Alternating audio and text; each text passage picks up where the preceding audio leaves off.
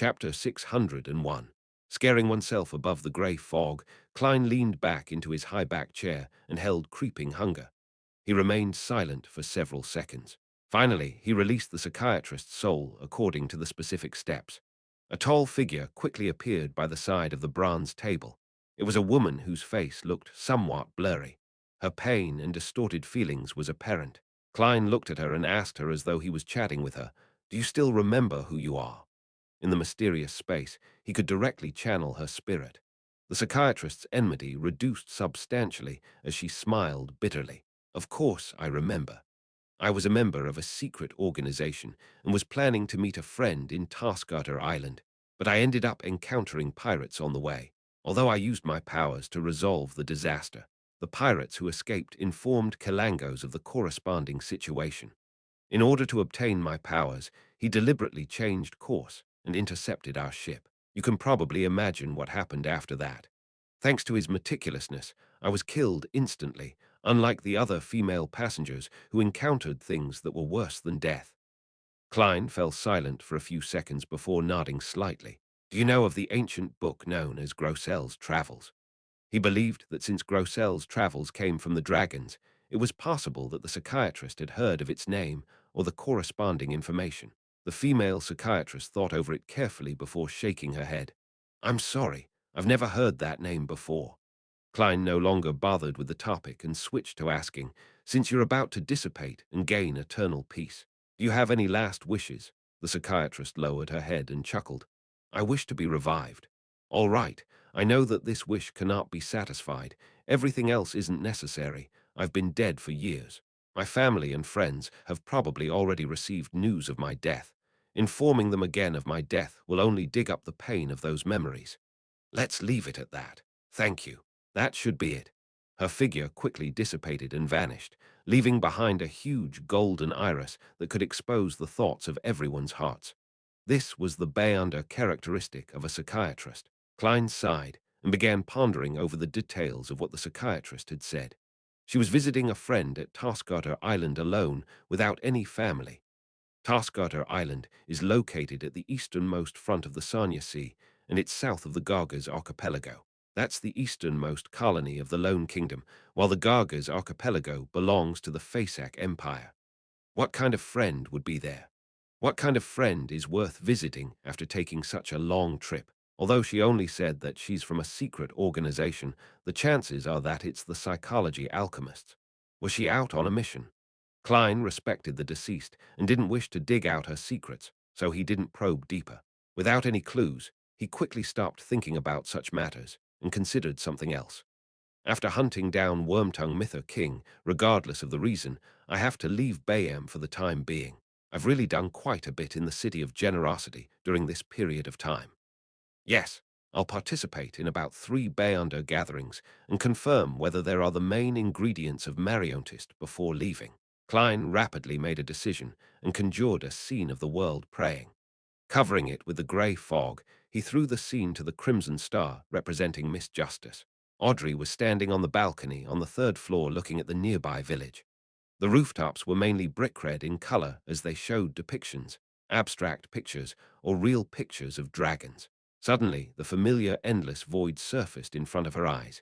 Amidst the grey fog, a blurry figure was standing high above, praying to the god above. "Honorable Mr. Fool, please inform Miss Justice that she can make preparations for the transaction." "I can make preparations for the transaction." He has obtained the Beyonder characteristic of a psychiatrist, but he still didn't have one yesterday. The world's efficiency shocked Audrey as she nearly forgot to thank Mr. Fool. Thankfully, she was no longer the green and naive lady from before. She had been exposed to several major matters and rapidly calmed her mind as she sincerely thanked him. She passed on the message for Mr. World to wait another 2 to 3 days as she was preparing to pay off the money she owed to Mr. Fool's Blessed. Although she had sufficient money, she had to maintain a minimum balance, otherwise it was easy for others to notice something amiss. After the illusory grey fog dissipated, Audrey silently looked down at Susie, who was admiring the garden on the 1st floor, before pacing around and secretly clicking her tongue. Mr. World is really terrifying. Evening in the seaweed bar. Having just squandered all his money at the casino, Blue Eyes Meath sat before a bar counter and ordered a cup of Lanty proof. He was just about to raise the cup when he suddenly heard the bartender whisper to him with a suppressed voice, "Wormtongue Mither is dead." What? Who did it? Blue Eyes Meath was first alarmed before he asked excitedly, "Someone is challenging Vice Admiral Ailment, an adventurer named Jayaman Sparrow. He wasn't known at all before. Who knew that he finished off Mither?" The bartender didn't hide his shock and alarm. "He also killed Arzil, the real boss of Amaris Leaf Bar, strongman Arzil." Blue Eyes Meath was just about to sigh when he frowned suddenly. Back when Arzil's men came to ask him about blazing Danitz, he had mentioned that the bosun of the Golden Dream was seen mixing in with an unknown adventurer. He had used a ritual to provide the corresponding portrait. Arzil is dead. Mither King is dead. It's done by an unknown adventurer named Jayaman Sparrow. Blue Eyes Meath suddenly trembled as a scene that left a deep impression on him surfaced in his mind. The young man that looked like a gentleman was standing by the entrance of the bar. He had black hair and brown eyes, with a thin and cut face. His eyes coldly observed the customers as though he was seeking out his prey. Blue Eyes Meath shuddered and couldn't be bothered with drinking his alcohol. He got up immediately and took wide strides out of the bar. Terrifying. That guy is too terrifying. Even Wormtongue died at his hands. He's definitely a powerhouse at the admiral level. He will definitely seek me out and finish me off. No, I can't stay in Bayem any longer. I have to return to the ship and be far away from here. Blue Eyes Meath ran to the Red Theatre and forcibly pulled his companions with him. They headed for the woods and circled around to the private harbor ran by the Resistance. Opposite across the Red Theatre, the herb store in the alley remained open. The chubby apothecary, Darkwill, was sitting behind the counter, wearing a calm expression, but internally he was deeply worried. He had already contacted the Life School of Thought members he knew via various methods and sought their help. However, he had no idea who they were or when they would come. He could only bear with his fear and anxiety as he continued running the store, pretending as though nothing had happened. "Darkwill, you're extremely uneasy." The chubby owl flew over from an unknown location and landed on the counter. "There's no need for you to remind me. I know my state of mind very well." Darkwill waved his hands impatiently. He could still remember the times when he was still under his teacher's tutelage. He was often warned to be careful of the official Bayanda organizations and be careful of the true sanguine. In regards to this, Roy King raised several examples, such as being imprisoned underground forever, with no sunlight or woman to be seen, being made into experimental subjects where their bodies would be used to test the dangers of particular sealed artifacts. There, they would experience all kinds of experiments, and after mutating, they were monsters who acted on instinct. It was also possible to be sucked and eaten by the sanguine and made into puppets. These examples had deeply imprinted themselves in his mind. It made his already lacking courage vanish instantly. After leaving his teacher's side, he often stayed in a city for a short period of time, immediately leaving once there was a risk of exposure. Darkwill tried hard to keep his horror under control, placing his attention on the problem of rescuing his teacher. Old Man has been captured for some time. Why is he still imprisoned in the Governor General's office? With the military's abilities, they should be able to gather any information they wish to know. Be it an outright execution, the gathering of materials, or being used as an experimental subject, they would definitely move Old Man. Could it be that Old Man used some techniques to hide his secret, or they wished to make him into a spy? Sigh, just agree to it. Darkwill scratched his head as his thoughts wandered aimlessly. Gradually, he recalled the last letter he received from his teacher, Roy King. Old Man often likes to give hints in things that seem to be normal and ordinary matters. Could that letter contain similar information? That letter didn't say a thing. It just said to meet him near the Red Theatre and flaunted his gambling techniques. Pewey. He clearly relies on luck. He even wanted me to go to Enmat Street's Mabel's sundry store and buy a die to make preparations to be educated.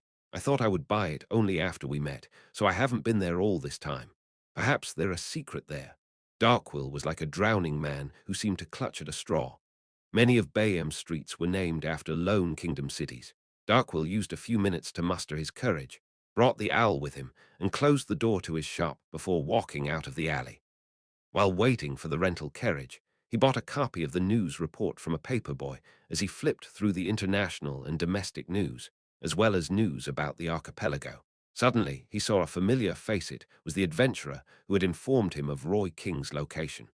In the afternoon, Jayaman Sparrow killed Wormtongue Mither King, who's worth a bounty reaching 400 pounds.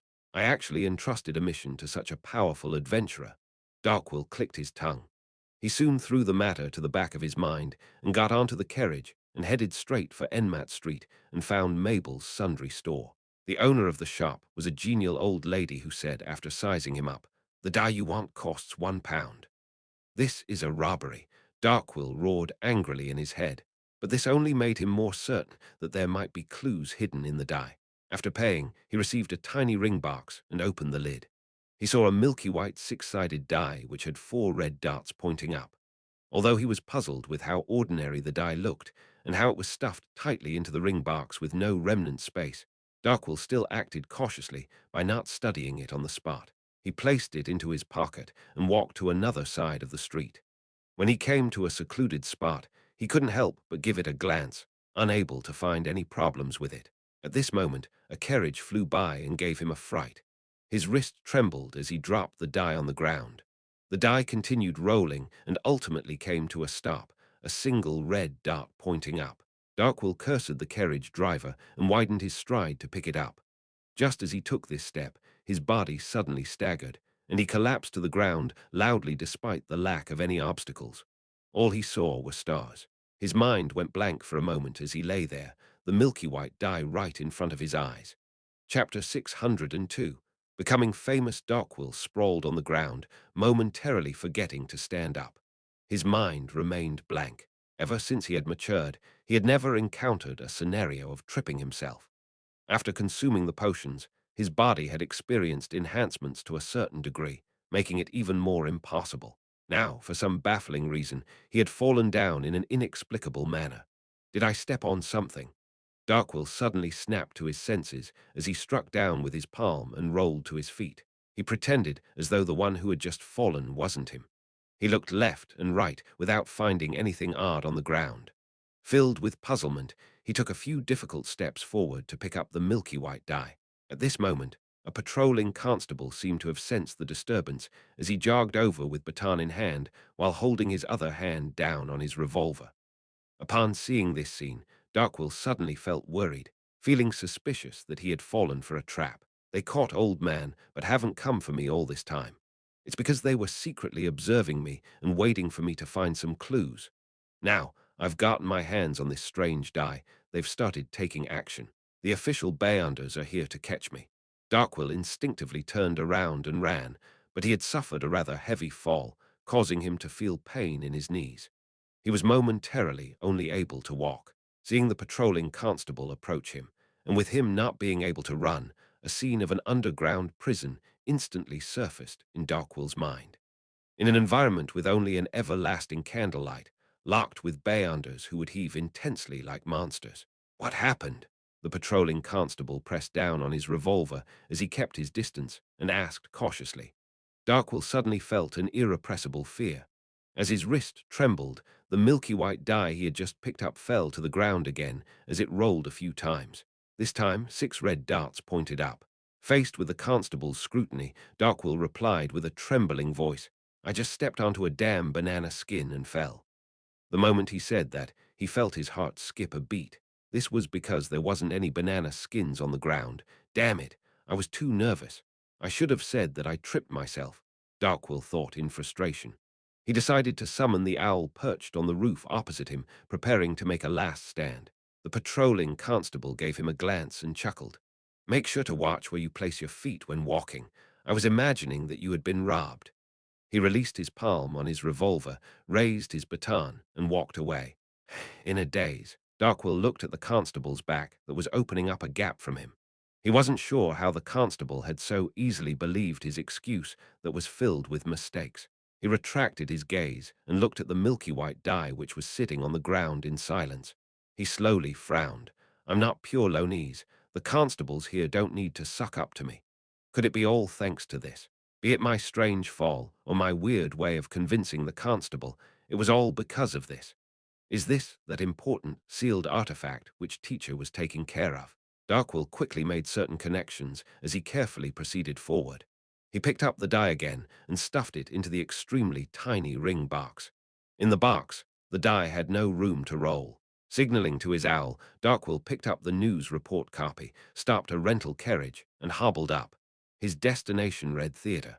The carriage smoothly proceeded forward. Because dusk was setting in, the street lamps, which were relatively far away, didn't illuminate the area much. He wasn't in a rush to study the ring box or the die inside. He patiently waited until he returned home. After entering the herb store and heading up to the residential area on the second floor, he lit the wall lamp and chased the silly bird out of his room. He sat in front of his desk and repeatedly checked on the ring box and milky white die. Finally, he took out a folded piece of paper about the length of a finger segment from the bottom of the ring box. Darkwill inhaled silently as he quickly spread open the piece of paper and discovered that there were 3 paragraphs written in ancient Fasak. If I didn't appear 3 days after the appointed time, then I must have been betrayed and have been arrested. Therefore, do not seek out help from the other members of the school of thought. This is because I'm unable to determine who did it. This will bring you great danger. There is only one thing that you need to do. Bring the die to Oravi Island and hand it to the bellman, Karnat, in the port city. My teacher, Rixiardo, is hidden there. The subsequent matters will be handled by him. Don't worry that I'll divulge this secret. Once I finish writing this letter, all relevant memories would completely disappear. I wouldn't even remember having an apprentice like you until I'm rescued. Remember, try your best not to use the die. It has living characteristics. The more you use it, the easier it is for it to awaken. It will roll itself when you aren't watching it, even without any space. When it's at 1, please trust me when I say that you'll suffer from worse than a direct death. This is because almost everything you do will end in failure, including your bed activities. Indeed, this die is very dangerous. Darkwill subconsciously sighed and immediately realized the dumb act he had done out of goodwill. In order to rescue his teacher, Roy King, he overcame his cowardliness and remained in Bayam, as well as sent out a cry for help to the Life School of Thought members. And according to the information, this meant that he might very well have been targeted by the person who betrayed Roy King. Why didn't you say so earlier? No, why didn't I head out to buy the die earlier? Darkwill raised his hands and yanked at his hair. He didn't dare stay any longer. He decided to leave his residence and buy a scalped ticket at night. He would head for Oravi Island early the next morning. That was an island that was on the route between the Rorsted Archipelago and Taskgarter Island. My charms, my revolver, my bullets. Darkwill quickly counted the items that could provide him with safety, feeling concern over his lack of combat strength. He quickly thought of an idea as he paced around and mumbled, I need to hire a bodyguard. A bodyguard. Who should I hire? How much money must I spend? Amidst his thoughts, Darkwill's gaze swept across the news report copy which he had just brought back. Suddenly, he thought of an excellent bodyguard, Jaeman Sparrow, a powerful adventurer who could hunt a pirate worth 400 pounds. If he's willing to accept the mission, I should be able to successfully arrive at Oravi Island if the counselor doesn't take action. How can I find him? Right. I should paste notices in the bars where adventurers frequently appear. Darkwill nodded indiscernibly as he stuffed the items back into his packed suitcase. With this plump owl, he left the herb store once again, his heart feeling the pinch. In the seas beyond the Rorsted Archipelago, in a small port belonging to Lone, the Black Death was dark there without any scruples. It was being surrounded by 3 ships. Vice Admiral Ailment Tracy, who had just taken a hot bath, wore a loose man's shirt, and she finished the final treatment for her mostly recovered wound. To a demoness, scars weren't a thing. At this moment, the blonde female attendant knocked on the door and entered the captain's cabin after receiving permission. When she saw Tracy, her cheeks flushed red as she moved her gaze away. Captain, a telegram was sent from Bayam to the port over here. Mither, our 3rd mate, has been killed. Tracy stopped her actions as her expression sank. She asked hesitantly, Do you know who did it? She had sent Wormtongue Mither to Bayam to investigate the assassination attempt on her, firstly as a form of punishment for his dereliction of duty, and secondly, to spread the news that she was heavily injured so as to lure others who harbored malicious intent into attacking her. She never expected Mither to be able to make any breakthroughs or developments in a short period of time. After the demigod, addressed as Death Counsel by the demoness of unaging, visited her, she had deliberately concealed this matter and didn't quickly inform Mither. She allowed the punishment to continue, as she felt that it was naturally for the best if his investigations turned fruitful. Even if there was nothing, she wouldn't be too disappointed either. She never thought about the possibility of Mither being placed at risk, as it was a part of the punishment. But to her surprise, Mither had been killed so quickly. The blonde female attendant handed over the telegram and said, "It was done by an adventurer named Jaeman Sparrow. It can be confirmed that he had used a Beyonder power similar to Dragon's Might." Jaeman Sparrow, Dragon's Might. Heh heh. Kilangos also knew Dragon's Might. He likely grazed a psychiatrist or hypnotist with creeping hunger. Tracy sneered after receiving the telegram as she spoke to herself. She was quite certain that Jaeman Sparrow was the enemy who had disguised himself as Helene to attack her. Furthermore, he had been using the faceless powers which Kilangos had grazed. Creeping hunger is with him, and he has an ancient demigod, who Mother addressed as Death Counsel, backing him. Does this mean that Kilangos was really killed by that Death Counsel? Tracy muttered silently as she waved her hand to send the blonde attendant out. After the door to the captain's cabin closed, she chuckled to herself. If I were to divulge this information, the organization that ordered Kilangos to assassinate Duke Negan would definitely be very interested. For a brief moment of time, she really had the urge to do so, but her rationality stopped her.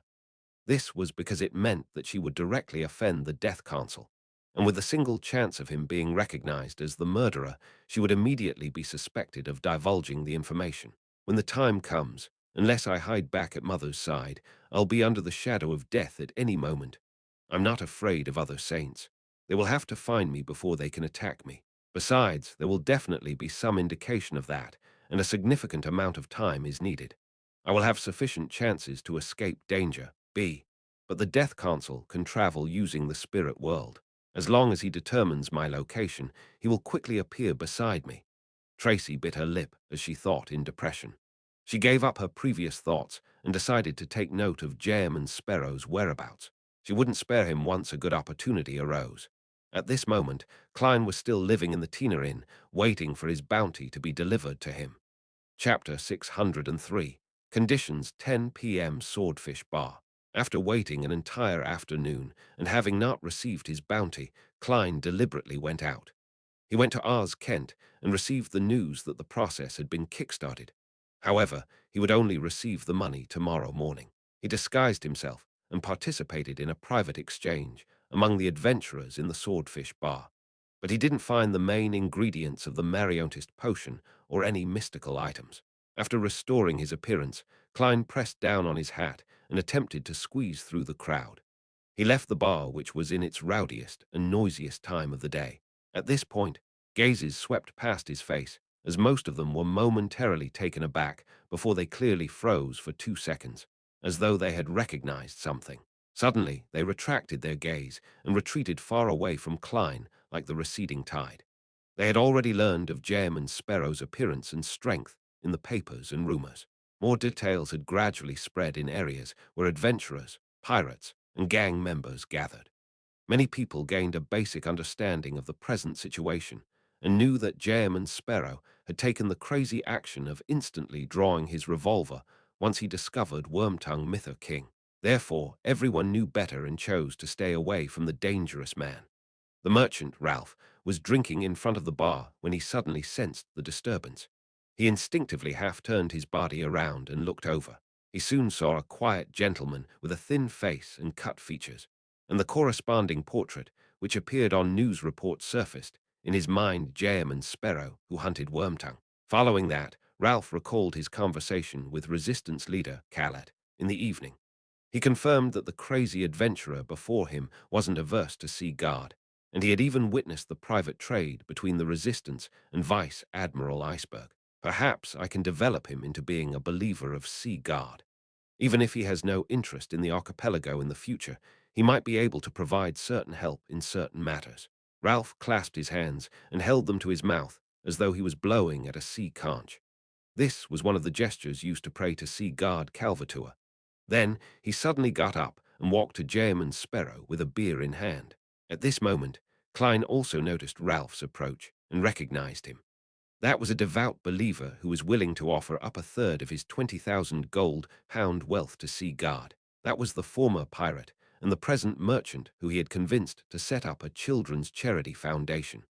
Based on the news regarding the charity foundation and his frequent pious praying, he understood Ralph in all aspects. Therefore, he was very puzzled as to why the man would attempt to approach Jam Sparrow. He has a job to entrust to me, things that the Resistance isn't able to do for some reason or another. Klein looked at Ralph as he slowed down his pace. Mr. Jam Sparrow. Ralph raised the cup of beer in his hand. Klein nodded and maintained his persona by saying, I don't know you. Ha, it's always so simple to get to know each other among adventurers. Perhaps a cup of beer is all it takes. Ralph pointed at the bar counter. Are you interested in a drink? All right. Klein was deeply puzzled as he answered simply. They sat in the corner of the bar as he ordered a cup of Southville beer. As he drank, he looked at Ralph without saying a word.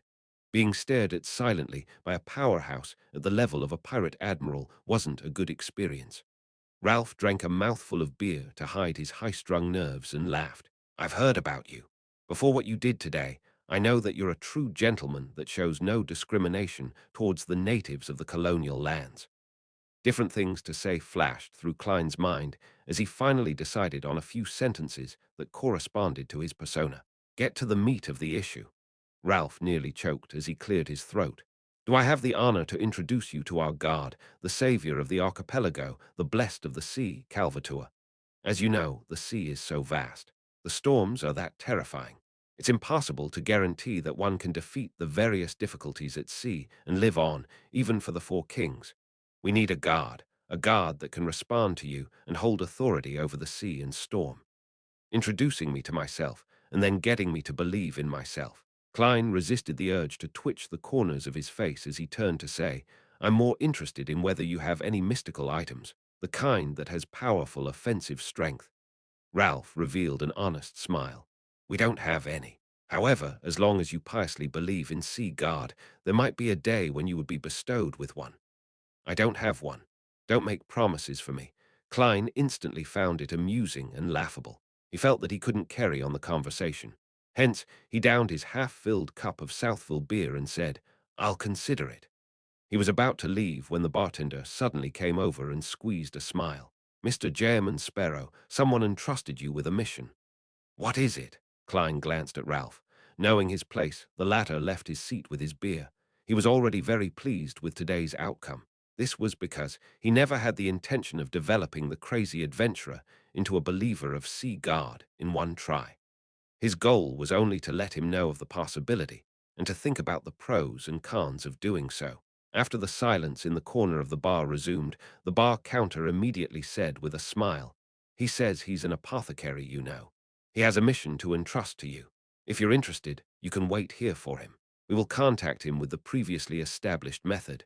An apothecary, I know, the chubby Darkwill, the Darkwill who rears a plump owl. What kind of mission would he have for me? Rescue his teacher, Roy King. That isn't something I will do. The risk is just too high. As his thoughts raced, Klein decided to first figure out the details of the mission. Okay. At nearly 11 p.m., Klein met the apprehensive Darkwill in billiard room 3 of the Swordfish Bar. He had already changed into a rather eye-catching witch doctor robe and was dressed as a native. He was in a taraba shirt, pantaloons, and a brown jacket. As for this round-faced owl, it was perched silently on his right shoulder, observing the adventurer with his penetrating eyes. It's very similar to the feeling of how Miss Justice observes the other members of the Tarot Club. This owl might really be a Beyonder creature, a spectator. Klein made a judgment as he said in a deep tone without a change in expression, What mission is it that you have? It's this. The chubby apothecary kept his left hand in his pocket and clenched the ring box tightly. I'll be making a trip to another island. Heh, it will probably take 3 days. Due to certain developments, I might encounter danger. Of course, it might not happen as well. In short, I need a bodyguard, and I think you're the best choice. The way you put it sounds like I'm actually not that impressive. It's just that you know a few people. You aren't rescuing your teacher and had chosen to leave Bayam to seek out helpers. Or he has already been saved, and the danger comes from the military's pursuit. Klein pondered over the truth behind the matter as he calmly asked, How great would the danger be? Darkwill's lips trembled as he said, I can't be sure. If the danger exceeds what you can handle, you can directly hand me over to the other party. This will be a promise we make now. It will not spoil your reputation. If I didn't know that you just have a nasty mouth, then I would have imagined this as a form of goading. Klein thought and said, What kind of payment can you provide? Darkwill originally wished to directly give the answer he had considered long ago, but he felt hesitant for a moment. This was because the matter was indeed very dangerous. Without enough chips, he couldn't move Jem and Sparrow into agreeing. He was afraid of the appearance of the counselor, and that before the matter reached a level of despair, his bodyguard would give up resisting. This was also the reason why he had to hire a powerhouse. Klein glanced at him and coldly said, You can first consider it for a moment. I'll use the washroom. Tell me your answer when I'm back. With that said, he turned around and walked to the door. Pulling the handle, he stepped outside. The way he responded made him seem experienced, having the coolness and coldness of an adventurer and bounty hunter. But in fact, he wasn't really giving the chubby apothecary time to think. He was only finding an opportunity to head to the washroom to divine the matter above the grey fog. This was key to whether he accepted the mission. Once he left the billiard room and arrived in front of a washroom, he got in line before finally getting an empty cubicle. When he entered, he frowned as the dirty environment and disgusting stench left him grossed out. He nearly turned his head and left. He held back his disgust as he pulled the flush lever in contempt. As he sighed at the terrible environment for his divination, he took 4 tiny steps counterclockwise and began the ritual. Inside the billiard room, Darkwill agilely went to close the door after he saw Jem and Sparrow's back completely disappear. He asked the owl on his shoulder, Will he betray me? No, the owl mumbled. Also, when asking me questions, be polite. Call me Mr. Harry. The fat on Darkwill's face trembled. Mr. Harry, what kind of payment do you think he will accept? I can't see through him. He's good at concealing his emotions, the owl said frankly. Darn Mr. Harry.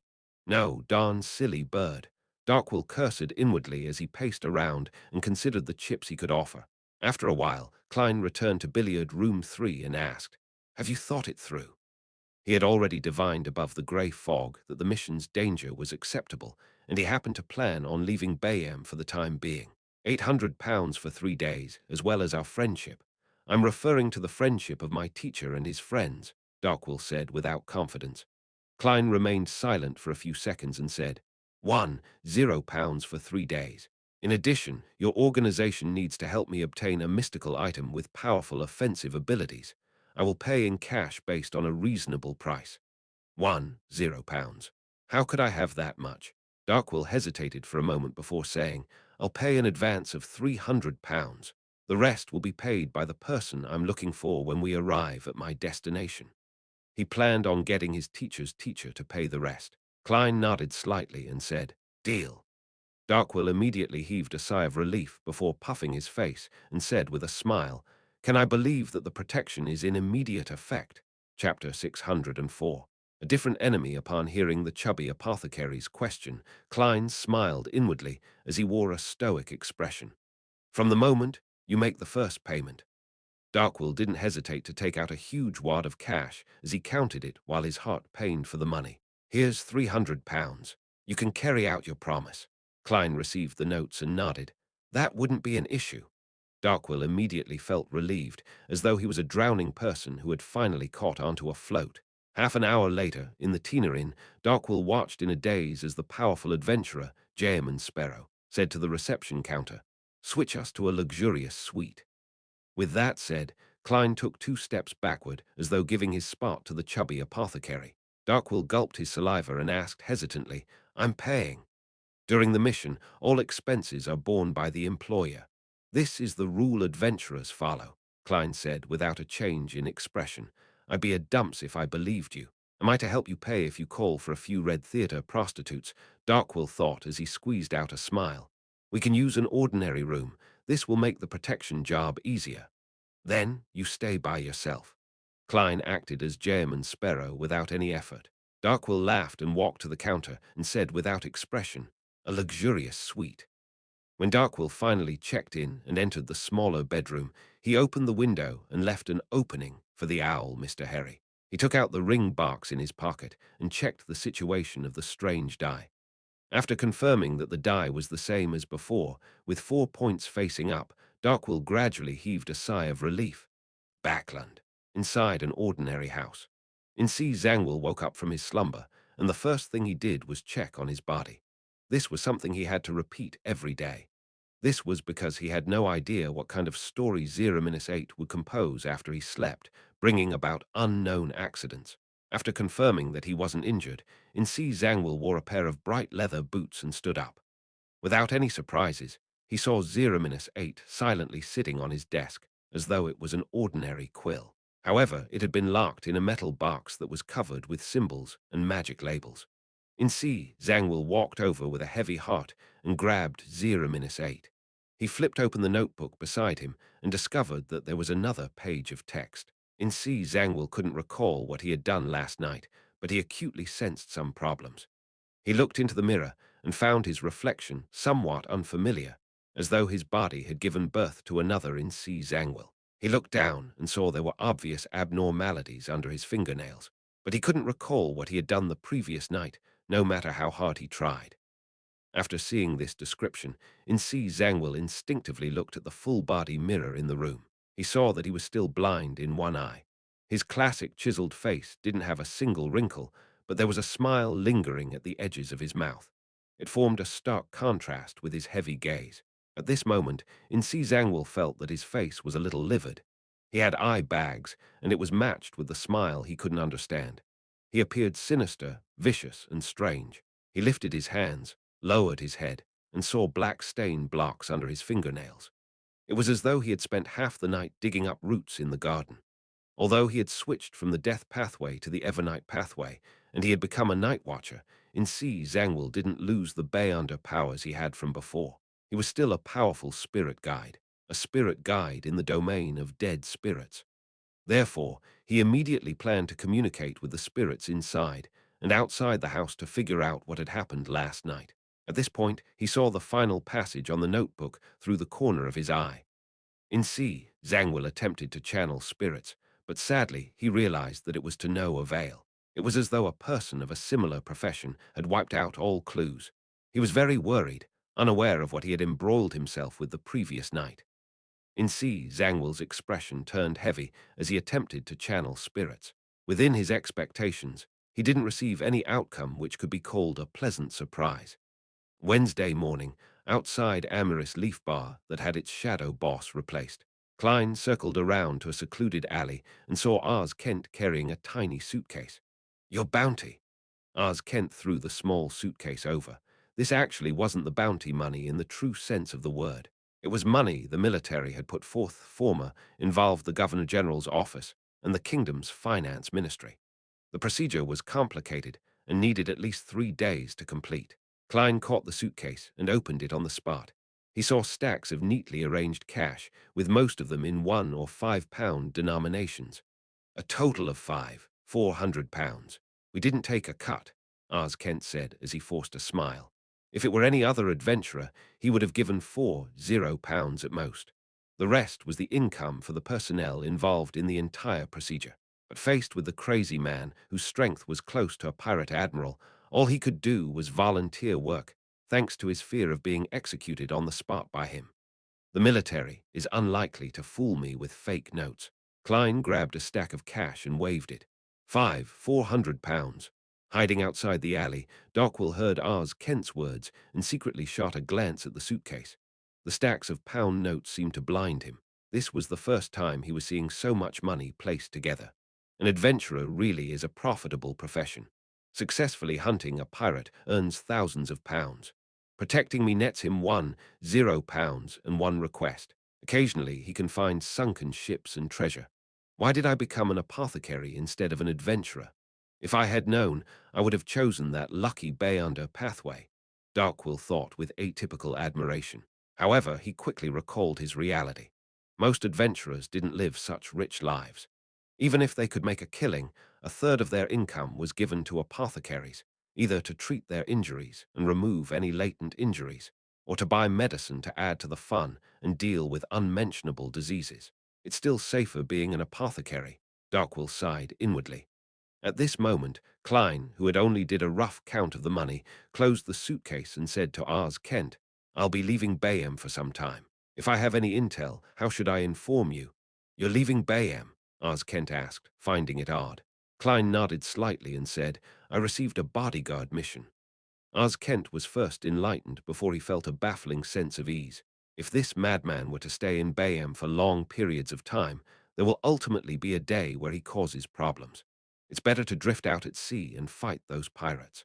Ars Kent immediately said with a smile, "You can directly send me a telegram and include my address. We have people planted at the telegraph office." "All right." Dressed in a black tweed coat, Klein didn't speak further. With the suitcase in hand, he turned to leave the alley. He headed for the harbor together with Darkwill and planned to catch the earliest liner to Oravi Island.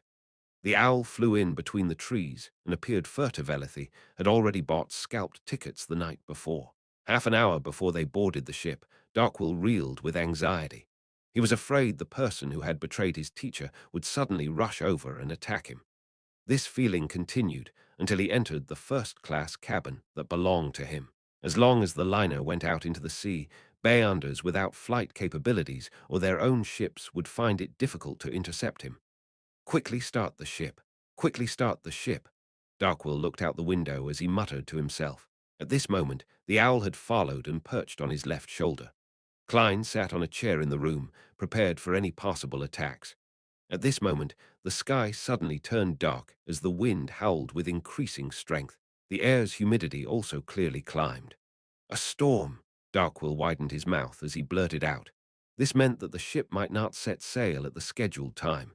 It might be delayed for hours. And with that, Darkwill wouldn't be able to withstand many of the unnecessary risks. He turned his head to look at Jayman Sparrow and forced a smile. "Do you have any solutions?" "I do have one. For example, you can immediately pray to see God Calvatua, and I'll immediately answer your prayer above the grey fog. I'll disperse the storm. But it's without a doubt that in minutes, or maybe seconds, Sea King John Copman will rush over, and his attacks will arrive earlier." Klein looked at the chubby apothecary and said calmly, "I'm only an adventurer." Darkwill knew that he shouldn't have had any expectations. He cursed the weather silently and turned around, looking out the window to check on the exact situation. Boom! A silver bolt of lightning struck Darkwill before Klein could even react. Darkwill immediately collapsed, convulsing as smoke emitted from his body. His skin was charred as snakes of lightning buzzed. Klein nearly fell into a shock. This was the first time he was seeing someone getting struck by lightning during a storm. That's way too unlucky, right? He briefly forgot to rescue Darkwill. The owl, Mr. Harry, was similarly stunned for a few seconds before it screamed, "Quick! Quick! There's a bottle of medicine in the second secret pocket on his left. Feed it to him. This owl can talk." Klein pricked up his brows, took a few steps forward, bent down, and found a bottle of blood-red medicine. Then he poured it down Darkwill's throat. After a few minutes, Darkwill finally regained his senses. As charred black skin peeled off, he stood up with great difficulty. "I'll deal with my wounds." He staggered to his room and locked the door. After doing all of that, he took out the ring box and opened it with a solemn look. In the ring box, with almost no room to roll, the milky white die had already changed at some point in time. Two red dots were facing up. In the living room outside, Klein stood on the spot and recalled everything that had happened before frowning. At this moment in time, he had a baffling feeling that the enemies he would face during this bodyguard mission was probably going to be different from the enemies he encountered in the past. After Darkwill partially recovered and came out, Klein sat on the chair and leaned forward slightly. "Explain. This determines how I should provide you with protection." Chapter 605. Judgment. Upon hearing Jayman Sparrow, Darkwill's first reaction was to reveal everything about the strange die.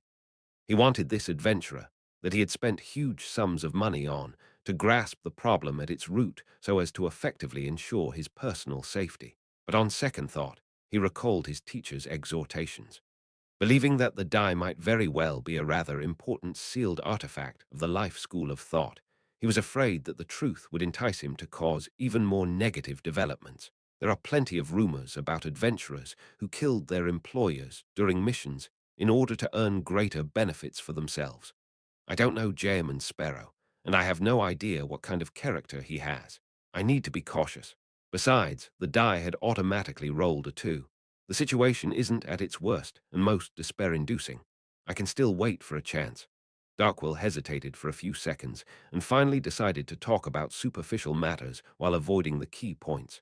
He subconsciously dodged Jem and Sparrow's seemingly calm eyes. It's this. My teacher and I belong to a secret organization. I'm escaping because a traitor has appeared internally. They grasp the pathway related to fate and can make themselves sufficiently lucky and their target unlucky. I might have been cursed, so I was unlucky enough to be struck by lightning. After the explanation, he forcefully hid the nervousness in his heart and awaited Jem and Sparrow's reply. Will he believe me? This kind of adventurer with rich experience and strength is likely hard to deceive. If he were to discover that I'm lying, he will likely sink me into the ocean. Darkwill stood there anxiously, like a student being summoned to the teacher's desk. He's indeed from the life school of thought. Monster pathway. Klein nodded in thought. I understand.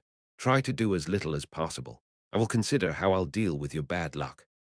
Ah, Darkwill was taken aback, completely unable to believe that Jem and Sparrow would so easily accept a lie he fabricated on the spot. He forced a smile and quickly expressed his gratitude.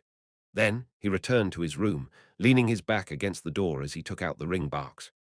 Pa! His hand trembled as he opened the lid, only to discover that the milky white die had already strangely rolled itself to have the 6th side facing up. Does this mean that I was lucky enough to successfully fool Jem and Sparrow? Darkwill thought in enlightenment. Mr. Harry swooped down and didn't choose to perch on the chubby apothecary's shoulder. Apparently, it was still somewhat worried about how it could have also been implicated when Darkwill was nearly struck by lightning. It stood on a wooden desk and stared ahead with its round eyes. Darkwill, you're very nervous. You don't have to tell me that, Darkwill said in frustration. The owl spread its wings and said, All right, I'll use a different explanation. I believe I should consider changing owners. Jem and Sparrow seems to be a pretty good choice. Then what about me? Darkwill asked in surprise, momentarily forgetting his anger. Mr. Harry tusked and said, Don't you sense the concern and fear in your heart? You're already suspecting whether you can see tomorrow's sun. That strange die is really, really dangerous. If I were you, I would have thrown it out the window and into the sea and get your teacher's teacher to fish it out himself. How do you know about my teacher's teacher? Darkwill blurted out the question. Mr. Harry proudly lifted its head and said, Don't doubt an owl's vision. Darkwill fell into thought and didn't faze himself with its answer. No, that won't work. Throwing the die into the sea wouldn't resolve all my problems. According to Old Man, even if it's buried out at sea, any powerful person will be able to find it in days. That will mean that I'll really lose it. Silly bird. You lack general knowledge in mysticism, and you don't know how some important sealed artifacts are just like the most popular prostitutes in Red Theater. They'll always be able to attract hungry men. Including you, Harry calmly replied. As for the problem of being lacking in general knowledge in mysticism, I believe a famous quote can explain it. Emperor Roselle once said that if a child doesn't receive a good education, then it's the father's fault. This sentence can also be used to describe problems between a pet and its owner. All right, Darkwill, regardless, I believe you need to discuss the die with Jem and Sparrow. Otherwise, there will only be greater danger. Let me wait and see a little longer. Perhaps it will be fixed at 6, Darkwill said with some hesitation. He sat on the edge of the bed before lying down. At this moment, the storm that had been howling had gradually calmed down. The sky began to turn calm as the liner blew its horn, indicating that it was setting sail. Inside the first-class cabin's living room, Klein looked out the window and saw blurry rainbows that appeared after the rain. Yet his heart wasn't calm. He wasn't too afraid of enemies. Out at sea, apart from the 4 kings and the official demigods or the pirate admirals who appeared with their fleet, there were very few matters that could threaten him, who had creeping hunger and several mystical items. Even if the ship was sunk, he was able to escape thanks to the many charms he had from the sea guard domain. But luck was something he really had no confidence in. It wasn't within the limits of his abilities, nor could he think of a way to handle it. Although my title is the King of Yellow and Black who wields good luck, that was modified from the luck enhancement ritual. And the luck enhancement ritual clearly wasn't to allow people to get out of bad luck. Darkwill's matter is quite difficult to handle. I can only invest more effort into keeping a close eye on his situation. I'll immediately rescue him if something unlucky that can cause death happens. Let's hope that we can last for these few days until we arrived at Oravi Island. His seniors should be able to help him change his luck. Klein rubbed his temples, but he didn't show any abnormalities. Darkwill, who had been too nervous the previous night, fell into a deep sleep without realizing it. After a while, his stomach's growling informed him that it was time for lunch. He tried hard to open his eyes, but he felt as though an invisible person was pressing down on him, making it impossible for him to move. He felt the back of his head swelling with a sharp pain. He felt his breathing become more difficult as his heart raced at an abnormal pace. Don't tell me that I'm going to experience a sudden death in my dreams. Darkwill struggled with all his might, but he failed to wake up. He became weaker and weaker with time. At this moment, his mouth was opened up by a sharp object as an ice-cold liquid was poured in. The liquid also flowed down his face, wetting his chin and neck. Darkwill's body recovered as he finally managed to open his eyes. He saw two bright, round, gold-like eyes nearly slamming into his head. Rearing a bay-under pet can be quite effective sometimes. Darkwill first felt wistful before he rapidly sat up and took out the ring box. Inside, the die had rolled to another side. 1 point. So unlucky that I almost died in my sleep. No, I don't think it's that simple. It seems to magnify certain probabilities, such as the chances of being hit by lightning or the chances of experiencing sudden death while asleep. No, this can't carry on. If this continues, I'll definitely die, Darkwill thought in hysteria. Horror quickly overwhelmed his thoughts as he spurred his hand to hold onto the ring box and rushed to the door. Perhaps as a result of nearly suffering a sudden death, he was lacking in strength. He could hardly twist the handle. "Help! Help!" Mr. Harry screamed sharply. Bang! The door was opened, slamming into Darkwill's head. If Klein hadn't controlled his strength, the chubby apothecary's head probably would have cracked open with blood spewing out everywhere. Without even rubbing his bruise, Darkwill frantically shouted, "It's this! It's this! It's this die that gives me bad luck. When it's at 1 point, I'll fail at everything I do." He had already decided to inform Jem and Sparrow of the whole truth, and he looked forward to the powerful adventurer giving him some effective suggestions. He didn't eliminate the possibility of him killing him out of greed, but he had weighed the matter. If he had to make a choice, he definitely chose the one which wasn't as terrible. Telling Jem and Sparrow might lead to death, but not telling him would spell certain death. This choice was no longer something that needed consideration. I don't care if the die is lost. My life is more important, Darkwill thought with righteous indignation. Then he saw a smile appear across Jem and Sparrow's mouth. "Thank you for your humor. The joke isn't too bad. It's not a joke." Darkwill looked down at the ring box and saw that there were no changes to the blood-red single point on the die. See, could it be that even an explanation with plenty of logic will fail? The chubby apothecary suddenly fell into despair. "It's real, he's speaking the truth." Harry flapped its wings. Darkwill, who felt hope arise in him, heard Jem and Sparrow say in a deep voice, "Then why don't you throw it into the ocean?" With that said, Klein politely closed the door and returned to the living room. This fellow must be hiding a secret. I mustn't be fooled by such a clumsy excuse. Klein sat in his chair and waited for Darkwill to describe the situation in detail. Darkwill sat down, depressed. He sat there motionless, afraid of encountering another failure. He didn't notice that the die had already switched its face again to a 3. Before lunch, Klein entered the washroom to clean out his digestive system. After washing his hands, he went above the grey fog in passing, preparing to browse through the prayers of the Sea God believers. Just as he sat at the high-backed chair of the fool, he suddenly recalled many details as his eyes widened. How could I believe such a weak explanation? Why do I think that it's because of that die? In the past 2 events, it felt like my mind had been clouded. No, it's not that. Darkwill's explanation happened to match certain theories of mine. Therefore, I instinctively believed it to be real and fake. Klein's eyes constricted as he thought about it. At that moment, he had already made a judgment. That die is indeed problematic. Chapter 606. Intimidation above the grey fog, inside the palace that looked like a giant's residence. Klein tapped the edge of the mottled table as his thoughts revolved around the strange die. It can influence me without me realizing it. This is already somewhat similar to 0-8 from back then. It's just that one is right in front of me, while the other is hidden.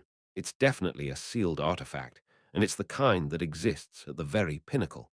Even if it's not a grade 0, it has to be a very special existence among grade ones. I'm temporarily unable to interfere with matters regarding fate, but I can't just passively face it. With the passage of time, objects at the level of sealed artifacts will often cause more severe damage. It might begin to affect people around the chubby apothecary, such as me or all the passengers on the ship. Klein thought over the matter seriously without any solutions in mind. He decided to immediately return to the real world. He didn't know how to seal the die or how to reduce its influence, but he knew someone had a clue. It was the snake of Mercury, Will Ossipton, who was still inside his mother's womb as a fetus. Entering the master bedroom, he took out the paper crane in his wallet and placed it on the table. Klein took a look at the surface, which still had signs of being erased. He picked up a pencil and wrote a simple question. How do I deal with that die?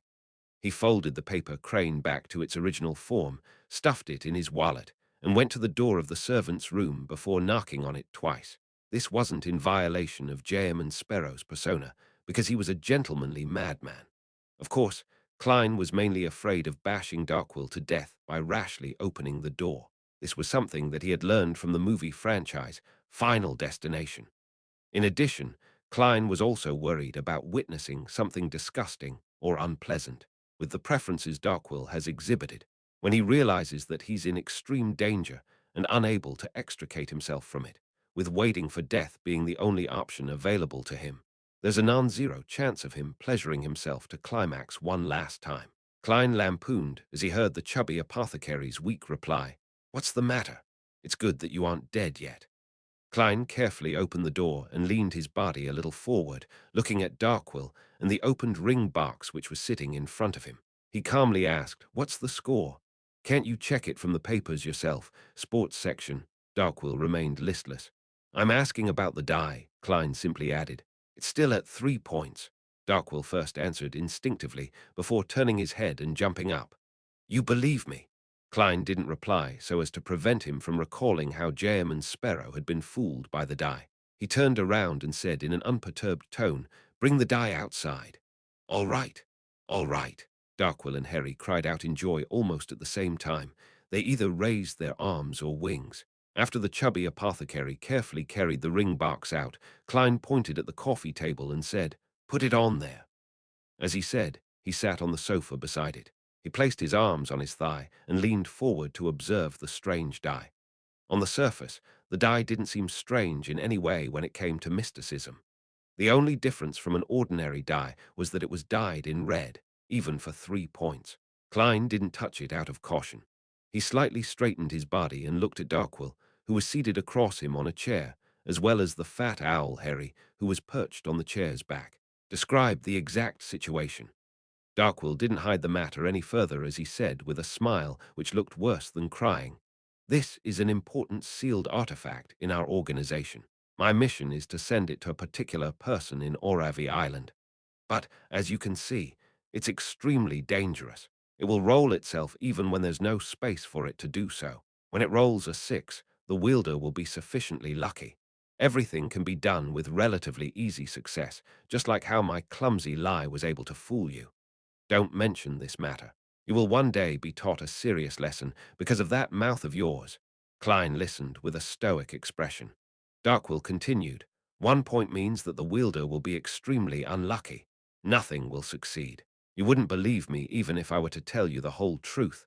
2 points should be bad luck of a lesser degree, but as for why it would cause me to be struck by lightning, it's inexplicable. 3 points and 4 points are normal levels of bad luck and good luck. This can be confirmed. 5 points is the opposite of 2 points. You aren't considered unlucky enough. Otherwise, I would have already beaten you up." Klein thought and calmly instructed, "From this moment forth, both of you will take turns to monitor this die. Once it drops below 3 points, you are to inform me immediately." "Both of us." Darkwill wore a blank look for a moment. "Including me."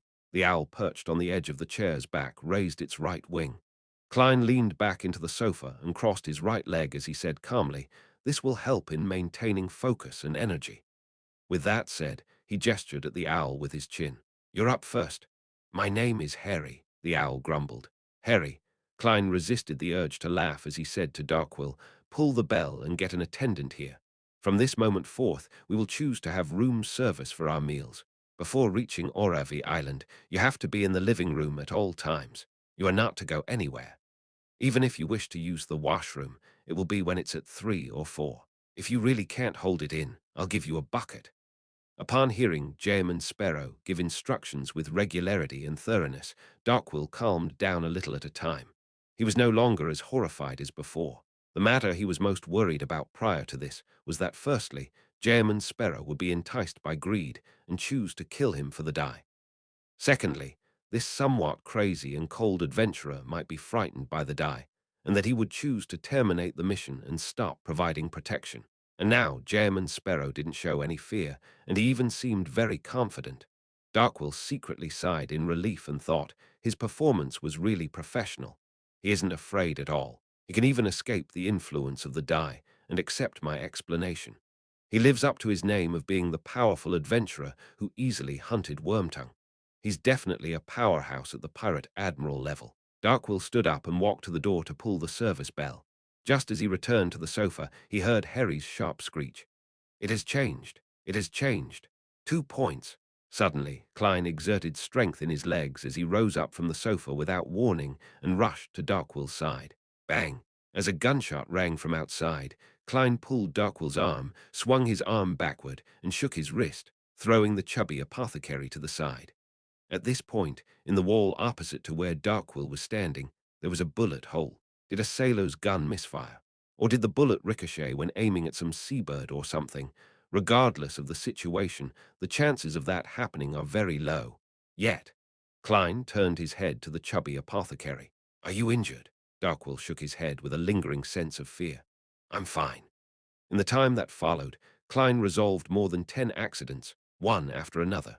It included the sudden collapse of the chandelier in the room, a hammer dropped by a slipping maintenance worker headed straight for Darkwill's head, as well as Darkwill nearly dying from choking on a fishbone. These didn't seem like anything serious, but for Klein to remain highly focused, it was inevitable for him to be exhausted. Thankfully, the die automatically rolled to 4 points later, finally ending the hour which was fraught with disasters. No, I can't continue like this. Who knows if something will happen to me when I'm rescuing him? Klein sent away the captain who came to apologize and said to Darkwill, I'll sleep for half an hour. Both of you are to watch the die. Immediately wake me up when there's a problem. The chubby apothecary and the owl nodded like a hungry woodpecker. Leaning back into the sofa, Klein used cogitation to quickly fall asleep, hoping to receive a reply from Will Ossipton. When he woke up in his dream, he heaved a sigh of relief when he saw the pitch-black, desolate plains. He followed the same old path and reached the depths of the black steeple. In the protruded ground, surrounded by tarot cards, there were many new silvery lines that were densely written. Klein stopped walking and quickly read it. It's called the Die of Probability. It's a sealed artifact of the highest level in our school of thought. I believe it can reach the standard of a grade 0 sealed artifact. It controls the probability of everything. 1 point will maximize the probability of unfavorable matters occurring to the target. 2 points will raise the probability of unfavorable matters greatly. This doesn't mean that 2 points is safer than 1 point. This is because once the probability is high enough, any accident can happen. 3 points is to increase the probability of unfavorable matters. It's the opposite for 4 to 6 points. Even for me, a being who can reset it to a certain extent, it's a rather dangerous sealed artifact.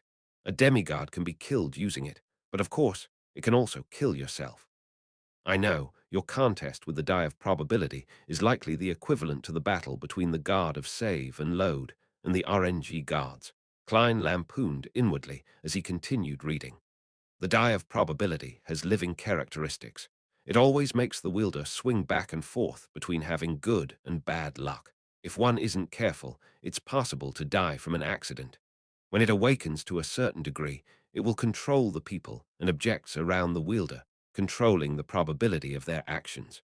Although it hasn't been confirmed, I suspect that given enough time, it will be able to influence the entire world, making every action of all life be determined by its score. Of course, this is excluding deities. To put it simply, it's digitizing the entire world. This is definitely at the level of a grade 0 sealed artifact. It's extremely dangerous. How terrifying. Klein couldn't help but frown as he eagerly continued reading. To truly seal the die of probability is rather complicated. To put it simply, it's to use specific sealed artifacts to isolate it from the spirit world, astral world, and the real world. You can give it a try. Haha, I'll reveal my cards. I have long discovered that you can resist my prophetic senses. Perhaps you can use it to seal it. There's another way, but it can only briefly reduce its influence. However, this should be enough to send the die of probability to the hands of someone who can seal it. That method is to use the fact that it has living characteristics. Use an effective method to intimidate it. That way it will behave, no come down for a period of time. It will last about 12 hours before continuing. After repeated acts of intimidation, the influence it receives will decrease. After a week, it will mark you and madly control your probabilities. Finally, thank you for your help. Sincerely yours, Will Ossipton, as expected of a snake of fate. He has indeed discovered my uniqueness. Throwing the die of probability above the grey fog should be able to seal it. But the problem is that a grade 0 sealed artifact with living characteristics might influence the space above the grey fog and chase me away, making itself the owner. Such matters cannot be answered with divination. It will definitely be able to resist, just like 0-8. Klein rejected the idea of using the grey fog. As the thoughts whirled in his mind, he suddenly had an idea. Klein quickly left his dream and woke up. He said to Darkwill, I have a method of suppressing its influence. What is it? Darkwill asked in pleasant surprise. Klein didn't answer and picked up the die of probability, which had 4 points facing up, before entering the washroom. What does he want to do? I remember that in some folklore, the way they treat evil objects is to throw SHD. Ah, Darkwill didn't wish to think further. After entering the washroom and locking the door, Klein immediately set up a ritual to summon himself. Following that, he went above the grey fog and brought out the iron cigar case. Then he picked up the die of probability and opened the cigar case. Inside the cigar case was the all-black eye which came from the Mariontist. Under the darkness, Klein's face was cloaked in the shadows, and he watched with a deep and gloomy gaze as he brought the die of probability close to the strange eye. It was a Beyonder characteristic, which contained the true creator's mental corruption. The corners of his mouth cracked open as he revealed a genial smile and whispered to the die in his hand, Here, let me treat you to a concert.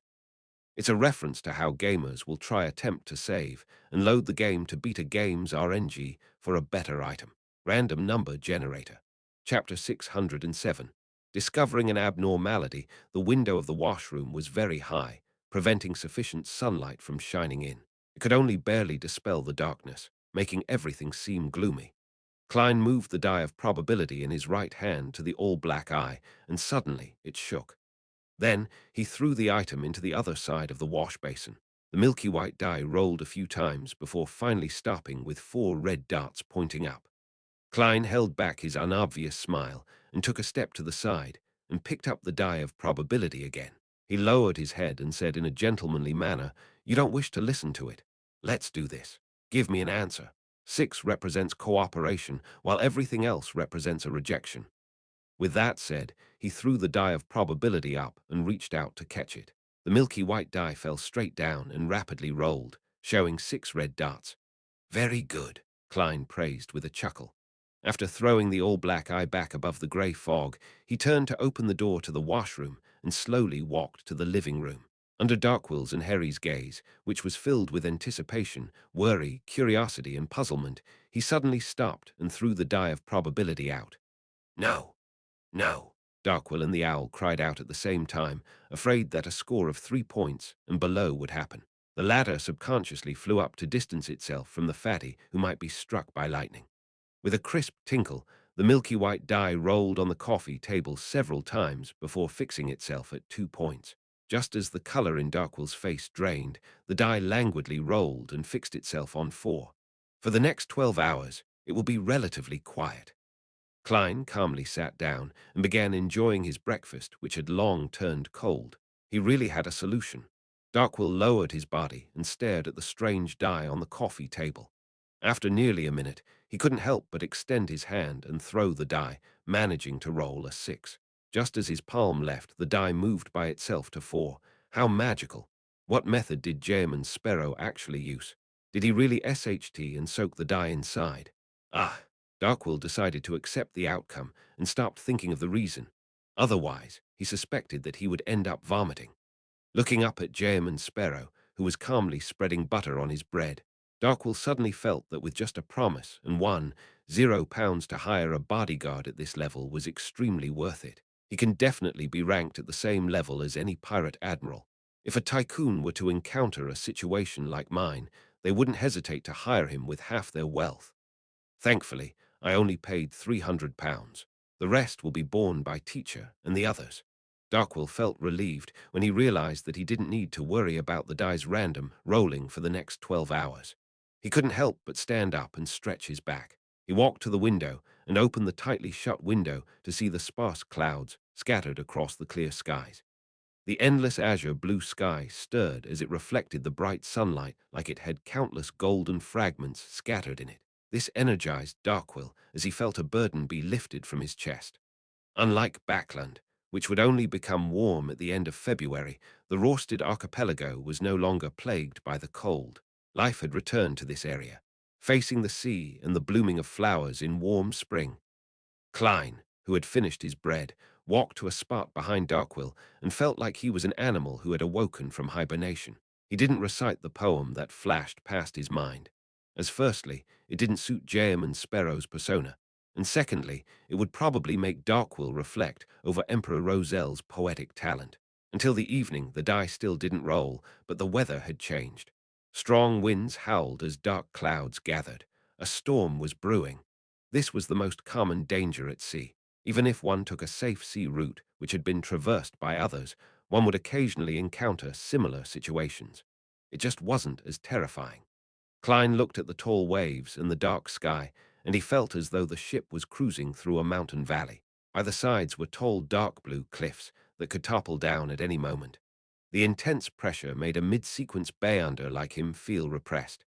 He even wished to pray to God, hoping that the liner would cruise through the storm safely. It's no wonder sailors, pirates, and merchants who live on the sea for extended periods of time can't help but respect the Lord of Storms.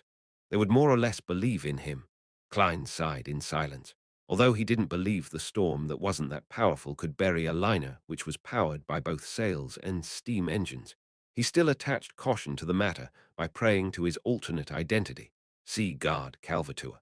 He was afraid that the die of probability would suddenly go crazy during the storm and roll a 1, causing the ship to sink to the bottom of the sea. Therefore, he decided to make preemptive precautions. Klein did believe Snake of Fate, while Ossipton's judgment that the die of probability would be quiet for 12 hours after the first intimidation act. But this was without any additional conditions. He believed that it was more likely that a sealed artifact with living characteristics would deal with situations like a person instead of rules. Hence, he had to take precautions for any troubles it might cause. Stealing a glance at Darkwill and the owl, who were looking somewhat uneasy due to the storm, Klein calmly said, "I'll take a nap. Continue watching the die. Take turns and do not relax." "All right." Watching Jayman Sparrow enter the master bedroom, Darkwill walked to the side of the coffee table and sat down. As he stared at the die, he asked Harry, "What thoughts do you have now?" Harry flew around and mumbled, "Why am I not a petrel?" In the master bedroom, Klein went above the grey fog and summoned the Sea Guard scepter from the junk pile. He held the scepter with blue gems embedded at the top and quickly replied to his prayer. Klein didn't expend too much of his spirituality to calm the storm. This was firstly because they weren't too far from the surrounding seas of the Rorsted archipelago. Such an obvious and exaggerated supernatural phenomenon was easily able to attract the attention of Sea King John Cartman, who shared the same domain, or the storm priests on the ships. Secondly, he had to conserve strength to deal with the die of probability. What he did was simple. He augmented the ship with layers of bay-under effects, allowing it to cruise through the storm stably without any risk of capsizing, towards a sequence 5 or 6 bay-under below the rank of demigod. To do something similar to a liner which had hundreds of people on board required plenty of preparations and a complicated ritual. It was only possible by exhausting them, but to a sea guard of this domain, it was all simple and easy. A demigod already has inklings of a god. Klein sighed and threw the scepter back into the junk pile before silently disappearing from above the grey fog. In the time that followed, the ship bobbed up and down like a leaf in the wind. But no matter how terrifying or towering the dark blue waves were, nothing happened to it until the end of the storm. At 4 p.m. on Thursday, Backland, William Street, For's Wall once again arrived here by carriage. She didn't sit in the coffee shop again. Instead, she strolled down the street and observed the pedestrians and surrounding buildings. She also took note of figures with special traits as material for her novel. There really are a lot of foreigners. They're still mainly from Fasak and Intis. Heh heh, one of them is a barbaric and stocky white bear, while the other is a colorful, ostentatious rooster. Fors chuckled silently to herself. At this moment, she came to the middle of William Street, where there was an abandoned chapel. Withered vines crawled over its walls, and grey stones were strewn everywhere. With the intention to not waste Mr. World's payment, Fors deliberately approached it to check for any abnormalities. She circled around the chapel without discovering anything. Following that, she entered and avoided the disgusting shit and rotten things, and she quickly observed every corner. Suddenly, her gaze came to a stop as she frowned bit by bit. In a particular corner of the half-collapsed ruin, the ground had been dug up by someone. The pit wasn't too big or deep, and there were remnant traces of it being dug with fingers. This should be considered an abnormality, right? Fors cautiously retreated and didn't do a detailed investigation. After walking through all of William Street, she immediately returned home and organized the abnormality and material she jotted down together. She then sacrificed it to Mr. Fool and asked him to hand it over to the world. Fors didn't conceal anything she saw, even if they didn't seem to have any superficial problems. This was because she knew very well that any abnormality would be judged by the world, and not by herself, who didn't understand the situation. In the ancient palace above the fog, Klein immediately began reading the report Miss Magician had submitted. That abandoned chapel has signs of being dug up. The previous digging attempts had been dealt with by me and Miss Sharon, who would dig it up again. Rafterpound, that descendant of the Tudor family, he nearly died from the evil spirit's possession. Without any helpers, it's unlikely he would take further risks. Who could it be? Klein thought for a moment, but he couldn't lock onto a suspect. All he could do was continue reading. While he read the notes written in a beautiful language, he acutely noticed a point. There are many foreigners on this street. They are mainly from Fasak and Intis. It wasn't like that back when I went to William Street. Did a Fasak or Intis company recently open there? Fasak, Intis. Klein ruminated over the two countries' names when he suddenly recalled something. The royal family of the Fasak Einhorn, the Einhorn family and Inti's former royal family, the Sauron family, are both in control of the Hunter pathway, which is also the Red Priest pathway. It was two of the blood types which the evil spirit had designated as being capable of removing the seal. Together with the Medici family's descendants, which had been destroyed at Banzi Harbor, the three factions which held control over the Red Priest pathway are involved. Banzi Harbor was destroyed, causing the Medici family's Beyonder characteristic to use some magical connection to contact the evil spirit, who's suspected to be Red Angel. Hence, the members of the Einhorn and Sauron families were attracted. No, that's not realistic. If the Church of Storms didn't discover any Beyonder characteristics, they definitely would have noticed a problem in this. Another reason. The evil spirit is using another method to attract people from the Einhorn and Sauron families. What or who did it go through in order to do so? The number of people who know of the evil spirit's existence is only a handful, Miss Sharon, as well as. Amidst his racing thoughts, Klein suddenly thought of a possibility. It was Rafter Pound, the descendant of the Tudor family who had previously been possessed by the evil spirit. He had unknowingly become a slave of the evil spirit. He had secretly helped it spread the news. And the evil spirit had sought me and Miss Sharon's help to numb us into thinking that we are the only ones who can rescue it. For this, it didn't mind betraying its descendants. Klein was alarmed as he felt like he had been fooled by the evil spirit. Chapter 608. Professional, the endless grey fog hung silently before a light scraping noise on the bronze table sounded. Klein changed his seating posture and began placing more weight on the details regarding the evil spirit. He was more and more convinced that Miss Sharon and himself had neglected the possibility of something happening to Rafter Pound. This is a bay under power of the Red Priest pathway, conspirer. Furthermore, this is even closer to a common fraud. There's only the use of supernatural powers in the details. Therefore, even if I had arrived at the mysterious space above the grey fog, I would passively have my senses fooled. I would have only discovered the problem by proactively considering and analyzing the situation. If it wasn't for Mr. Azik, who knew of the evil spirit suspected to be the dead Red Angel Medici, I wouldn't have realized this problem. Nor would I have hired Miss Magician to seek out any abnormalities on William Street. After a few minutes of contemplation, Klein conjured a pen and paper, preparing to use divination to confirm his theories. After deliberating for a moment, he finally penned the sentence for the dream divination. Baronet Rafter Pound's current situation. After putting down his dark red fountain pen, Klein held the piece of paper with the divination statement and leaned back in his chair. He first recalled the information he had regarding Rafter Pound before closing his eyes, chanting silently, and entering cogitation.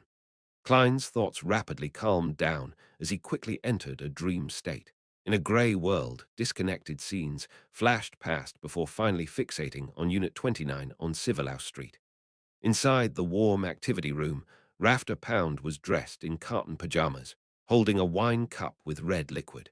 He was standing silently by the window, looking at the Backland police station headquarters diagonally across the street. This baronet had grey sideburns and puffy eye sockets that were tainted with blackish-green colors. The wrinkles on his forehead and the corners of his eyes and mouth were so pronounced that it exceeded what someone in his 40s should look like. His pupils weren't dilated in a very serious manner, but they were abnormal. His cheeks were flushed red as he had a furtive smile. He looked slightly abnormal compared to the last time Klein met him. Indeed, something is wrong with him. Klein left the dream and began considering how he could deal with the evil spirit. Without a doubt, he had his usual train of thought for such matters. Under the situation where he was unable to contact Miss Sharon, his first reaction was to report the matter. But how should it be reported? Klein considered it seriously and conjured the world's figure and made him pray. Through a reliable channel, pass this information to the Church of the Evernite Goddess and the Church of the God of Steam and Machinery. The information is, high-level spies from FASAC and Intis are gathered at William Street for unknown motives. Reward of £100. This was the explanation Klein thought of after repeated consideration, directly revealing the King of Angels, Red Priest, the Medici family, or the Tudor dynasty's ruin would indeed garner the attention of the churches and military. But it would also easily make Miss Magician, who reported the matter, to be targeted by the official organizations. There were huge risks involved.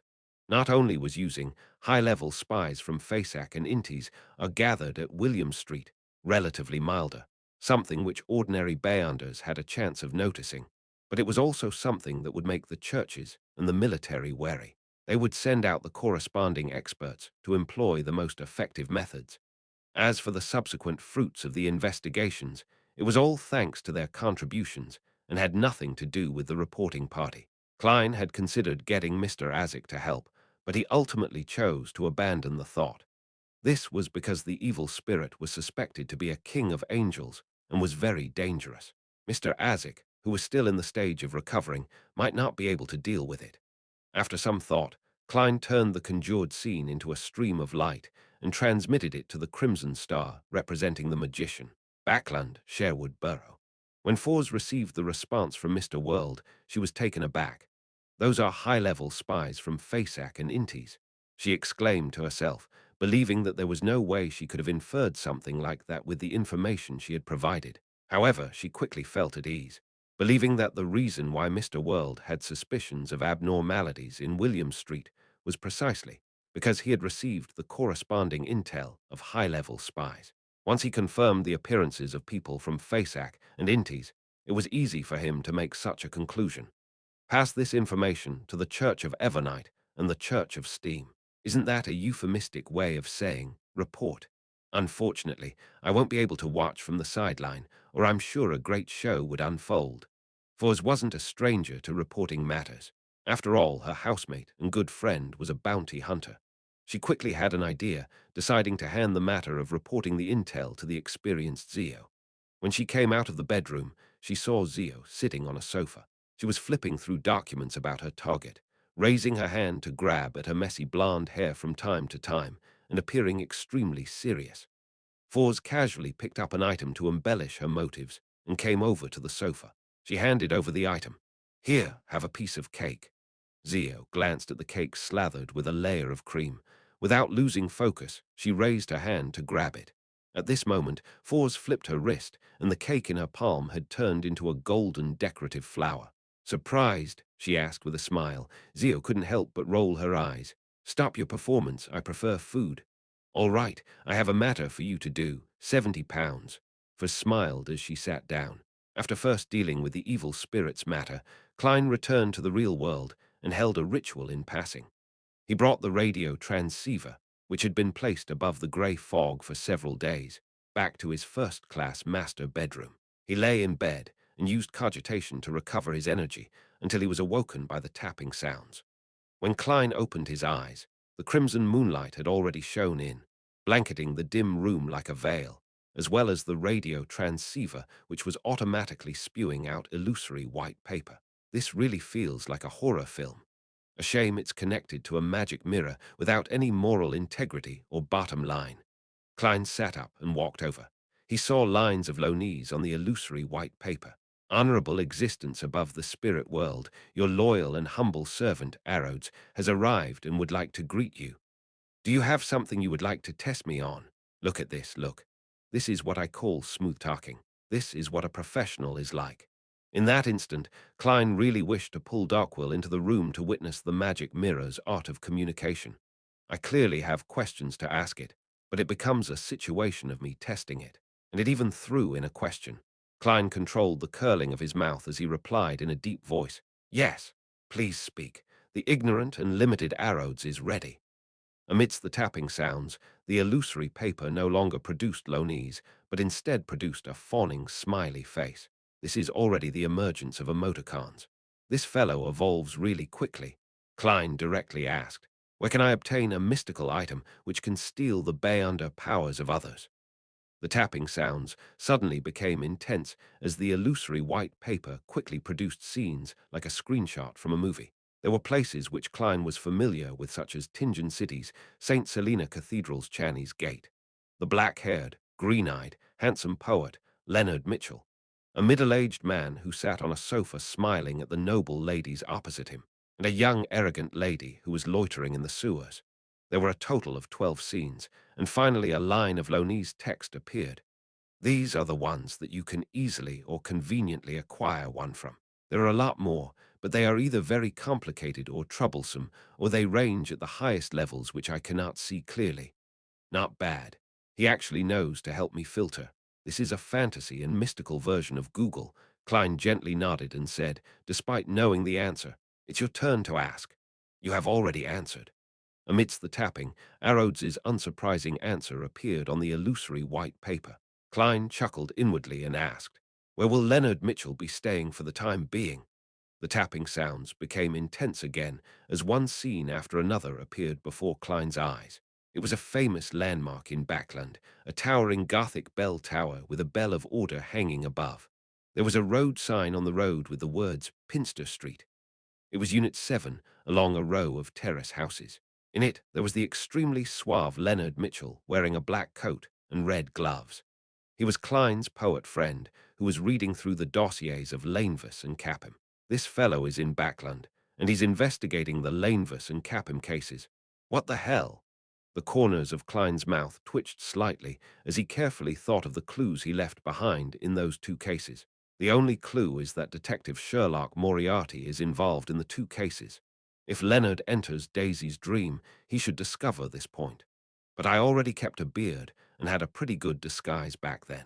It's unlikely that he can recognize me in the rather blurry scene in the dream and portraits. As long as he doesn't recognize me, it doesn't matter. What has problems with Sherlock Moriarty have to do with me, Jem and Sparrow? Klein retracted his thoughts and memorized Leonard Mitchell's current residence. 7 Pinster Street, Backland. He planned on entrusting the Moon Emlyn White to visit Leonard Mitchell the day after tomorrow and use the badge of the Hermits of Fate to purchase a mystical item. I hope my dear poet friend has additional items to spare. If not, the price will definitely be at a premium. Klein tersely answered and said to the radio transceiver, "It's your turn to ask." He was honestly curious as to what Arrows would ask this time. Amidst the clacking sounds, the radio transceiver spewed out new illusory paper. On it was a question composed in Lonese. "Great Master, Leonard Mitchell has a huge secret. Do you wish to know?" This can also be considered a question. Klein raised his head in amusement and surprise as he looked at the crimson moon, which was silently illuminating the dark sea. Soon, he honestly gave an answer. "Yes." Chapter 609. Paying a visit amidst the clacking sounds, the radio transceiver spewed out a brand new piece of illusory white paper under the crimson moonlight in the dim environment. Inside Leonard Mitchell resides an angel from the Zoroast family. He once changed my question. Angel. There's an angel residing in Leonard's body, an angel from the fourth epoch's Zoroast family. Although Klein was mentally prepared to hear an incredible secret, he was still shocked by what Arrows divulged. He was deeply concerned and surprised as well. An angel referred to Beyonders at sequence 1 or 2, making them rather close to the state of a true god. They had all sorts of mystical characteristics, and they could even influence low-sequence Beyonders of the same pathway to a certain extent and range. They were mighty figures who stood at the pinnacle of the real world. In the various churches, only their popes, pontiffs, patriarchs, as well as certain legendary ascetics were grounded angels. Therefore, Klein believed that being latched onto by a parasite of this level wasn't a good thing. In the dark second epoch, the angels all had their divine names, and they were subsidiaries to the ancient gods. I haven't indirectly or directly interacted with many angels. Blasphemer Ammon, Calamity Queen Kohinam, the evil spirit suspected to be Red Angel Medici, Tail Devourer Ouroboros as described by Little Sun, Miracle Invoker Zeratul from Roselle's diaries, son of the creator Adam, Hermes who cannot be confirmed if he's an angel or not, Snake of Fate, Will Ossiptin, who's still inside his mother's womb. Apart from the last two, the others appear to be very evil. Even the words they leave behind might make the reader go crazy or lose control. Would my dear poet ultimately end up as a sacrificial item of this angel parasite? This can explain why he thinks of himself as the protagonist of a play, the special one, and he was willing to help me hide my secret. The Zoroast family is in control of the Marauder pathway, which is the pathway that can steal the Beyonder powers of others. That's why Leonard was able to find and participate in the gathering of the Hermits of Fate. It's no wonder he offered to use blood vessel thiefits, because he has a grandpa to help him. He was able to instantly steal Megos's most potent power. Heh, what Hermits of Fate. They're just a bunch of thieves and frauds. At best, the target of their theft and fraud is that of time and fate. In short, my dear poet's grandpa isn't a good person. I have to find a chance to warn him. But here comes the problem. They're always together. Any warning will only expedite the problem. Klein's thoughts raced, but he ultimately failed to come up with an option he can act upon. All he could do was temporarily shelve the matter and plan on asking Mr. Azik and Snake of Mercury, Will Ossiptin, to see if they had any solutions. In those few minutes, he even thought of using Blasphemer Ammon. To put it simply, it was to divulge information to the son of the creator that the angel from the Zoroast family was residing in Leonard Mitchell's body, getting him to eat up the parasite. According to what Klein knew, the Ammon family supported the Tudor Empire during the Fourth Epoch, while the Zoroast family belonged to the Solomon Empire, making the two enemies. Furthermore, according to the law of Beyonder characteristics conservation, powerhouses from the same pathway would have greater conflicts the higher their sequence was. This was akin to the battle between the two snakes of Mercury. Unfortunately, this solution was restricted by reality and was ultimately abandoned by Klein. This was because he didn't know where to find Blasphemer Ammon. Secondly, he was afraid that the battle at the level of angels would directly destroy Leonard Mitchell. And thirdly, a powerful Ammon might be a very bad and serious matter. I'll first get Lin to attempt the transaction and observe the actual situation. I can decide on what to do when I know more. Klein retracted his thoughts and said to the radio transceiver, which was connected to Arrows, "Ask your question." The clacking of the radio transceiver became increasingly brisker as the illusory white paper was gently spewed out. "No, there's no need. This is an addendum to my question, which doesn't need to abide by the rules. Great Master, I sense a special item outside your room, but I am unable to see through it. Can you tell me what it is? This magic mirror is impressive. It seems to be able to see everything. It just suffers from interference when it deals with high-level matters, as though there's a mosaic. Klein calmly replied, Die of probability. Amidst the taping sounds, Arrows presented new words on the illusory piece of white paper. So it's that thing. Great Master, you can ask your question. Klein thought for a moment before saying, What do you have to mention regarding the die of probability? At this point in time, the radio transceiver seemed to brighten up and no longer looked as gloomy as before. The speed at which illusory white paper spewed out slowed down. It's a fellow that's especially petty and bears grudges. Master, you have to quickly give it to someone else. It's an item formed from the uniqueness of the Wheel of Fortune. You can give it to any other snake of fate, and they will be very grateful. In short, it's not suitable to be your servant. The aura is dissipating. Your loyal and humble servant, Arrows, has no choice but to leave. Finally, let me praise you once again, my great master, the ruler above the spirit world. Bye-bye, uniqueness. The die of probability is actually the uniqueness of the monster pathway. This is the first time I'm encountering a so-called uniqueness. It really is terrifying that can digitize the entire real world. The monster pathway is also called the Wheel of Fortune pathway. Sequence 0 is the Wheel of Fortune. Klein looked at the radio transceiver, which had returned to normal, and he temporarily reined in his thoughts. He didn't harbor any greed towards the die of probability. This was because it wasn't part of the seer pathway, and it came with extremely terrifying negative side effects. He was also afraid that, with time, this die which bore grudges would attract tail devourer or Rabaros over. Even if this thing can be isolated and sealed when placed above the grey fog, there's a high chance of it digitizing the entire mysterious space. In the future, the tarot gatherings might end up becoming a tabletop role-playing game. Klein had never come into contact with items of this level before, so he was unable to determine what would happen if he were to throw the die of probability above the grey fog. He decided to continue intimidating the die, and he would successfully send it to Oravi Island, where there would be Life School of Thought members who had the means to seal it. As for the problem of the mission exceeding the payment he would receive, he didn't mind it. This was because the greatest benefit he would gain was the friendship of the Snake of Fate, Will Ossipton. Backland, Harvest Church. Emlyn White held a strange badge, which was the size of an eyeball, and chuckled inwardly. The world sure is long-winded. Isn't it just finding a nighthawk named Leonard Mitchell at Pinster Street in Northborough? He even specially emphasized that the person has a secret, and that there's a high chance of me being pulled into a dream. This is showing doubt in my abilities. Emlyn stood up and changed into a tailcoat and white shirt. He then turned his head to look out the window. Heh, he has a secret, while I have mine. I dare bet that Lord Nibs or other earls are secretly watching me.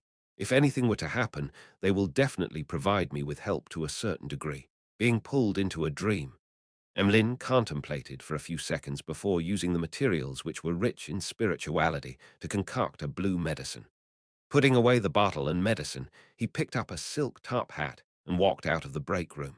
After bidding farewell to Bishop Otravsky, he left the Harvest Church. It was still morning, but Backland's sky was gloomy. There was a faint fog that spread like water.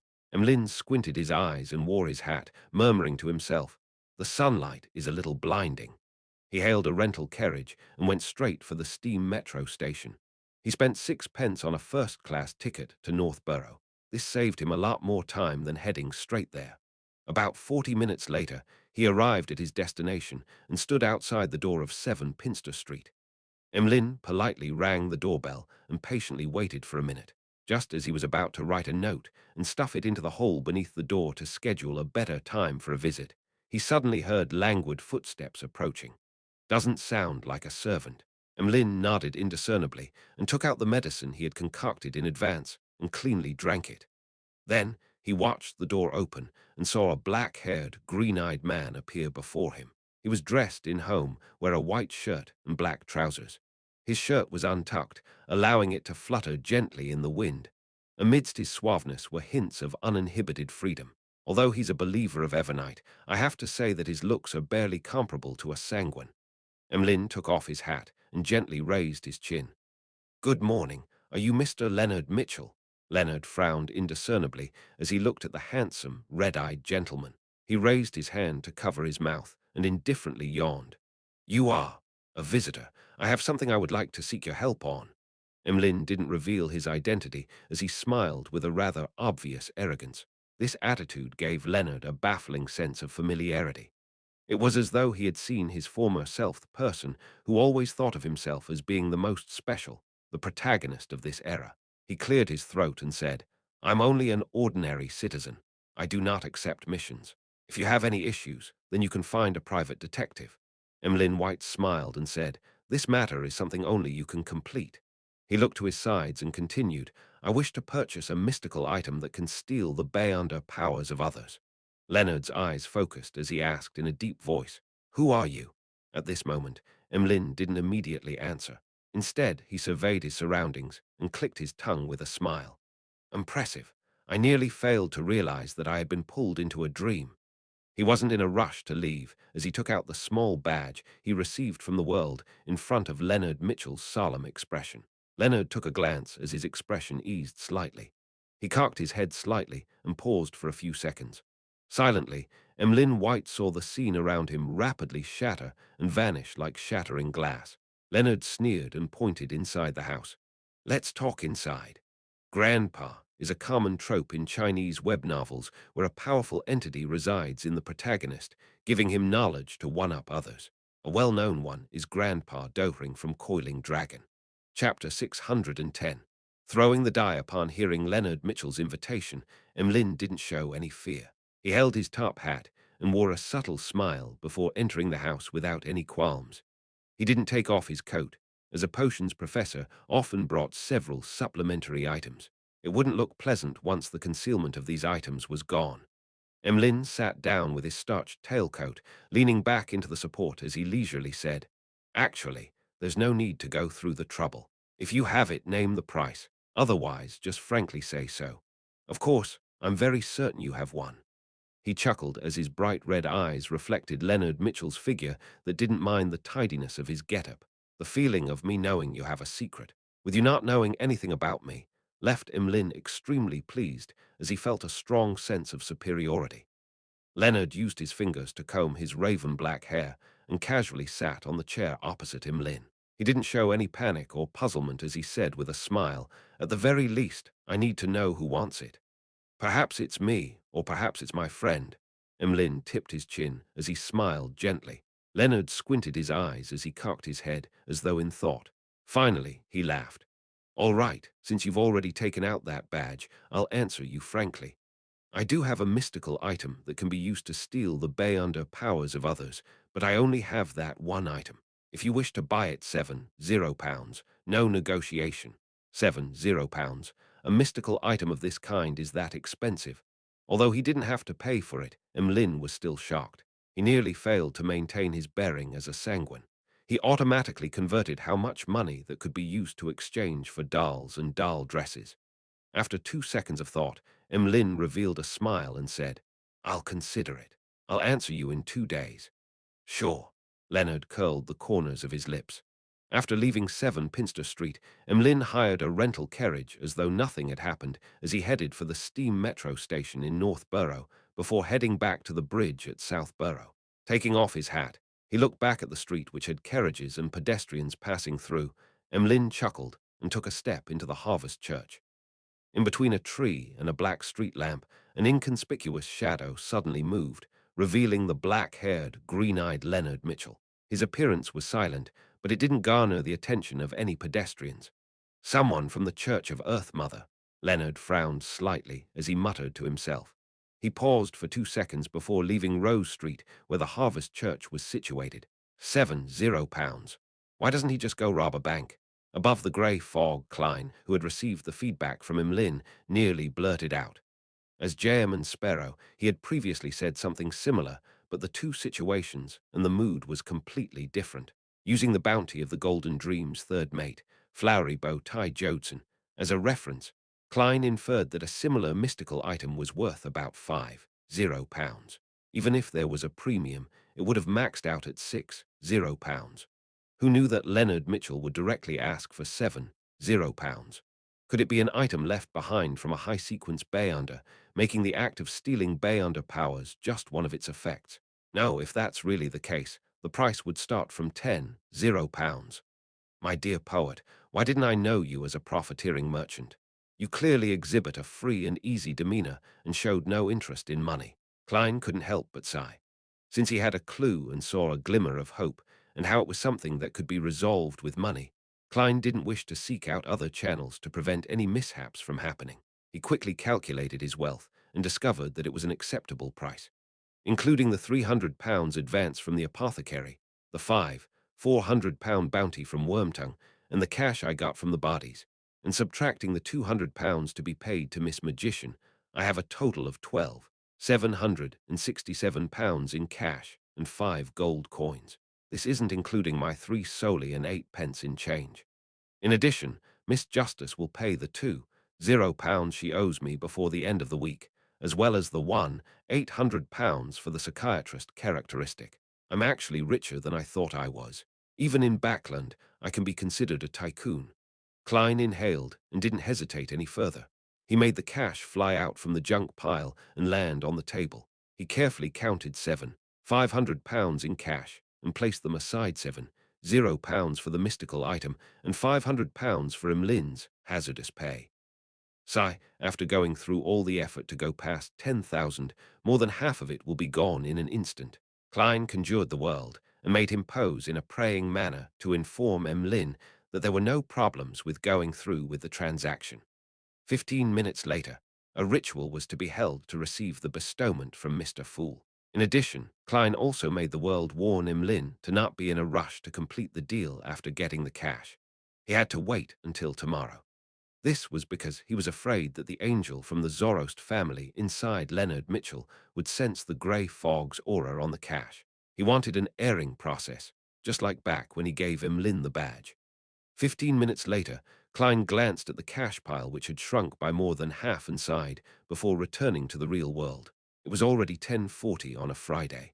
They were about 8 hours from Oravi Island. It's time to intimidate the die of probability again. Klein muttered, held the ritual, and brought out the iron cigar case which contained the all-black eye. He guessed that Darkwill would suspect something, so he deliberately brought the die to the washroom to deal with it. Seeing the die of probability calm down once again, Klein quickly dealt with the all-black eye and the iron cigar case. After heaving a long sigh of relief, he did a silent count of the time. It should be enough to last until Darkwill hands it to the contact. There's no need to deal with it again. With this in mind, Klein began to consider another problem with a certain degree of concern. The all-black eye has appeared in front of the true creator before, and it has his mental corruption. To take it out once every few hours might cause him to lock onto me, allowing him to send powerhouses to seek me out. However, it was only 1 or 2 minutes each time, so the problem isn't that serious. Even if he senses it, their estimate of the area wouldn't be too precise. Sigh, when it involves the true creator, there's no way to determine things with divination. I can only raise my guard. Thankfully, this is the last time, and it will take only about 8 hours to reach our destination. Why am I raising flags for myself? Pewee, pewee, pewee. I wasn't thinking of anything. Klein picked up the die of probability and returned to the living room and saw the chubby apothecary slumped on the reclining chair, looking completely exhausted. As for the owl, Harry, it looked like it was brimming with energy, as though it didn't need any rest. These are the different traits that different creatures gain from taking the same potion. At the very least, Miss Justice has never mentioned that she doesn't need sleep. It's a uniqueness that comes about because of an owl's biological makeup. So I don't know much about owls. Indeed, I'm just a keyboard warrior who is only a jack of all trades. Klein sat on the sofa and placed the milky white die into the ring box and patiently waited for evening to arrive when the ship was scheduled to dock. Time ticked by as the sun gradually set in the west. At this point in time, Klein, who had his eyes closed, suddenly sat up, having sensed an extreme danger befall the area. It had exceeded a seer's spiritual intuition and the clown's intuition for danger. It seemed to stem from the formless grey fog which strangely rippled around him. An enemy, tailed devourer or Barbaros, or the Aurora Order Saint. Klein opened his eyes as he began considering countermeasures with an abnormally serious expression. Any mistake in a time such as this would require him to consider matters of being resurrected. As for Darkwill and Harry, there was absolutely no way for them to be spared. In the beginning, he hoped that the visitor could only vaguely sense a general area and might not find him or the die of probability. However, when he considered how he was on a ship with no one around on the sea, it wasn't too hard to lock onto a target. The problems would only become worse when that happened, with giving up being the only choice. Above the liner, space was suddenly torn open as an invisible door filled with complicated symbols appeared. Two pale hands reached out from the door and suddenly pulled backwards, allowing his entire body to walk out. He wore a black bonnet and a classic dark robe, a favorite among elders. However, he didn't look past 40. His brown hair was slightly curled, which seemed abnormally hard. Countless illusory images darted across his dark eyes, as though layers after layer of chaotic worlds were hidden within. As Klein's sense of danger intensified, just the change in his expression frightened Darkwill and Harry enough for them to freeze. He didn't hesitate as he followed the plans he had made for such situations. He leaned forward and picked up the die of probability. Determine the outcome of the malefic visitor who just arrived. I want 1 point, Klein said in a deep and soft voice, and he threw out the milky white die. He subconsciously prayed to the goddess, hoping that the die which had recently been intimidated was obedient enough and played a meaningful role. Meanwhile, he appeared extremely calm to prevent the die from sensing his anxiety and take the opportunity to cause trouble. As the die of probability rolled several times while producing clinking sounds, it fixed at the blood-red 1 point. Above the liner, the black-robed man, who didn't look 40, had the entire liner reflected within his eyes. He emanated his spirituality and scanned the surroundings. He extended his hand to grab the space in front of him as he suddenly pulled a nearly invisible door. The powerhouse stepped in and vanished from the spot. Inside the first-class cabin, Klein immediately felt the danger distancing itself from him. He couldn't help but heave a sigh of relief. He looked at the die of probability on the coffee table and couldn't help but sigh inwardly. If this die didn't have such a negative side effect and could be utilized to its full extent, it would be a divine artifact, as expected of a grade 0 sealed artifact, as expected of the uniqueness of the monster pathway. Only at this point in time did Darkwill find his courage again as he carefully asked, what just happened? Klein maintained his posture and calmly replied, There's no need for you to know. I understand, I understand. The more I know, the greater the danger I'll be in. Darkwill wiped the cold sweat from his face. There weren't any more accidents in the next few hours. After the sun went below the horizon and the sky became completely dark, Klein finally saw a towering lighthouse appear not too far away. Chapter 611. Fate Counselor Oravi was situated northeast of the Rorsted archipelago. The straight-line distance wasn't too great, but the safe sea route had required ships to take many twists and turns, causing the distance traveled to increase by several hundred nautical miles. It was originally a primitive island that harbored many kinds of bay-under creatures without any humans inhabiting it. After the hunting era came to an end, the Lone Kingdom banished certain criminals there, causing Oravi Island to gradually have villages and towns. When more eastern islands were discovered and colonized, the area attracted many new immigrants due to the convenience of the sea route and its rich natural resources, making it a rather thriving port city. The light from the lighthouse tower appeared so warm in the dark environment as it led liners towards the harbor for them to dock. We've finally arrived. My gratitude to the Crimson Moon and fate for blessing me. Darkwill jumped off the last gangway and stepped onto solid cemented ground. To be precise, apart from fate, you should thank the fool and see God for their blessings. Klein held his leather suitcase with one hand as he tapped his cane. Darkwill properly put away the ring box which contained the die of probability, and he didn't delay in asking where the bellman, Carnot, stayed. He rented a carriage and went straight for St. Draco Cathedral. He then entered the magnificent bell tower which boldly used the colors of red, blue, and yellow. Inside the bell tower, Carnot had a cramped room he could call his own. Knock, knock, knock. Darkwill knocked on the door thrice, eager to hand over the item on his person. With a creak, the brown wooden door opened, and out came a large man who was slightly hunched. He looked to be in his 40s, and individually there was nothing strange about his facial features, but when put together, it was filled with an unharmonious vibe. Klein only took a glance and discovered that his eyes weren't leveled. His nostrils were of different sizes, and his left facial muscles were slightly loose, causing the corner of his mouth to droop slightly. It was the complete opposite for the right side of his face. Carnot's legs were obviously of different lengths, and one of his arms was thick, while the other was thin. His entire body was highly disproportional, making him extremely ugly. "Who are you?" Dressed in a black robe, Carnot glanced at the duo. "Are you the bellman, Carnot?" Darkwill asked cautiously. Carnot chuckled with one corner of his mouth raised while the other stayed low. "There shouldn't be a second person as ugly as me." "Indeed," Darkwill nodded very honestly before laughing.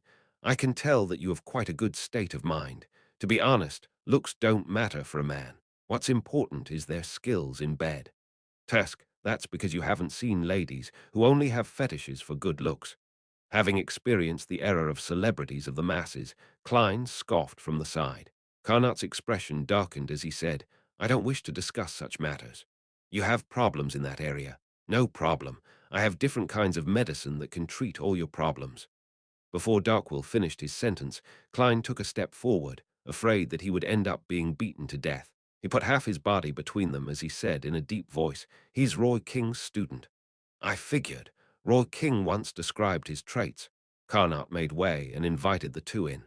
His room was extremely tiny, with only a single bed and a cabinet which could be used as a dining table. The washroom was at the bottom of the bell tower. Darkwill pulled out a ring box and handed it to Carnot as he forced a smile. "My teacher got me to hand this item to you." Carnot stole a glance at it and was clearly relieved to see 4 points. He said to Darkwill, "You aren't as unreliable as your teacher described you to be. I can tell that you didn't attempt to use it. That would have awoken it and make it realize that it's no longer sealed." The chubby apothecary's face blushed red as he honestly said, "That's because it's relatively quiet now. In another 1 to 2 hours, it will automatically roll itself. It's best you think of a method to seal it again." Carnot's face twitched. "Again? I accidentally dropped it on the ground, and then it came alive." Darkwill wanted to glance at his owl Harry, but he realized that it hadn't followed him in. It was perched outside the bell tower to serve as a sentry. Carnot's eyes clearly widened as his hunched back nearly straightened. "How did you arrive here?" From his point of view, Roy King's student should have long died at the whims of the die. Darkwill hurriedly pointed to Jaeman Sparrow and said, "It's all thanks to this gentleman. He's a powerful adventurer. He provided the most effective protection and a temporary method of sealing the die." "What method was it?" Carnot blurted out the question. Klein laughed and replied, "Trade secret." Carnot's expression changed a few times as he pressed his hand to his chest and bowed. "I thank you for your help on behalf of my organization." Darkwill continued, "Hiring him costs £10 and a request. The request is to help him find a mystical item with powerful offensive traits, but without very serious negative side effects. He will purchase it at a reasonable price." I only had about £300, so that was all I could pay. I'll have to rely on you to pay the rest." Carnot fell silent as the corners of his lips twitched. "I only have about £100. Suddenly, there was silence in the bellman's room. The wind from outside blew through the cracks and brushed across the three men's face. Finally, Carnot spoke again. "Perhaps Councillor Rixiardo has the money. I'll lead you to him. From the looks of it, he trusts us. After all, a fate counselor is in no way comparable to a die of probability. If there were really problems with us, there would be no need for us to bring the die over to prevent any accidents and snatch away the uniqueness." Klein watched as Carnot picked up a lantern from the corner of the room. At this moment, he secret activated his spirit vision and simply scanned the man. Klein nearly pricked up his brows with the sight. This was because Carnot's aura colors were rather unique. There were no problems with his emotional colors, as they were very ordinary.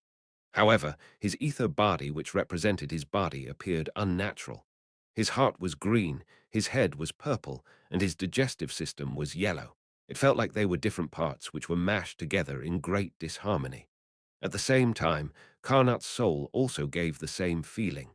A monster that was stitched up internally. Klein made a rough judgment based on what he knew.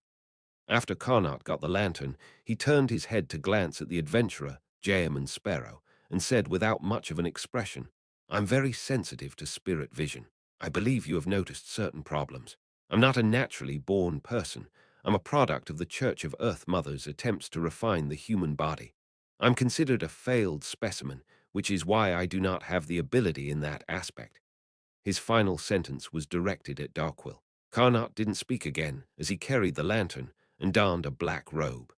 He hunched his huge body and used the dim light to walk down the stairs of the dark and silent bell tower, product of the Church of Earth Mothers attempts to refine the human body. But St. Draco Cathedral belongs to the Church of Storms. Since it's a failed specimen, no attention is paid to it. Carnot turned his back on the Church of Earth Mother and became a member of the Life School of Thought. This is understandable. Both the Church of Earth Mother and the Life School of Thought hold the apothecary pathway, and they will definitely have some overlapping. But why would the Life School of Thought send this fellow? That doesn't seem simple to be a bellman to the Church of Storms. Is it just a normal disguise, or there's a particular connection between the two? Klein followed Carnot in a seemingly calm manner as he walked out the bell tower and circled round to a stone bridge. Just as he came close to the left side of the bridge, Klein suddenly felt something as he looked diagonally upwards. The owl Harry had flown out as well and landed on a tree branch. Catcher! The branch suddenly snapped as Harry plummeted. With great difficulty did it fly up again without falling to the ground. Darkwill was just about to say something when Carnot explained in a deep voice, "Councillor Rixiardo is injured, so his powers are somewhat out of control. Once anyone enters a specific range, they will be tainted with bad luck." Carnot stopped in his footsteps as he threw the ring box containing the die under the bridge. "Mr. Councillor, Roy King's student has delivered the die." "Very good." A hoarse voice sounded from deep within the bridge's belly. A silver-scaled palm reached out from the darkness as he held down the ring box which had fallen onto the mud. Following that, he opened the ring box and took out the milky white die. His other hand, which was covered in silver scales, also reached out as he held a piece of a paper-like item made of leather. The item resembled a water pipe, but its ends were connected. It revealed a grayish-white color under the crimson moonlight. Its surface had many complicated symbols and labels, as well as many words in Hermes text which pointed to the snake of Mercury, Will Ossiptin. Fate Counselor Rixiardo pulled the item apart and stuffed the die of probability into it before connecting the two ends together. Using fate at a small scale to seal the die of probability with periodic boundary conditions, making it remain in a perpetual state of slumber or calm. Indeed, Snake of Mercury, Will Ossiptin had foreseen such a situation and had made certain preparations. Klein retracted his gaze in relief, and he heard Rixiardo's hoarse voice. "I already know of your agreement, Mr. Jam and Sparrow. I will help you find the mystical item after I've recovered. As for the £700, I'll immediately augment you with good luck. Go to the few casinos in Oravi and make some bets, and you'll receive the corresponding reward. Remember, do not win more than £200 at each casino. You must not win more than £700 in total, which is to say that you don't have the money either. Seeing how you're hiding while injured, it's considered normal not to have money with you." Klein nodded indiscernibly and said, "Okay." He waited for about 10 seconds without sensing anything. Councillor Rixiardo heaved a sigh of relief and said, "You have become sufficiently lucky." "Is that so?" Klein chose to believe him and didn't disturb Darkwill's report to a senior of how his teacher had been imprisoned. Based on Carnot's introduction, he found a nearby casino and sat at the blackjack table. After about 10 minutes, he walked out of the casino with a blank look. Not only did he not win money, but he had lost a total of £30. What happened to the good luck? Why did I believe him? That darn old man is terrible. Klein didn't hesitate to return to the stone bridge and approached its belly. "That fast? You have pretty good luck." Rixiardo laughed as he coughed under the dark bridge. At that moment, Darkwill and Harry had already found a nearby inn to live in. Klein replied without a change in expression, "I lost." "Lost." Rixiardo ruminated over the word and couldn't formulate a sentence for quite a long period of time. In the dark environment, an ordinary owl nervously flew over. Chapter 612. In hand, the two street lamps on either side of the stone bridge silently illuminated the street. but they were unable to disperse the darkness beneath. Only the crimson moonlight from high above could barely illuminate the brown soil. Hidden under the bridge, Fate Counselor Rixiardo remained silent for quite a while, making Klein suspect whether he had already passed away due to his heavy injuries. He guessed that a large reason as to why the luck augmentation had failed was because of this.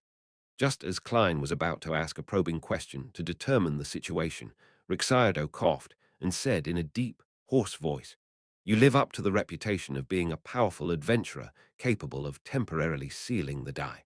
What happened has exceeded my expectations. Ahem, I'm very curious as to why my luck augmentation on you had failed. I'm very regretful that I can't come out and meet you in person.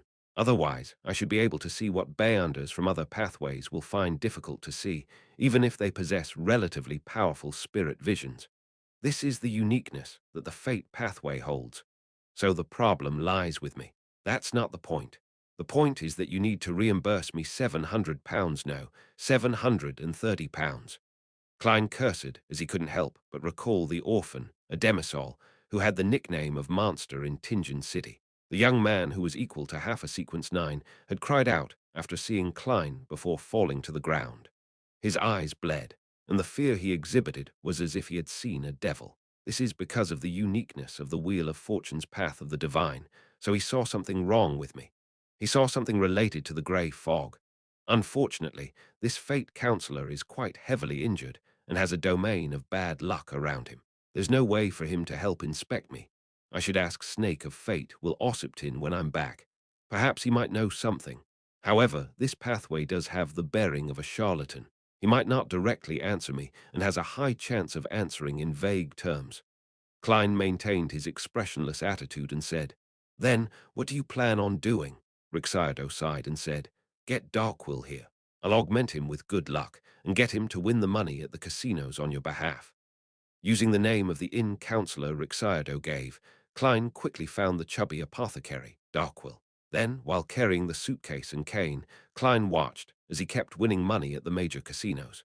By midnight, he had already won £750. After receiving the remaining £730, Klein realized a problem. The reason for the luck augmentation's failure was because of him. Why is that so? Klein held close his bulging wallet and frowned as he thought silently to himself. He quickly thought of the thin, invisible grayish-white fog around him and realized the reason. After advancing to faceless, the grey fog has integrated with reality to a certain extent. Not only can it help me screen off ravings that aren't too powerful, but it can also destroy any influence that changes my fate to a certain extent. Therefore, this counselor's luck augmentation was ineffective. According to this logic, bad luck to a certain extent shouldn't affect me either. Heh, what the heck? It doesn't make me become some unlucky fool, but it also destroys my chance of being a lucky man or winner. Klein secretly shook his head and followed Darkwill and the owl back to the stone bridge. He informed Rixiardo of how to summon his messenger, and to immediately send him news once he obtained any information on a mystical item with powerful offensive traits. After doing all of this, Klein found an inn at the Oravi Islands port city and got a simple room for himself. Backland. In the morning, Emlyn White walked under his favorite gloomy skies, moving through the thick fog that couldn't be compared to those in November or December as he once again arrived outside North Borough's 7 Pinster Street. After pulling the doorbell, he straightened his back as he lifted his chin and waited patiently. When Leonard opened the door, he looked at the handsome but detestable face before making way and allowing the visitor to enter. He was still dressed in his home wear, comprising of a white shirt and black trousers. However, he had an additional dark-colored vest draped over him. "Have you considered the matter?" Leonard asked with a smile. "No problem." Since it wasn't his money, Emlyn had no intention to haggle. He even believed that with the attitude displayed by Leonard, there was a high chance of having the price raised if he tried. Leonard gently nodded and smiled. "Very rich. I can tell that you're trying to lead me to say more." Emlyn silently scoffed and replied, "That's not something you need to concern yourself with." With that said, he raised the suitcase in his hand and opened it, revealing £70 in cash. Leonard took out each stack of cash and thoroughly checked it carefully. Then he pulled off the red glove he wore on his left hand and handed it to Emlyn. "This is the mystical item you require. It can change colors to disguise itself. It's called tinder. It can raise the wearer's charm, making his words be equipped with great persuasiveness. It can steal the bay-under power of a target within 50 meters.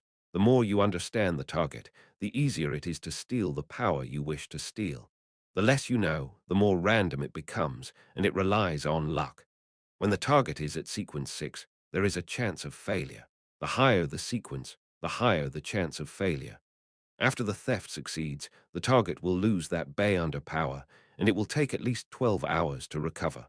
The owner of Tinder will be able to use it adeptly for 10 minutes, and the reason why it's expensive is because it has very few negative side effects. Emlyn, who silently took in the introduction, had his interest piqued by a mystical item like tinder. He asked, "What are its negative side effects?" Leonard combed his hair and smiled. "First, when wearing it, there is a small probability of losing something on you. Second, when using it, a particular bay under power belonging to you will be lost for at least 12 hours, but during this period, it will be the only bay under power lost. In other words, even if it's used repeatedly, there will only be one power lost the entire time. Compared to the many sealed artifacts I know of, its negative side effects are indeed trivial." Emlyn cleared his throat as he nodded. He received tinder and checked it carefully before taking out the stacks of cash from the suitcase and placing them on the coffee table. Following that, he placed the glove into the suitcase and didn't take it with him directly. With the suitcase, Emlyn returned to the Harvest Church just like he did before. Once he entered the priest's break room, he set up a sacrificial ritual. The illusory and mysterious door opened as the red glove tore through the dark and deep void as it was sent directly above the grey fog. At the moment the grey fog made contact with the glove, a tiny, distorted, terrifying face suddenly appeared. It kept evaporating as it struggled to sustain itself. Upon seeing this scene, Klein wasn't surprised. After all, the grandpa residing in Leonard's body was an angel of the marauder pathway. If Ammon could do it, it was quite certain that he was capable of doing the same. For this, he had made sufficient preparations. He believed that even if the grandpa had really reached Ammon's level, he was able to wipe out the corresponding aura without making him sense the existence of the grey fog, making him take action on Emlyn. Picking up the Sea Guard scepter, which had long been placed in front of him, Klein made the blue gems light up at the same time from a commanding position. Suddenly, silver light bloomed above the grey fog as the lightning carried portions of the grey fog's powers like a storm, zapping the tiny illusory face. The face dissipated completely before it could even cry out, leaving behind a dead, translucent worm with 12 transparent rings. Worm of time. But it seems weaker than Ammon, Klein muttered as he beckoned with his hand for the red glove and familiar worm to fly to him. After some serious scrutiny, he confirmed that the worm was basically identical to the one Ammon's avatar had left behind. My dear poet's grandpa is of the same sequence as Ammon. Sequence 1. No, not necessarily. Perhaps this is a unique trait of one of the earlier sequences. If it's really a sequence 1, the notion that Ammon is the son of the Creator and a king of angels makes it possible that he is fused with the uniqueness or has another sequence 1 characteristic. Klein made a guess, but he was unable to verify it. As for what the dead worm of time could be used for, or when its spirituality would completely dissipate, he could only throw it into the junk pile due to his lack of the corresponding knowledge. 7 Pinster Street, Backland. Leonard Mitchell sat on the sofa with his eyes tightly closed. His legs were propped up on the coffee table as though he was using a short nap to make up for an entire night of being awake. After an unknown period of time, he suddenly opened his eyes and said with a suppressed voice, "What happened? Have you determined the true buyer of Tinder?" An elderly voice rang out in his mind. "The aura I left behind has been eliminated, completely eliminated." "Did you discover anything?" Leonard retracted his feet as he asked in a deep voice. The ancient voice sighed. "Nothing. Everything was over before I could react. If I were in my best state, I might have been able to grasp the relevant clues. Unfortunately, I've remained in a weak state for years." Leonard remained silent for more than 10 seconds before he shook his head. "Then we'll temporarily treat it as if this never happened." Above the grey fog, Klein listened to Emlyn's report and took note of the information regarding the mystical item. He fiddled with the glove named Tinder as he examined it. "Heh heh, this way, I'll have a glove for my right hand," he chuckled as he muttered to himself. After serious consideration, Klein abandoned the thought of immediately extracting the mental corruption of the true creator from the all-black eye. This was to ensure his success, hoping to leave the chance to the moment when he was concocting the Mariontist potion. According to the records of the City of Silver, even without the grey fog screening, there were no problems with such a procedure. Furthermore, with the grey fog, there wouldn't be any additional accidents, even if it were the mental corruption left behind by the true creator. I can also use Tinder normally. Yes, when I need to use it, I have to put my cash, pocket watch, and other mystical items above the grey fog. I mustn't let any item become lost. In fact, even if I don't do so, the problem isn't too great. I'm a seer. Do I need to be afraid of not being able to find things I dropped? Heh heh. In a normal battle, I'll have creeping hunger on my left hand and Tinder on my right. Just the thought of it sounds formidable.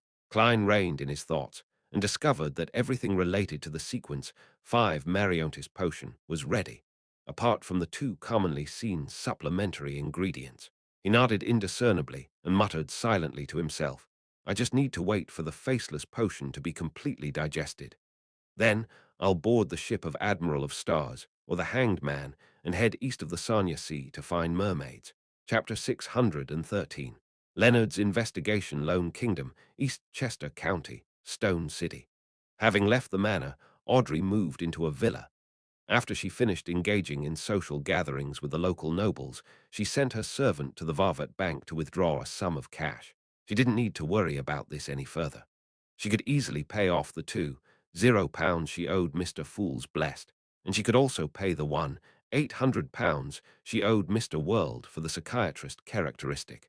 15 minutes later, Audrey opened the room to her bedroom and glanced at her personal maidservant, Annie, who was monitoring the servants while they did their work. She looked down at the golden retriever who was sitting by the side of the wall and smiled. With a smile, she suppressed her voice and asked with shining eyes, Susie, you'll receive a gift in a while. Are you looking forward to it? If it were in the past, Audrey would have definitely said, Susie, your present is here, making the golden retriever realize that she could find the actual item in the room as well. Otherwise, it was very easy for Susie, who had been studying the basics of mysticism, to guess that Audrey had used ritualistic magic. With this new sentence structure, the situation could have Audrey receive a mysterious letter or news in her bedroom to confirm that the gift was about to be delivered. There would be too many possibilities as a result of this. Susie could read the joy and sincere attitude deep inside Audrey's heart as she subconsciously opened her mouth, hoping to stir the air to produce a voice. She had wanted to inquire about the gift, but she sharply sensed that Audrey's personal maid, Annie, was approaching. The alert Susie abandoned her original thoughts. She returned to the state of being an ordinary dog as she slowly wagged her tail to express her joy and anticipation. After making an excuse to head out, Audrey entered a chemistry laboratory that she had specially marked out for herself. She placed the psychiatrist characteristic and supplementary ingredients on the table. Susie, do you still remember the potion concocting process? She cleared her throat and straightened her back as she excitedly played the role of a teacher.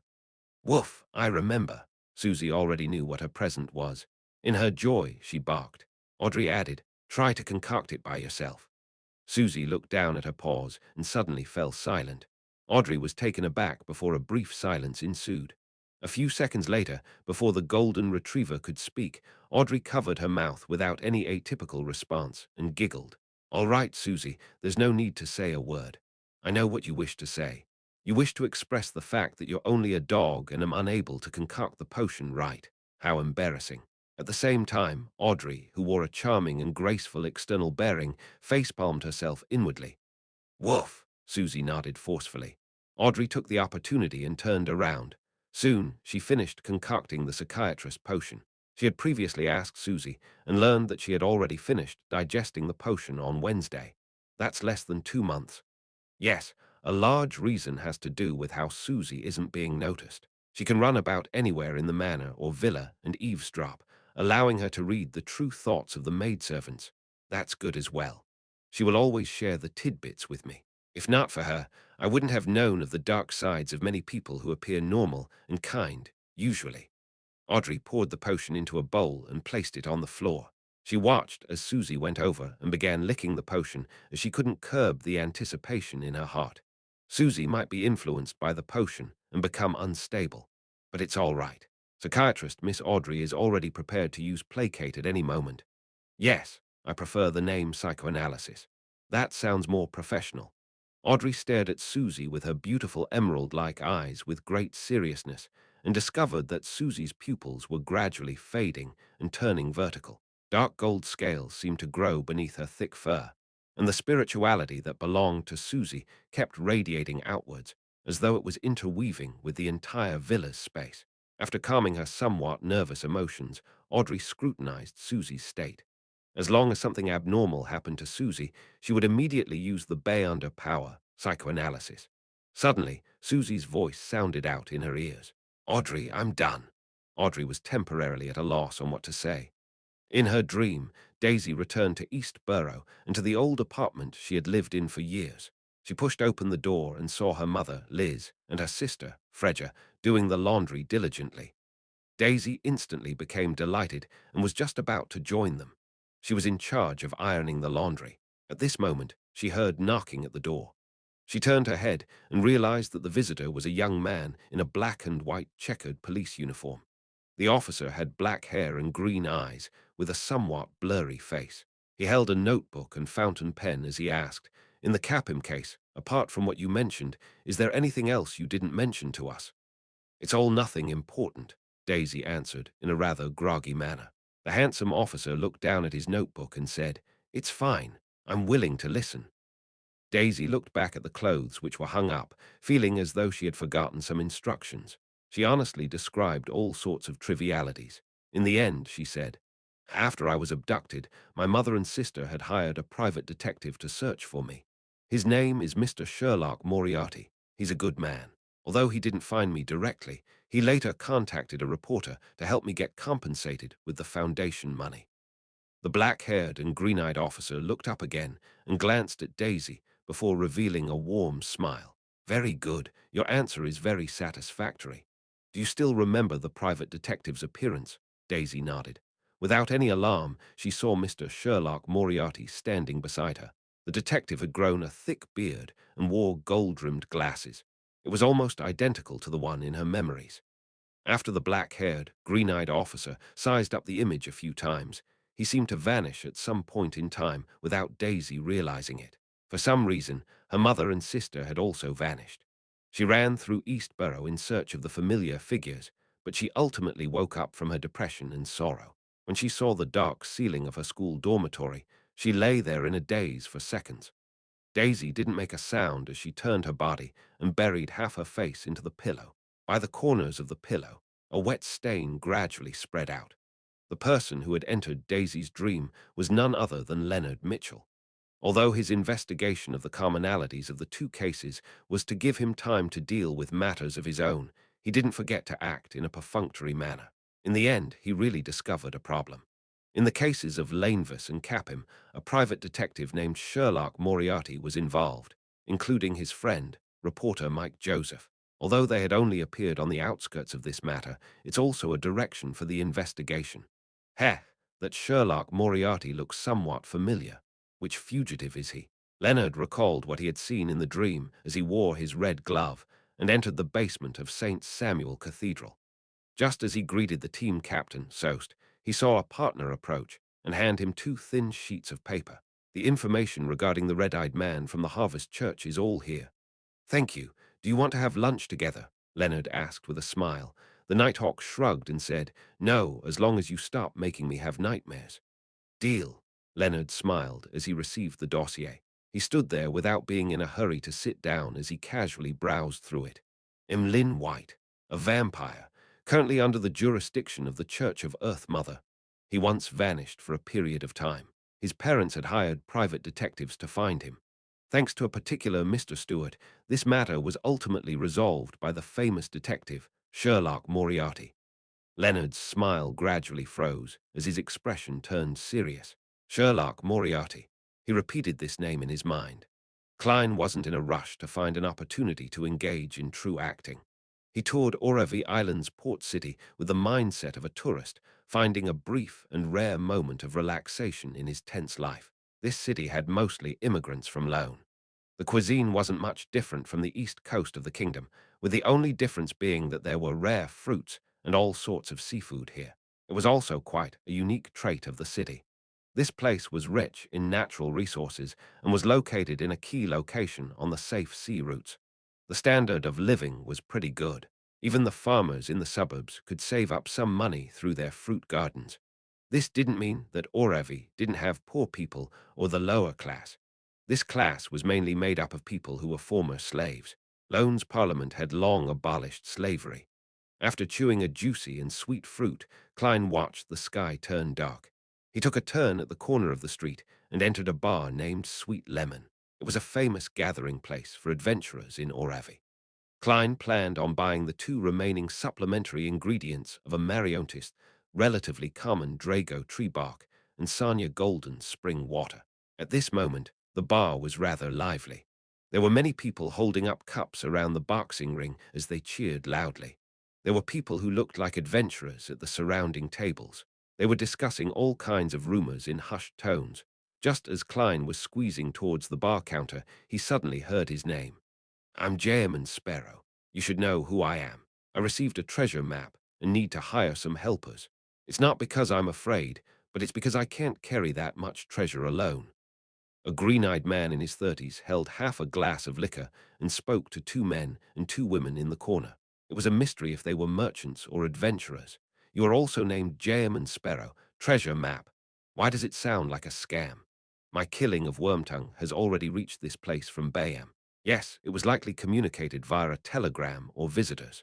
Therefore, many people know of my name and deeds, but do not know what I look like.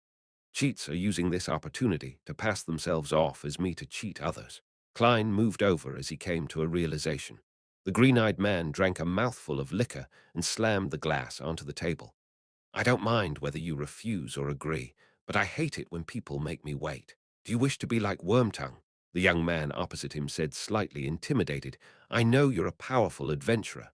"So," the green-eyed man cut off the man's words. At that moment, he felt his collar tighten as he was lifted up by someone and thrown out the door. Klein didn't provide an explanation as he directly threw the man out of the door with a stoic expression. Then he drew his revolver and aimed it at the spot where the man had fallen to the ground. He pulled the trigger without any hesitation. Bang! Just as the green-eyed man fell to the ground, he saw a spark light up at the ground near his crotch.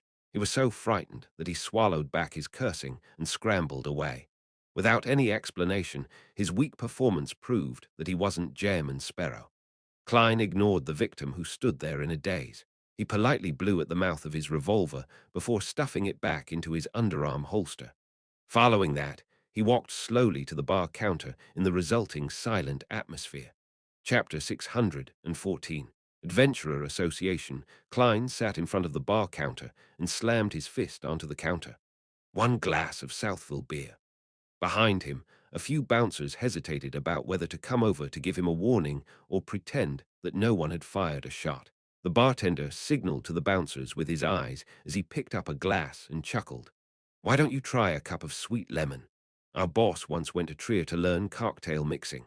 He has mastered many of the cocktail recipes left behind by Emperor Roselle, and he has created the most popular sweet lemon in Oravi on his own." Klein wasn't moved as he calmly replied, "I only drink beer." "All right." The bartender wasn't in a rush to get the bottle of Southville beer as he said with a smile, "Sir, are you an adventurer?" Klein nodded without saying an answer. The bartender didn't hesitate as he said with a smile, "Perhaps you should meet our boss. He's very friendly to new adventurers and is willing to treat them to drinks. Besides, there will be some aid offered to you." Klein, who had come with the intention of purchasing the supplementary ingredients of a Mariontist, didn't reject the offer. He took out a brass penny and flicked it before catching it firmly.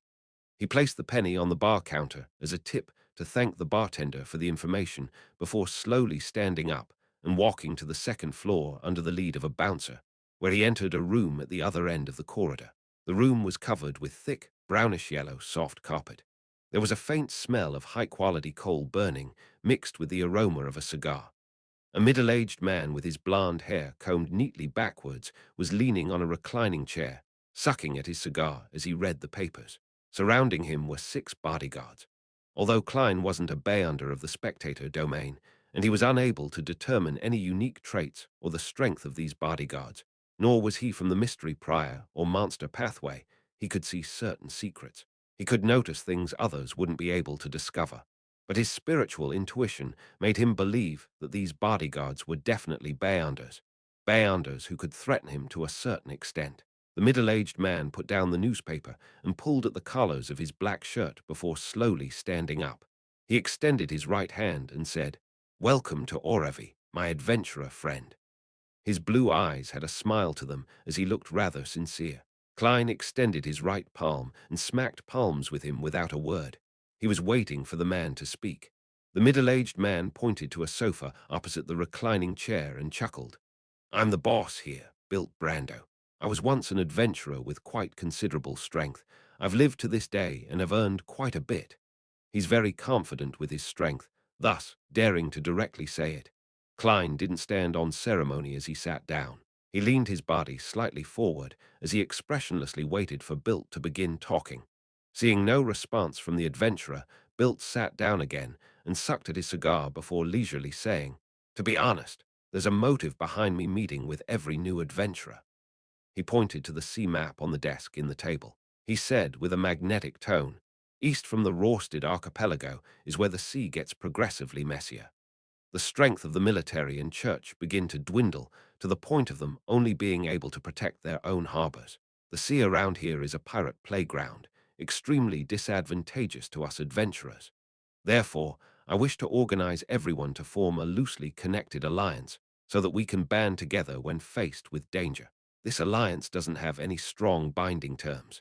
You can choose to turn a blind eye when other adventurers encounter danger, and no one will punish you. However, if you were to encounter a similar situation, don't hope for help to be provided. In addition, I can promise one point. Adventurers of the Alliance will be able to get the prices of the lowest nature when purchasing items from me.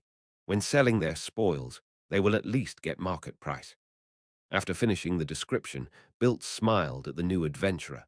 He chuckled and asked, "What do you think of it? Are you interested in joining this loose alliance? Don't worry, you won't need to make any additional payment.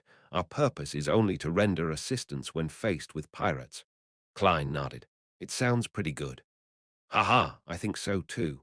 I once thought of naming this association the Adventuring Brotherhood, but I felt that Brotherhood is overly constrained, so I changed it to Adventurer Association," Bilt said in a self-deprecating manner. Having said that, he lowered his hand with the cigar and smacked his lips. He shook his head and smiled. "Sorry, I forgot to ask your name."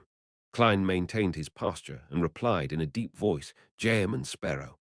"Jayman Sparrow." Bilt's eyelids jumped as his smile instantly stiffened. The guards around him clearly tensed up as though they were facing a formidable enemy. Bilt rapidly composed himself and didn't verify whether he was the real Jayman Sparrow or a cheat who was only passing off as Jayman Sparrow. He chuckled and said, "Is there anything you wish to buy? I have quite a lot of good stuff over here." "Sonia's golden spring water," Klein said, with a calm expression while inwardly feeling cautious. He didn't mention the Drago tree bark, since there was a high chance of buying the ingredient at herb stores. Bilt Brando heaved a sigh of relief and smiled. "Easy. £30 for 100 ml. Trust me, even if you head to Sanya Island, it will only be a few pounds cheaper than this price. Those barbarians from Fasak have sealed off the fountain source, so it's difficult for others to get any of it." "Deal." Klein had a rough idea of the price of the golden spring water, and he knew that £30 for 100 ml was indeed rather cheap. After completing the deal, Bilt was just about to speak after some deliberation when he suddenly heard knocking. After receiving his permission, a bouncer entered and leaned over, whispering into his ear. Bilt's expression instantly sank as his entire person appeared abnormally cold. He suffused an indescribable killing intent. Indeed, he has quite impressive strength. If he wasn't a famous adventurer in the past, he was a famous pirate. He should be a mid-sequence Beyonder. Klein looked at him as he calmly made an assessment. Bilt turned his head and said to Klein with some difficulty, "Mr. Sparrow, I have matters to tend to. We can have drinks together if the opportunity arises." "Okay." Klein slowly got up, without any intention of involving himself in Bilt's matters. Of course, this didn't mean that he wasn't curious, but curiosity was never something that could change the way he did things. After leaving Sweet Lemon, Klein successfully returned to his inn. City of Silver, daytime, which was marked by frequent lightning. After Derek Berg finished practicing all the different Beyonder powers of Solar High Priest, he followed the edge of the training field and headed for the Twin Towers. After numerous tarot gatherings, he gradually gained an understanding of the pattern and roughly knew the frequency of the alternating lightning before he would be pulled above the grey fog by Mr. Fool. And now was the final day. Because of this, he had to go to the library to read through historical information involving ancient gods so as to offer them to Mr. Fool. After passing through the partitioned area of the training field, Derek subconsciously looked inside and saw exploration members resting inside. It was the exploration team led by the six-member council's chief, Colin Iliad. They had recently finished the exploration based on the information they had received from Jack, and they had returned to the City of Silver, where they were now in quarantine. Derek retracted his gaze with a somewhat heavy heart as he went all the way to the steeple and went to the third floor where the library was. He was just about to walk to the bookshelf that held all the ancient books on legends when he caught a familiar figure through the corner of his eye. It was a fair and beautiful woman in her 30s. She wore a long black robe embroidered with mysterious purple patterns. Her curly, silvery grey hair cascaded down. She was none other than the elder of the six-member council who had been imprisoned for a prolonged period of time, Lovia Tiffany. She swept her faint grey eyes over as Derek felt his soul being penetrated. He couldn't help but stiffen for a second. "Greetings, Elder Lovia." He hurriedly lowered his head as he pressed his hand to his chest. Lovia walked over and nodded gently. "I've been removed from quarantine." She turned and left after calmly saying that, as though she was making an announcement. Derek stood on the spot as a layer of cold sweat seeped out from his back. Why has she been released? The six-member council has already determined that she's all right, Derek thought as his nerves tensed up in an abnormal fashion. Monday afternoon, above the grey fog, Klein placed his elbows on the armrest as he crossed his fingers and watched as beams of crimson light lit up before receding into blurry figures. Then he heard Miss Justice's brisk greeting. "Good afternoon, Mr. Fool." Chapter 615. Greyish-white fog. While Miss Justice was doing the greetings, the hermit Catlia maintained her silence as she observed as she did before. She didn't involve herself in matters, as though she was an outsider at this gathering. She watched as Miss Justice and Miss Magician conjured their Roselle diary pages to pay off their previous debts.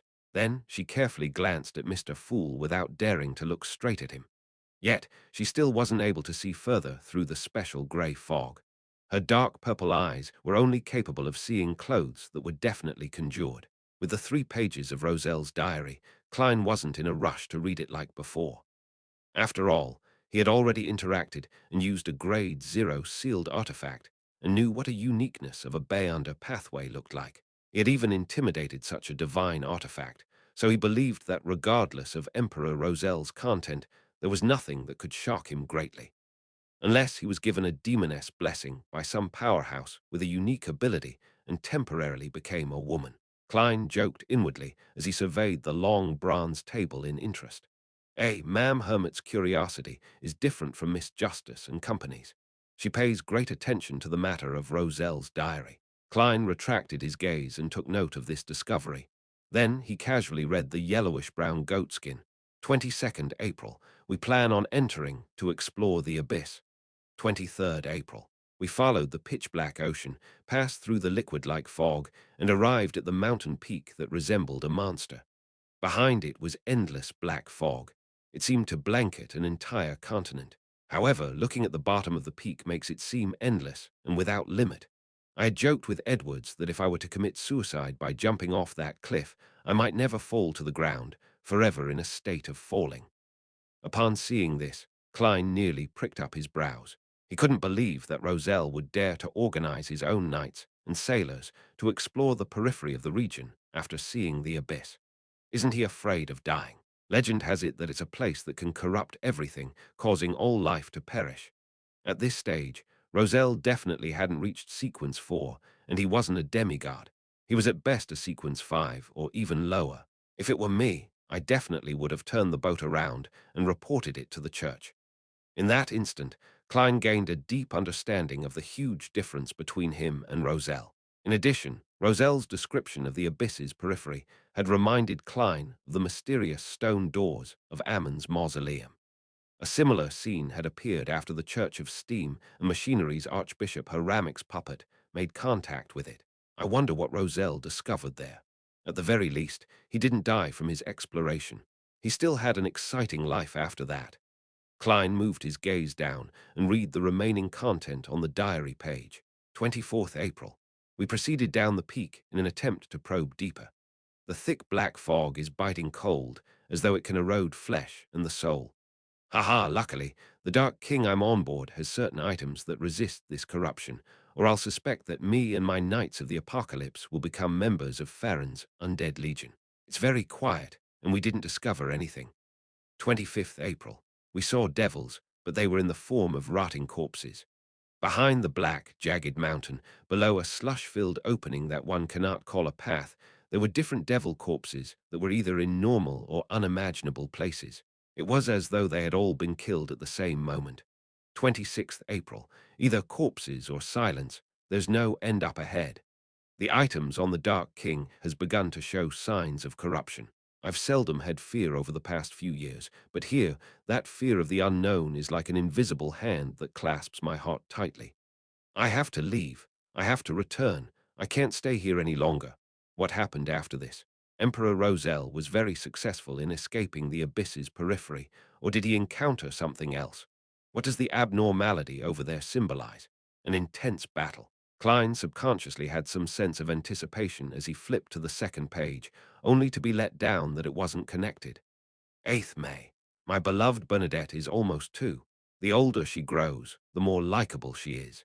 She's indeed a young lady who doesn't let down the excellent genes of her mother, and hearing her clearly call me daddy, and seeing her bubbly figure, I suddenly felt a sense of satisfaction. Ever since I transmigrated to this world, I've done many things. I can say that some aren't honorable, but I've not felt any shame about it, nor have I ever regretted it. On the one hand, this has to do with me finding it very difficult to curb my desires, making it easy for me to be influenced by my environment. Heh heh.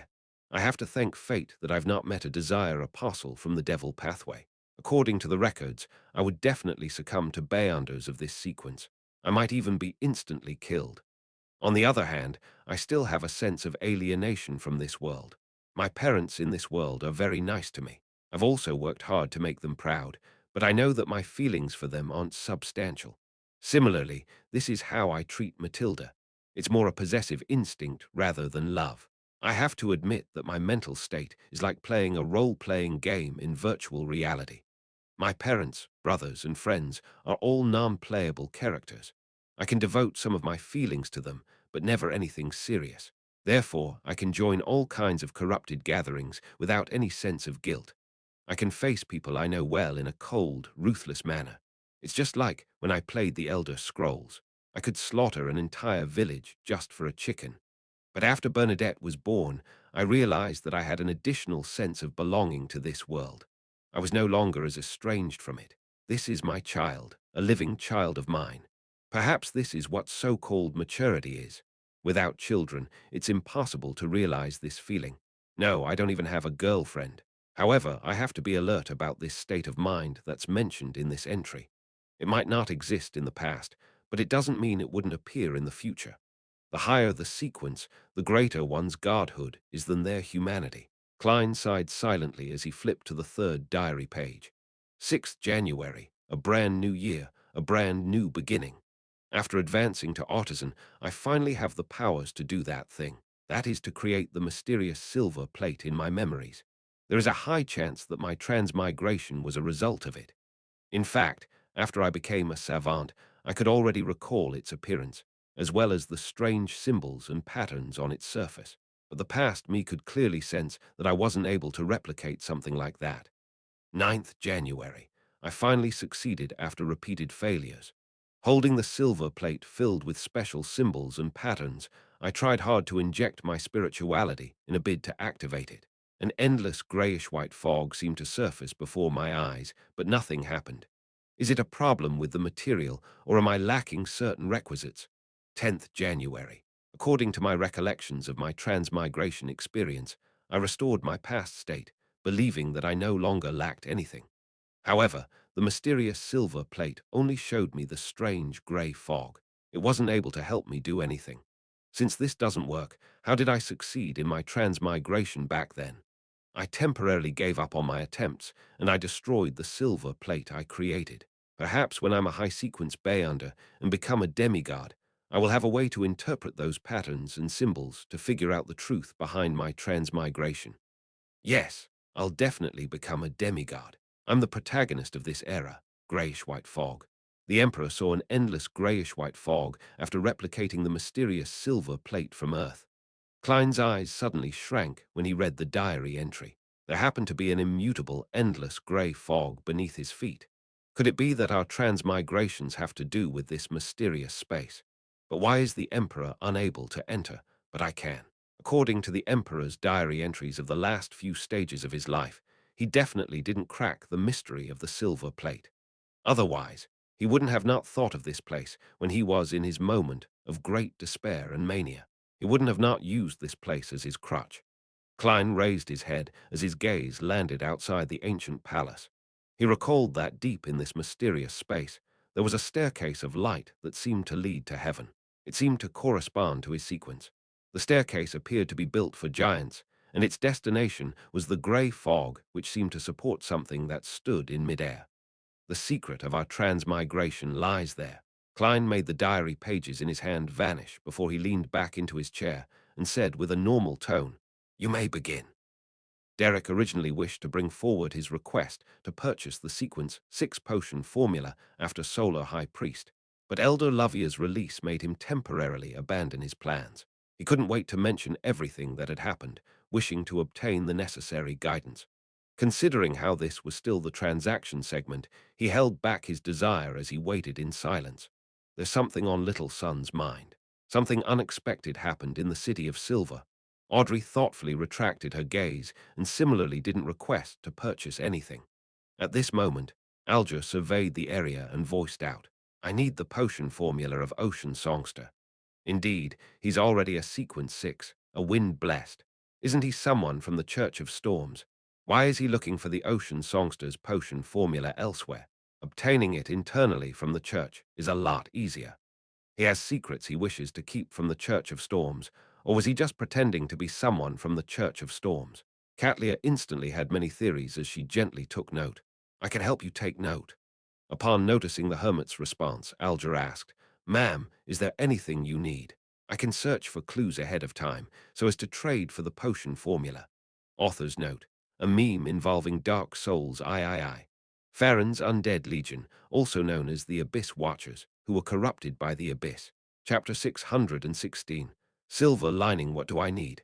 Catlia silently chuckled, having sensed that the hanged man was probing her with a very ordinary question. Any needs meant clues. Ignoring the fact that I've already obtained the potion formula for Sequence 4 Mysticologist of the Mystery Prior Pathway, and accumulating points for one of the main ingredients, even without anything, I have no lack of corresponding resource channels, and far more than one. Catlia had another thought as she recalled the Sea God scepter which Mr. Fool wielded. She then smiled and said, "I need a mystical item at the demigod level, the kind with acceptable side effects." At that instant, Alger nearly retorted, asking her not to crack a joke. Even in the Church of Storms, one wasn't necessarily capable of obtaining a similar item for years, much less a Beyonder who was obviously only a mid-sequence Beyonder. If I had an item at the demigod level without any real negative side effects, why wouldn't I keep it for my own use? Alger knew that the hermit was using mockery to respond to his attempt at sounding her out, but he wasn't as irascible as his peers. He slowly took a deep breath and said, "I'll keep an eye out. But ma'am, you should know very well that just an effective clue towards such an item might be enough to cover the cost of an Ocean Songster's potion formula."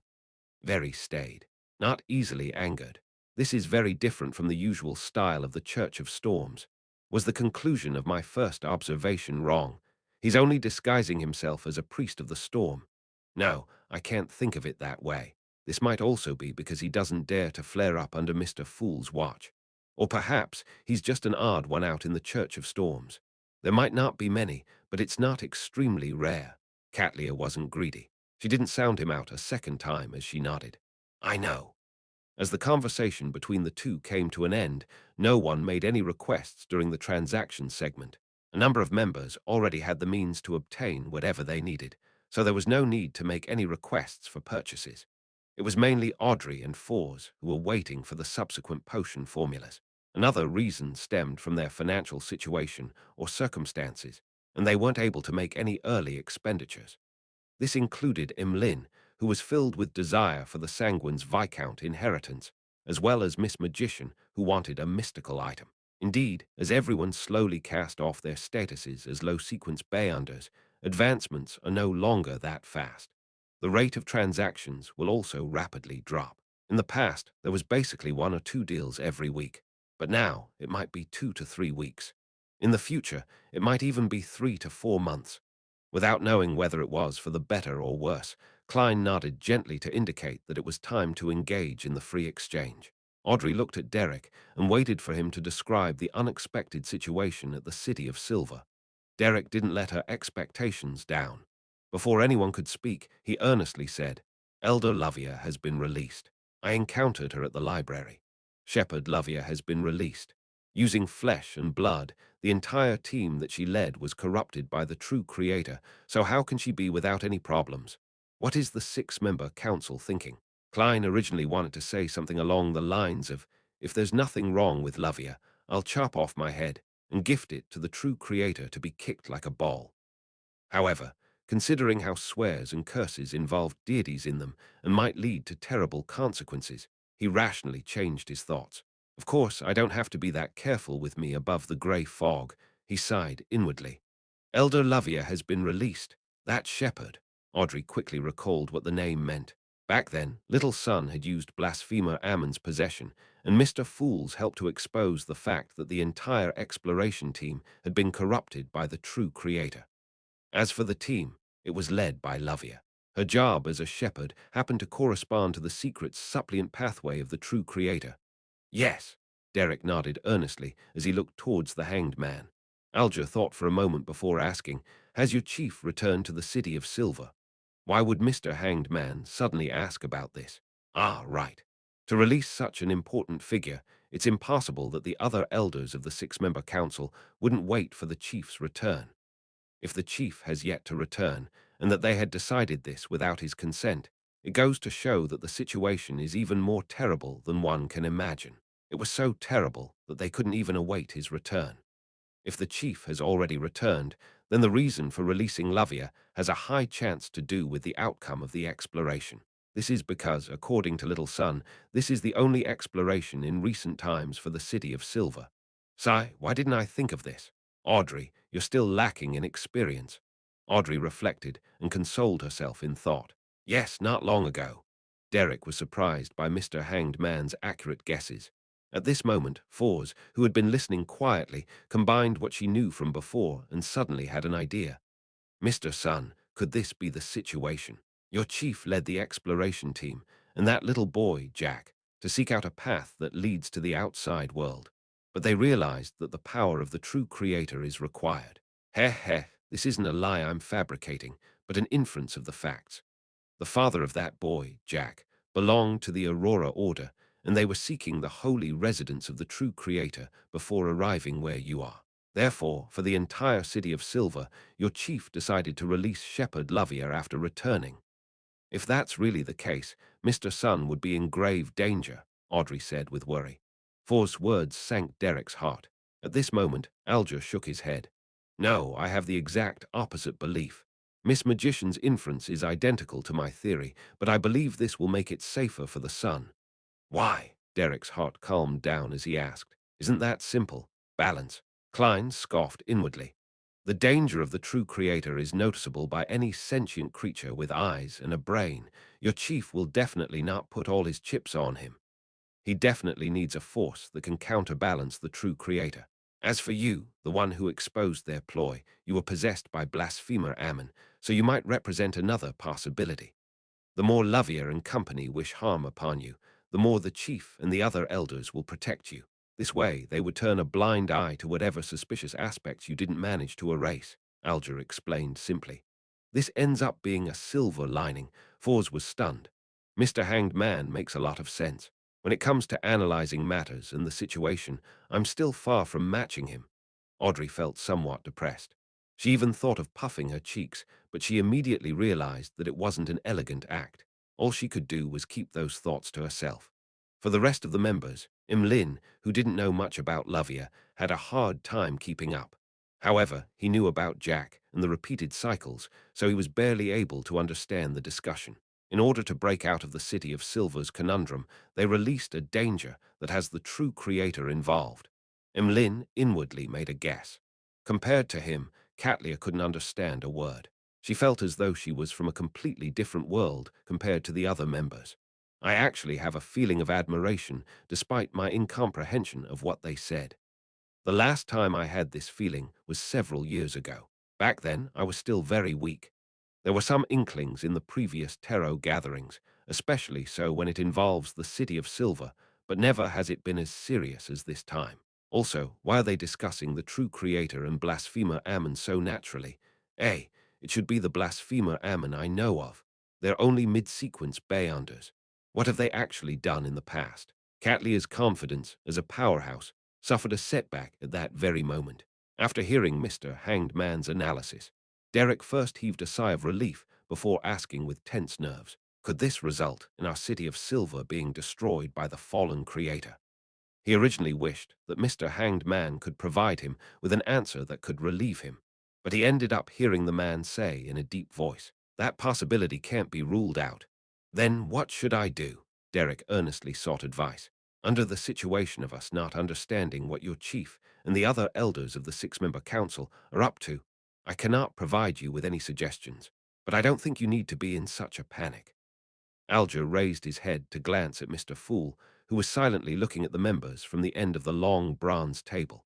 Tracing his gaze, Derek subconsciously looked over and saw Mr. Fool, whose extremely blurry figure was covered in the grey fog.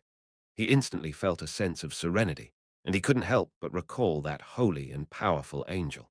Although I've foiled several of the true creator's ploys, I'll definitely not last a second if I were to really clash with him. The situation will devolve into the fool coming to his doorstep, but the true creator finding the fool completely lacking. Klein maintained his casual listening state without saying a word or showing any expression. Derek retracted his gaze and said to Alger, Mr. Hanged Man, thank you for your help. I will try to figure out what Chief and the others are planning. With the matter coming to an end, Katlia deliberated before saying, was the blasphemer Ammon you were talking about before referring to the ancestor of the Ammon family in the Fourth Epoch's Tudor Empire, the son of the Creator? Son of the Creator. Audrey was stunned by what Ma'am Hermit said. She instinctively turned her head to the end of the long bronze table and discovered Mr. Fool sitting there calmly, as though he was tacitly confirming Ammon's other identity. Chapter 617. The mysterious Adam, the son of the Creator. Alger was stunned by the hermit's description as he couldn't help but twitch his brows. However, he didn't directly inquire further because this could very likely expose certain matters. Besides, he was very confident that there would be other members asking. The son of the Creator, Fors asked with piqued interest. She never expected that Ammon had such a shocking identity, aside from the titles like Blasphemer and King of Angels. She was filled with curiosity over this.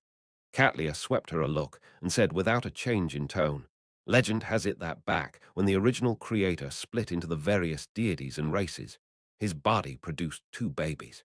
One of them was Blasphemer Ammon. The mural inside Ammon's mausoleum was somewhat different from your description. Back when Ammon and Adam was born, the creator had just awoken and withdrew the authorities of the ancient gods.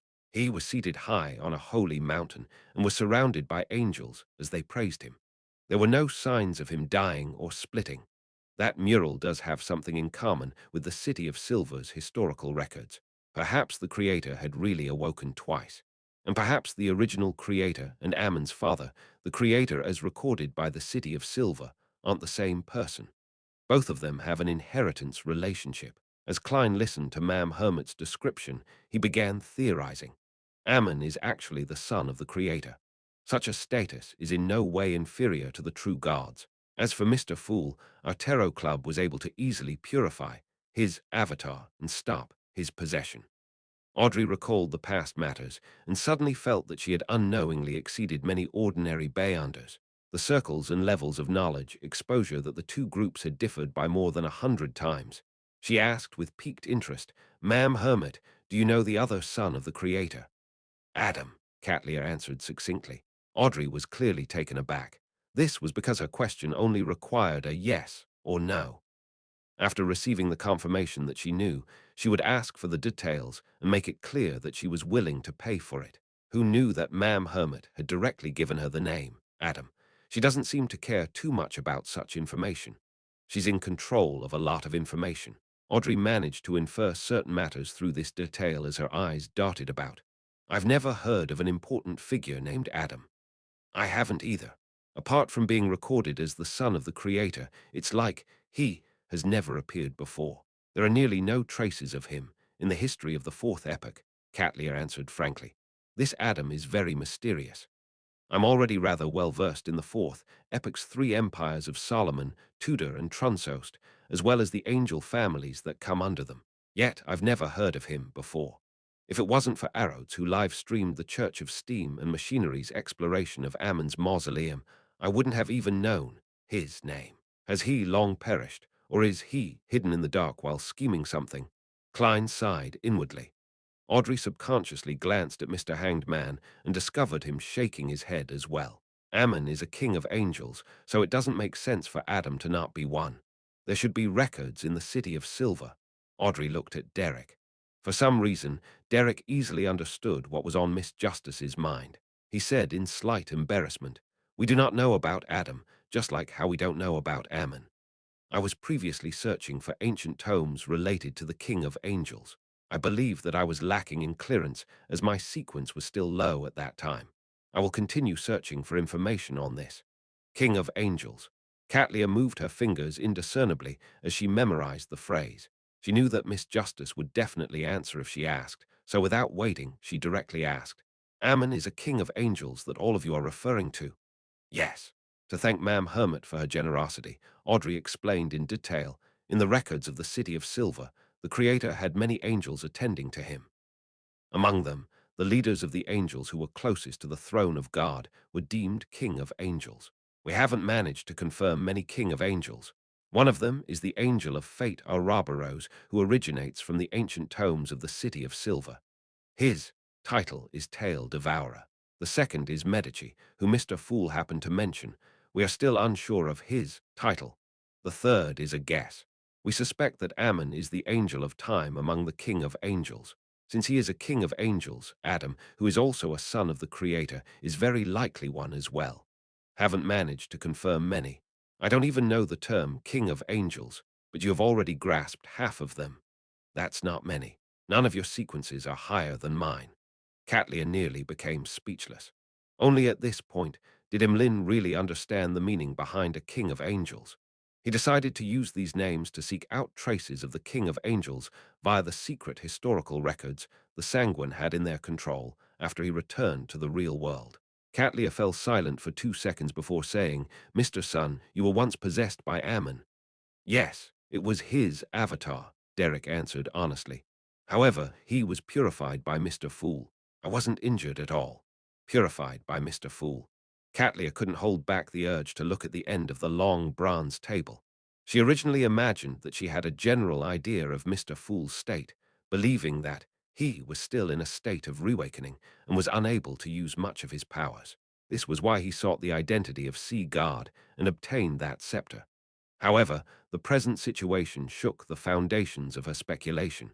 She felt that Mr. Fool was like an iceberg. What was hidden beneath the surface was even more terrifying and unfathomable.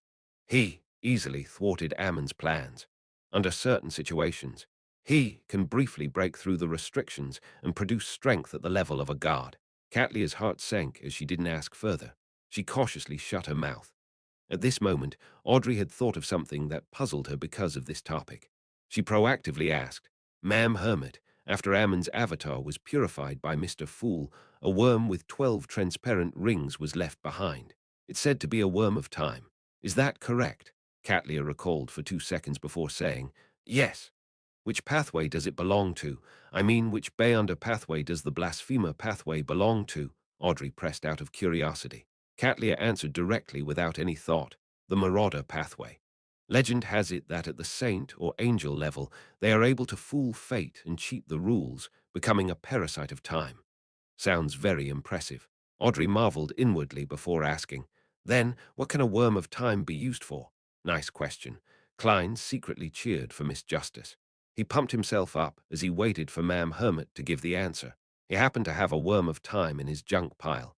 It's a material with rich spirituality and unique effects. It can be used in particular rituals or be used to create high-level charms. But as for how, I'm not sure. After Catlia answered, she suddenly sighed. She recalled the nightmare of being constantly pursued by knowledge, as well as the massive amount of information that could seemingly burst her brains. But even so, she still didn't know a lot.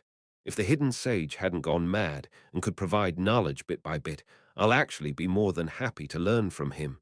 Catlia secretly sighed.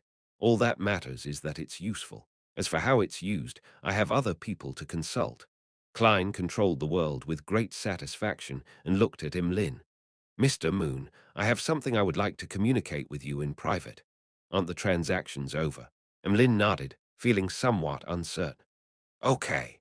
The world immediately requested for Mr. Fool's permission and successfully obtained the privilege of isolating everyone. Then he looked at Emlyn White and said, "I wish for you to present to me every action which Leonard Mitchell made in your memories." "Why?" Emlyn asked in puzzlement.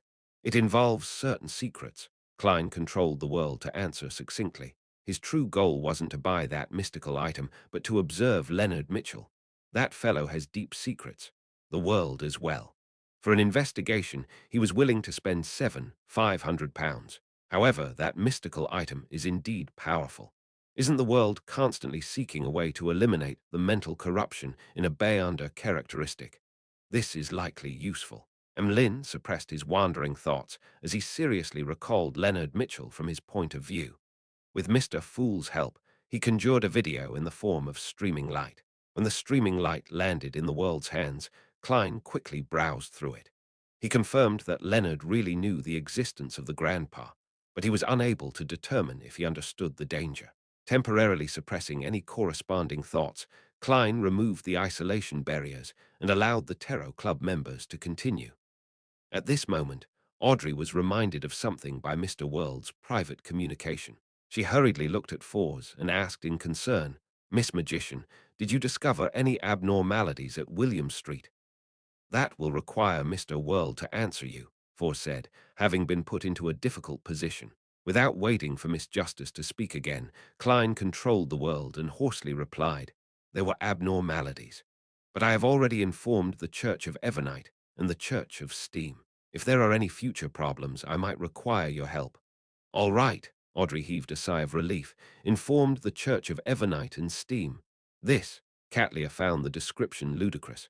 From what she knew, a secret organization like the Tarot Club was a natural enemy of the official Beyonders. There was no room for any compromises between the two, but the way the world had dealt with it, and the words he used had made it seem like the Tarot Club was an organization that cooperated with the official Beyonders. Colored by these feelings, she listened to the rest of the conversation before bowing and bidding farewell when Mr. Fool made the closing remark. Soon, Klein was the only one left above the grey fog. Chapter 618. Volunteer work second floor of the Sweet Lemon Bar in the boss's room. Bilt Brando held a cigar as he stood by the window. He was looking out, and his eyes were out of focus as he wore a dark and terrifying expression. At this moment, a bodyguard entered, bent his back slightly, and carefully said, "Sir, Sarthoth has returned from the east." "Let him in." Bilt tried hard to correct his expression. Sarthoth Yan was his assistant, an important member of the Adventurer Association. In less than a minute, Sarthoth, who was dressed in a linen shirt, brown jacket, and red headscarf, walked in. He looked to be in his 30s and had bronze skin. He had recessed eye sockets and a black mustache below and under his lips. He was obviously someone who spent most of his time at sea. Sarthoth bowed rather informally and sized up Bilt Brando. "Boss, something happened." "Yes, something happened. From the looks of it, it will fail." Bilt didn't keep the matter from him as he sighed. "I have no idea how I'm going to answer that important figure." Without waiting for Sarthoth to answer, he asked, "Have there been any changes at the Eastern Front?" "Still the same as usual. The pirates are still after every ship they can plunder. They even target each other. The Navy is only able to guard the various colonial posts, and they're barely able to maintain smooth passage through the sea routes while protecting the relatively important ships. There are often sea battles with both sides obtaining victories at times," Sarthoth said as he shrugged his shoulders. "The eastern front of the Sanya Sea is a pirate's playground." Bilt sighed in agreement. Sarthoth thought for a moment and added, "There has been some recent news from the islands on the eastern front. Apparently it first originated from the Black Death." "Vice Admiral Ailment. What news is it?" Bilt asked, his interest piqued. Sarthoth said with a solemn and excited tone, "Vice Admiral Ailment really encountered an assassination attempt and was seriously injured. And the person who attacked her was the adventurer, Jamin Sparrow." "Jamin Sparrow," Bilt blurted out. "Yes, it's him. He really is a powerhouse at the level of a pirate admiral. Even if it was a sneak attack, it happened on the Black Death. There were so many infamous pirates around, but he managed to successfully escape after dealing a heavy blow to Vice Admiral Ailment. He later hunted Wormtongue Mither," Sarthoth answered with affirmation while sighing. Bilt staggered before sighing. "That's important news. There are very few powerhouses at the pirate admiral level among adventurers. To be able to deal a heavy blow to a pirate admiral on her flagship, while alone such an operation can only be done if one is absolutely confident in themselves or crazy enough. Only a madman will infiltrate a pirate admiral's flagship in an attempt to assassinate her instead of finding another spot." Having said that, his expression changed slightly. "I met an adventurer named Jamin Sparrow last night." "For real?" Sarthoth's pupils shrank as he asked solemnly. "I can't be sure since I've never met the real Jamin Sparrow or seen his photograph or portrait." Bilt shook his head. Sarthoth thought for a moment and said, "You can search for the newspapers from the Rorsted archipelago to confirm his identity. So many days have passed. There should be tourists that would have brought over the corresponding news report and Sanya Morning Post. Yes, the government offices, police stations, churches, and charity organizations will subscribe to the important newspapers of the Rorsted archipelago." The Rorsted archipelago was the biggest colonial grounds of the Lone Kingdom in the central Sanya Sea. Its influence radiated outward, so there was no doubt that Oravi Island, which was within a distance of 3 days of travel, was part of its domain of influence. The official organizations and churches all subscribed to the newspapers and magazines of the area, so any non-crucial news would be received in 3 to 4 days. "All right," Bilt nodded as he probed deeper. "Do you have the exact details of Jamin Sparrow's assassination attempt on Vice Admiral Ailment?" Sarthoth thought for a moment and said, "It said that Jamin Sparrow is able to change into anyone, just like Vice Admiral Hurricane Kilangos. It's with that power that he successfully infiltrated the Black Death and found an opportunity to carry out the assassination." "He can change into anyone." Bilt's eyes lit up. "No, that won't do. That's a crazy guy who dares to infiltrate the Black Death to assassinate Vice Admiral Ailment. He causes one to instinctively fear him and distance themselves from him." The light in Bilt's eyes dimmed. "Furthermore, I don't even know if he's the real one or not." He subconsciously shook his head. "I wonder when the Nighthawks and Machinery Hivemind will take action and deal with the abnormality at Williams Street. I hope they do it as soon as possible." Amidst his thoughts, Klein left the grey fog and returned to the real world. After some consideration, he took out a piece of paper and laid it out on a brown desk. He wrote with a dark red fountain pen, asking about Mr. Azik's recent situation, before mentioning how he had discovered that someone had a parasite in him while he was searching for a mystical item that could steal the Beyonder powers of others. Following that, he seemingly asked in passing if there was a way to avoid the parasite and inform the host. With this as a topic starter, he added how he learned from others about information regarding the Worm of Time that was related to high-sequence Beyonders from the Marauder pathway. He also mentioned that he knew that such an item could be used as a sacrificial item in important rituals or as a material in high-level charms. However, he had no idea how to produce them. Phew. Klein put down the fountain pen, folded the letter, and brought the copper whistle to his lips. He blew at it forcefully. White bones spewed out like a fountain, forming a gigantic skeleton messenger. But this time, the messenger didn't bore out from downstairs, and it instead tore through the ceiling like many times before, looking down at the summoner from above.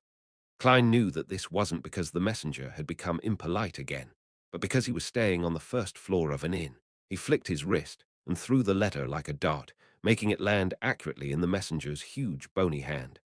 The flames in the messenger's eye sockets flickered as though it was observing Klein, but ultimately nothing happened. Its body disintegrated into a waterfall made of bones as they drilled into the ground. After everything was done, Klein didn't spread open the paper crane. He erased what had been written and wrote the same content to seek advice from the snake of Mercury, Will Ossipton. This was because he realized something terrible. The paper crane wasn't a mystical item or Beyonder weapon. It was an ordinary piece of paper that had been folded. After repeatedly having its content erased by an eraser, it was beginning to show signs of its structural integrity failing.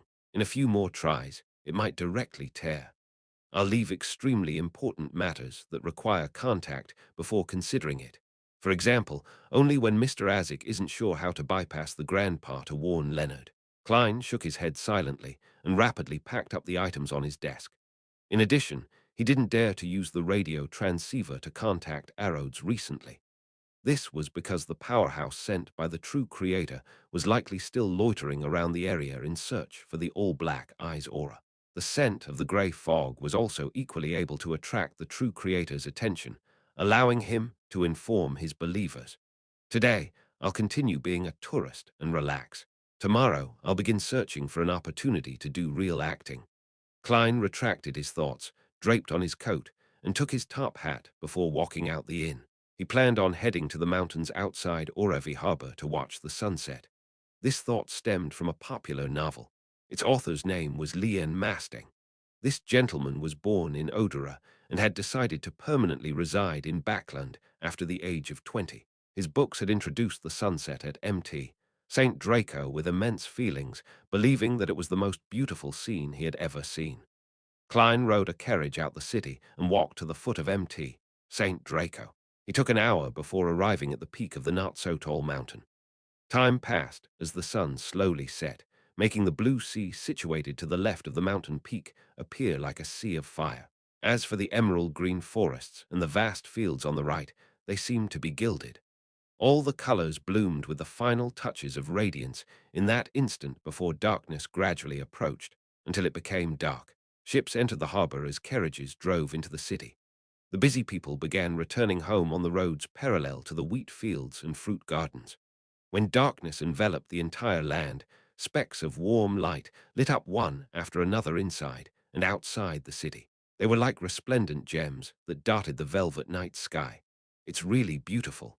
Klein admired for a moment until all the lights from each family were reflected in his eyes. He turned around in silence and walked down the mountain path. Accompanied by the dark trees, he returned to the foot of the mountain before walking for some distance until he hired a carriage along the periphery of the port city. The carriage stably proceeded forward as the dim yellow halos from the iron-black elegant street lamps silently illuminated the ground, receding backwards into the distance. After some time, Klein returned to his inn. He took out his key and opened his door. There was a bed, a desk, and a chair in the room, silently sitting there in the rich darkness. They silently reflected some of the crimson luster. Klein closed the door very gently and walked to the window. He stood in the shadows created by the curtains and remained motionless for quite some time. The lights outside were still bright. Early the next morning, Klein turned on the tap and patted his face with ice-cold water, rejuvenating his entire body. He had already thought of a way to engage in true acting. It was still the hospital where death could occur at any moment. In the past, Klein had only circled the area without much focus. Loitering around had made it hard for him to find any suitable targets. This time, he planned on using some time of volunteer work to stay in the hospital for prolonged periods of time. He could provide hospice to the dying patients who temporarily didn't have their family beside them. By doing so, he could await the targets he needed. After having breakfast, Klein arrived at 10 Blackfriars Street and entered the Oravi Hospice Foundation. This was a charity organization of the Church of the Evernite Goddess. One of its responsibilities was to provide the various hospitals with trained volunteers. Klein came to the registration booth and saw the female employee reading the papers. Hence, he lightly tapped the table to attract her attention. "Is there something I can help you with?" The lady lowered the papers and asked. "I wish to do some volunteer work," Klein said succinctly. "Name?" The lady looked up at him. Suddenly, her eyes froze as her right hand trembled. The fountain pen she had just picked up fell to the ground. In the papers in front of her was a portrait that looked almost realistic. The portrait's owner was that of the crazy and dangerous adventurer, Jem Sparrow. Chapter 619, Unable to Speak Oravi Hospice Foundation. The lady responsible for volunteer registration hurriedly bent her back as she frantically searched for the fountain pen which had dropped. At this moment, Klein also noticed that she was reading a news report paper from a few days ago. It was back when his portrait and escapades were published. This area subscribes to newspapers from the Rorsted archipelago as well. From the time it takes to sail between the places, it's true that they can only read news from 3 to 4 days ago. If I had known earlier, I would have worn a new face and thought of a fake name before coming. Klein stood in front of the desk as he thought helplessly. The lady in her 30s finally picked up the fountain pen, raised her head, and said with a trembling voice, "Why you want to do volunteer work?" "Yes," Klein gave an affirmative answer. "But you're an adventurer," the mortified lady stammered for an excuse. She instinctively didn't want such an extremely dangerous person to do volunteer work. Being famous isn't necessarily a good thing. Forget it. I'll switch my appearance and name before coming again. Klein had the intention of giving up as he questioned her without any emotion. Who made the rules that adventurers can't do volunteer work? The lady responsible for the registration was on the brink of tears as she blurted out, "It wasn't me." The volunteer registration room became abnormally quiet. Klein was first taken aback before he felt like laughing. It took him a great deal of effort to maintain Jem Sparrow's image. After the lady calmed down, she sensed that her answer was clearly problematic. She forced a smile and said, "No, I mean this isn't regulated by anyone. My impression of adventurers is that they are very busy. They need to be out at sea and have very little time to do volunteer work." "That's them," Klein answered succinctly. The lady held her palm to her mouth as she revealed a smile. "All right, I'll immediately help you with your registration." As she spoke, she pulled out a form and handed it over. "Please fill it in. We will provide the corresponding training and volunteer jobs according to your requests. We will contact you, or you can always come over to inquire for any updates." She had already made up her mind not to put Jem Sparrow's form into the docket. Instead, she would hand it directly to the Foundation's person in charge and the police. "Goddess, why is this dangerous fellow here to do volunteer work?" She secretly drew a crimson moon on her chest. Klein nodded in silence. He took the form and sat down. Picking up a fountain pen, he began filling in his basic information. During this process, a man in a doctor's gown entered and asked, "Joanna, are there any new volunteers? We'll begin the morning training." Joanna, who was in charge of the registration, had the intention to shake her head. However, Jem Sparrow, who sat opposite her, gave her an intense sense of pressure even though he remained silent and didn't raise his head. She didn't dare to lie. "There is," she first replied to the man and then looked at Klein. "Mr. Sparrow, do you wish to receive the basic training for volunteer work now, or do you wish to wait until tomorrow?" Klein thought for a moment before saying, "Now." He planned on familiarizing himself first, allowing him to show his professionalism at volunteer work after changing his identity. That way he could quickly help out at a hospital. Joanna clearly drew a breath and said, "Then follow Mr. Gravier after you are done filling in the form." "All right," Klein replied calmly. Half an hour later, the calm and polite adventurer who had his madness hidden in him stared at the abnormally dirty toilet in front of him. He held his breath and said, "Scrub it." "Right. You have already received the basic training on how to carry a patient. However, that isn't the most common task we do at a hospital. We're mainly in charge of cleaning a patient's vomit or changing and washing the linen. as well as maintaining the cleanliness of the washroom. Heh heh, matters such as bandaging wounds are left to the professionals. We only need you to have the basics grasped. Gravier pinched his nose as he pointed to the stained toilets. A volunteer has already demonstrated it to you. Please begin. This is very different from what I imagined. Completely different. Klein's first reaction was to turn his back and leave, but he ultimately picked up the cleaning tools with a deadpan expression. He held back his disgust and went over before crouching down. Then he leaned back a little as he extended his right arm. At noon, Klein took off his white gown and wore his top hat before leaving Oravi Hospice Foundation with a cold expression. He had serious second thoughts about continuing the volunteer work to find opportunities for real acting. Only when his carriage arrived at the Sweet Lemon Bar did he steel his resolve to continue the attempt.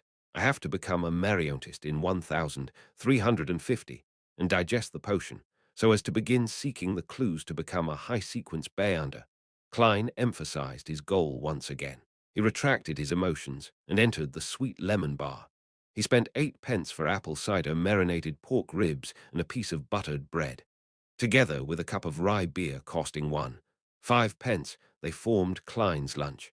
He finished eating in an unhurried fashion before using a handkerchief to wipe his mouth. He said to the bartender, "Where's your boss? I have something to talk to him about." Since he had already verbally agreed to join the Adventurer Association, Klein naturally didn't plan on missing the opportunity to use this loose alliance. He planned to ask Bilt Brando to contact unaffiliated artisans or artisans who were willing to moonlight. He wanted an artisan to create an item like Azic's copper whistle, so he didn't need to set up a ritual and chant the incantations every time he summoned his messenger. It was complicated, troublesome, and a waste of time. Of course, if Bilt Brando didn't know an artisan, Klein didn't plan on forcing the matter. After all, joining the Adventurer Association didn't require him to pay. The bartender pointed to the staircase and said, "He's on the second floor. If you've already agreed to join his association and have seen those bodyguards, then they'll let you up." Klein nodded indiscernibly and slowly got up before walking towards the staircase. Indeed, no guards stopped him. Only when he reached the second floor did a bodyguard approach him to inquire about his purpose. Thanks to his reputation as Jayman Sparrow, he easily met Bilt Brando again. He also saw an unfamiliar man beside him. "My friend, Sarthoth Yan, an important member of the association." Bilt pointed to the man in a red headscarf. At the same time, he exchanged looks with the man and saw the seriousness and puzzlement in each other's eyes. After a simple greeting, Klein got a chair to sit on. He directly said, "I wish to obtain the help of an artisan. I wonder if the association is able to provide any clues." "Artisan." Bilt sucked at his cigar and paused for a few seconds. He deliberated for a moment before saying, "I do know an artisan, but he's unwilling to meet strangers. This will bring him grave danger. If you have any requests, then I can be the middleman. I believe I have the required reputation to do so." To most churches, mid- and low-sequence beyonders without any evil intentions could be ignored at times. However, artisans needed to be dealt with indiscriminately. Otherwise, the mystical items they created could flood the markets, bringing about extreme unrest to human society. From the looks of it, the Adventurer Association, which Bilt organized, isn't just wasting money. At the very least, it has amassed quite a lot of resources and information channels. Klein took out the Murloc bladder, which he had long prepared. "I wish to make this into a ring, mainly to provide one with underwater mobility." He temporarily didn't mention the messenger, planning to test the artisan's ability and Bilt's reputation. If the messenger summoning incantation became widely known, it would create quite a bit of trouble. A sequence 9 Beyonder characteristic isn't expensive. Even if Bilt succumbs to greed and usurps the created mystical item, it doesn't matter. After all, I have a bunch of charms from the Sea Guard domain. Furthermore, it's not like I can't find him to settle the debt. This is better. For him to be able to organize an adventurer association, he definitely has plenty of money and ingredients. As Klein's thoughts reeled, he couldn't help but size up Bilt. In that instant, Bilt shuddered for some baffling reason. All the hair on his back stood up. He felt as though Jayman Sparrow's eyes looked like he had seen a treasure trove. As treasure, this wasn't a good experience at all. Bilt glanced at Sarthoth and forced a smile. "This is a Murloc's bladder, right?" Making a material at this level into a mystical item basically wouldn't have any accidents. The artisan's fee is £150. You can pay me after it's crafted. A very fair price. Klein nodded silently as he threw the Murloc bladder over. After Bilt caught it, he added, "Help me ask the artisan if he has the ability to fix the summoning ritual of a spirit world creature onto an item which can be used for at least a year." "No problem." Bilt heaved a sigh of relief before signaling to Sarthoth with his eyes. Sarthoth rubbed his depressed eye socket and took a step forward. "Mr. Jayaman, would you be interested in heading out to sea soon? We already have a few pretty good ships. They're planning on hiring manpower to the Eastern Front to hunt pirates. Interesting, but my focus right now is to digest my potion." Klein calmly shook his head. Sarthoth's smile froze before vanishing. He didn't say anything further, as it was a rejection from an adventurer at the pirate admiral level. He and Bilt had already found the relevant newspapers and confirmed the authenticity of Jam and Sparrow. Klein slowly stood up and pressed his top hat to his chest before bowing slightly. "Thank you for your help." Bilt's facial muscles twitched a little as though he was holding back something. He had something to say, but he wasn't able to say it out loud. Finally, he slowly drew in a breath and smiled. "I believe we should hope for a pleasant partnership." Klein sensed Bilt's and Sarthoth's abnormality, but he suppressed his puzzlement and didn't ask. "I can't ask. There will be trouble once I ask. I have to focus on digesting the potion." Klein turned around and walked to the door before turning the doorknob.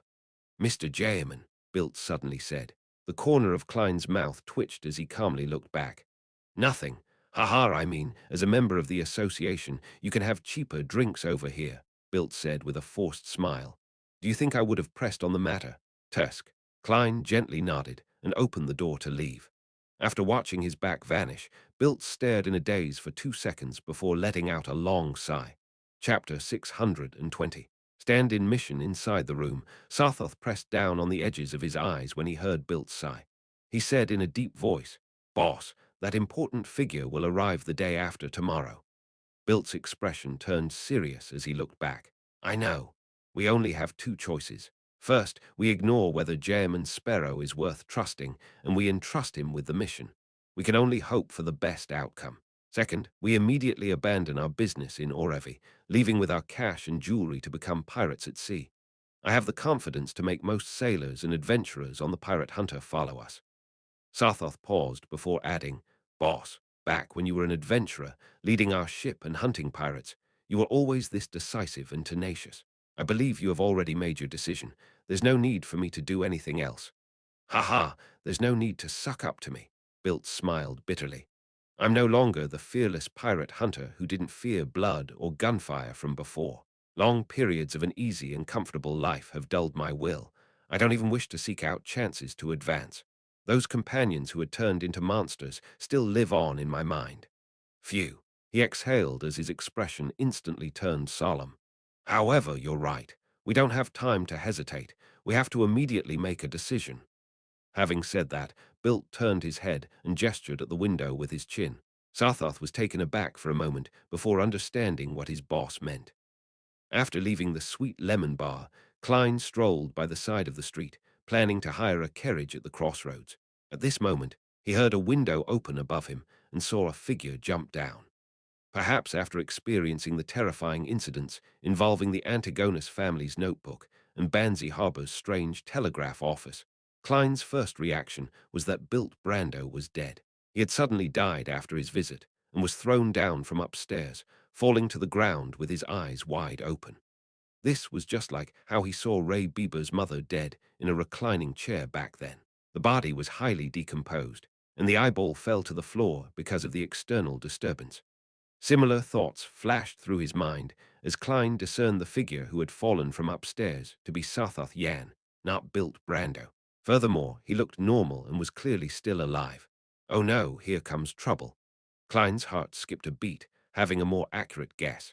If it were himself, he definitely would have pretended not to see Sarthoth Yan jump off the building to intercept him, running before the man could even say a word, and until he shook him off his tail. It would be akin to how Admiral of Stars was being pursued by knowledge.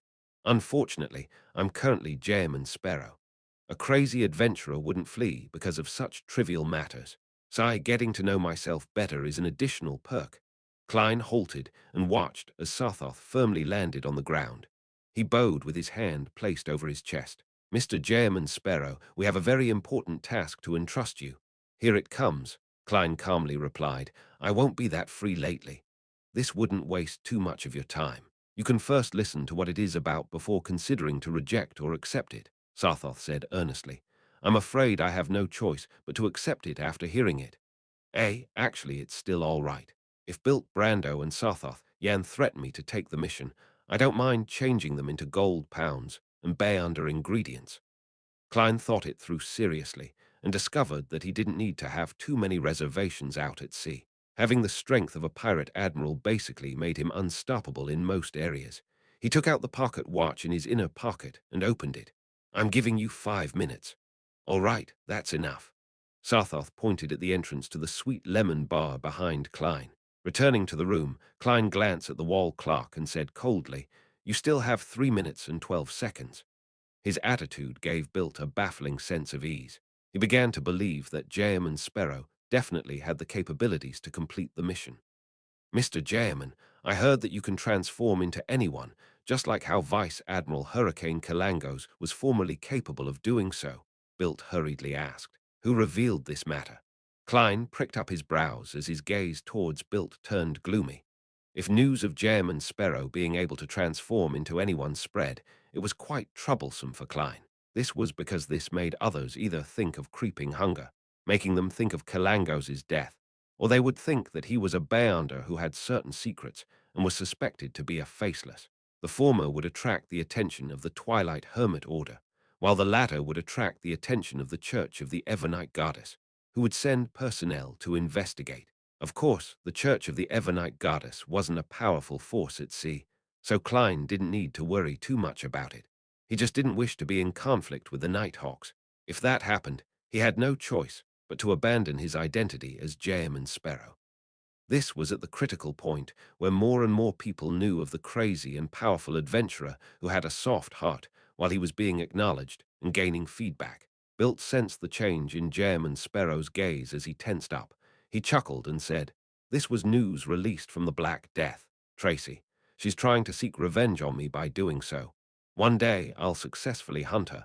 Klein nodded slightly and said, You can think of it as real. He didn't explain how he received his powers of shapeshifting, as this didn't match Jayman Sparrow's persona. Bilt heaved a sigh of relief and said after 2 seconds of silence, We're helping an important figure to search for a stand-in. Under Jayman Sparrow's ambiguous gaze, he explained in detail, That important figure needs to independently deal with a secret matter that he doesn't want others to know of. Therefore, he needs a stand-in to represent him in dealing with his daily affairs. He would meet different guests and socialize with his mistress without revealing a problem. He will take 3 to 5 days to return. We had already found someone who looked like him, spending a great deal of time to correct his posture and accent, and we had informed the good news to the important figure, who knew that the tramp would overeat and suddenly die last night. That important figure is about to begin his operation. We do not have the time to look for another person who looks like him, so we can only seek your help. Isn't this the true acting opportunity I've been looking for? Klein was moved. However, he sharply noticed one point. To be addressed as an important figure by Bilt, leader of the Adventurer Association, it definitely meant that the person was an important figure. Matters that happened around an important figure were often not simple. It contained quite a considerable risk. Klein thought for a moment before asking in a deep tone, Do you think that this matter will be dangerous? No, as long as you aren't exposed, there shouldn't be any danger. You need to represent the important figure and appear at social conventions. Heh heh, no one would dare assassinate him. Yes, I know what you're worried about. You're afraid that this important figure would silence everyone who knows about this matter after it's done. Don't worry, the pirates have fabricated plenty of vicious rumors about him, so even if this matter succeeds, no one will believe it even if you divulge this in the future. It will only be treated as a joke, Bilt said with a smile as he spread his hands. Klein no longer bothered with the topic and switched to asking, What kind of payment are you offering? 0 pounds, and 3 chances to get the artisan to make something for you. Heh heh, I'll pay for all expenses apart from the materials. Bilt made an offer which he believed Chairman Sparrow wasn't unable to resist based on what had been previously entrusted to him. It's not bad. Besides, it gives me a chance to do true acting. Klein took a look at the wall clock and said, I'll return and consider. I'll give you the answer in the evening. Regardless, he had to head above the grey fog to divine the level of danger, considering how Bilt and Sarthoth were sequence 7, or even sequence 6 Bayanders. Klein didn't directly request to head to the washroom in front of them to prevent them from sensing a problem. As the important figure's identity hadn't been revealed, Bilt wasn't too worried. He nodded. All right. I hope for a pleasant partnership. Williams Street. A stout man from Fasak who was nearly 2 meters tall was searching for clues. Suddenly, he felt his spiritual perception trigger as he looked up. Light, which resembled the morning sun's rays, surfaced around his body, illuminating the surrounding houses and street lamps as though they were illusions. At the same time, sparks soared on the street as all kinds of supernatural phenomena appeared. Indeed, the Sauron family has sent people over. The man from Fasak who had his suspicions cast his gaze straight down the street. He saw nighthawks wearing red or black gloves as black gun barrels covered with complicated patterns extended out of the rooftops. They were aimed at him, while the surrounding passers-by didn't seem to notice anything amiss. He also saw the Church of Steam and Machinery's Archbishop of the Backland Diocese, Haramic, and the Church of the Evernite Goddesses Archbishop of the Backland Diocese, Saint Anthony. Immediately following that, he caught sight of members of the Sauron family raising their hands above their heads through the corner of his eye. The powerful Fasak spies also did the same thing. They had decisively chosen to surrender. Resistance only spelled certain death. There was still a chance of being repatriated by surrendering. At 6:30 that evening, Klein once again came to the Sweet Lemon Bar where he met Bilt and Sarthoth. He expressionlessly said, an advance of £500. Then you will need to tell me who I'm supposed to change into. Bilt couldn't hold back his smile as he gestured for Sarthoth to collect the funds from the safe while saying with a deep voice, he's the kingdom's highest-ranking navy commander of the Central Sarnia Sea, His Excellency Admiral Amirius Revelt, a real demigod. Chapter 621, Governor General's Office Banquet Admiral Amirius Revelt, a true demigod. Upon hearing Bilt's reveal, a few words immediately appeared in Klein's mind. I'm sorry. Bye. Chairman Sparrow pricked up his brows slightly as Bilt hurried to explain. This wouldn't influence the difficulty of the mission. There's no need for anyone to display a demigod's powers throughout the duration of the mission. He cleared his throat and forced a smile. To make the mission not as difficult, His Excellency has specially arranged for him to inspect the Oravi naval base for a few days. This way, he doesn't need to stay in the Central Sarnia Sea's Navy headquarters, the City of Generosity, Bayam. As such, he will avoid see King John Cartman and the Governor-General of the Rorsted Archipelago, George Negan. He would avoid most of the subordinates he's familiar with, and he'll avoid his family, who operates the family estate over there. He will also avoid his mistress, who he's most familiar with. That is to say that you wouldn't need to face demigods or the test of the masses. Here, there will only be 3 people who are familiar with His Excellency. The first is his secretary, Lieutenant Colonel Lewin. He belongs to M.N.E., and he's in charge of monitoring His Excellency. He likely uses many names, and I'm not sure which is his real name. The second person will be the local mistress His Excellency has here, a beautiful lady by the name of Cynthia. It's said that her ancestor was a noble before his title was stripped, and his family was exiled here.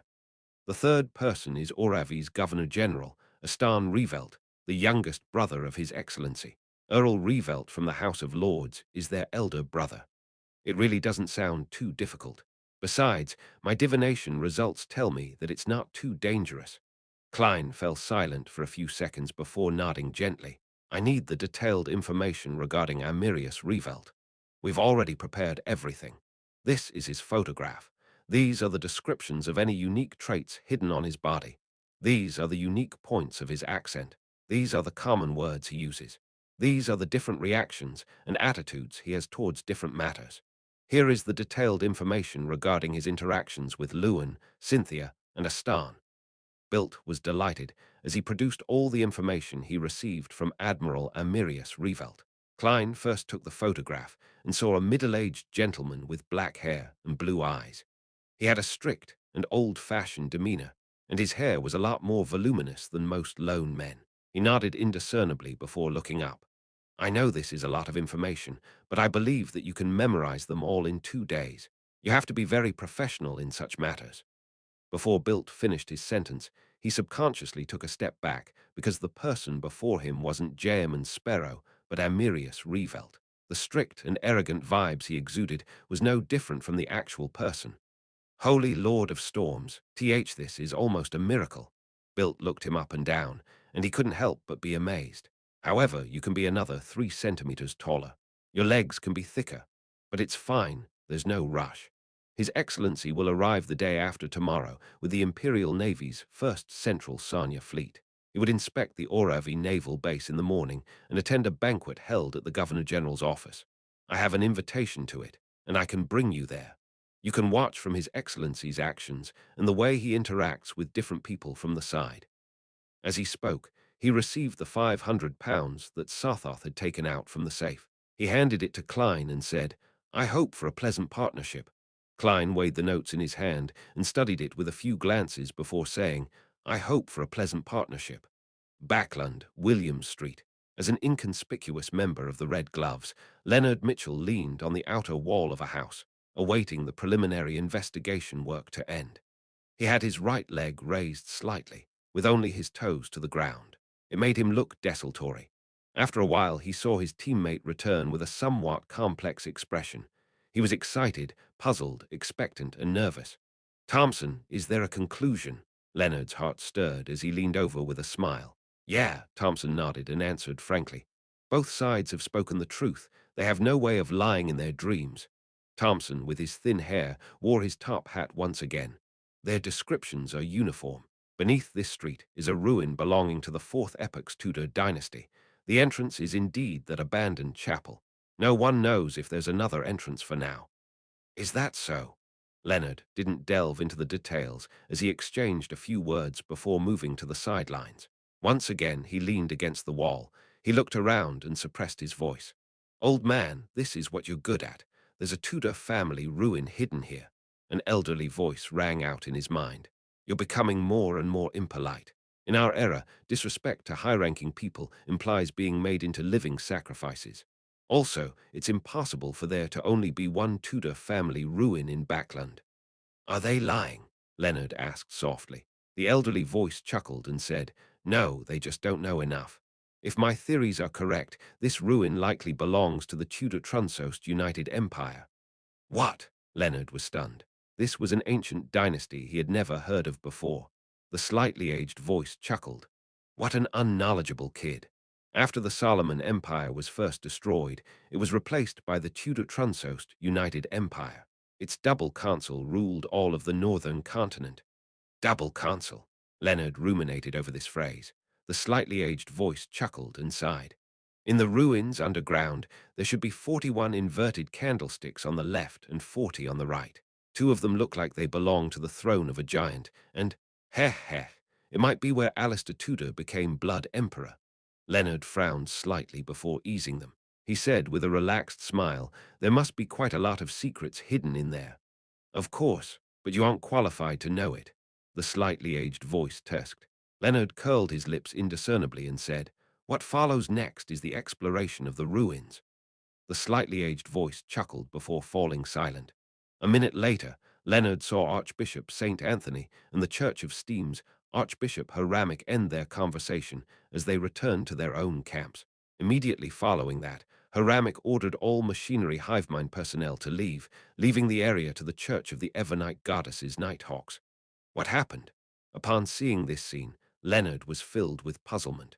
At that moment, all the Nighthawks heard Archbishop St. Anthony's voice. All Red Gloves gather. The other Nighthawks are to leave the mirror world. Find a reason to evacuate all the residents in the area and promise them compensation for their property. After all the residents evacuate, the Red Gloves and I will destroy this ruin that stems from an evil era. Entry is forbidden. It will be directly destroyed. May the goddess bless us all. This. Leonard never expected such a development. 7:30 in the evening at the Oravi Governor General's office. Klein changed into Sothoth's appearance. He wore a black tailcoat and a bow tie of the same color. He followed Bilt into the banquet's hall. The temperature inside was like that of spring. A gigantic chandelier hung from the ceiling, and the shimmering candlelight illuminated the grounds like it was daytime. In the corner on the right, there were musicians dressed in vests and bow ties playing a brisk tune. On the left were long tables. On top were roasted chicken, pan-fried foie gras, stewed lamb, Backland-styled roasted goose, odora lobsters with butter and cheese, and other delicacies. Despite the distance, Klein could still catch a whiff of the fragrance wafting over. He planned on getting a plate and filling it with food.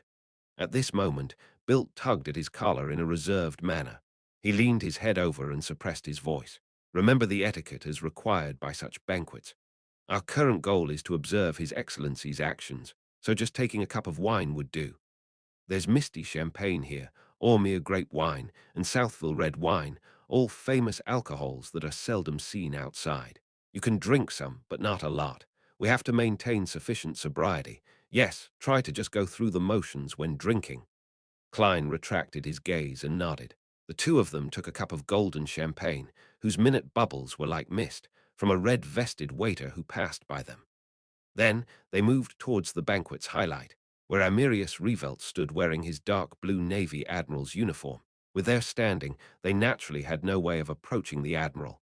All they could do was observe his every action from a slight distance. Amirius's figure is normal. It doesn't look that fit. The corners of his mouth droops a little, indicating his actual age. He doesn't have a beard. His blue eyes seem to hide an authority that one cannot reject or defend against. His dark blue admiral uniform is starched well. There's a red lanyard at his shoulder, which joins to his chest, where there are all sorts of medals. His sleeves have golden cuff links, accentuating his epaulets of the same color. His epaulets are split into 3 parts. From inside out, there's an embedded crown with rubies, the crossed scepter and sword, 4 stars made of diamonds. Klein began scrutinizing and used his faceless powers to memorize all the detailed characteristics of the Navy Admiral, as well as the attitude he used when talking to different people. During this process, he only took a sip of the misty champagne and didn't take note of its taste. After he had mostly gathered all the information, Klein exhaled and allowed his mind to rest. The great drain on his mind made him hungry. Hence, he placed the wine cup on the tray of a red-vested waiter, and he planned to get some food from the long table. At this moment, Bilt leaned over and said, "His Excellency has given me the signal. We will be meeting him at an agreed location." Klein retracted his gaze from the roasted chicken and swept a cold glance at Bilt. Bilt shuddered as he hurriedly turned around, leading Jem and Sparrow from the floor-to-ceiling window and into the garden. After walking for nearly a minute in the secluded path, he paused and pointed at Klein's face. "You can change into His Excellency's appearance. Just pretend that you're that tramp who looks like him." Klein nodded gently and extended his palm to wipe his face. He did so to conceal the disgusting tendrils and granules that might appear on his face while changing his appearance. By the time he lowered his palm, Bilt saw a middle-aged gentleman who looked somewhat like Amirius Revelt. "Very good." Bilt took a few steps forward and came to the entrance of a sundries room. He extended his hand and pushed open the unlocked door. Amirius Revelt was still wearing the eye-catching admiral's uniform. His body was standing sideways to the door as he observed the garden outside by the window. At this moment, he turned his head and cast his gaze onto the person who resembled him. The indescribable pressure and might made Klein involuntarily lower his head. Amirius Revelt's gaze didn't stop there as it slowly moved to Bilt. He said, without any tinge of emotion, "This isn't the tramp you mentioned before. He's a Beyonder." Chapter 622. Temporary contract. Upon hearing Amirius Revelt's descriptive words, which weren't a question, Bilt's forehead instantly broke out into a cold sweat. He turned agape, hoping to explain himself, but finally he plopped to his knees and said under the indescribable pressure, "Admiral, Your Excellency, the tramp from before suddenly died of an illness. I had no choice but to find an adventurer who can shapeshift." At this moment in time, Klein wasn't too nervous. This was because Amirius Revelt had already noticed him during the banquet. There was no reason for him to only recognize him as a Beyonder only now. For him to agree to their meeting and not directly avoid the risk meant that he didn't mind who Bilt had hired. Not worried at all. This is the confidence of a demigod. Otherwise, his bay-under pathway is able to avert disaster ahead of time. Klein raised his head with great difficulty as he cast his gaze towards the Navy admiral beside him. Quite strong, Amirius Revelt commented without an expression. He continued looking at the genuflecting built and said, "Do not try to use your under-the-table smarts in front of me. An ordinary person and a bay-under in this world are different, and I'm a follower of order, making me be able to be certain of this. Of course, it's identical to what's written in the information. This admiral is inclined to expounding on certain things. I have to remember this point. This is a completely different style from me and Jaeman Sparrow." Klein retracted his gaze in thought as he cast it to the ground, as if he was unable to withstand the pressure. Amirius Revelt took one step forward. "Lying is the first mistake you committed. Not being cautious is the second. A tramp you spent a great deal of effort on to groom had suddenly died, and all of a sudden, an adventurer who can shapeshift appears in front of you. Don't you find it a coincidence?" "Yes, it's quite coincidental." Klein nearly said the same thing. If not for his confirmation above the grey fog, he would have suspected if he was being set up by a legendary creature or a Grade Zero sealed artifact. Bilt's pupils constricted as he snapped to his senses.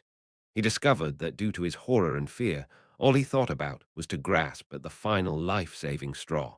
He had lost the caution brought about from his experience, having not considered whether Jaeman Sparrow's appearance was a coincidence or not. The tramp had suddenly died on the day he arrived at the Sweet Lemon Bar. The more Bilt thought about it, the more he felt as though he had fallen for some intricately planned trap. As Amirius Revelt watched Bilt's expression change with enlightenment and regret, he nodded gently and said, "My father, the deceased Earl Revelt, once taught me this. He said to pardon the first mistake of a subordinate. Bilt, you should be thankful for his benevolence." Bilt's tense mood eased instantly as he felt extremely moved. He thought Amirius Revelt, who was closer to a god than man, would execute him on the spot so as to warn all the adventurers who were under him. Who knew that he would choose to pardon him? "Your Excellency, Bilt was momentarily unable to form a sentence. Amirius maintained his stern expression and said in a deep voice, "There's a second half of the saying, that is, punish them for their second mistake. Bilt, do you know what you should do in the future?" The genuflecting Bilt immediately straightened his back and pressed his right fist to his left chest. "I'll be utmost loyal to you, Your Excellency." Amirius nodded and turned to Klein. "What's your name?" "That depends on which identity you're asking about."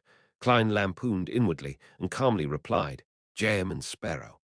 Amirius Revelt suddenly fell silent for 2 seconds as the atmosphere in the sundry room seemed to freeze. Just as Klein couldn't help but feel uneasy, Amirius finally said, "So it's you. Your Excellency, you sound as though you know me. I'm just an ordinary military informant. I only exchanged some bounty through you. I haven't even made any reimbursement claims." Klein silently mumbled as he felt less and less confident. Amirius nodded and said to Bilt and Klein, "The plan will proceed as per normal. However, we need to sign a contract." "A contract?" Klein resisted the pressure with great difficulty as he raised his head to look at Amirius. Amirius didn't provide a further explanation. He lifted up the paper and pen he had long prepared from the window sill and wrote something on it. Every time he made contact with his pen, a golden glow would emit. The solemnity and holiness made it seem like he was penning a law. Klein narrowed his eyes slowly as his vision turned blurry. He couldn't help but lower his head again. After an unknown period of time, Amirius stopped writing and picked up a piece of paper. He said to Klein, "Sign your name at the end. If the conditions aren't satisfactory, you can choose not to sign." "Do you think I have or lack the guts to sign it?" Klein lampooned as he watched Bilt stand up. He received the pen and paper and handed it to Klein. The conditions on the piece of paper were few and simple. Most of them restricted Jaeman Sparrow's actions when acting as Amirius Revelt. It included, but wasn't limited to, voluntarily exposing any problems, not using his identity to engage in acts which were adversarial to Amirius, as well as not make any intimate contact with Miss Cynthia, etc. I thought such important figures wouldn't care about the chastity of their mistresses. This admiral is indeed an old-fashioned man. However, I'm not such a person either. Klein hid his curiosity and asked as though it was an academic question. "What if Miss Cynthia chooses to make intimate contact with me?" In between the lines, he was saying that being too distant or resistant made it easier for Cynthia to notice a problem. He was asking how he should balance the act.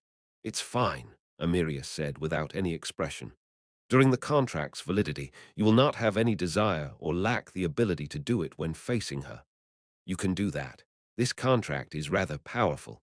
Apart from a contract with spirit world creatures, this is the first time I'm seeing other contracts. Furthermore, the former used the power of the underworld. This contract is only between two parties. Is this a demigod bay under power of Admiral Amirius? The Arbiter Pathway."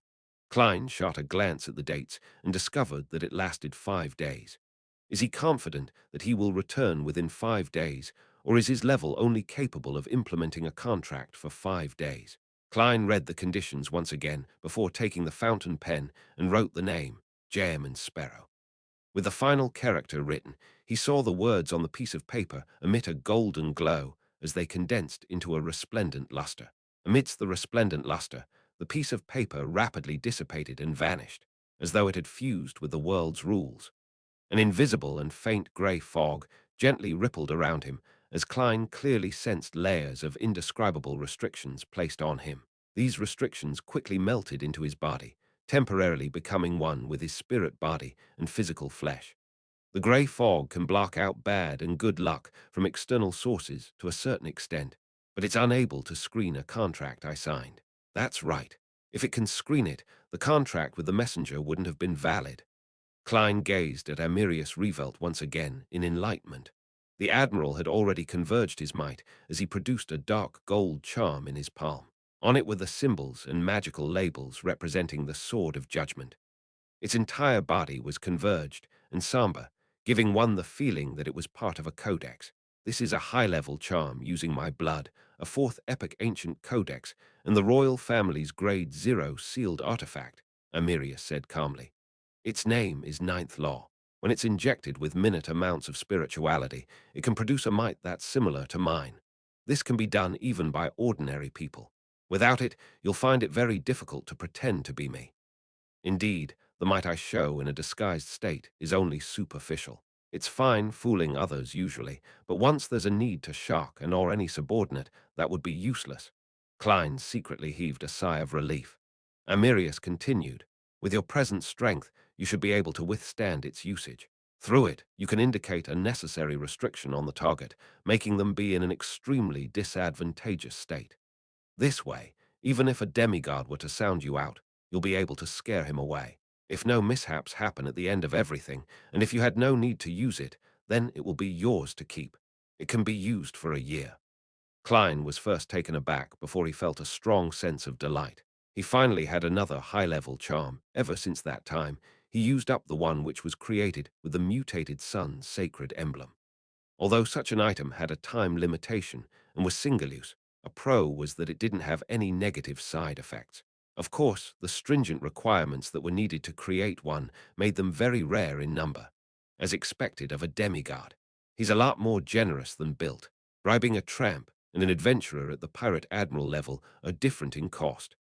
As Klein thought in happiness, he silently extended his palm and received the high-level charm named Ninth Law. Then he saw Amirius remove his belt.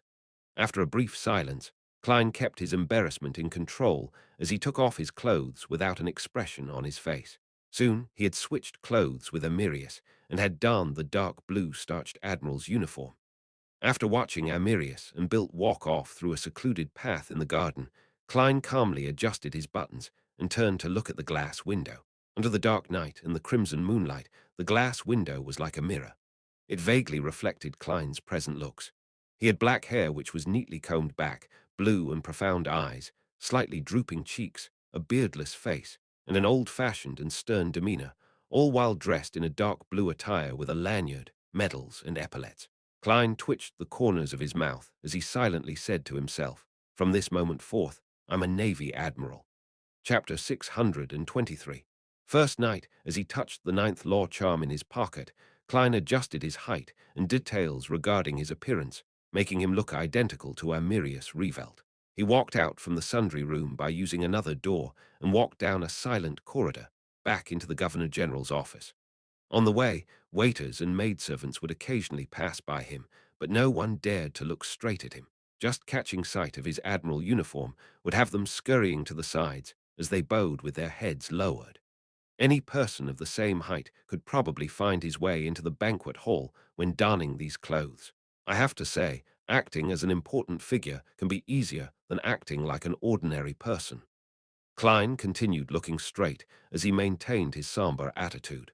He walked towards a path paved with black brick in an unhurried fashion. He soon heard beautiful and melodic music as elegant wall lamps were burning with gas, illuminating the dark environment. Just as Klein approached a break room, he saw a room open. A middle-aged man had been waiting there as he walked over.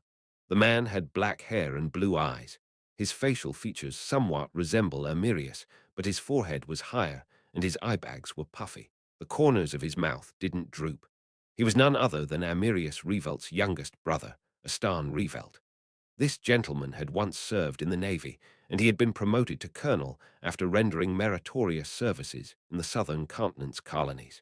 Later, he got sick of his military career, and together with political balance, he agreed to a switch in career and became the governor-general.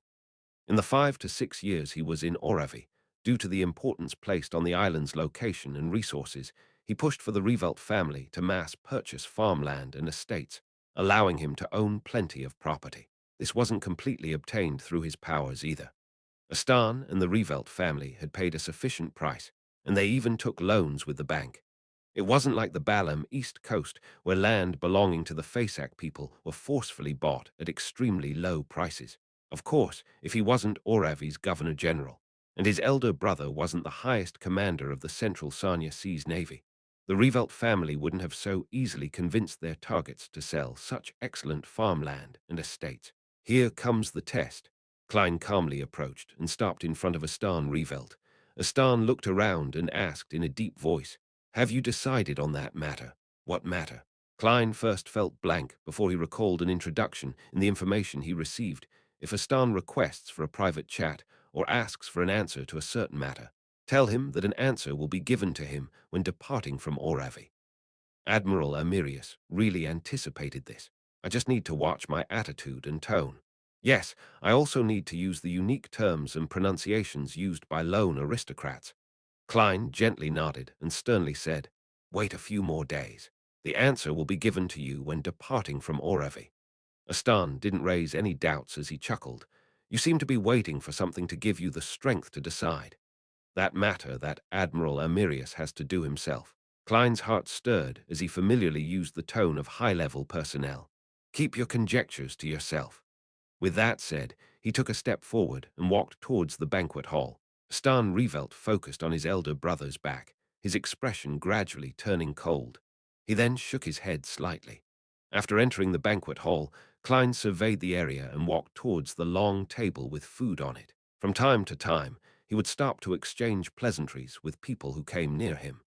During this process, he realized that he didn't need to understand the topics raised in any conversation. All he needed to do was nod occasionally, allowing the conversation to harmoniously progress until its end. Indeed, the status of an important figure makes certain aspects of acting easy, but correspondingly, there are certain matters that can be difficult. Klein tore through one obstacle after another before finally arriving at the long table. He casually picked up a plate and told himself that Admiral Amirius liked fish, beef, and lobster, while disliking chicken and goose. Therefore, he avoided food like the roasted chicken and Baklan-styled roasted goose. He picked up some beef, fried dragon-bone fish, and odora lobster with butter and cheese, as the metallic containers had their bottoms lined with asbestos, with red-hot charcoal burning under it or steaming hot water. All of the food maintained an appropriate temperature. Klein nearly broke down, destroying his persona when he took the first bite. He tried his best to maintain Admiral Amirius's image as he held his plate and chatted with the port city's member of parliament, navy suppliers, etc. He seriously listened to what they had to say, stuffing food into his mouth from time to time. He noticed that a young man in a tailcoat kept following behind him. He had neat, blonde hair that he combed backward. He had a receding hairline with light blue eyes. He looked handsome and gentlemanly, identical to the picture. Amirius's secretary, Lewin. Klein controlled himself and didn't size him up. He wanted to fill his stomach before the end of the banquet. Once out of the Governor General's office, Klein boarded the carriage, which was guarded by bodyguards. He sat beside the wine cabinet. The blonde secretary, Lewin, followed him in. As his leather boots stepped onto the thick, soft carpet, he silently inched towards a spot opposite Klein. He sat there, but he only occupied a third of the seat. The carriage began moving as Lewin took out a stack of documents from the black briefcase he carried. Your Excellency, this is the Oravi Naval Base's ledger for the year 1349. Klein extended his hand over and casually browsed through a few pages. What? £1 for a roll of toilet paper. The naval base's bathroom was renovated 20 times a year. Klein did some simple math and discovered all sorts of ridiculous line items. Isn't accounting such as this way too simple and obvious? I can even give them classes and specially teach them how to make claims. Klein seriously considered the attitude he should show. From his point of view, the greatest difficulty in disguising as Amirius was to fool Lewin. This wasn't to say that Governor General Astan and Miss Cynthia weren't as familiar with Admiral Amirius as his secretary. It was just that, as his younger brother, Astan might help his brother conceal the matter if he discovered something amiss after being given a hint. Similarly, as his mistress, Cynthia would be inclined to help conceal the matter for the Admiral as his dependent. Of course, the possibility that Cynthia was a spy couldn't be eliminated. There was still the matter of there being a chance of being used by a spy, but nothing could be as dangerous as Lewin, whose duty was to monitor the Admiral. I can't expose any problems. What kind of attitude would Admiral Amirius have when faced with such a report? Go into a rage, or pretend to be in a rage?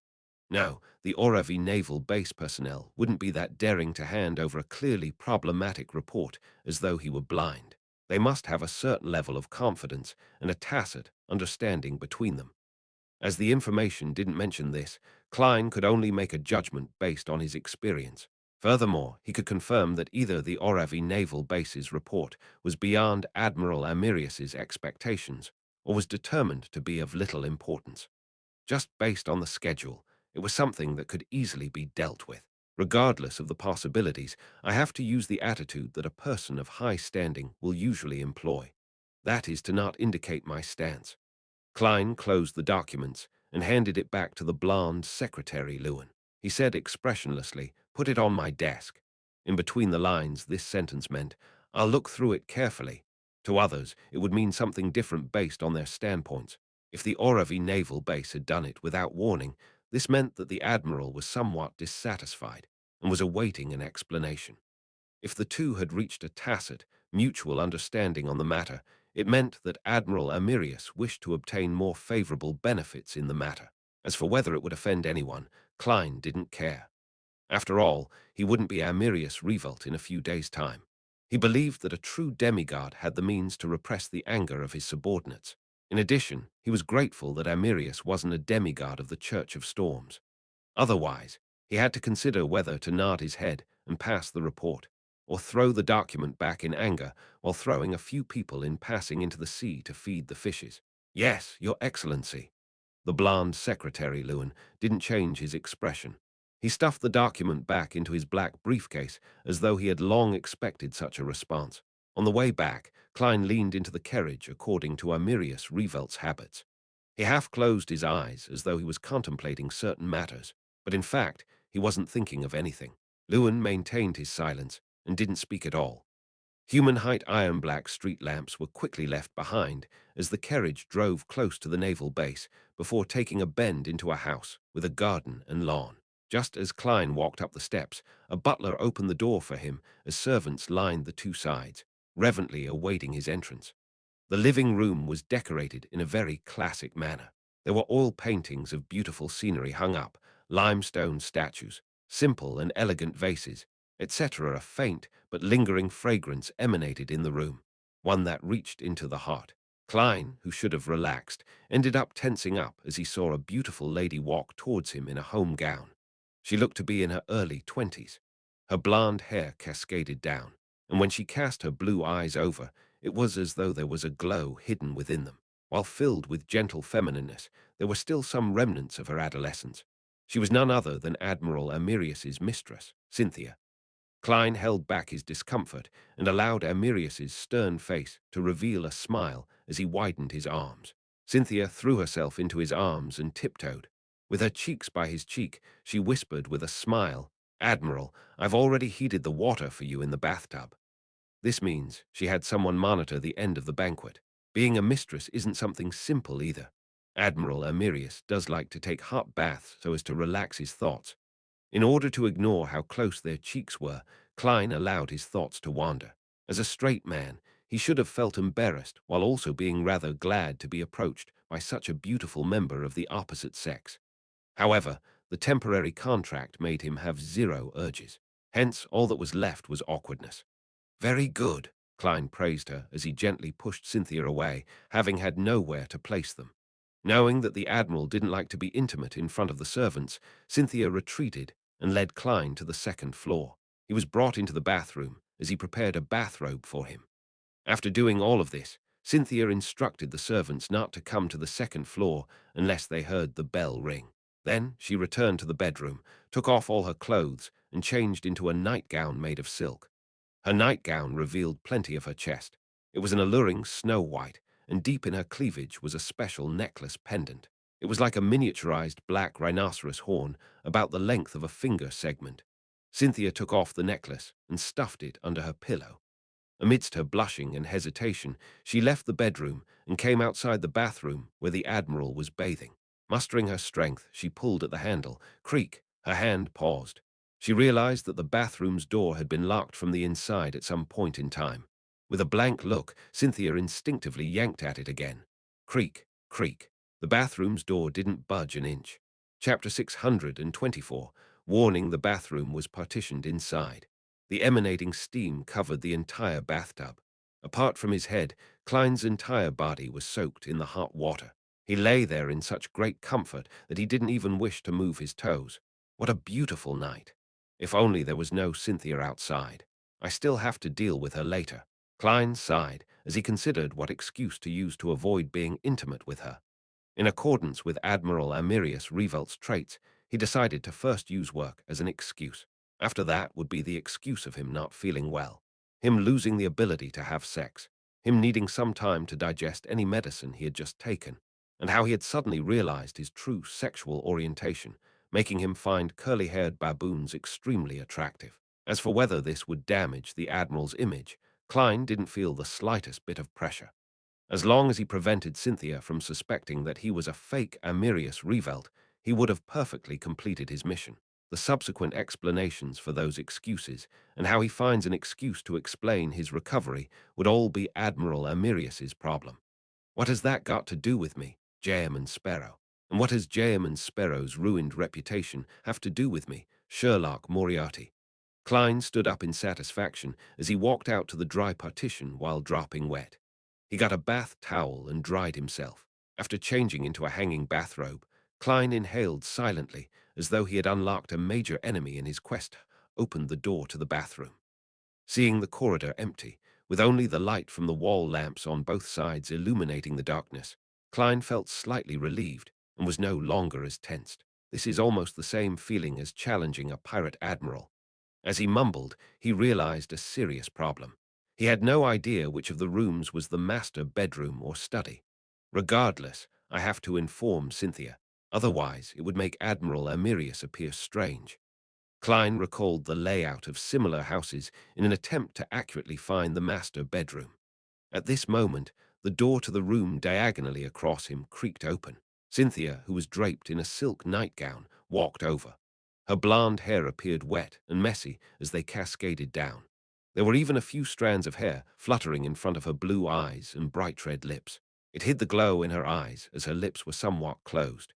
She appeared extremely alluring under the dim environment. The neckline of the silk nightgown was very open, as snow whiteness, and a deep cleavage was reflected in Klein's eyes. Klein nearly raised his head to look at the ceiling to avoid the intense stimulation. Calm down, calm down. You are Amirius Revelt. Besides, you've seen a half-naked demoness before. Compared to an ailment maiden, this lady's charms are clearly insufficient. Wait, why am I thinking about demonesses? Who knows if they were formerly men or women? Klein maintained his gaze as he sized her up and down with a teasing tone. In that instant, he could sense that primal desire, but there was no response from his nether regions. This is the result of the temporary contract. In fact, Admiral Amirius didn't need to go through the trouble. Even if I have the urge, I'll be able to control myself. What kind of situation haven't I encountered before? Yes. Cynthia is a little different from what the records say. Isn't it said that she became Amirius's mistress about 1 to 2 years ago? With them not being able to meet each other most of the time, the Admiral has to coax her each time, as she hadn't had her pent-up desires fulfilled. Why is she the one taking the initiative today? Does she find her standing as his mistress unstable, or has she been switched? Ever since Klein became a faceless, he felt that everyone was a fake. Cynthia's eyelids were lowered. The courage she had mustered disappeared bit by bit under Amirius's scrutiny. Her face was tainted, with a horrified blush, was embarrassed, but also felt some pride. Then she heard him calmly instruct, "Help me prepare some coffee and place it in my study. I have many things to deal with tonight. You don't have to wait for me." Cynthia raised her head suddenly, her embarrassed blushing still present. She had momentarily failed to understand what Admiral Amirius had said. Klein secretly inhaled and went forward to hug her before kissing her gently on the forehead. "I'll spend lots of time with you in a few days." Such a response came from the provided information, but he had slightly changed the terms. To be frank, if not for him having some prior understanding, Klein would have definitely believed that Admiral Amirius would wear the same stoic face while spending time with his mistress, even when having sex. He looked stern in whatever he said and did. However, this demigod also had his gentle side when it came to his speech. He was just not that great at saying lovey-dovey words. This also made him understand something else: many people could only be viewed from the surface, and it was impossible to imagine what they were like in private. For a faceless to pull off a true disguise, they had to do meticulous investigations and have ample comprehension of the target. This was just like how a magician never performed unprepared. Cynthia revealed a clear look of disappointment, but she quickly restrained those feelings as she smiled. "All right. Admiral, your nightgown is in the room. A bathrobe isn't suitable for handling matters." This is identical to the information. She's rather considerate and knows how to be understanding. Klein watched as Cynthia turned and entered the room. She pulled at the bell. As for him, he took this opportunity to take off his bathrobe and change into a dark red nightgown with trousers of the same color. Cynthia attentively opened the door to the study and tidied up the slightly messy desk. Later, she waited for the maidservant to finish making the coffee before personally taking it and delivering it by hand. During this process, Klein read the documents and information, acting as though he looked extremely professional. But in fact, he had little idea about the data and designs plans of ironclad warships and sail battleships. He was no different from an illiterate. In this domain, all he knew were carriers, air domination, the main cannon guns, and turrets. When he saw Cynthia silently leave and close the door behind her from the corner of his eye, Klein relaxed completely. He knew that he had finally survived the night. Inside the master bedroom, Cynthia pursed her lips as she took out the necklace under her pillow and tightly clasped the item, resembling a black rhinoceros horn, which was the length of a finger segment. She stood there and silently prayed, "O great mother tree of desire, please, make me more alluring," allowing Admiral Amirius to be even more mesmerized by me, so that he can gain extreme pleasure from me and bear me a child. Inside the quiet study, Klein flipped through the pile of documents placed in front of him. He followed the handling methods according to what the information indicated, chose the simple ones, and signed Amirius Revelt's name on them. The reason why he could mimic his signature was because Faceless allowed him to remember a target's unique traits, while Clown gave him the precise control needed.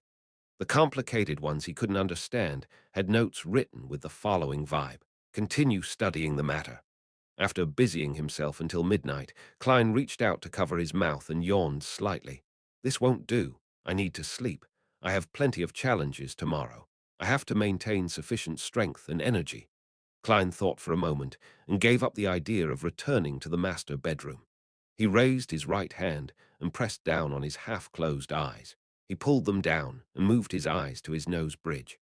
Following that, Klein opened up two slits where Klein's eyes originally were and used his flesh to produce a pair of fake eyes.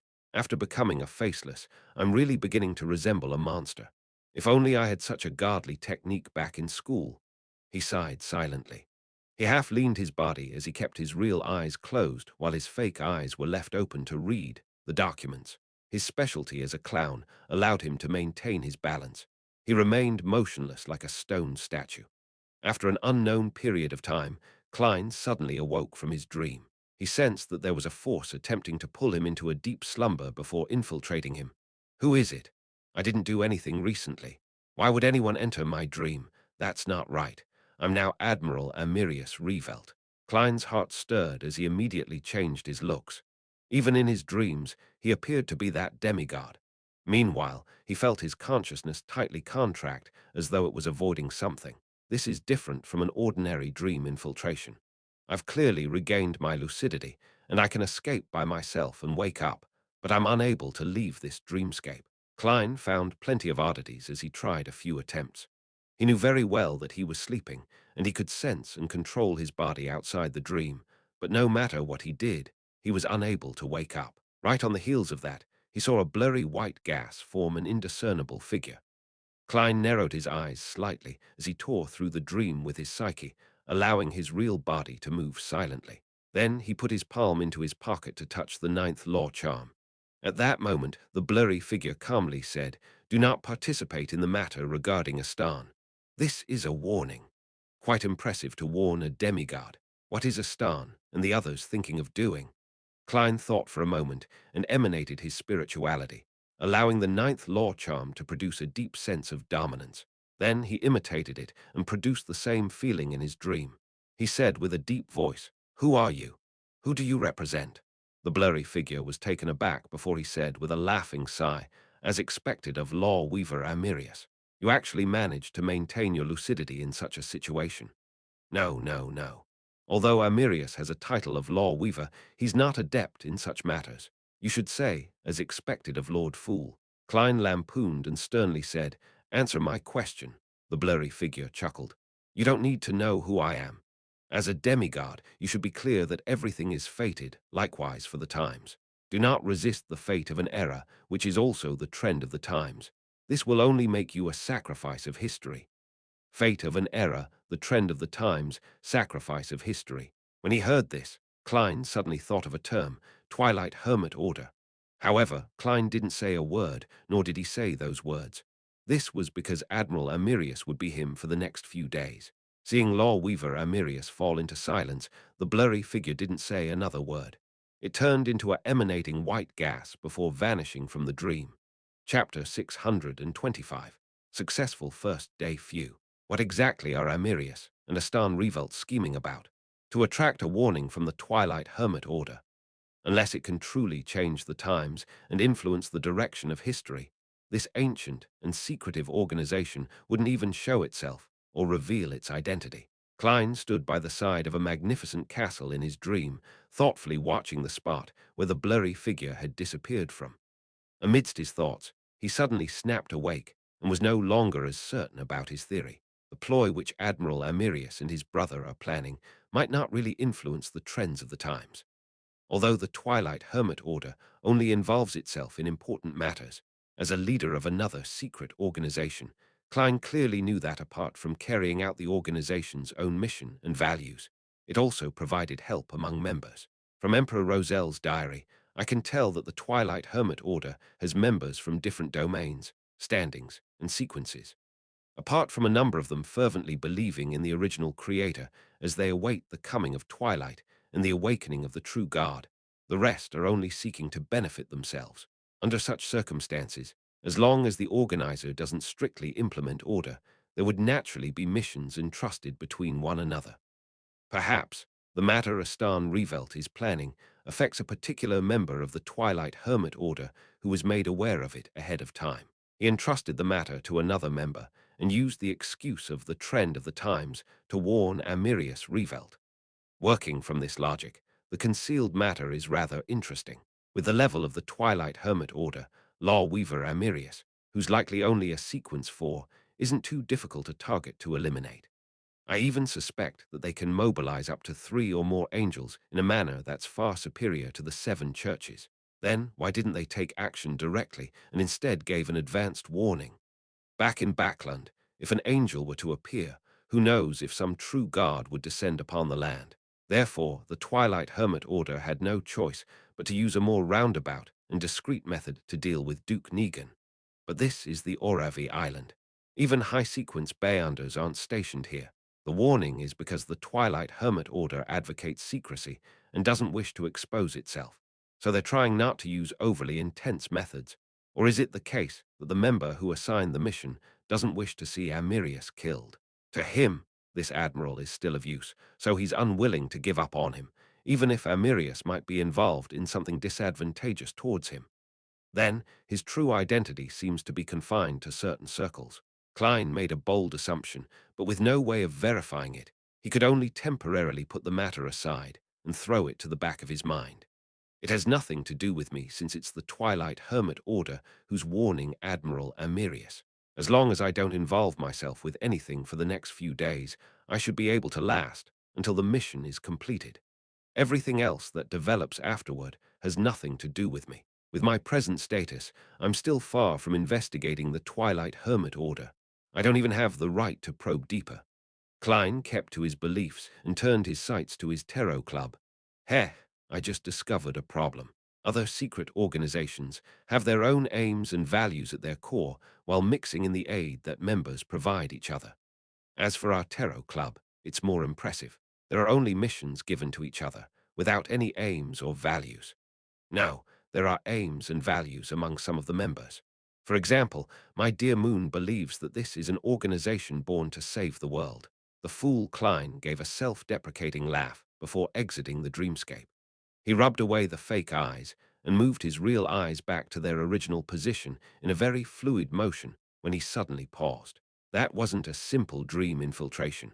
Klein frowned slightly as he recalled what had happened. That was because the power had first attempted to pull him into a deep slumber.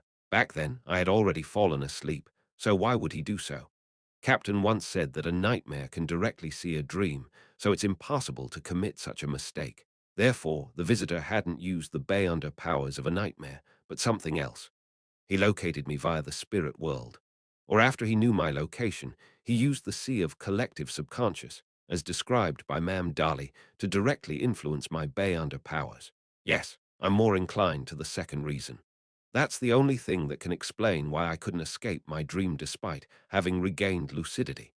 It's recorded in Emperor Rosel's diary that during his participation in the suspected Twilight Hermit Order, his entry into the gathering was based on a realistic dreamscape that encompassed the entire continent. A realistic dreamscape. Klein nodded and chuckled silently with a sigh. Admiral Amirius definitely didn't expect the Twilight Hermit Order's warning. It's only because he hired me. If it were anyone else, the stand-in would have already been exposed. That ninth law charm was well worth it. City of Silver, inside the spire, in the room belonging to Chief Carlin Iliad. Derek Berg, who had been summoned, saw the grizzled, scarred demon hunter once again as he felt uneasy. After he finished his greetings, Carlin sized him up and asked, "You've advanced?" "Yes, I'm already a Sequence 7 Solar High Priest." Derek had long registered his advancement, so there was no need to hide the matter. Colin's light blue eyes, which had seen the vicissitudes of time, moved away as he casually asked, "Do you have the subsequent potion formulas?" The past Derek would have directly answered, "No," but the present him was used to thinking over it before answering. If I say no, my subsequent advancement, with the lack of experience to support it, will definitely make me suspicious. But if I were to answer, yes, Chief might ask me to use it to exchange for items so as to nurture more Sun Pathway Beyonders. This will no doubt prove that I'm lying. As Derek's mind raced, he answered sincerely, "No." From his point of view, experience could be forged. Colin nodded as if nothing was out of the ordinary. "In about 2 months, we'll arrange an exploration mission for you. The team will secure the route and ruins we found with the help of Jack before we make a second clearing. I hope you will receive greater rewards then." "Yes, Your Excellency." Just as Derek answered, he suddenly recalled Shepherd Lovia. After daybreak, Klein changed into his clothes with the help of Cynthia, enjoyed a sumptuous breakfast, and took the carriage under the escort of the Admiral's bodyguards to the Oravi naval base. In the morning, under the companionship of the rear admirals and colonels, he inspected the conditions of the ships, ordnance stores, the newly built training grounds, and the bathroom, which had been renovated 20 times over the past year. After having lunch at the Navy mess hall, Klein followed the schedule and summoned all officers above the rank of major to take in their reports.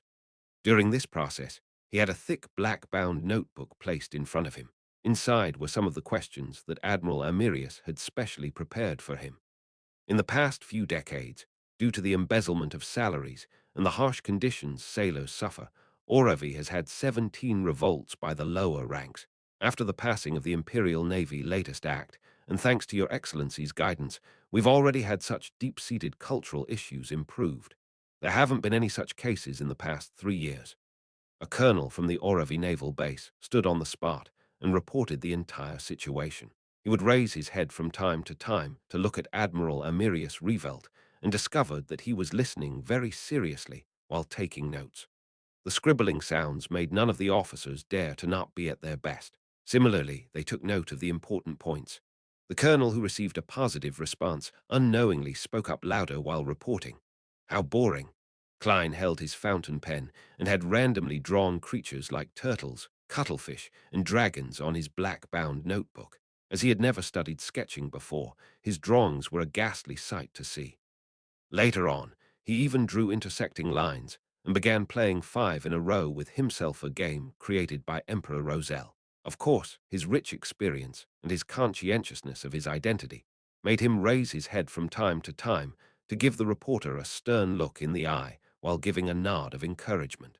As for what the person had said, he didn't pay any attention to it. All he did was occasionally remember a few words.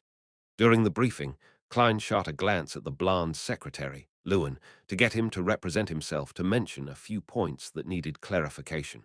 Everything followed the schedule. Towards the end, Klein flipped the black-bound notebook a few pages forward and used the accent of a lone aristocrat to recite the report which the secretary had drafted and the admiral had edited. Then, according to the actual situation, he used the common terms Amirius would use and added a few conjunctions and pet phrases, such as, "There are a few points," and "Let me continue on a few more points." It was already evening by the time the briefing ended. Under Lewin's companionship, Klein left the Oravi naval base and headed for the residence of a naval supplier, where a banquet was held. At the banquet, they casually chatted about the price fluctuations of port goods. As for Klein, he mimicked Admiral Amirius, and he would mention a dated joke from Backland from time to time, garnering a warm response from everyone as he was praised for his humor. After successfully acting until the banquet ended, Klein boarded the carriage, feeling exhausted in body and mind. I have to take note of my speech and actions every minute and second. Engaging in true acting for a day is more tiring than battling a pirate admiral. Klein silently sighed as he closed his eyes halfway without a change in expression. He knew that the most difficult stage of the day wasn't over. He still had to deal with Cynthia. Inside the villa, Cynthia learned from the attendant who had gone out to make inquiries that Admiral Amirius was about to return. She quietly returned to her bedroom, took out the tiny black rhinoceros horn pendant, and used a metallic plate to scratch off tiny bits of powder, mixing it into the hot water inside a white porcelain teacup. After repeating the honorific name of the Mother Tree of Desire 7 times, she waited nearly a minute before lifting the teacup in hope, cleanly downing it. Chapter 626. Amirius's decision, looking at the lights emanating out from the villa in the darkness. Klein spent several seconds mentally preparing himself before alighting the carriage. He followed the 3-layered staircase and came to the door, where the Admiral's bodyguards and servants were lined up at the sides, before stepping in. Seeing Cynthia wearing conservative home clothes due to the existence of others, Klein silently heaved a sigh of relief as he maintained his stoic expression and slowly walked over. Cynthia's smile became more and more brilliant as she shifted the strands of her hair to the back of her ear, revealing her fair and slender neck. Her neckline didn't have any marks left behind by a necklace. Seeing Secretary Lewin and the Admiral's bodyguards head for their own rooms or moving outside the building to take up their patrolling positions, Klein pulled Cynthia into an embrace and said in a deep voice, "There's no need to prepare any hot water. Give me a quiet room. I need to spend the night alone. Cynthia used her eyes to express her puzzlement and blankness. Klein surveyed his surroundings and softly said, "Something unexpected happened. I need to enter an extremely quiet state to recover." As he spoke, he raised his right hand to pull at his collar, revealing a patch of faint-colored, fleshy granules. His problematic physical condition, with an abnormal reaction, was an excuse Admiral Amirius had prepared for the tramp stand-in, so as to avoid Cynthia's attempts of intimacy without exposing a problem. To make it more convincing, Klein used his faceless powers to provide evidence. Cynthia turned agape as she nearly screamed. Thankfully, she covered her mouth in time and held it in. The moment Cynthia recovered from her shock, she immediately asked nervously, her concern and emotions evident, "Are you fine? Do you need to see a doctor?" "No, this is the price needed for powerful strength. I'll recover given 2 to 3 days of solitude." Klein had already found the excuse needed for the future. "Okay." Cynthia hurriedly helped Klein up to the second floor and led him into the quietest room. As for the master bedroom, she had already lit some scented candles and scattered some faint-smelling extract, so she didn't offer him some. Seeing the door close, Klein slowly exhaled. He changed out of his admiral's uniform and lied down in satisfaction. Not far away in the master bedroom, the worried and disappointed Cynthia was soaking herself in hot water before sleeping. She looked at the ceiling with an unfocused gaze, as she couldn't help but recall the exhortations of her parents from a few days ago. They wanted her to charm Admiral Amirius and hopefully be impregnated with his child. This way, their family would be able to take on more businesses with the Central Sanya Sea's naval fleet. Admiral seems to have many matters hidden in his heart, so much that something abnormal has happened to his body. Cynthia's thoughts wandered as they slowly dispersed. Without her realizing it, she had fallen asleep. During this period, she found her digestive system turning warm as her body felt a little hot. In her dream, she seemed to see a pitch-black sky which was dotted with resplendent stars. One of them seemed to notice her gaze as it produced a brighter glow. The next morning, the invigorated Klein enjoyed a sumptuous breakfast which was nothing spectacular to speak of. Once again, he was surrounded by the Admiral's bodyguards as he arrived at the Oravi naval base and was placed in the most luxurious and spacious office. According to Admiral Amirius's habits, he would spend some alone time every 2 or 3 days to study and master his Bayonder powers to a deeper extent and produce more effective techniques. Therefore, Klein spent most of the day without being disturbed, with him only needing to handle some simple work. Inside the quiet and spacious office, Klein leisurely paced about or flipped through books from the bookshelf. From time to time, he would put his palm into his pockets to touch the ninth law charm to release some of its powerful might. This was to make Secretary Lewin, who was outside, believe that there was nothing wrong with Admiral Amirius. After some time, Klein felt sleepy and decided to take a short nap. At this moment, he heard knocking at the door. "There's something important," Klein frowned. Something that made Secretary Lewin disturb Admiral Amirius's focused training was definitely nothing simple. "Come in." Klein converged his emotions and answered with a deep voice. The handsome blond man, Lewin, turned the handle and entered. He held a telegram in his hand. He said with a suppressed voice, "Your Excellency, a telegram from Backland. Mr. Astan has been relieved of his post as Governor-General. He will temporarily be replaced by the City Council's chairman. It's said that the new Governor-General will arrive today. Astan Revelt has been relieved of his post as Governor-General. Has their secret been discovered? That's right. The Twilight Hermit Order has already warned me, no Amirius.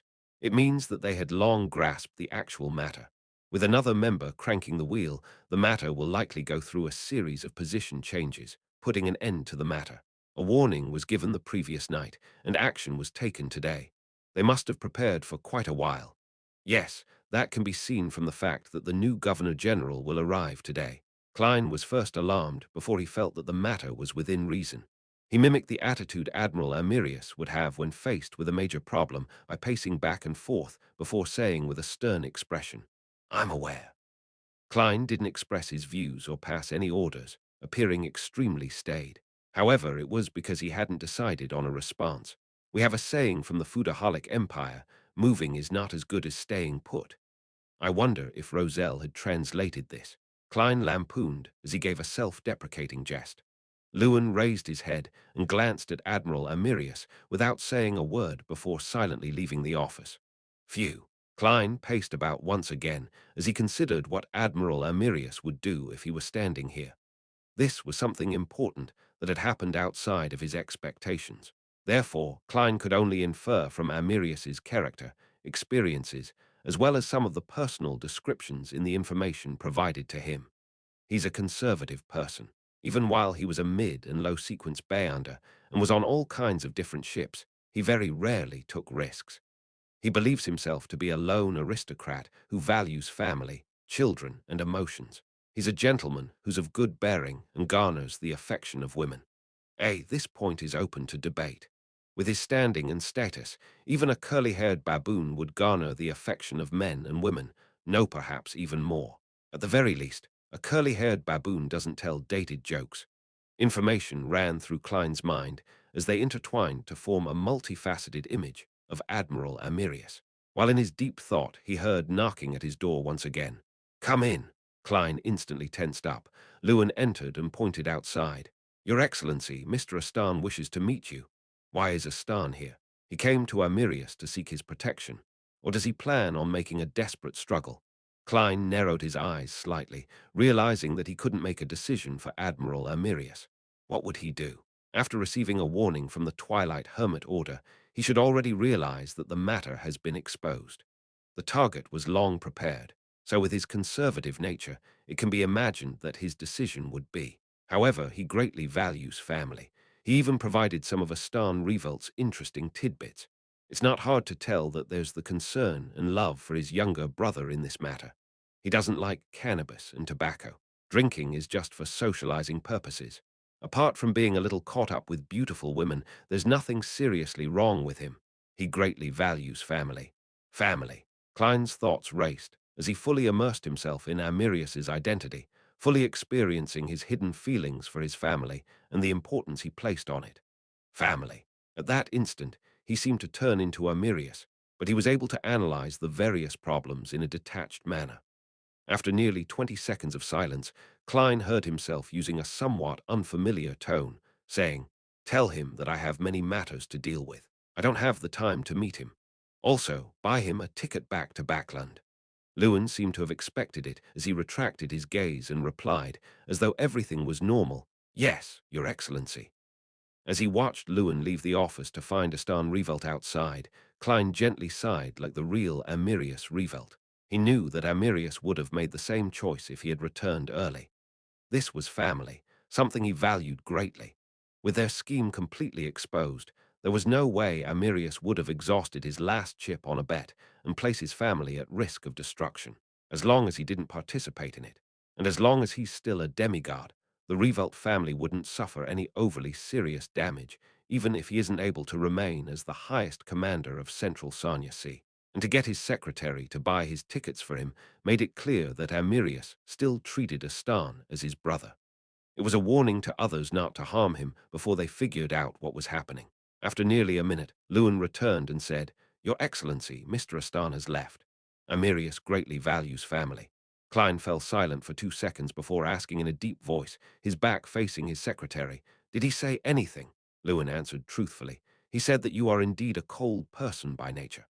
The corners of Klein's lips curled slightly as he produced an unfeeling smile. This was an instinctive reaction. However, with him completely in character as Amirius, he believed that the Admiral would have had the same reaction. The feeling and emotions were the same. For the rest of the time, Klein sat in his office and didn't meet anyone, nor did he deal with any official business. All he did was occasionally listen to his secretary report to him about the situation on Oravi Island. Nothing happened until the arrival of the new Governor-General. In the evening, he didn't attend the banquet he was supposed to attend, and he returned to his villa. As he saw Cynthia walk towards him, he hugged her. Then he calmly said, "Astan has been relieved of his post as Governor-General." All his sighs and pain seemed to be condensed into that seemingly emotionless sentence. "I heard about it. It should be fine, right?" Cynthia asked anxiously. Klein closed his eyes and didn't mention it again. All he did was give soft, terse reply. That sentence was the most obvious expression of his emotions as a stern, old-fashioned, and conservative high-ranking man. Chapter 627. Late into the night, Cynthia could vaguely sense the deep pain and helplessness inside Admiral Amirius's heart. Without speaking further, she hugged him tightly and used her company to calm his mood. After a simple dinner, Klein took a hot bath and entered the quietest guest room once again. He got into bed and stared at the ceiling in a daze. Klein knew that, with him having fully immersed himself in the character of Admiral Amirius, Amirius's helplessness towards fate and the pain he needed to hide had resonated with his past experiences. If I hadn't figured out the concept of getting into character and being detached, then I might have lost myself. Heh heh, this is like some actors in my past life. They get too into character and are unable to detach themselves from it, causing them to suffer from mental problems. And to a Beyonder, mental problems might end up magnified. As Klein wallowed in his gloom, he got to learn what kind of person he was. I never expected that a Navy admiral who enjoys a high standing, a demigod saint, would still be faced with such helpless and painful experiences. Strength can bring abundance, but it's not a solution to everything. Everyone wears masks, and this is the truest side of a demigod. Klein watched as the crimson moonlight turned brighter, dyeing all the furniture in the room red. At that moment, through the resonating feelings with Admiral Amirius's experience and the contrasting differences, as well as the experience from his previous acting, Klein established a more multifaceted and realistic image of Amirius.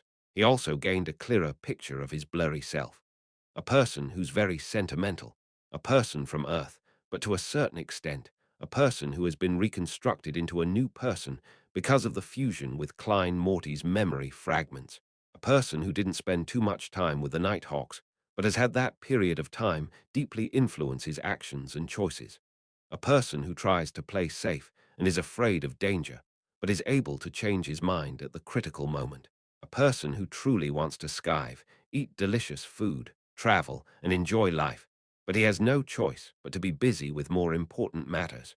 A person who likes beautiful women, but he doesn't give himself up to pleasure to keep to his principles. A person who loves money, but is willing to spend large sums of money for his siblings. A person who hides his pain inside while showing a smile to others. A person who's used to lampooning inwardly, but appears gentlemanly on the surface. A person who can overcome his psychological traumas but never crosses his bottom line. A person who feels embarrassed for his acting. He's also a guardian, a miserable wretch that is constantly fighting against threats and madness. The corners of Klein's mouth curled up as he silently added. These thoughts flashed through his mind as he seemed to come into contact with his true self. Without realizing it, Klein fell asleep, his body and mind at peace. Inside the master bedroom, Cynthia had also fallen asleep. She was dressed in a nightgown with her legs bare. She had a few layers of her blanket in between her legs as she gently grinded against them. Her hand subconsciously scratched her skin, forming red streaks across them as tiny bumps were produced. In her dream, she saw the illusory and surreal cosmos, as well as that bright star that emitted its light at her. Her vision was pulled closer to it as she could slowly discern the star. Phew! Klein suddenly awoke from his dream as he still had an indescribable scene still seemingly burned into his eyes. Why did I have such a dream? He frowned as he turned his head in disbelief. Just now, not only had he dreamed of Cynthia, who was dressed in a silk nightgown, but he also had a sexual relationship with her. He even dreamed of the naked body of Demoness of Pleasure Sharon, the exquisite doll-like Miss Sharon, Miss Justice, whose looks were relatively blurry, Trissy Cheek, Tracy, and all the beautiful women he had met before. Then he gave himself up to pleasure as he engaged in a myriad of positions.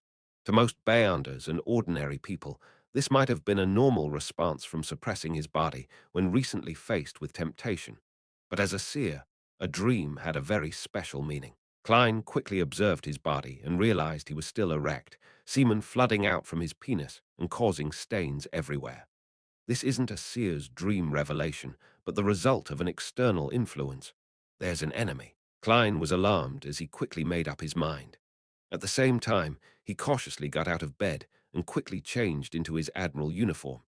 This way, he had the ninth law charm and creeping hunger on him, equipping him with potent self-preservation powers. As he wasn't clear of the present situation, Klein didn't attempt to head above the grey fog. He continued viewing himself as Amirius. With a staid expression, Klein carefully walked to the door and reached out his hand to grab the handle. At that instant, he seemed to finally find the connection with the real world as he heard the chaos and din outside the door. There were clear chewing sounds, debaucherous moaning, angry roaring, and sharp urging. What exactly happened? Everything was normal just moments ago. Klein gulped a mouthful of saliva as he used cogitation to maintain the necessary calm. He had been using spirit vision to observe the situation outside the villa every day and had not discovered any problems. Where are the Admiral's bodyguards? Where's Secretary Lewin? Klein found the entire ordeal strange and terrifying the more he considered the situation before him. He touched the ninth law charm with one hand and made the deep domineering aura emanate, repressing the unease that was wafting through the air. Exerting strength in his left hand, Klein twisted the handle and opened the door. Before he took a step forward, he saw a red-vested attendant sitting opposite him. The attendant had many cooked and raw food placed in front of him.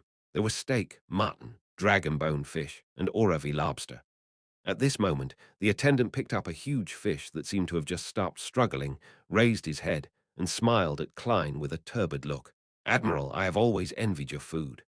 His stomach was different from before. It was bloated as though he was 7 or 8 months pregnant. Just as he said that, the attendant raised his arms and bit into the raw dragon bone fish, forcefully ripping out a piece of thick flesh. Fresh red blood dribbled from the corners of his mouth as his chewing sounds sent a chill down Klein's back. The attendant hurriedly gulped as he swallowed the food in his mouth. His bloated stomach trembled as though he would blow up at any moment. This is the instinctive reaction to restrict one's appetite. Klein observed the attendant carefully, and for some reason he recalled the tramp stand-in who had died of a sudden illness due to gorging. He didn't spend too much time thinking or making attempts to rescue the attendant who was ravenously consuming the food. This was because he knew that nothing would be effective unless he resolved the matter at its roots. Klein moved his feet and followed his spiritual intuition's guidance, carefully walking towards the master bedroom. At the door, there were two maidservants. One of them was sitting on the other as she bent her back, strangling the other by the neck. Wearing a beaming smile, she shook the maidservant beneath her as she hurriedly urged her, "Quick, quickly praise me. Quick, quickly praise me." She desires acknowledgement. Klein frowned and took a few steps closer, grabbing onto the collar of the maidservant at the very top. He threw the maidservant to the other side of the wall, slamming her to the wall with a force strong enough to make anyone faint. However, this didn't prevent the maidservant from getting to her feet. The maidservant at the bottom kept yawning without opening her eyes. Even though her neck was being wrangled, she appeared as though she hadn't had enough sleep. Such a scene. Klein instantly had the urge to escape and seek help from the church or military. However, the strongest person on Oravi Island was none other than Admiral Amirius. And I'm Amirius at the moment. However, once the situation turns for the worse, I should flee when the time calls for it. I shouldn't act at the cost of my life. Klein pushed open the ajar master bedroom door, his scalp tingling with numbness. The first thing he heard behind the door was pleasurable moaning that gave itself up to one's primal instincts. Following that, a smell that made his heart race and sent blood gushing to his nether regions inundated his olfactory senses. In addition, there was an eclectic mix of all sorts of bodily fluids. A scene of indulging pleasure couldn't help but surface in Klein's mind. Right on the heels of that, Klein saw the blonde Secretary Lewin. He stood by the door, looking inside with an overlooking and cold manner. His arrogance was extremely real. Upon sensing someone enter, he turned his head and discovered it was Admiral Amirius. His expression and gaze didn't change, as though he was looking at an ordinary, unimportant person. This secretary is usually very reverent, but he's actually such a prideful person. Klein originally wanted to question Lewin, who seemed to possess some reason, but he saw him shift his gaze to look into the middle of the master bedroom from a height. He only looks normal. Klein traced Lewin's gaze and discovered a fair body that was 3 meters tall in the middle of the master bedroom. It had brownish-green lumps growing on its surface that resembled tree warts. Some parts were cracked open, revealing organs that resembled flowers. It had the bodyguards and the male attendants gathered around it as they either stood or knelt. prostrating or floating as they mated with those organs, letting out deep grunting sounds. The other bodyguards and maidservants of varying numbers were scattered across the carpet, enjoying each other's bodies to their heart's content. In addition, tree worts and flowers grew from the tall fair body, as well as brown branches that extended out as they participated in every promiscuous act of pleasure with the people present. What kind of monster is this? Klein had his knowledge of mysticism overturned once again. He lowered his left palm and prepared for battle. At this moment, the terrifying body which towered 3 meters tall turned a head over. It was a female. She had blonde hair and blue eyes. She had a high nose bridge and plump lips. She was none other than the beautiful Cynthia with hints of her youthfulness. As the tree branches danced while the flowers opened, Cynthia looked down at Klein with flushed cheeks as she said with hints of embarrassment, "Admiral, I want. I want to have a child with you." Chapter 628. Prohibition upon seeing Cynthia's huge fair body with tree worts and flowers growing on it as though she was a tree, as well as hearing her shy, reluctant request. Klein couldn't help but shudder as his hair stood on end. Such a scene exceeded a horror conceivable by human imagination. He had never encountered something like this even in his dreams. If he were himself back when facing Megos in Tingen, Klein definitely would have been affected by such a scene. He would have temporarily lost his ability to react due to the horror and panic. But after experiencing so much, he was an experienced Beyonder in the true sense of the word. In the moment that Cynthia's words entered his ears, the glove on his left hand had already changed colors. It had turned black, emitting a noble and sinister feeling. This meant that Klein had activated creeping hunger and had switched to Wormtongue Mither's soul, giving him the powers of a baron of corruption. At that instant, he distorted Cynthia's words, turning Admiral, "I want to have a child with you," to Admiral, "I only wish to have a child with you." This way, Klein believed that the bodyguards and male attendants around the tree-like monster would be pushed away, far away by Cynthia, after having her will distorted, giving them a chance for a breather. As for whether he would expose himself as a fake Admiral Amirius, he didn't care. At this moment, anyone who was still bothered about whether the true acting would be successful would definitely be someone with a serious case of obsessive-compulsive disorder, and he clearly wasn't. In addition, in an environment with all sorts of desires being magnified to the limit, Klein suspected that the others who had been influenced weren't paying attention to the battle or the actual situation. The Baron of Corruption's distortion power was activated silently, but Klein was appalled to discover that nothing changed with Cynthia or the men's actions. They weren't affected at all. I've already used distortion. The mutated Cynthia is able to directly resist such an influence. Klein's pupils constricted as he hurriedly jumped to the side. A brown tree branch sprouted out from where he was standing as a sticky flower bloomed at its tip. The flower was abnormally large. As it bloomed, it seemed like it was about to swallow a person whole. Although Klein had never seen cannibalistic flowers in the southern continent's rainforests, he didn't believe that they were any less terrifying or ridiculous as the one before him. Pa, pa, pa. Similar branches drilled out from the walls, floor, and ceiling as they chased after Klein with their moist flowers. During this process, the flowers bit down on Secretary Lewin's head, as well as the bodyguards, male attendants, and maidservants who were gyrating in pleasure on the surrounding carpet. At this moment, having learned the lesson that his distortion powers would be resisted, Klein didn't hesitate to pull out his right hand, a dark gold high-level charm clasped tightly in his palm. Ninth Law. He originally didn't plan on using the charm so quickly. It wasn't because he couldn't bear to use it, but he wished to engage in a longer battle to determine what Cynthia was good at after mutating into a monster. Only then could he target her weaknesses. After all, the Ninth Law was unable to make a general prohibition, and the clause had to be sufficiently specific. For example, it couldn't make Beyonder powers ineffective in the area, but it could specify the nullification of a specific Beyonder power. To use it to its fullest, he needed to observe carefully and make sound judgment. However, the present situation was forcing Klein to use his trump card.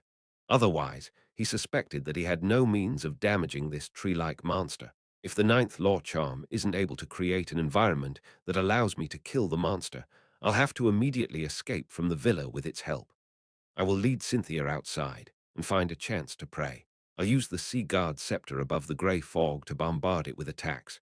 Just as the thought flashed in his mind, Klein, who had been constantly jumping amidst the attacking tree branches and flowers, solemnly chanted a word in ancient Hermes, Law.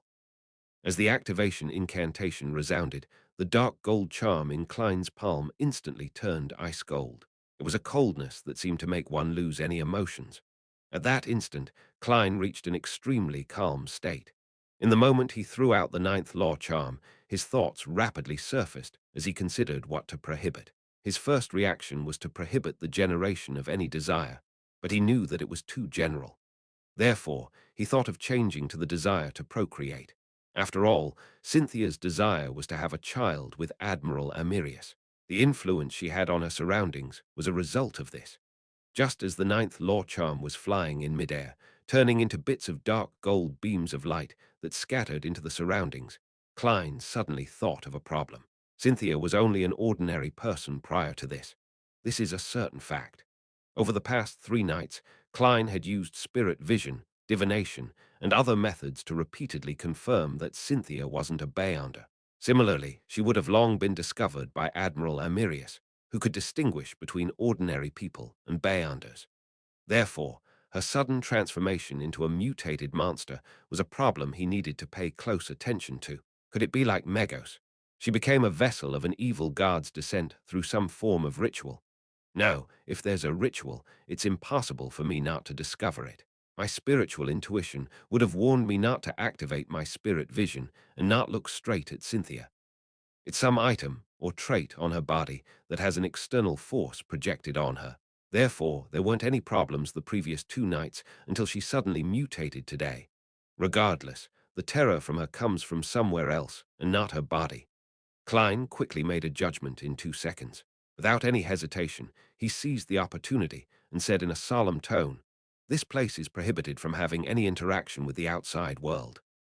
The ancient Hermes words, which were filled with mystery, instantly spread out as the dark golden light scattered everywhere and intertwined with the countless law-like symbols and magic labels before merging into the void. Hum! There was suddenly a light hum in Klein's ears as he seemed to see the formless light filled with desire get expelled out of the room. Immediately following that, the illusory and resplendent cosmos appeared before his eyes. They were points of bright stars. Pa, pa! Klein's eyes burst as fluid a mixture of blood and plasma gushed out horrendously. Although he had used the ninth law charm to isolate any external influence, the level of the power was extremely high. Just a normal level of recoil was enough to penetrate the natural protection of the high-level charm and burst his eyes. This damage came abruptly, and without any warning signs. Klein didn't even have the chance to use paper figurine substitutes, just like marionettist Resego from back then. If not for the ninth law charm, his eyes might not have been the only things that burst. He might have turned into a monster just like Cynthia. Meanwhile, the tree-like Cynthia came to a stop as her body began crumbling, turning into flesh and blood with brownish-green warts. The surrounding bodyguards and male attendants plopped to the ground, unconscious. Cynthia's head was embedded in the blob of flesh as she muttered to herself, "Admiral, I want to have a child with you. Admiral, I want to have a child with you." She tried hard to extend the remaining tree branches on the ceiling and walls, binding Klein, who was still in a dazed state as a result of the recoil, and she pulled him towards herself. The moment Klein recovered a little, he immediately began struggling desperately.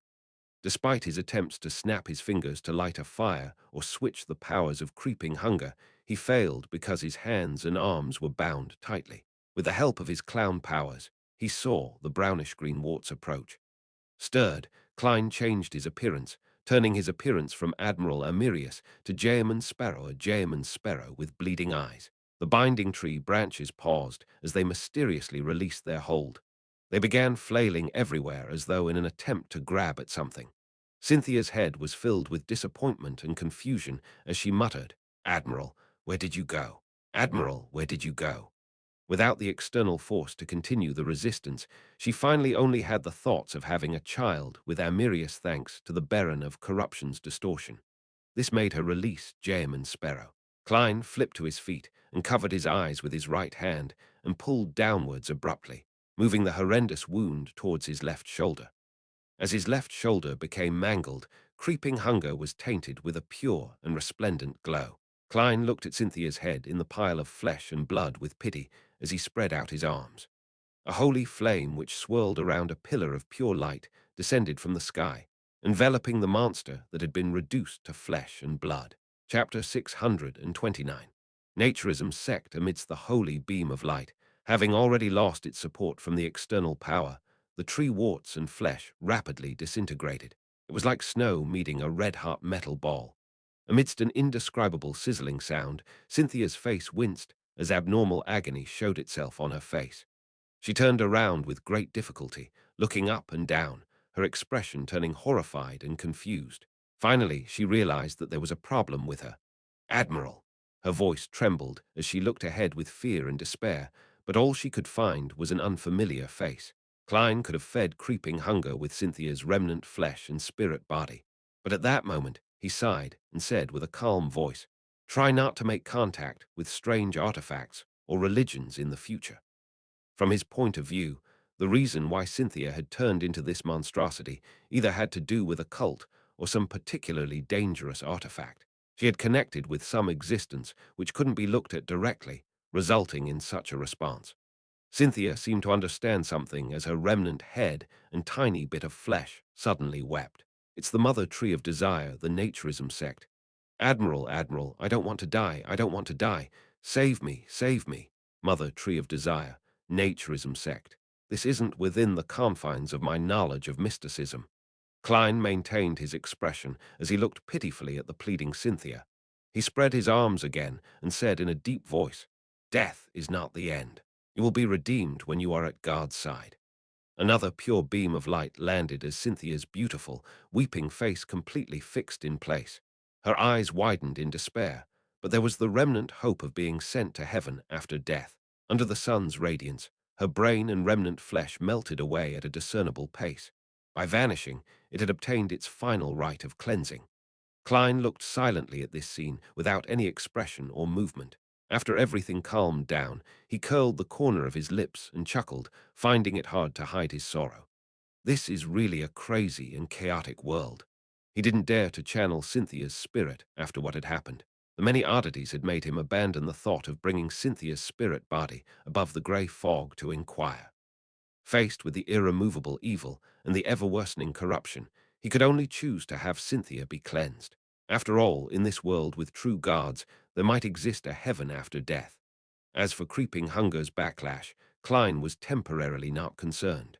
After spending a long time with it, this mystical item which had been sealed to a certain extent had adjusted to him. It didn't need to be fed after every use. It had been restored to its original state. Once it was activated, it just needed to eat once in a 24-hour period, regardless of how many times it was used. Of course, there was no need for it to be fed on the day it wasn't used. Therefore, Klein had plenty of time to seek out food for creeping hunger without harming the innocent. If the worst comes to the worst, I can throw it above the grey fog. Klein surveyed his surroundings, and he realized that the bodyguards and the male and female attendants in the room had shaken off the influence of their magnified desires, and they had fallen unconscious.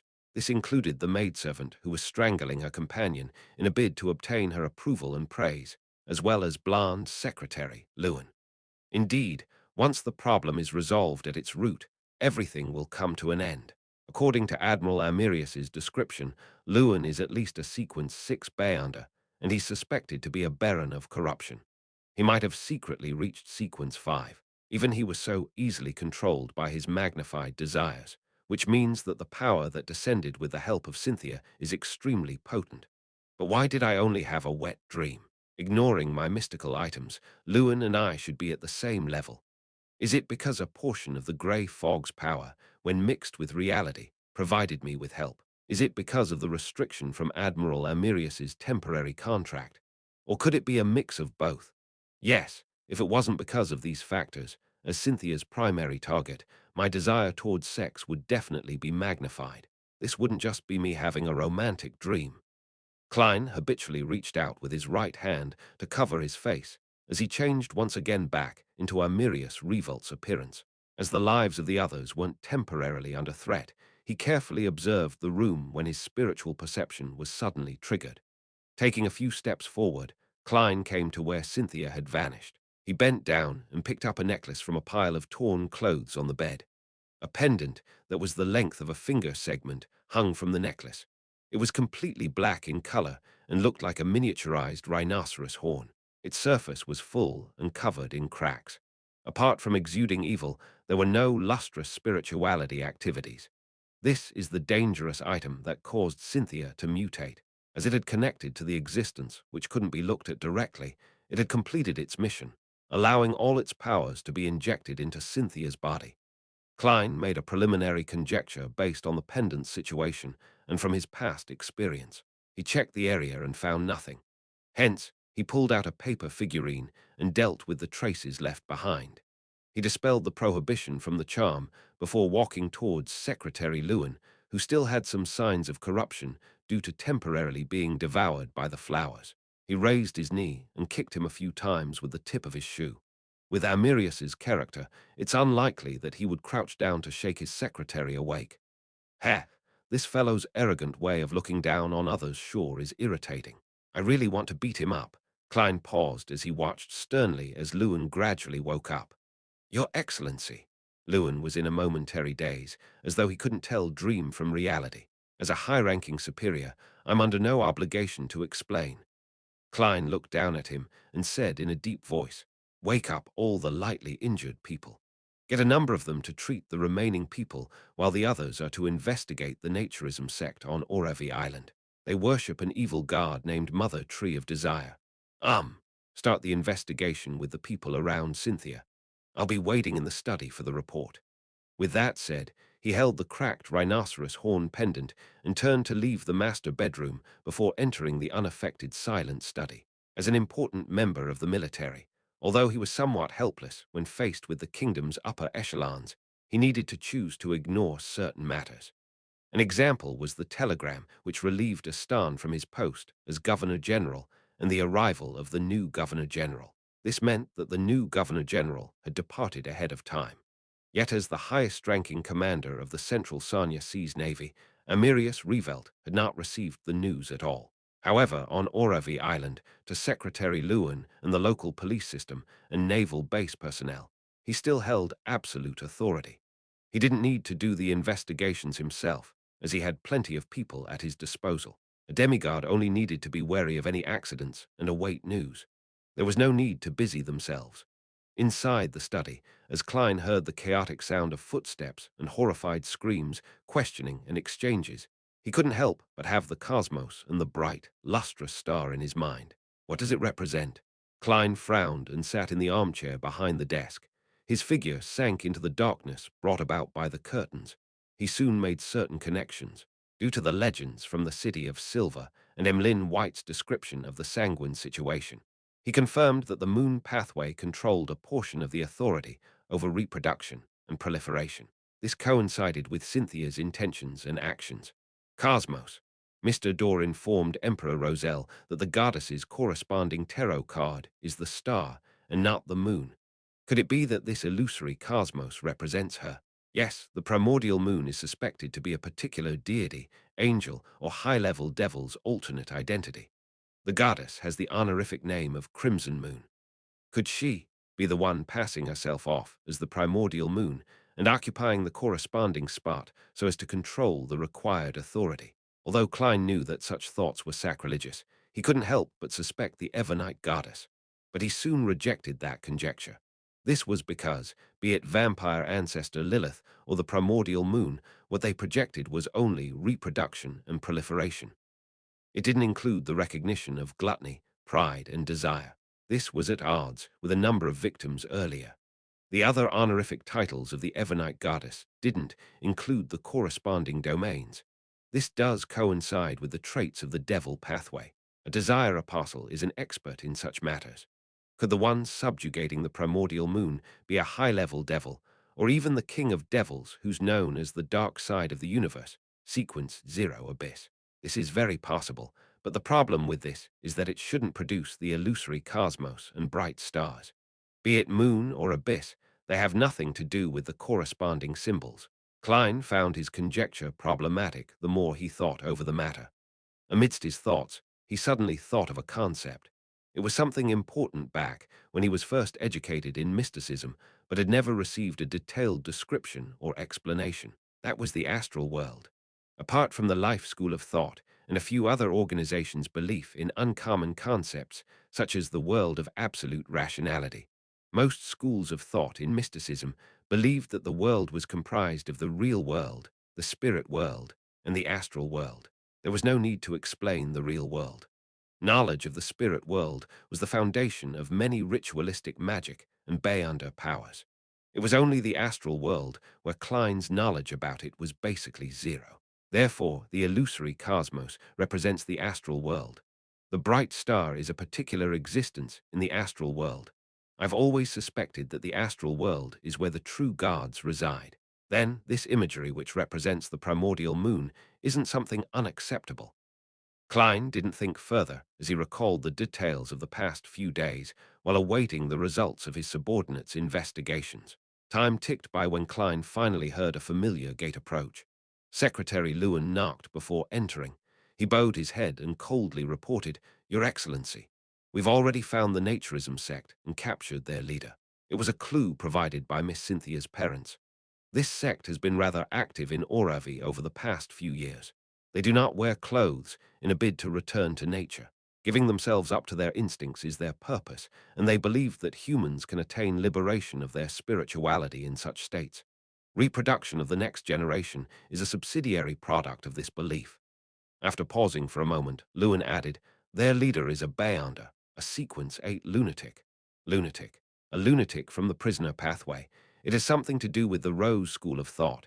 Yes, the Rose School of Thought internally has two factions, temperance and indulgence. The latter's beliefs are rather identical to the present situation. Klein was alarmed as he said in a stoic tone, "Bring him here." Chapter 630. Timeline: the leader of the Naturism sect was named Flight Ken, a man in his 30s. His thin face had brown whiskers, and there were evil-looking tattoos on his neck. He was brought in front of Klein by Lewin. He looked ragged, as though he had suffered the most severe mental torture. "Your Excellency," while he was being captured, he kept exchanging his intelligence for strength, and he's on the brink of a mental collapse.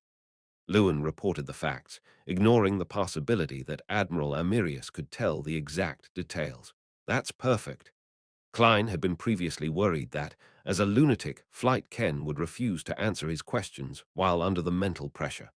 That way, he had to take the risk of being suspected of dismissing his subordinates and attempting a spirit channeling.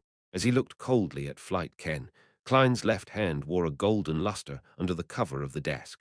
He had switched creeping hunger to the interrogator's soul, and interrogator happened to be sequence 7 of Admiral Amirius's arbiter pathway. Deep in Klein's eyes, two indistinct flashes of lightning appeared as they overlapped with Flight Ken's figure. Psychic piercing was poised for attack. However, Klein didn't directly use the Beyonder power, as it was only at the level of a sequence 7. Once he used it in front of Lewin, he would immediately expose himself to the blonde secretary. With the pressure provided by psychic piercing on Flight Ken's spirit body, Klein sat there like the real Admiral Amirius as he said in a deep voice, "Do you know Cynthia?" As he spoke, he raised his right hand high and dangled the black miniature rhinoceros horn from his palm. "What is its use?" The dispirited Flight Ken trembled as he felt as if a dagger was being held to his psyche, capable of penetrating him at any moment. He couldn't help but lower his head as he stammered, "Yes, I know her. Miss Cynthia wished to have a child with your Excellency, a child with Beyonder powers. She was introduced to me by her parents. It's a proliferation necklace created with the bestowment of the goddess's aura. By consuming its powder and wearing it for prolonged periods of time, it will be able to make your Excellency unable to resist her." Klein listened in silence as he was half convinced by Flight Ken's explanation. However, he still had his doubts. He believed that it was partially Cynthia's goal. This beautiful lady did wish to have a child with Admiral Amirius, either by her own will or from the urging of others. This could be seen from her persistence, even after she mutated. Although the Lone Kingdom's aristocrats didn't like or even discriminated against their illegitimate children, it was situational. A child who had successfully inherited their father's Beyonder characteristics would similarly be given importance. Those ancient families who knew many secrets viewed this with importance, and the Revolt family was one of those families. Furthermore, Admiral Amirius is a stern and old-fashioned man on the surface, but he's someone who treasures his relationships. Even an illegitimate child would receive his love and have importance attached. This might be the real reason why Cynthia was eager to have his child. Klein sighed inwardly. The doubt towards Flight Ken's answer was concentrated on the true effects of the proliferation necklace, as well as the possibility of the naturism sect deliberate misleading of Cynthia. As he strengthened the pressure brought about by psychic piercing, Klein silently stared into Flight Ken's eyes until he could no longer take it and bowed his head again. What other uses does this necklace have? Klein shook the cracked pendant. His tone was calm, as though he knew every secret. His questions were only to obtain the final confirmation. An indescribable pressure inundated Flight Ken, who was already on the brink of a mental collapse. He plopped to the ground and shouted nearly hysterically, "I can corrupt you." As long as Cynthia consumed the powder ground from it and sincerely chanted Mother Tree of Desire's honorific name, any man who has sex with her and successfully has a child would be corrupted. That will make you become a believer of the Mother Tree of Desire, to become her blessed. So that's how it is. Klein instantly understood the entire story, and he was no longer puzzled by the mutation that happened that very night. The naturism sect's goal is to use Cynthia and the proliferation necklace, which looks like an ordinary object, to corrupt Admiral Amirius, making this important military figure of the Lone Kingdom become the Mother Tree of Desire's devout believer. He can then help their sect develop and provide them protection. The key to the success of this method is that it's sufficiently concealed and normal. It is in no way directly connected to terms like potency, strike, and terrifying. Therefore, after 3 rejections from me, Cynthia was unable to expel the corruptive forces in the proliferation necklace's powder from her body. She gradually reached her limit and finally connected with the Mother Tree of Desire and ended up with what seemed like a sudden mutation. Therefore, the monster after the mutation wasn't able to pose any threat to the real Admiral Amirius. Even my usage of the 9th law charm easily resolved the matter. This is because this wasn't the outcome the naturism sect wished to have. They wished to have Admiral Amirius be secretly corrupted and not have a conflict with a demigod. Klein silently looked at the secretary Lewin. Lewin had also gained a rough understanding of the entire situation. He immediately lowered his head and said in a deep voice, "Your Excellency, it was our oversight. We only monitored Miss Cynthia and the servants here without expanding the monitoring to their friends and family. I'm willing to accept any punishment for this, even if you send me to be court-martialed." How would the real admiral reply? Klein once again immersed himself in the character of Amirius, experiencing his recent pain, helplessness, grief, and anger. He maintained his seating posture and sternly said, "We shall leave this for later." The hidden meaning behind this sentence meant, "I'll decide based on your upcoming performance." Lewin was taken aback for a second, seemingly finding the admiral's mild punishment unbelievable. Klein half closed his eyes and said in a deep voice, "My father, the deceased Earl Revolt, once taught me this. He said to pardon the first mistake of a subordinate. Lewin, you, as well as the other bodyguards, should be thankful for his benevolence." Lewin's gaze shimmered as he drew a silent breath. He was no longer as calm, as he rather earnestly said, "Your benevolence is admirable. I pledge my utmost loyalty to you, apart from my principles, guard, and kingdom. The pride in you is extremely exaggerated." Klein didn't believe him as he said, seemingly calm, "There's a second half of the saying, that is, punish them for their second mistake." Lewin nodded, unsurprised at that. Klein cast his gaze back to Flight Ken, who was slumped on the ground. He pressed without a change in expression. "Who instigated you to do this?" From his point of view, Flight Ken's answer was likely that they had planned it. After coming into contact with Cynthia and learning of her requests and knowing who her lover was, the naturism sect boldly had the idea of corrupting the naval admiral, Amirius. Flight looked left and right somewhat neurotically as he apprehensively said, "It was the Mother Tree of Desire. She instigated me to do it in my dream. In the beginning, I only wanted to lend Cynthia the proliferation necklace and for her to wear it. I never planned on her consumption of the powder. Instigated by the Mother Tree of Desire. This is almost equivalent to a revelation." Klein nearly frowned. Although Admiral Amirius is an important figure of the lone military and the highest-ranking commander of the Central Sanya Sea, making his standing and power rather tremendous. It shouldn't be important enough to have an evil goddess set her sights on him. However, I'm not an evil god. I have no way of comprehending their thought process.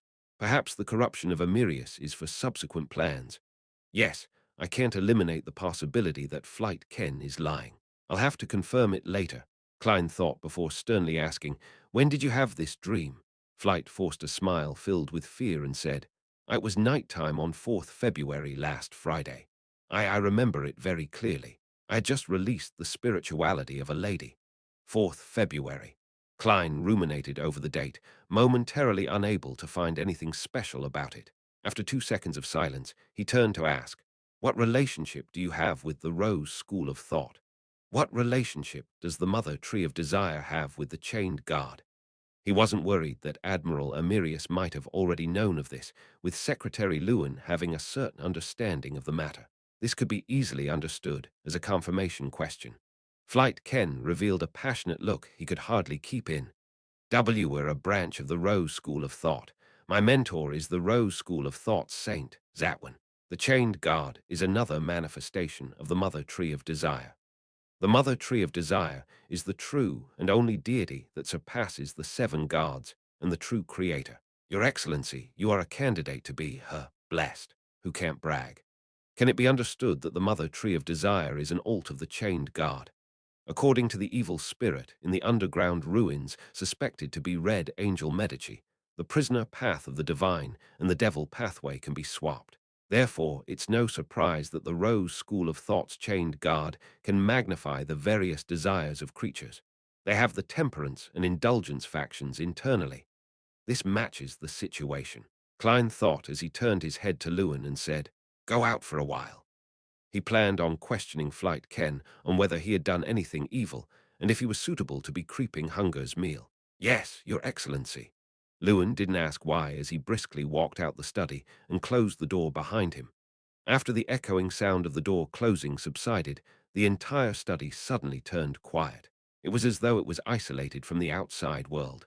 The beyonder powers of a baron of corruption, the distortion of door closing to seal the study. Very considerate. Klein pondered for a few seconds as he recalled the series of thoughts he had previously. Hence, he suddenly asked, 6th February, what did you do on Sunday evening? Flight Ken was taken aback as he said, "We followed the revelation given by Mother Tree of Desire, and using the proliferation necklace and a hair obtained from a particular tramp, we held a ritual to magnify the tramp's gluttony. The tramp stand-in meant for Admiral Amirius was indeed killed by you. It was to prevent the Admiral from leaving, and hence fall into a trap so that he can have sex with Cynthia and end up being corrupted." Klein instantly connected all the matters together, and my appearance provided another possibility that coincidentally destroyed this plan. Coincidence? That's not right.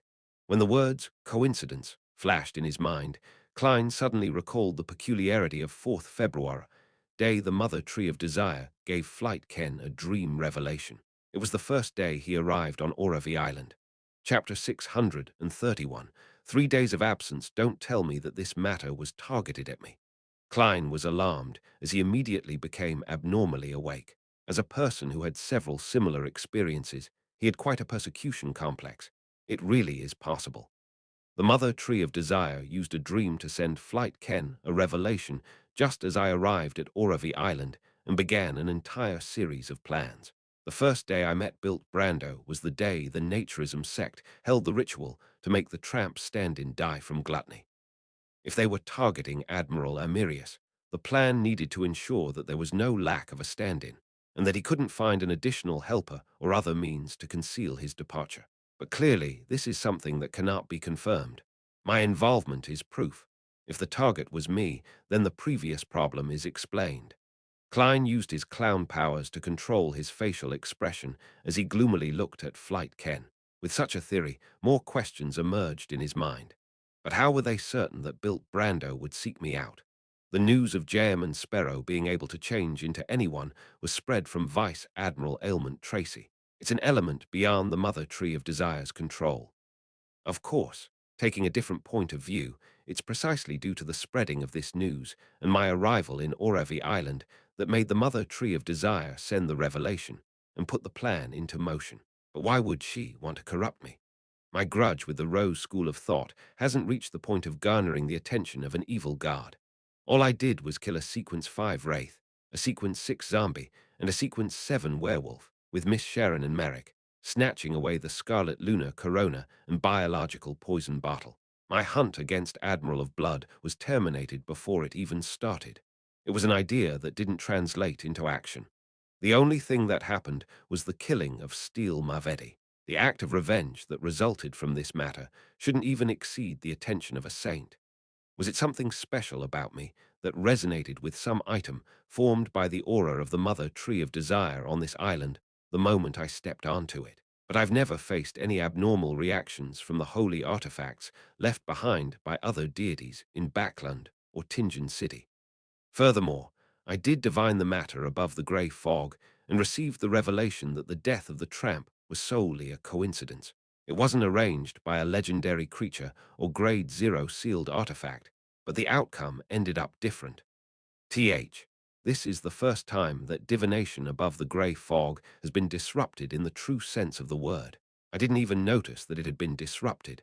Klein's thoughts came to a pause as he discovered the most serious problem. Back when the matter involved 0-8, all he received was an ineffective revelation and not a disrupted outcome. Therefore, it's a power that exceeds a Grade 0 sealed artifact. The Mother Tree of Desire personally disrupted the matter, and she is a true deity herself. But it's very difficult for the 7 guards to influence the real world. There has to be a corresponding ritual.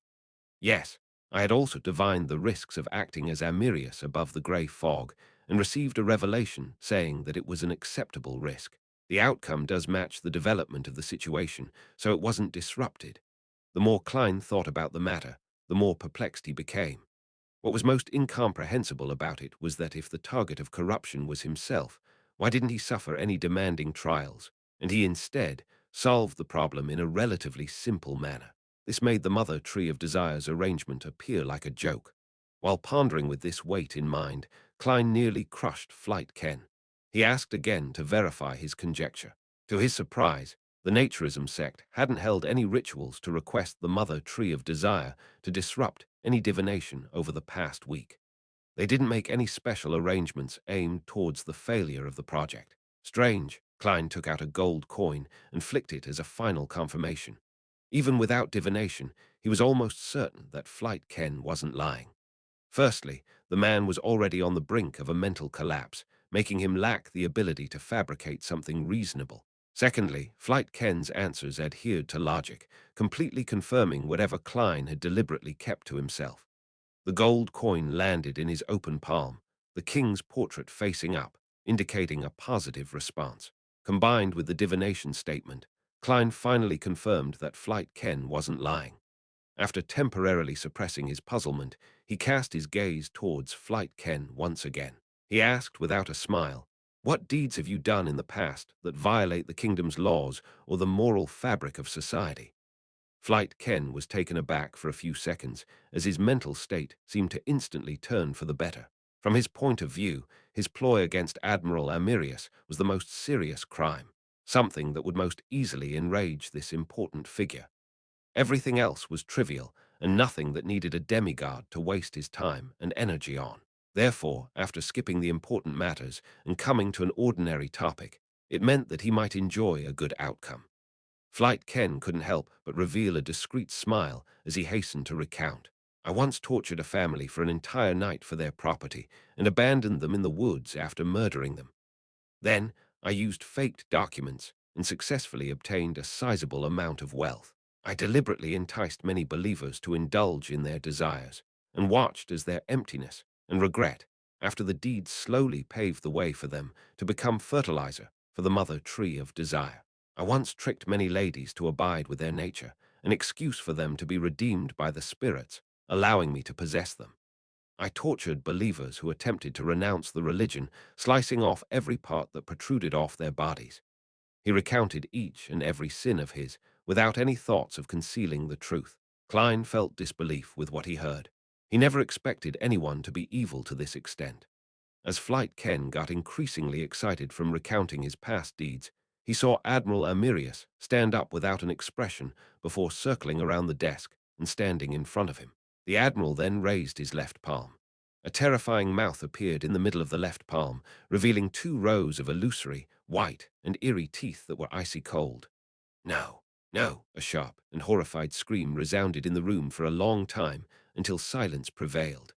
After a while, Klein bent down to pick up a blob of grayish-white light that resembled a shrunken brain. This was the beyonder characteristic of a lunatic. Unfortunately, Flight Ken had been searched before being brought here. He didn't leave behind any cash or items. Klein snapped his fingers and ignited the rest of the clothes. As he looked at his left shoulder, which was beginning its recovery process, he sat behind the desk and remained silent amidst the dancing scarlet flames. Once the traces were no longer noticeable, he pulled at a corresponding rope, making the bell outside ring. Lewin released the restriction and entered, instinctively observing every corner. Instruct the guards and the base personnel to cooperate with the Oravi police to do a cleanup of the naturism sect. It's best if clues can be found and a number of Rose School of Thought members are caught. Klein solemnly gave the order.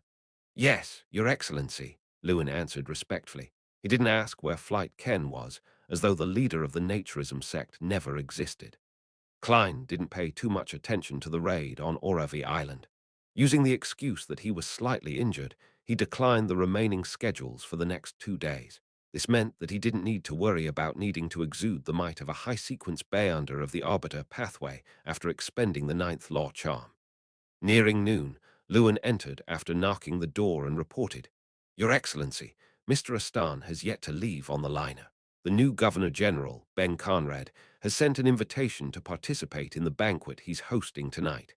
Ben Conrad, the person who replaced Astan as Governor-General. According to what I know, Viscount Conrad's family is a loyal subject of the royal family. Talim likely got to know Prince Edisac while being the equestrian teacher of Viscount Conrad's youngest son. Klein nodded gently as he immersed himself in Amirius Revolt's complex emotions. He remained silent for a few seconds before saying, Inform Governor-General Conrad that it's inconvenient for me to attend the banquet because of the injuries suffered from the naturism sect's assault. Apologize to him on my behalf. Yes, Your Excellency. Lewin didn't persuade him otherwise and calmly left the room. A demigod definitely had the right to be willful. As long as he didn't engage in some secret ploy or commit any serious mistake, there was no way he would be blamed regardless of what he did. This was because any faction would be willing to rope in a demigod. As he watched Lewin's back vanish from the door, Klein shook his head indiscernibly and sat back behind the desk. A quiet day quickly passed. When it was almost midnight, Klein, who was sleeping in the guest room, suddenly woke up and sat up. His spiritual perception told him that someone had entered the house. Klein focused his gaze at the window and saw a middle-aged man in a tailcoat. He had black hair and blue eyes, with the corners of his mouth slightly sagging. He was none other than Admiral Amirius. Phew, he's finally back. Klein slowly stood up and cautiously asked, What item did you give me before? He was afraid that the Admiral Amirius before him was also a faceless in disguise. Admiral Amirius stood there and answered with a stern expression, the 9th law charm. Without waiting for Jem and Sparrow to speak again, he took 2 steps forward and calmly asked, Did anything happen in the past few days? Klein controlled his facial muscles and said, Your secretary committed a mistake and was injured. Oh, what else? Admiral Amirius nodded with deep reservation. Klein tried hard not to move his gaze away as he looked straight at him and said, Your younger brother has been relieved of his post as Governor-General. The new Governor-General has already taken over. Your Miss Cynthia mutated into a monster and was purified by me. A number of your bodyguards and attendants were infected to a certain extent and are currently receiving treatment. Amirius's expression turned into shock bit by bit in an uncontrollable manner. His eyes moved slightly, as though he suspected whether he had returned to the wrong place. It had only been 3 days. Chapter 632. Finishing up after a frozen moment of silence, Amirius quickly brought his expressions under control. He said in a domineering and deep tone, Tell me the specifics. Klein didn't hide much of the truth. He began with Astan Revolt's question, before mentioning the warning from the mysterious person in the dream, and how he was told not to make a choice that resisted the trend of the times. Following that, he talked about the sudden telegram, and finally he spoke of Cynthia's mutation. He went into detail about the situation, the arrogance of the secretary, how he dealt with it, and the general investigations that followed. The only information he kept to himself was that the 4th February was the first day he arrived on Oravi Island, as well as his subsequent guesses. Of course, he was also very vague with matters regarding combat. He believed that Admiral Amirius was understanding enough. After all, what a Beyonder was good at, or what unique abilities he had, were one of their greatest secrets. If they were exposed or understood by others, it gave others a chance of setting up a targeted ambush, making it possible for them to die under the hands of an enemy of a lower sequence. Below that of high-sequence Beyonders, many Beyonders could be very powerful or very weak. After Amirius listened to the recount in silence, his expression didn't seem to change in the dark room. However, the fact that he hadn't interrupted Klein's recount implied something. After a few seconds of silence, he asked in a deep voice, "The mysterious person who infiltrated your dream emphasized the fate of an era as well as the trend of the times." Yes. Klein had already changed back into Jamin Sparrow's appearance. He didn't deliberately go into detail that the mysterious person had never mentioned Stan Revolt's exact plan. Amirius fell silent again. "You maintained my appearance in your dream." "Yes, this is my secret," Klein answered succinctly. Amirius nodded indiscernibly as he paced around in a tiny area before looking back at Jamin Sparrow. "There were no problems with your choices." Upon hearing this, Klein seemed to receive the ultimate and most effective feedback. A large portion of the potion in him was digested as a result. Amidst the deep, reverberating tone, Amirius turned his body to the side and said without any hint of emotion, "I originally had no plans to have a contract with the stand-in, and instead I wanted to inform Cynthia that I had the symptoms of losing control, making it impossible for me to have any physical relationship with her for 5 days. However, I later changed my mind due to certain reasons.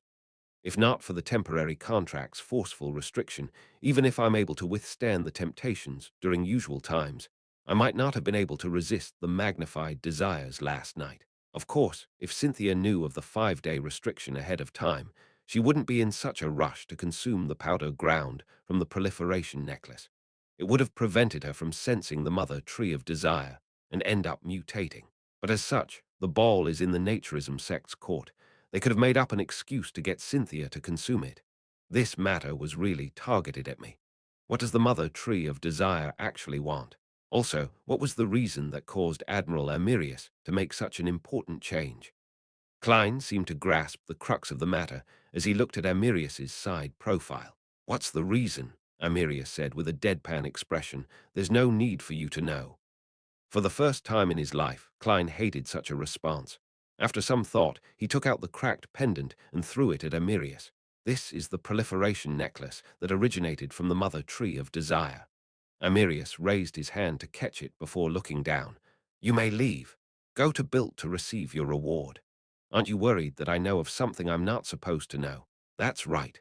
Astan's ploy has been exposed and is known by his political enemies. As for Amirius, he was clearly not involved. Therefore, it doesn't matter if I understand anything." Klein imagined that there would be a long-term confidential contract, but to his surprise, he could leave just like that. Noticing that Amirius didn't raise another matter, he pointed at him and said, "Clothes." Only then did Admiral Amirius look up, silently taking off the formal attire comprised of a shirt and tailcoat. Klein had originally wished to ask for additional payment due to the excessive dangers that went beyond the scope of the original agreement. But after secretly confirming that Cynthia's outcome was because of him, he abandoned the idea while feeling guilty. He quickly took off the comfortable sleeping robe, switched into a tailcoat, and under Amirius's guidance, leaped out of the window and secretly left the garden villa while the bodyguard's eyes were confounded.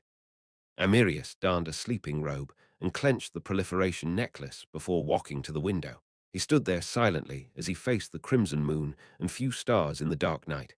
He stood there without an expression, not even changing his posture for a long period of time. "Pa!" He slightly relaxed his clenched fist as the miniaturized rhinoceros horn fell to the ground in the form of shattered pieces, bit by bit, fragment by fragment. The next day at noon, Klein, who had slept soundly the entire night, left the inn and took a carriage to Sweet Lemon Bar. He went to the second floor to meet Bilt Brando.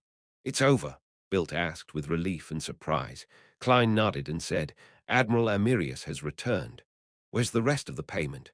Bilt revealed an unconcealable smile.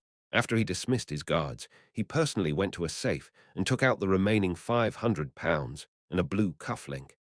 "This is the mystical item created from the Murloc bladder you provided," Bilt introduced. "It can provide illusory scales hidden beneath the skin, so you will be as difficult to catch as a fish. It will also help withstand a certain level of damage for you. With it, you can dive to at least 15 meters without any protective gear. You can freely move about in the water for 10 minutes. It doesn't have any serious negative effects. It will just make you tired easily when in a hot or arid place. That means this cufflink shouldn't be used with the sun brooch." Klein extended his hand to collect the money and item. "Aren't you afraid that there will be problems?" Bilt cracked a joke. "Your business is here," Klein answered calmly. His meaning was clear. If there were any problems, he wasn't afraid that the person in charge would go missing. Bilt's smile froze as he said, "It hasn't been named. You can give it one." "Murloc cufflink."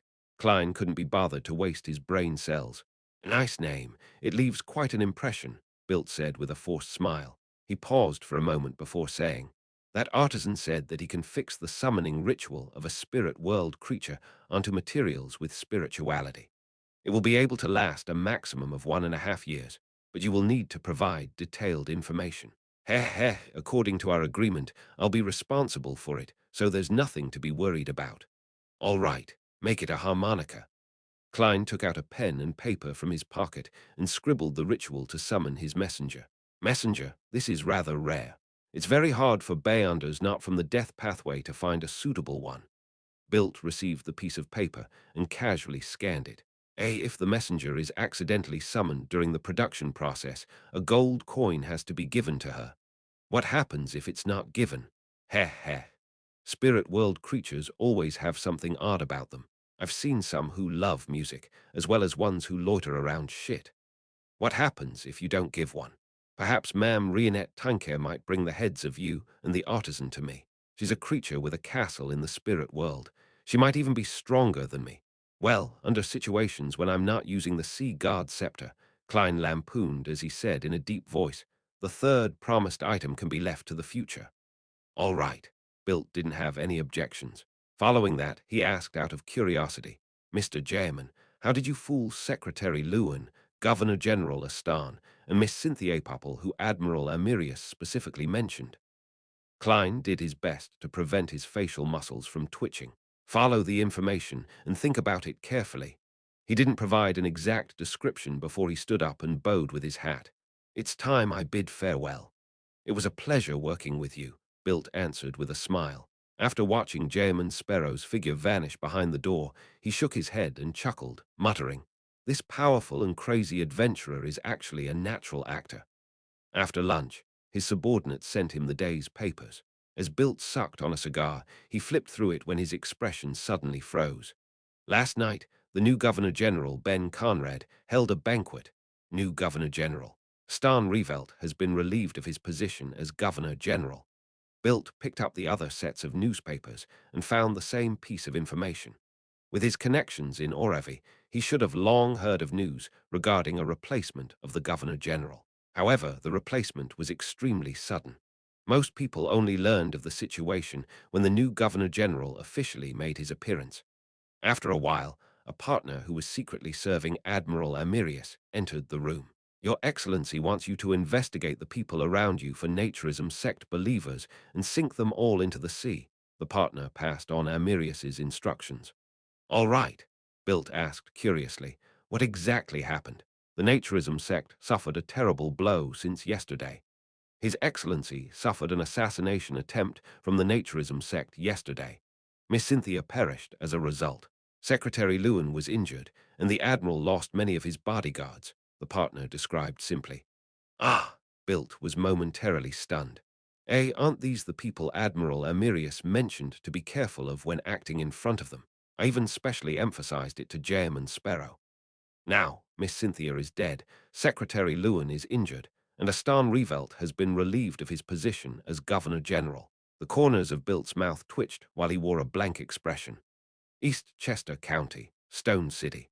Audrey silently listened to a noble lady's words, echoing her from time to time as she provided an ear to listen to. Towards the end, the noble lady praised her sincerely. "Audrey, you really are an angel.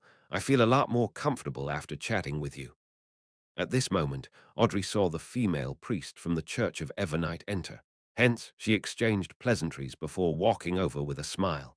This priest appeared ordinary, as she only provided low-level preachings, but in fact, she was a secret member of the psychology alchemists. "Audrey, the potion formula is already in my hands.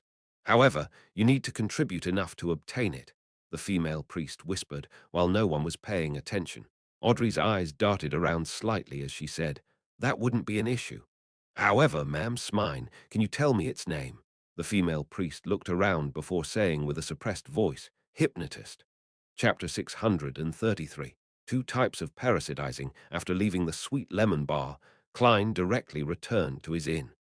Just as he was packing his luggage, the gigantic skeleton messenger appeared suddenly. It originally wanted to pat Klein on the shoulder, but it failed due to its nearly 4-meter tall body with its head penetrating through the ceiling. All it could do was throw the letter ahead before collapsing into nothingness. "Mr. Azik has finally replied. It has almost been a week. Has the messenger been changed? It looks like the original one and would make the corresponding warning." Klein caught the letter and unfolded it. "I'm very sorry that I'm only replying to you today. Perhaps it's because the memories I've recovered has exceeded the limits of my body. I had to spend several days in a deep sleep to adapt to it. The matters you described does coincide with the traits of a marauder pathway. Their corresponding sequence 4 is parasite. In higher sequences, they possess the Bayunder powers of parasitized bodies. According to what I know, there are two types of parasitizing. The first type is a preliminary state.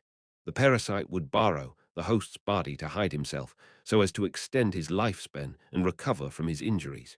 He can see and hear whatever the host sees and hears, but he is unable to interfere with the host's thoughts or steal his thoughts. Therefore, for a host to converse with a parasite, he will have to be the first to speak. The other is full control. The parasite is nearly fused with the host's spirit body, knowing and understanding his thoughts, as well as take over control of the body. Faced against the first type of parasite, one can inform the host via dreams or a subconscious conversation without worrying about being discovered by the parasite. This is because the parasite has to use the host's senses to sense his surroundings. For the second state, there is no way to converse with the host without the parasite's knowledge. However, there is a chance of eradicating the parasite, which is to rely on the host's faith. It's very difficult for me to accurately describe such matters, and all I can say is that when one opens his heart while praying, the target of the prayer would be able to discover the existence of the parasite, and through a particular ritual provide feedback to complete the separation or eradication. Of course, the prerequisite is that the host himself doesn't know of this. Otherwise, the parasite would definitely be alerted and begin carrying out preventive measures. Isn't the latter situation somewhat similar to Little Son's? He prayed to me without much thought, and I discovered the existence of Ammon's avatar. Then, with a concealed goal, I taught him the secret deed ritual and used it to cleanse the parasite. Klein instantly had a deeper understanding of the previous situation he was in. However, I'm currently unable to determine which state my dear poet is in. Back in Tingen, he would occasionally talk to himself. This might be a result of the first type of parasitic states, but the problem lies in the fact that it has been months. It's possible that the parasite has completed his complete control of Leonard. I have to first confirm the matter before knowing what I should do. Otherwise, rashly entering his dream will only lead to preemptively warning the parasite, making the problem more serious and harder to resolve. If it's the second parasitic state, my dear poet believes the goddess, but she has millions of believers. It's unlikely that she would pay important notice to a red glove who's neither a blessed or saint. She's unlike me, the fool. I read every prayer and often provide a one-to-one service. This is what it's like during a startup phase. As Klein thought over it, he suddenly sighed and felt wistful. He originally planned on entrusting a task to Emlyn to secretly monitor Leonard Mitchell to see if he often whispered to himself. However, after considering how Emlyn had already appeared before Leonard and the parasite because of Tinder, there was a high chance that he was a target they were wary of or a target of investigation. Therefore, he rationally abandoned such a thought.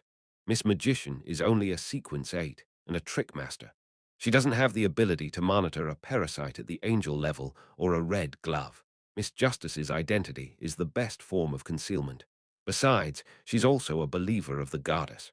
But the problem lies in the fact that she's back in her fief. She will only return to Backland in June. Mr. Hanged Man and Ma'am Hermit are at sea. As for Little Son, there's no way for him to connect with the outside world. There's still not enough Tarot Club members. The factions they've expanded into are still lacking. I can't find any suitable person to help me complete this task. Among the people I know, Miss Sharon should be the best choice to perform such matters when it comes to concealment, but I have no way of contacting her, even if I do it through Miss Magician or Emlyn. I had fled Backland in a hurry, so I failed to consider many of the consequences. Klein raised his hand to knead his temples as he thought about how Leonard was an elite red glove in the Nighthawks. There were high-ranking deacons and the church watching over him, so it was unlikely the parasite would dare to do anything for now. Hence, he decided to put the matter aside and wait for a more suitable helper. Perhaps I can wait until I digest the potion and head east of the Sanya Sea to find mermaids. After I complete my advancement, I can return to Backland and do it myself. The experienced Klein didn't hesitate further as he rapidly made up his mind. Inside Sweet Lemon Bar. After the uneasy built handled 2 naturism sect believers among his close aides, he finally received some good news. Are you telling me that Admiral Amirius will be returning to Bayam today? He stood up with a cigar in hand. Sarthoth nodded gently and said, his fleet left the harbor half an hour ago. It's steering towards the Rorsted archipelago. Phew. Bilt didn't conceal his sigh of relief, having confirmed that the Admiral wasn't putting any blame on him. Just the thought of how Jaem and Sparrow had managed to make the Admiral suffer the loss of so many of his bodyguards, the younger brother's loss of his position as Governor-General, the injury of his secretary, and the death of his mistress, he couldn't help but wonder about his own management capabilities. Although the responsibility of these matters wasn't necessarily Jaem and Sparrow's fault, to have them all happen at once had made one believe that it was the crazy adventurer's fault. At the very least, he was unlucky enough, and as his employer and endorser, Bilt believed that there was no way he could escape responsibility. He definitely needed to incur punishment from Admiral Amirius. His Excellency is indeed a demigod. He didn't let his rage blind his reason. Praise the Lord. May the storm be with us, Bilt said as he struck his right fist on his left breast. At this moment, the subordinates he sent rushed back. Boss, Chairman Sparrow has disappeared, the subordinate reported in a hurried tone. Bilt frowned slightly. Disappeared?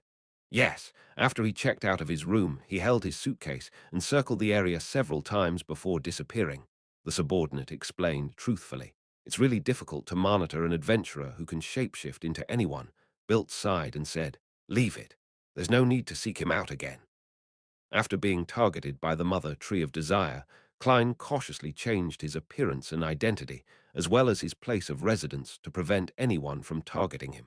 From the feedback received from acting as Admiral Amirius, he decided to quickly digest the potion by putting it into practice.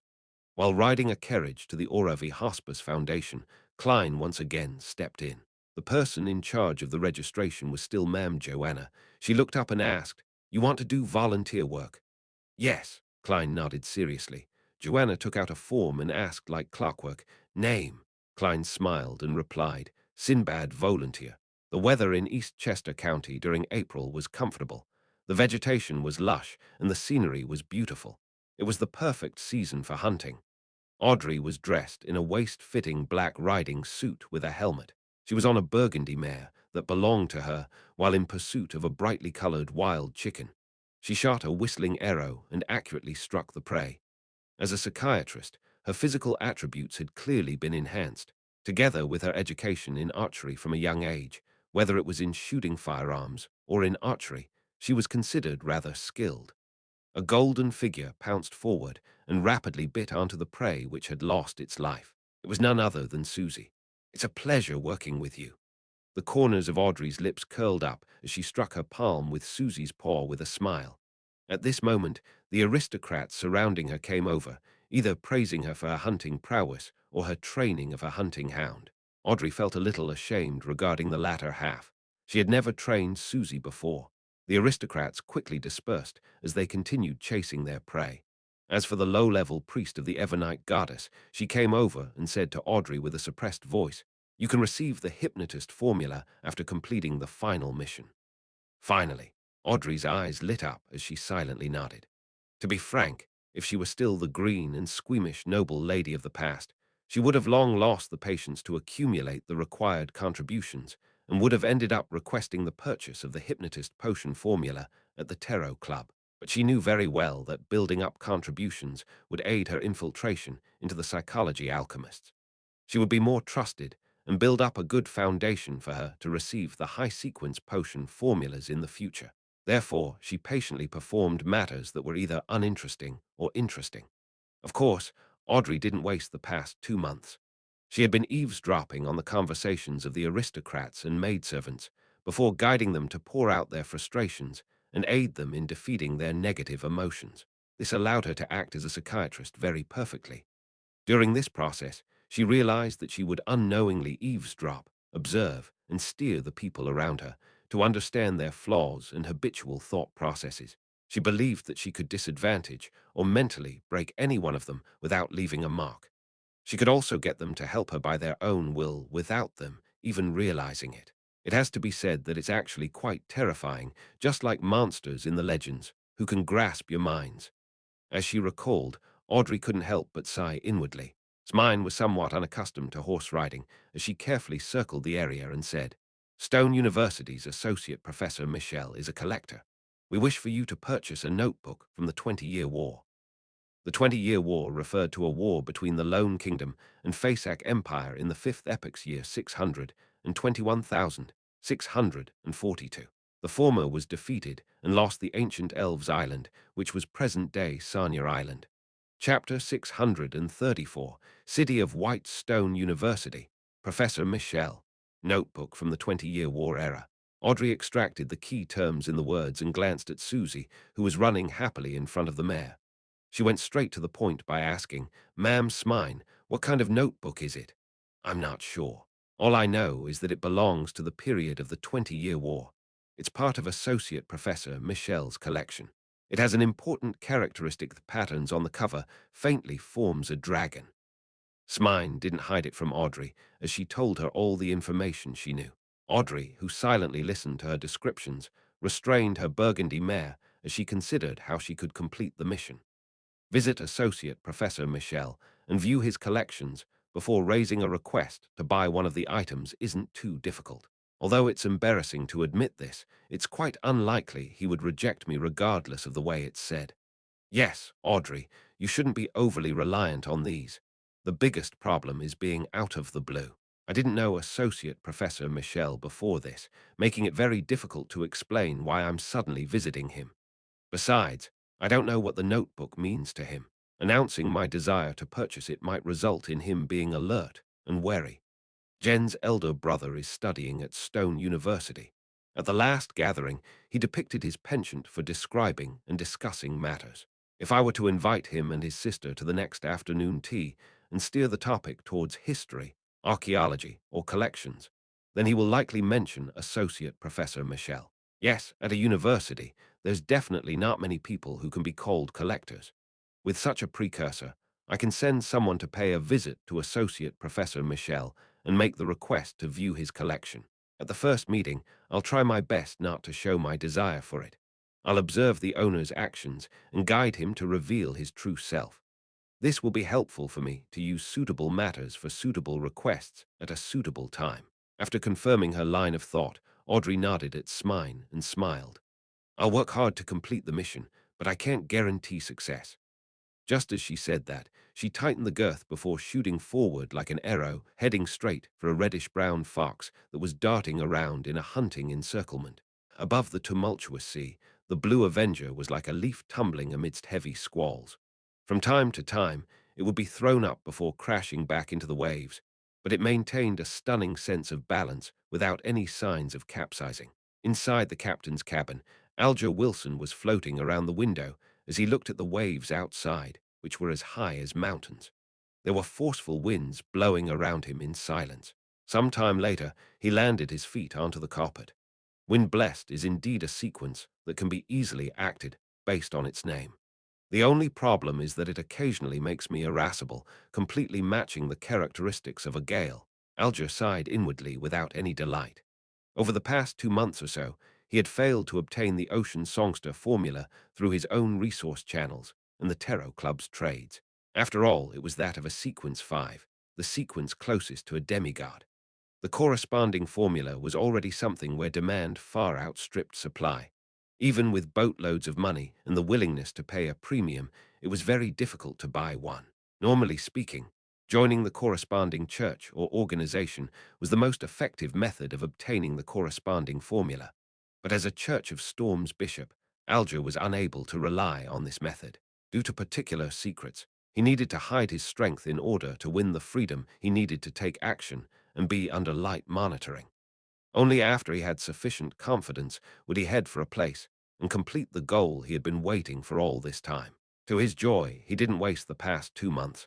At the very least, the speed at which he digested the Wind-Blessed potion was pretty decent. The Wind-Blessed is simple. Ocean Songster is said to be quite difficult. Must I frequently sing? Alger couldn't help but turn his head and look towards the deck. Although he was separated from them by several rooms, he could still hear the drunken sailors singing with gusto, creating a din that could rival the storm's roars. Alger unknowingly frowned. Backland, Sherwood Borough, Synth Circus. Ma'am, didn't you say that you're performing magic? Why are you dressed like that? A youth asked the woman dressed in a pitch-black pointed hat and dress of the same color in puzzlement. I don't know why I'm wearing this as well. Perhaps it's because of my first appearance here. My brain was freezing from the weather, and my style was subsequently fixed. Foz rubbed her face, which had red and yellow paint, as she replied with a smile, "In ancient times, magic is often mistaken as witchcraft. But this has nothing to do with why I'm wearing this." She picked up the middle of 3 porcelain cups which were placed in front of her. She then placed a white ball beneath it.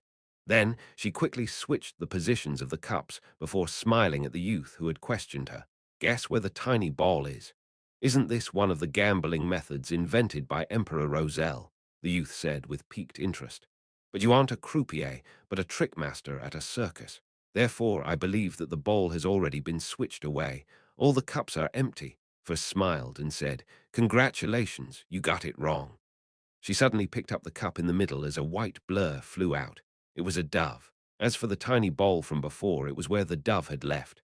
"Wow, godly, wonderful magic, brilliant." After a series of amazed exclamations, Fuzz clearly looked pleased with herself as she looked at the distant cathedral bell, put away her props, and returned to the tent where the circus master resided. "Are you really resigning? I can double your salary." The circus master came over as he tried to persuade her otherwise. Unfortunately, I had already summarized the Trickmaster principles by the middle of March and had already completely digested the potion last week. If it wasn't because the contract ended today, I wouldn't even be here today. Although being a Trickmaster feels very nice, this doesn't stop me from my goal of advancing to astrologer. Teacher said that he would be giving me the formula, ingredients, and a gift this week. What kind of gift will it be? Sigh, the ravings from the full moon are getting more terrifying. If not for Mr. Fool, I definitely would have lost control and become a monster. Foz extended her right hand and covered her mouth, languidly yawning. Then she said with a smile, "Well, I'm actually a best-selling author. My next book is related to circuses, so I came here to be hired." "A best-selling author." The circus master's eyes lit up as he said worriedly and expectantly, "Will you write bad things about us?" "Are there any? I had a great time for the past 2 months." Foz took off her pointed black hat. The circus master revealed a sincere smile and said, "Wall, ma'am Wall, can you mention our circus's name in your book? I'll pay you advertisement fees. Of course, it won't be much. As you know, I'm responsible for the livelihoods of many people. That can be done. This circus master is quite smart." For the first time, Foz realized that a novel could advertise, just like in newspapers or magazines. Furthermore, the format was more obscure and natural. Amidst waves, A liner with rows of cannons traveled along a safe sea route without daring to deviate far from it. Any deviation from the sea route east of Oravi Island usually meant disappearing. Even pirates didn't dare to stray too far from the safe zones. This sea was filled with unexplored regions, filled with all sorts of sensational legends. After 2 months of volunteer work and finding 4 chances to engage in true acting, Klein bade farewell to carrying patients, scrubbing toilet bowls, cleaning vomit, and other miscellaneous chores. He boarded a ship headed for the Garga's archipelago. At the Taro gathering in early March, he had hired the hermit Catlia in a private conversation. He would meet her at the capital of Garga's archipelago, the city of White, Naz. He would then board her ship and head for the dangerous ocean, which was close to an illusion on the far east of the Sanya Sea. There, he would search for unaffiliated mermaids who lived there. The hermit Catlia seemed to be very interested in meeting members of the Taro Club in the real world. With just a few seconds of thought, she agreed to the world's request. However, due to the high level of danger, she had given a high asking price. £30. Klein's first reaction was to give up and take Mr. Hanged Man's ghost ship. But considering how there would be many sailors from the Church of Storms following him, making his freedom limited, and the fact that the level of danger in the easternmost area of the Sanya Sea was high, he finally accepted Ma'am Hermit's condition. As for her, she would wait around the Garga's archipelago for a month at the beginning of April. Any delay would imply the end of the cooperation. To not waste the £1,000 deposit, Klein didn't wait to complete his digestion before heading for Garga's archipelago from Oravi Island. Of course, with the summaries and chances at true acting from before, he was already very close to completely digesting the faceless potion. Even if he didn't use true acting, just acting in his capacity as German Sparrow was enough to complete the digestion in 2 to 3 weeks. Due to this reason, as well as the world's identity being tied with German Sparrow, Klein transformed back into the lunatic and powerful adventurer once he left the hospital. However, he did disguise himself to a certain degree. As he watched the perturbed sea surface, Klein finally saw a port city that had houses mainly made of white rock. The most eastern front of the Fasak Empire, the capital of the Garga's archipelago, Naz. I'm finally overseas. Klein looked at a fishing boat carrying whale meat cruising into the harbor. Its ruggedness wasn't concealed. Meanwhile, he discovered several ships hanging pirate flags docked at the harbor without any signs of concealment. Indeed, Oravi Island's eastern front is a playground for pirates. Klein wore his hat and carried his luggage and left the cabin after the liner came to a stable halt. He went down the gangway into the harbor. After a few steps, he saw a crew of pirates seemingly entering conflict with a local gang. Both sides drew their weapons as they clashed. Klein calmly walked past, showing no signs of stopping them. At that moment, he saw a local pull out a few cans from his pocket and open the lid before throwing it into the middle of the road. What's the meaning of this? Klein nearly laughed out before recalling an infamous item at sea. Canned wolffish. Canned wolffish was popular on the east coast of Fasak and the Garga's archipelago. Just as the thought surfaced, an indescribable stench seemed to inundate Klein's olfactory senses. His facial muscles twitched as he tried hard to resist his body's discomfort as he quickly left the region. A small number of pirates who were struck by the stench vomited immediately, while the remaining ones frantically fled while dragging their companions as though they had lost all their combat strength. A minute later, in a secluded corner, the crazy adventurer, German Sparrow, crouched down and silently belched. Chapter 635. Meeting the smell of canned wolffish is really pungent. Not only is it smelly, but it's also disgusting. It's practically a biological weapon. Klein crouched in the corner and took nearly a minute to recover. Before that very instant, he had underestimated canned wolffish. He had failed to take the necessary actions to deal with the situation. He could have used paper figurine substitutes or create an invisible air tube to pretend that he was using underwater breathing. But he had done none of that. Now he finally got a deep understanding of how wise it was to ban opening canned wolffish in public. Phew! Klein exhaled as he slowly stood up. Carrying his suitcase, he slowly walked towards the harbor. His first impression of the city, named Nuz, was one of many white houses, with stone being a common material for the buildings. The second impression was that it wasn't too far north, but the temperature was rather cold. Even though it was already April, it was still only a few degrees Celsius. The third impression was that there were many whaling houses. Gigantic beluga whales were being dismembered for their skin, flesh, fat, bones, and grey amber. The latter, too, could be used to make paña for banquet dresses or top-grade scented materials. Whether it was for incense or perfume, they were considered luxurious goods that only the wealthy and nobles could enjoy. As for the skin, flesh, and fat of beluga whales, they also had their own uses. They were used separately to make clothes, food, or all related products. In Nuz and the Gargas archipelago, the culinary methods for preparing beluga whale had transformed into a unique culture. There were all sorts of techniques and famous restaurants. Klein passed by the various whaling houses, seeing separated fat being carried out on cargo carriages towards nearby factories that spewed black smoke. They were oil refineries, which were very unique to Gargas. Beluga whale fat could be refined into whale oil, which could be bottled and made into outstanding incendiary material and the lifeblood of particular industries. Very unique. Klein exhaled some mist as he stopped and watched for a while. Out of the harbor and into the city district, a cacophony of Fasak inundated his ears. Having mastered ancient Fasak, source of the northern continent's language, Klein was long familiar with the language of the northern continent barbarians. He turned his head upon hearing the din and saw the tall populace with slightly blonde hair raising horizontal banners as they protested on the streets. The horizontal banner right at the front clearly wrote the reasons for their protest. Oppose the poaching of beluga whales. We need sustainable development. Klein nearly lost his cool as he believed that the concept of sustainable development was highly likely to be invented by Emperor Roselle. As he swept his gaze, he looked at the banners behind it and understood the goals of the protest. Whaling for survival, not entertainment. Humans aren't more important than beluga whales. Greedy devils should leave Naz. At this moment, a policeman dressed in a grey uniform held a shield, riot fork, and baton to stop the protesters from advancing. After a brief argument, the scene quickly turned violent. Many protesting youths threw opened canned wolffish as well as Molotov cocktails.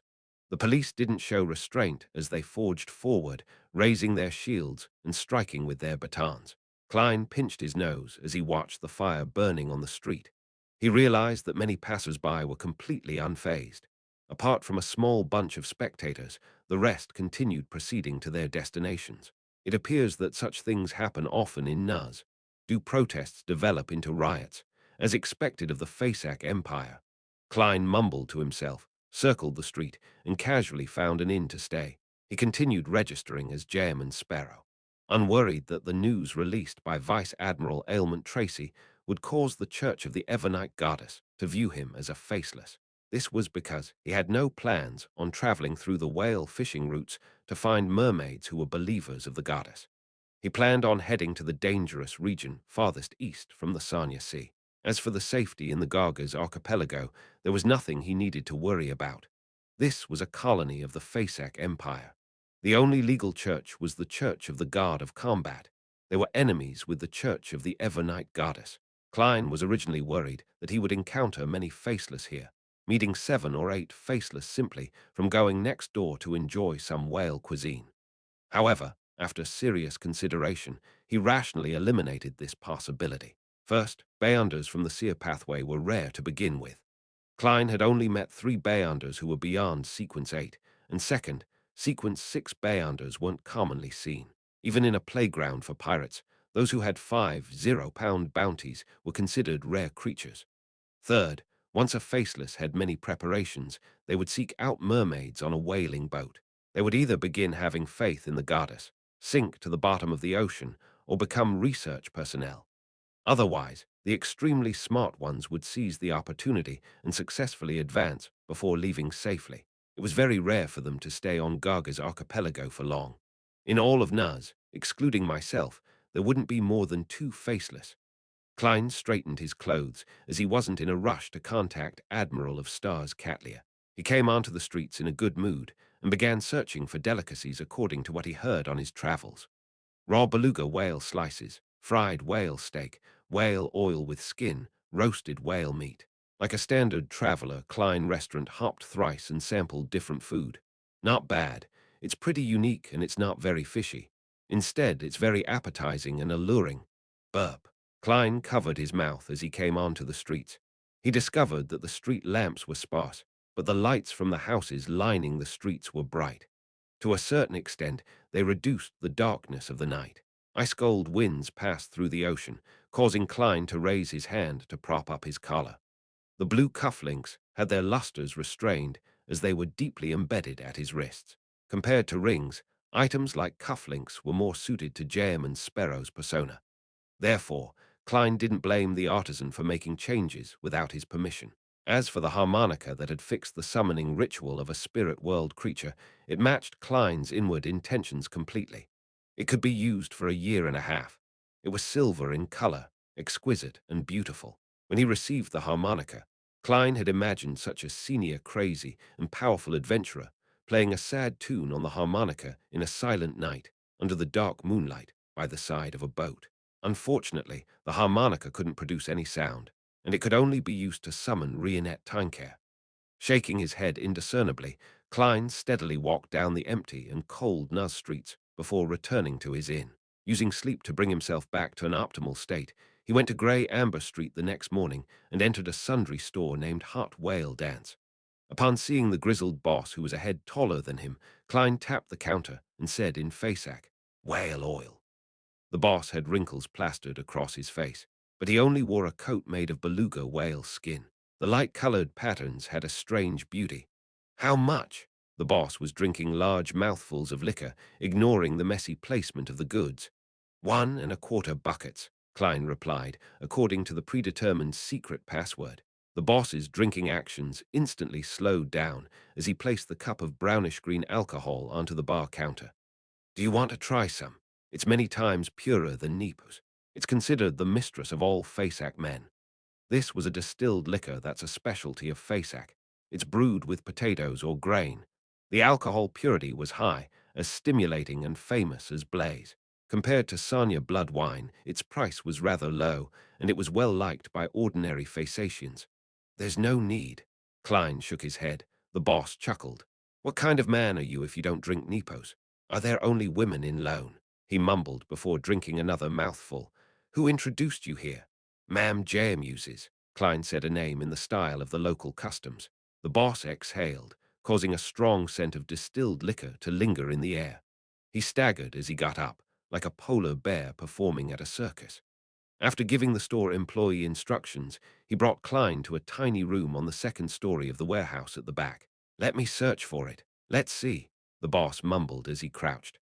Klein controlled the twitching of his facial muscles as he recalled a widely spread joke in the Lone Kingdom. "When is a Faceac man not drunk? When he's in his mother's womb." After waiting for a moment, Klein saw the boss find a pure crystal ball from his rummaging. Then the tipsy polar bear had his back facing Klein as he rubbed his hands on it, softly chanting the tongue-twisting ancient Hermes. The room gradually turned dark as all the corners without light sank like they were producing a strange, attractive force. The crystal ball quickly lit up, producing the figure of a woman wearing a black, classic robe. She had an oval face and had very fair skin. Her eyes were deep black with a slight purple hue which was filled with mystery. "I'm seeing another Tarot Club member's actual appearance again." Klein stepped forward and received the crystal ball. On the opposite end of the crystal ball, the hermit Catlia could also clearly see the world. He had black hair and brown eyes, with a thin and angular face. Her gaze paused for a moment before she hesitantly said, "Jam and Sparrow." She discovered that the true strength and standards of the Tarot Club members were far stronger than she had expected. The world was actually the crazy hunter, Jam and Sparrow, who was considered at the level of a pirate admiral.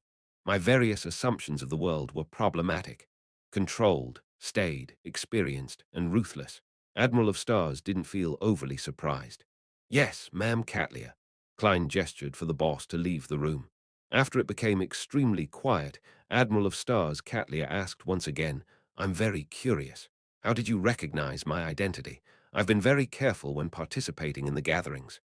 Of course, she had jumped in fright when the world, who had chosen to speak privately with her, immediately greeted her with Admiral of Stars. And it was partly because of this that she chose to take on the world's commission. "A secret," Klein smiled politely, As he didn't wish for her to make connections to Mr. Fool, he calmly added, "Your eyes are very special." "Can I understand that as a form of praise?" Catlia smiled, feeling somewhat enlightened. She believed that the world had previously only relied on her eyes and other details to suspect that she was Admiral of Stars, but she wasn't certain. Hence, he had probed her with language, and her reaction told him the correct answer. Klein didn't respond as he switched to asking, "When can we set off?" Chapter 636. Slaughterer Admiral of Stars Catlia thought before answering, "Tonight at 8, dark 6. Not bad. There's no delay at all." Klein nodded slightly. "Okay." Just as he said that, the light inside the crystal ball suddenly converged as the figure dressed in a black, classic robe darkened and blurred before quickly vanishing. Holding the crystal ball, which had turned very ordinary, Klein turned around, pulled open the door, and walked out. Glancing at the boss, who was guzzling alcohol while leaning against a wall, he threw the crystal ball at him. The boss fumbled to catch it as Klein unhurriedly walked down the stairs and left the warehouse. Once he was out of hot whale dance, he took out his golden pocket watch and snapped it open to check the time. It's almost noon. Most bars will be open. Klein stopped a rental carriage and used FASAC to tell the driver to head to the El Ardal bar. It meant Dawn Bar in the local language. It was a place where adventurers would gather in the Gargas archipelago. To Klein, the gathering of different intel and news was meaningful. This might aid him in making the best judgment at critical points in time, allowing him to escape the misfortune of losing his life. Therefore, even if he didn't like bars, he often went there. He would get a cup of thick malt beer and silently sit in the corner of the bar counter and listen to any matters of interest which people mentioned at sea. In addition, he wanted to know about Roy King, who had been imprisoned in Bayam's Governor General's office. Over the past 2 months, Snake of Mercury, Will Ossipton hadn't sent him any dreams. Similarly, Fate Counselor Rixiardo didn't summon his messenger to provide him any clues to a powerful mystical item. About 20 minutes later, the carriage came to a halt. A huge vertical signboard with the words El Ardal Bar appeared before Klein's eyes. He habitually took out 2 soldi in notes and handed them to the carriage driver. It was only when he saw the worn face of the carriage driver did he suddenly realize something. He was overseas, and this was a colony of FASAC. It had its own currency. The smallest denomination was the kopeck, followed by the faysilver, and then the gold horn. They maintained the very intuitive based-end denomination, making conversions very simple. I forgot to visit the bank to exchange for kopeck and faysilver. I used it all at the inn and restaurant. Klein was just about to look around to see if there were any banks around when the carriage driver happily received the 2 1 soldi notes. After repeatedly checking it, he beamed with his wrinkled face. Thank you for your generosity." Klein got off the carriage. While walking towards the El Ardal bar, he was recalling the carriage driver's delighted look. "Gold pounds, soldi, and pence can be used here as well." Yes, Garga's archipelago isn't that far from Taskarta and Orevi. Many items would be sold here, and many lone adventurers like to visit the Sea of Beluga whales. To have Lone Kingdom's currency being used in private is rather common. Heh heh. Lone's industry and economic strength is greater than the FASAC Empire. It can even be said to be much stronger. The gold pound is worth a lot more than the gold horn. Wait, suddenly he recalled something. 1 gold pound could be used to exchange for 5. 5 gold horn. This also meant that 2 soldi was equal to 5. 5 faysilver. And in the City of White, a rental carriage cost 4 faysilver an hour. There wasn't any prorated discounts. It was no wonder the carriage driver was so happy. Klein turned back and realized that the carriage had long disappeared. Sigh. Gently exhaling, Klein pressed down on his hat and pushed open the heavy wooden door before entering the El Ardal bar. In this world, bars near the dock and factory districts often sold lunch and dinner. Therefore, they opened around 11 in the morning. At that moment, there were quite a number of adventurers who had nothing better to do, gathered in front of the bar counter. They ordered liquor and smoked fish or vegetable soup with oil floating on the surface. They had a great time eating all of that with bread, drinking Lanty Proof and Nepos at noon. Are they planning to be drunk the entire day? The customs of FASAC are really unacceptable. Klein mumbled as he walked to the bar counter with a deadpan expression. He sat in a corner and rapped the wooden counter. 2 toasted bread with red sausage, a set of smoked whale meat, a bowl of thick vegetable soup, and a cup of Gola's beer. Gola's beer was rather popular along the eastern seaboard of Fasak. It was rather rare in Sanya Island and the Gargas archipelago. New here, the bartender glanced at Klein. A total of 4 Faysilver and 6 Kopek. I'm new because I don't drink liquor. Klein ignored the bartender's question and threw 2 solely in notes. It was equivalent to 5 Faysilver and 5 Kopek. Considering how he was Jem and Sparrow, Klein held back the urge to get the bartender to give him change, as he treated it as a tip. Of course, in a backland bar, that amount of food would have cost him about 2 solely. Having received a tip, the bartender didn't ask further. He skillfully poured a cup of Gola's beer and pushed it towards Klein. The beer was rather black in color with plenty of foam. It had a pleasant charred taste, and there was slight stimulation in the mellow taste. It made Klein feel as though the alcohol content was rather high as he suspected if some other liquor had been poured in. While waiting for his food, he sipped his beer and silently listened to the conversations of the surrounding adventurers. And the group's conversation was mainly centered around how someone had made a windfall who was killed by pirates, who finished off a pirate captain without claiming the bounty, and instead inherited the deceased pirate captain's subordinates, which woman in Nuz had an illegitimate child, or who became a laughingstock for failing to perform at a brothel. When the Garga's specialty, thick soup brewed using sweet vegetables, onions, cabbage, carrots, fish, and butter, was served before Klein, he finally heard something interesting. An adventurer suppressed his voice as he said to his surroundings partners, "Have you heard of this? There's a 4th epoch ruin east of Gargas." "No, who discovered it?" his surprised partner curiously asked. The adventurer looked to his left and right as he said without much thought, "Gareth discovered it. As you know, he's a seafarer who's good at diving.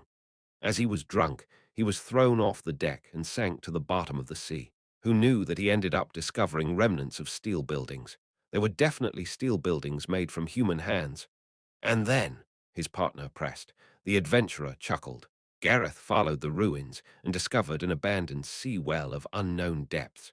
It was already filled with seawater, but it still left him with extreme horror. Holy Lord of Storms, this might even lead to the core of the land. He said that there was something summoning him inside, but he didn't dare explore it, so he floated up in fear. A deep-sea well, strange attraction. This might not be a 4th epoch ruin. Perhaps it's from the 3rd epoch or 2nd epoch. Little Sun had mentioned that during the Dark Epoch, sea monsters were subject to Elf King Soniathram and helped him rule the bottom of the sea. Sweet, salty, and a little tartish. Klein drank a mouthful of thick vegetable soup as he forked a piece of smoked beluga whale meat. The adventurers didn't talk about Gareth's encounter, as there wasn't any sight of heart-stirring gold or jewelry, mystical items, or bay-under ingredients at the moment. The conversation quickly steered to a few adventurers who they weren't friendly with. They mocked about how they had married beautiful natives who all turned into stout and fat women a couple of years later. Their strength could even match those of low-sequence bay-unders.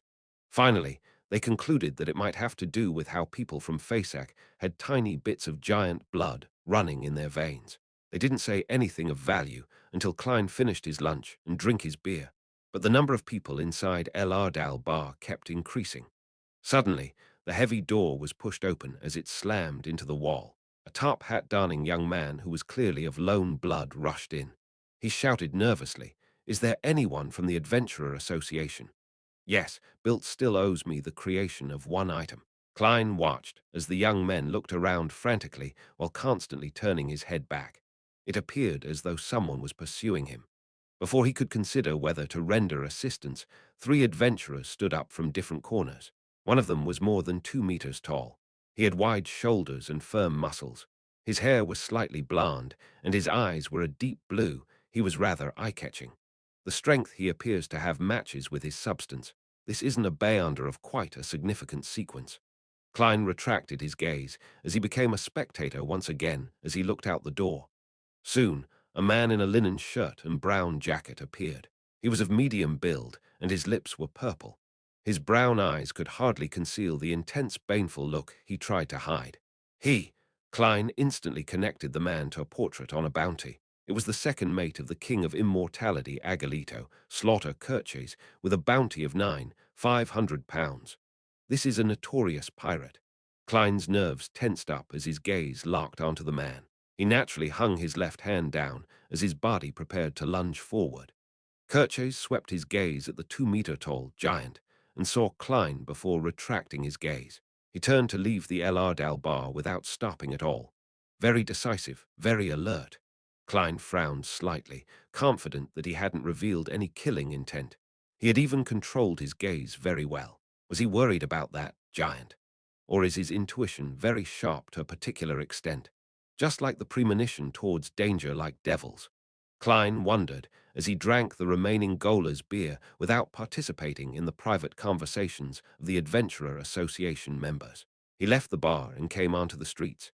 Now, he didn't wish to give himself new troubles aside from finding mermaids. After circling the area, Klein discovered that Slaughterer Kirches had long departed. His whereabouts were unknown. Hence, he silently returned to his inn. City of Silver. Inside the spire, Derek Berg once again met the chief of the 6-member council, Carlin Iliad. He clearly remembered that nearly 70 days ago, Carlin had told him that in 2 months he should prepare to be sent out on an exploration mission. Chapter 637. The Future. Are you done with your preparations? Carlin had his back to the window as he asked without any abnormality in his tone. With the axe of Hurricane attached to him, Derek lowered his head slightly. I'm done. In the past 2 months, through the patrol missions and arduous practice, he had fully mastered the various Beyonder powers of Solar High Priest. He was already not too far from digesting the potion. What he wished for the most was to obtain the Sun Pathways Sequence 6 potion formula in the next 2 to 3 tarot gatherings, so as to ensure his continual advancement. The release of Shepherd Lovia made him feel highly threatened. He believed that only by reaching the same sequence 5 would he have a chance of effectively putting her in check and avert the potential danger of the City of Silver. However, with the knowledge of the acting method, and without the lack of Beyonder ingredients, all he needed to do was survive the various patrols and exploration missions and make enough contributions to make Sequence 6 a reachable target. However, Sequence 5 required a specific ritual which made it relatively difficult. The grizzled Carlin nodded. In another 2 days, I'll be leading a small team to the vicinity of the giant King's Court. We will do a second sweep of Afternoon Town, which we previously found, and your powers are very suitable for such matters. Afternoon Town. Having been brushing up on his knowledge of legends over the past few months, Derek was no stranger to this name. It was an area that needed to be passed when going to the giant King's Court from the Kingdom of Silver. It was a town where humans and giants lived together. It clustered around the ancient guard's residence, which was forever fixed at sunset, just like the last door that separated the real world to a mythological legend. Yes, Your Excellency. Derek couldn't find a reason to reject. City of White, Nuz, in a particular inn. Klein sat behind a desk as he looked at the constantly changing clouds outside the window, silently awaiting the arrival of evening. At 8, he would board the Star Pirates' flagship, Future, on Dock 6 to head to the furthest eastern front of the Sanya Sea. No matter what happened in the Garga's archipelago or this region of the sea known as a pirate's playground, they would have nothing to do with him. Therefore, he didn't attempt to hunt the small number of pirates with bounties on their heads that he met while walking in the big and small alleys or bars and casinos. He didn't want to mess up his plans of finding mermaids. My spiritual intuition tells me that Slaughter Kirches from Noon seems to have targeted me. I wouldn't mind if he wishes to send himself to his death. Well, battle strategy can be despised, but battle technique needs to be treated seriously. Without using the Sea Guard scepter or tinder, I'm at best a little stronger than him. I'm at an advantage by being well-rounded and strange enough. Klein half-closed his eyes as he imagined the gathering of countless spherical lights, and he used it to enter cogitation rapidly so as to maintain the acuteness of his spirituality. After an unknown period of time, his spiritual perception was triggered as he opened his eyes immediately. At that moment, the sun had already set in the west. The fiery red colors seemed to burn the sea as long shadows were drawn out through the curtains. The shadows seemed to come alive as they danced about before distorting and standing up to project themselves on the wall. Its pitch-black darkness was like the manifestation of the immense evil at the bottom of a human's heart. Klein watched this scene with a deadpan expression. He raised his left palm high as he slowly extended his fingers. The pitch-black shadow produced a voice that sounded hoarse, as though it held sandcloth in it. While looking at Klein, it said, "Jayman Sparrow, do not interfere in the matter that happened this afternoon. This is the will of the King of Immortality." With that said, the shadow slid down like flowing water and scattered into the darkness, having its original state restored. Klein didn't pay attention to the shadow's changes. Instead, he cast his gaze outside. He could sense that the person controlling the shadow was somewhere across the street. Hence, he didn't plan on acting upon an incorporeal entity. Indeed, Slaughterer Kirches recognized me as the crazy adventurer, Jayman Sparrow, who loves to hunt pirates. That's why he didn't hesitate to turn around at noon. He might not be afraid of me, but there was another rather powerful adventurer present as well. The power he revealed just now is somewhat similar to the Desire Apostle in Backland. He's more and more likely to be a beyonder from the Devil pathway. Heh, using the King of Immortality to scare me. Do you think I'll submit just like that?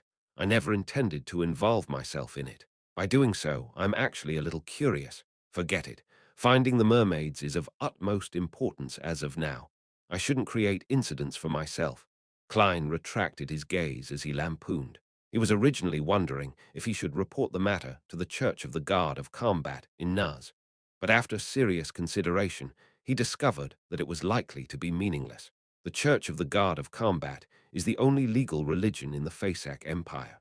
The number of high-sequence Beyonders they have is definitely a little higher than the Church of the Evernite Goddess, but just by a little, even if the demigods of the Fasak royal family and military are added. With the extensive land and numerous colonies it has, making the number of critical areas that require protection crucial, they would definitely be lacking in manpower. The Gargas archipelago, which is far away from the empire and in a relatively ordinary location, with the only industry being whale fishing, there's no doubt that it's only an afterthought and doesn't have any saints protecting it. According to what Klein had previously learned, the Archbishop of the Gargas Diocese for the Church of the God of Combat was only a Sequence 5 guardian. Together with the tribunal's inquisitor, a baron from the royal family, and a commodore from the military, they formed the highest level of Beyonder combat forces here. Of course, the existence of sealed artifacts had guaranteed the control of the area. Klein suspected that the Church of the God of Combat in Nuz had at least one Grade 1 sealed artifact. Only by doing so could they combine it with their fleets and Beyonders to ensure that the whale oil and grey amber trade industry wouldn't be under the control of pirates and not end up as one of the vassals of one of the four kings. Under any sudden assaults, they were able to use it to last until reinforcements arrived. And it was precisely because of this that the officials in the Gargas archipelago ultimately maintained a defensive state. As long as the pirates didn't cause problems, they were allowed to freely enter and leave.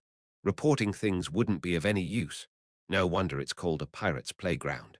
It's no wonder Bilt wants to organize an adventurer association. Klein sighed as he gave up his previous thoughts. After dinner and resting for a while, Klein took out his gold pocket watch and opened it to check the time. Seeing that it was already 7, he held a ritual and summoned himself before responding to himself.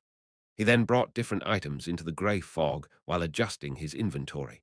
As he was adventuring out at sea on the future, the Murloc cufflink and various sea guard domain charms were necessary. Therefore, Klein left tinder and the sun brooch above the grey fog. With creeping hunger as his main force, he matched it with the biological poison bottle and a revolver which was loaded with different Beyonder bullets.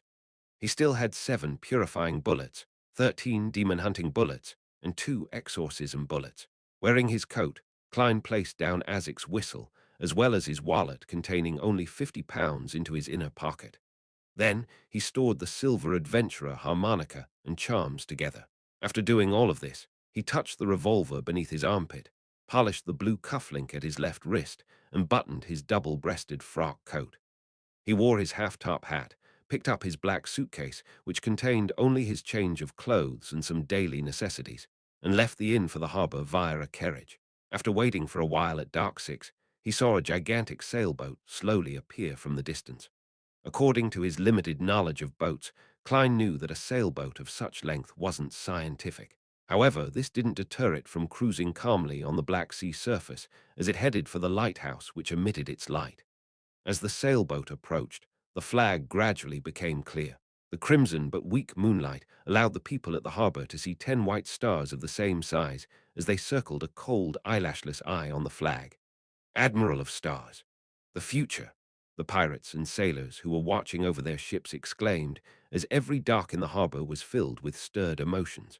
After more than 10 seconds, the defensive cannons on the two ends of the mountain nervously adjusted themselves and aimed at the gigantic sailboat which didn't conceal itself.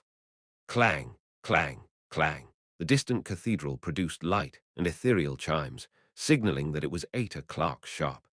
As the tenseness around the dock became more evident, the future came to a halt. At some point in time, a woman dressed in a black classical robe appeared at the bow.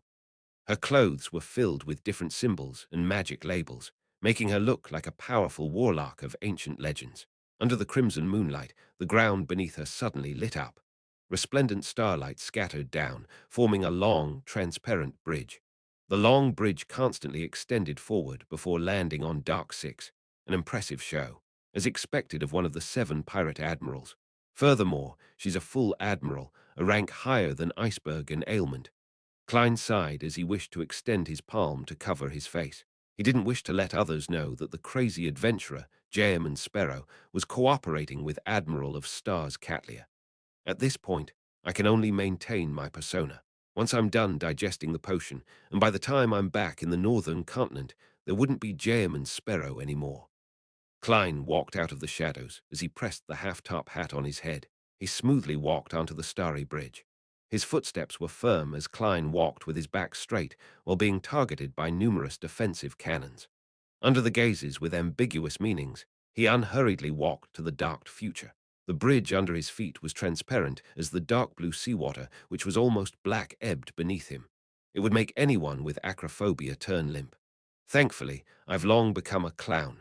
I've even jumped off a clock tower. Klein covered the last 10 meters with a cold expression before stepping onto the deck of the future. Faced with the black-eyed Admiral of Stars Catlia, who had purple tint to her eyes, he didn't show any nervousness. He took off his hat and bowed. "Good evening, ma'am." Chapter 638. Poison expert. While Klein bowed, the purple tint in black-haired Catlia's eyes converged as they seemed to turn into an abyss that could suck up souls. What already exuded an air of mystery had turned even more obvious. She saw that the astral projection deep inside and Sparrow's ether body was pure darkness. In minute areas, there were dark flows with unending changes. She saw that and Sparrow's left hand was bright and lustrous, but it was stained with a sanguine color that couldn't be dispersed. She saw a blue luster by and Sparrow's wrist and a silver flow on his left pocket. The colors were bright and obvious, as though they were connected to the illusory, stacked spirit world. There was the sound of the tide and the illusory sounds of wind surrounding the items. She saw an intermix of green and black lusters by and Sparrow's right pocket, as well as 2 points of golden, silver, and bronze under his armpit.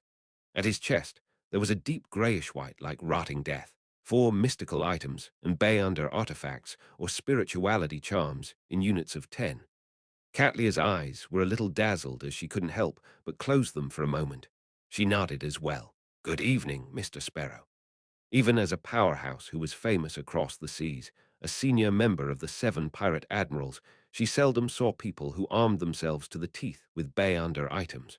Of course, she had also seen people with more mystical items, bay-under artifacts, and spirituality charms, but they had secret organizations backing them. They typically had several ships and more than 1,000 pirates under them. Many things needed to be turned in, split, and shared, as well as sold in order to maintain and strengthen one's faction. Few things could be left in their possession as a result. However, few was relative. They could compare with what and Sparrow presently had, but Catlia had reduced her items to only 2 after several trades. They were 2 items that were sufficiently powerful and mystical enough to match her identity as a pirate admiral. Apart from the lusters representing different items, Catlia's black eyes, which were slightly purple, could also tell that Jaeman wasn't real enough. He seemed to be hidden behind thick curtains. This is the reason why he gives me the feeling like he's not a living person at the Tarot Club. He has quite a number of secrets. It involves at least a Sequence 3 saint or an even higher level angel. Catlia didn't dare take another look as the glow in her eyes were no longer as profound. Meanwhile, she mocked herself, believing that some of her guesses about the world and Jem and Sparrow were somewhat funny. Involves a sequence 3 saint or an even higher-leveled angel. Heh heh, there's nothing wrong with that, since he's like me, a member of the Tarot Club. We're definitely involved with Mr. Fool, who's likely a reawakened ancient god. After exchanging greetings, Catlia didn't engage in further small talk. She led Klein towards the cabin. At this moment, the future, which had been docked, set sail again. A long contour was drawn on the surface of the sea as it cruised east of the whale fishing route. With that, the tense atmosphere at the Nuz harbor dispersed. Gazes from various sailors were cast over. Klein didn't show any signs of pressure as he surveyed the area and said with a tone as though he was back in his own home, "There are fewer people than I expected." Catlia turned her head and glanced at him before answering simply, "East of the whaling route is very dangerous. Only Ludwell heads there frequently as though he's searching for something. Apart from the future, the pirate crew's other ships wouldn't join us. Similarly, a large number of sailors have been placed on the other ships. Only the minimum number needed to guarantee the successful voyage of the ship has been maintained. A very wise choice. Ludwell, that Admiral Hell Ludwell. Mr. Hanged Man mentioned him a long time ago. He said that he was beginning to study Sanya Sea's eastern end of the navigation." Klein nodded a little without a word. This was Jem Sparrow's bearing. He silently observed his surroundings and realized that the deck, the cabin, and spars were covered with mysterious and abstract symbols. As a whole, it looked like a gigantic ritualistic magic ceremony. It's like the Golden Dream. It's a sailboat of mystery, but it's not at the level of a ghost ship. Compared to Admiral of Stars and Vice Admiral Iceberg, Tracy, who has only become a pirate admiral for the past few months, clearly is considerably more inferior. The Black Death has nothing special about it. Klein retracted his gaze and followed Catlia to the cabin's entrance. Waiting here was a man in dungarees and a white shirt. He was in his 30s and looked strong and fit. He had thick body hair. As for his forearm, which was exposed outside, it seemed like he was downing a brown sweater. He wore a circular hair with a depression in the middle as he revealed a smile and stretched out his right hand. The first mate of the future, Frank Lee. "Good evening, Mr. Sparrow." Poison expert Frank Lee, who has a bounty of 70 pounds. Klein instantly recognized the man. Considering how Jem Sparrow didn't have the habit of shaking hands, he bent his back slightly and said, "Good evening." Frank Lee retracted his right hand and glanced at Catlia. He said while maintaining his smile, "You seem to know me." "That's right. The picture I took before is on my arrest warrant. Don't mind the poison expert title. I'm a very friendly person, as long as I'm not facing those darn bastards. My greatest hobby is to study soil and figure out crossbreeding techniques. Believe me, this is the future of humanity. But the people from the Church of Earth Mother don't believe him." Catlia gave Klein an introduction in the most subtle manner. "He's originally someone from the Church of Earth Mother. Crossbreeding techniques are good. As long as the quantity rises, it will be able to provide for more humans, raising the poverty line." Klein looked at Frank Lee, and he calmly said courteously and truthfully, "This is something commendable. You are indeed an adventurer who doesn't share the viewpoint of the common man. Excellent, excellent. There are just too few people like you." Frank Lee's blue eyes revealed a clear look of pleasant surprise. "I've only tried crossbreeding a bull, a cow, and wheat together, allowing calves to be born like wheat. For that, I was almost sent to court by the Church of Earth Mother. My benevolent mother, they don't understand your true will at all. Crossbreeding a bull, a cow, and wheat. You devil." Only then did Klein realize that his understanding of crossbreeding techniques was different from what Frank Lee was talking about. He maintained a stoic expression without providing any further explanation. Under the lead of Frank Lee, who was reeling in a sudden bout of enthusiasm, Klein walked through the corridor beside Catlia. After stepping on the steps and arriving at a higher level, Klein's spiritual perception stirred as he cast his gaze to a shadow beside him. A figure grew out of the distorted darkness, a thin and tall but pale figure. His cheeks were nearly transparent, and his nose bridge was disharmonious and tall. His entire being gave off a sickly feeling. "This is the second mate of the future, Heath Doyle," Frank Lee introduced with a smile.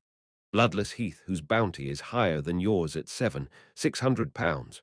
Klein quickly matched the face to the correct bounty notice. Heath nodded as a greeting before receding back into the shadows. He's a Rose Bishop. When turning around to head for the captain's cabin, Frank Lee warmly mentioned Heath Doyle's situation. "You are telling me your second mate's sequence directly." Klein nearly pricked his brows. He secretly glanced at Catlia and discovered her masked exasperation.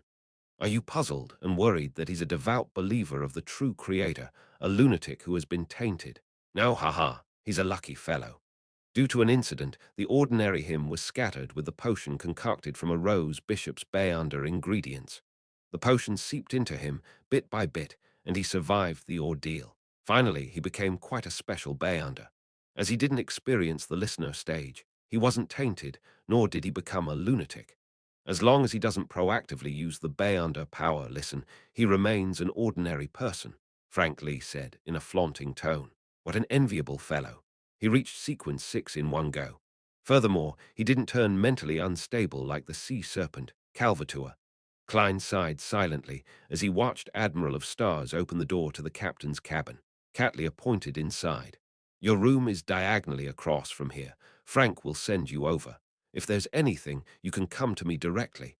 You can have your meals at the dining hall at any time. You can also get Frank to send someone to bring food to your room. What you choose is dependent on your preference." Admiral of Stars does things in a very clear and direct manner. Yes, she's a mature and wise lady. Klein praised inwardly as he replied without a change in expression. "Okay." He took this opportunity to glance at the layout of the captain's cabin, discovering that it contained a bookshelf, a full-body mirror, a table, and a carpet. She actually reads. Isn't she unable to digest all the information the hidden sage imbues in her? Klein thought in amusement. At this moment, having seen their conversation come to an end, Frank Lee passionately promoted, "Mr. Sparrow, would you like a serving of roasted potatoes tonight? When you chew it, it's like beef and its taste is like beef, but it's certainly potatoes." "Will I get sick eating that?" Klein answered coldly. "I don't eat supper." "All right, then." Frank Lee drooped his shoulders and was just about to lead Klein to his room.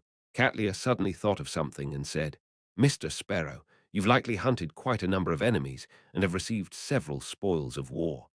I'm curious about the number of Bayonder characteristics you have left. Perhaps they can be used to reduce the remaining price of the trip." Klein considered for a moment and answered frankly, "Most of them have been sold. There's Interrogator, Pugilist, and Lunatic left." He didn't mention the all-black eye or the Bayonder characteristic of Nightmare. He really is the most famous adventurer during the past few months. Even after selling most of them, he still has 3 sets of Bayonder characteristics. Catlia sighed inwardly as she pondered. "I want Pugilist." She had a warrior subordinate from the Gargas archipelago who had long made enough contributions to apply for an advancement. Chapter 639. Nameless, there was no reason for Klein to decline Catlia's request. He thought for 2 seconds and said, £700. "Very fair." Catlia didn't haggle. Sequence 8 Bayonder characteristics typically cost £600 to £700, but there was often a premium if someone was in desperate need for it. After all, such items seldom appeared at Bayonder gatherings. Klein didn't immediately complete the transaction. He raised his suitcase and said without a change in expression, "I'll give it to you tomorrow." He didn't bring the pugilist Bayonder characteristic with him, as most items of value had been thrown above the grey fog. Catlia wasn't surprised by Jem and Sparrow's response. She nodded. That wouldn't be an issue. She had encountered many similar cases. It usually meant that the pugilist Bayonder characteristic was stored with items which wasn't meant to be known by others. Therefore, it was impossible for Jem and Sparrow to open his suitcase in front of her to complete the transaction on the spot. A crazy adventurer definitely had his secrets. Catlia paused for a second before adding, "There won't be any surveillance placed in your room." Whatever she could see had already been seen by her. "It's fine." Klein curled the corners of his lips and coldly smiled. His previous considerations was to place down items like Azic's copper whistle and Will Ossipton's paper crane before holding a ritual or going above the grey fog. It was to resist any spying in the sense of mysticism. Then he could use the washroom as a way to avoid physical surveillance. Of course, he wasn't too worried that Admiral of Stars would go overboard. He didn't believe that she was afraid of the crazy adventurer, Jem and Sparrow. but that Catlia had no reason to do so. She definitely had milder and more concealed means of observing. For example, getting the help of a bayonder from the spectator pathway. Klein took off his hat, bowed, and followed poison expert Frank Lee to return to his own room. Seeing him walk off at an adequate speed, Catlia turned into the captain's cabin, picked up a heavy pair of glasses, and wore it.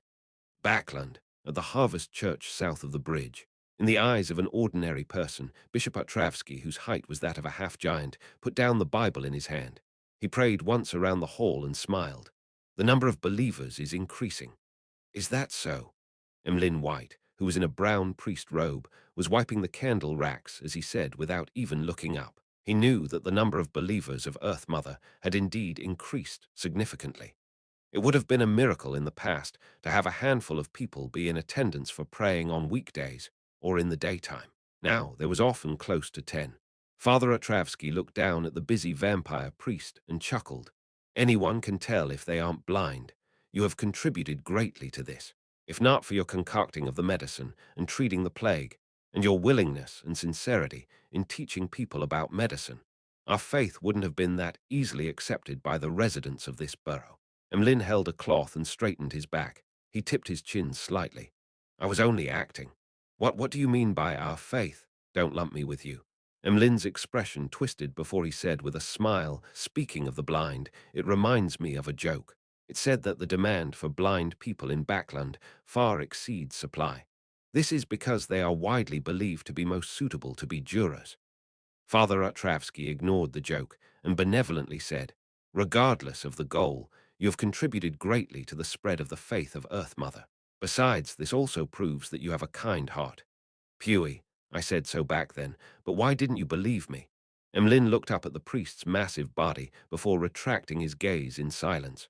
After busying himself at the cathedral, he changed into his normal clothes and wore a silk top hat that sheltered him from the sun.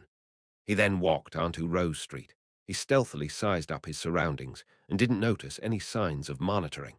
The red glove named Leonard from before really hasn't appeared again. I thought my act of exposing his secrets and buying Tinder would result in me being constantly investigated in secret. Emlyn White shook his head indiscernibly as he felt puzzled. In the earliest stages, he had planned on taking in the hanged man's theory to incur the investigations of the red gloves so as to disrupt the monitoring from the upper echelons of the Sanguine.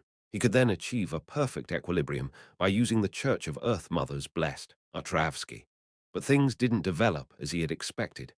Leonard Mitchell had apparently left Backland very quickly. At the end of February, Emlyn had made a detour to 7 Pinster Street while he was out once, only to discover that it was uninhabited. Without thinking about this matter any further, he walked to the end of the street, got onto a rental carriage, and headed straight for the Odora Villa. He was left to a study on the first floor by an attendant where he saw many Sanguine who had recently come of age. Among them was a Sanguine who had already become a baron. I'm not the only one, he thought before closing the door. He then said to the owner, Cosme Odora, my lord, was I not called here because of a summoning from Lord Nibs? He had said, my lord, rather indifferently as though he was calling him by name. This was because he was also a Sanguine baron. The difference was that he hadn't publicized it. Cosme was a very refined, middle-aged gentleman. He smiled and said, all of you are outstanding young Sanguine. My grandfather has entrusted all of you with some tests. Another Sanguine baron, Ruse Bithori, who was lucky to receive an inheritance, asked, what tests are they? Cosme drank a mouthful of dark red blood, which was concocted with grape wine as he scanned the area. Perhaps you might not know, but the snake of fate from the life school of thought has disappeared for quite some time. As Emlyn White and the other Sanguine looked puzzled, Cosme continued, but I believe all of you should know that the life school of thought is a coalition which was barely formed thanks to their belief in fate.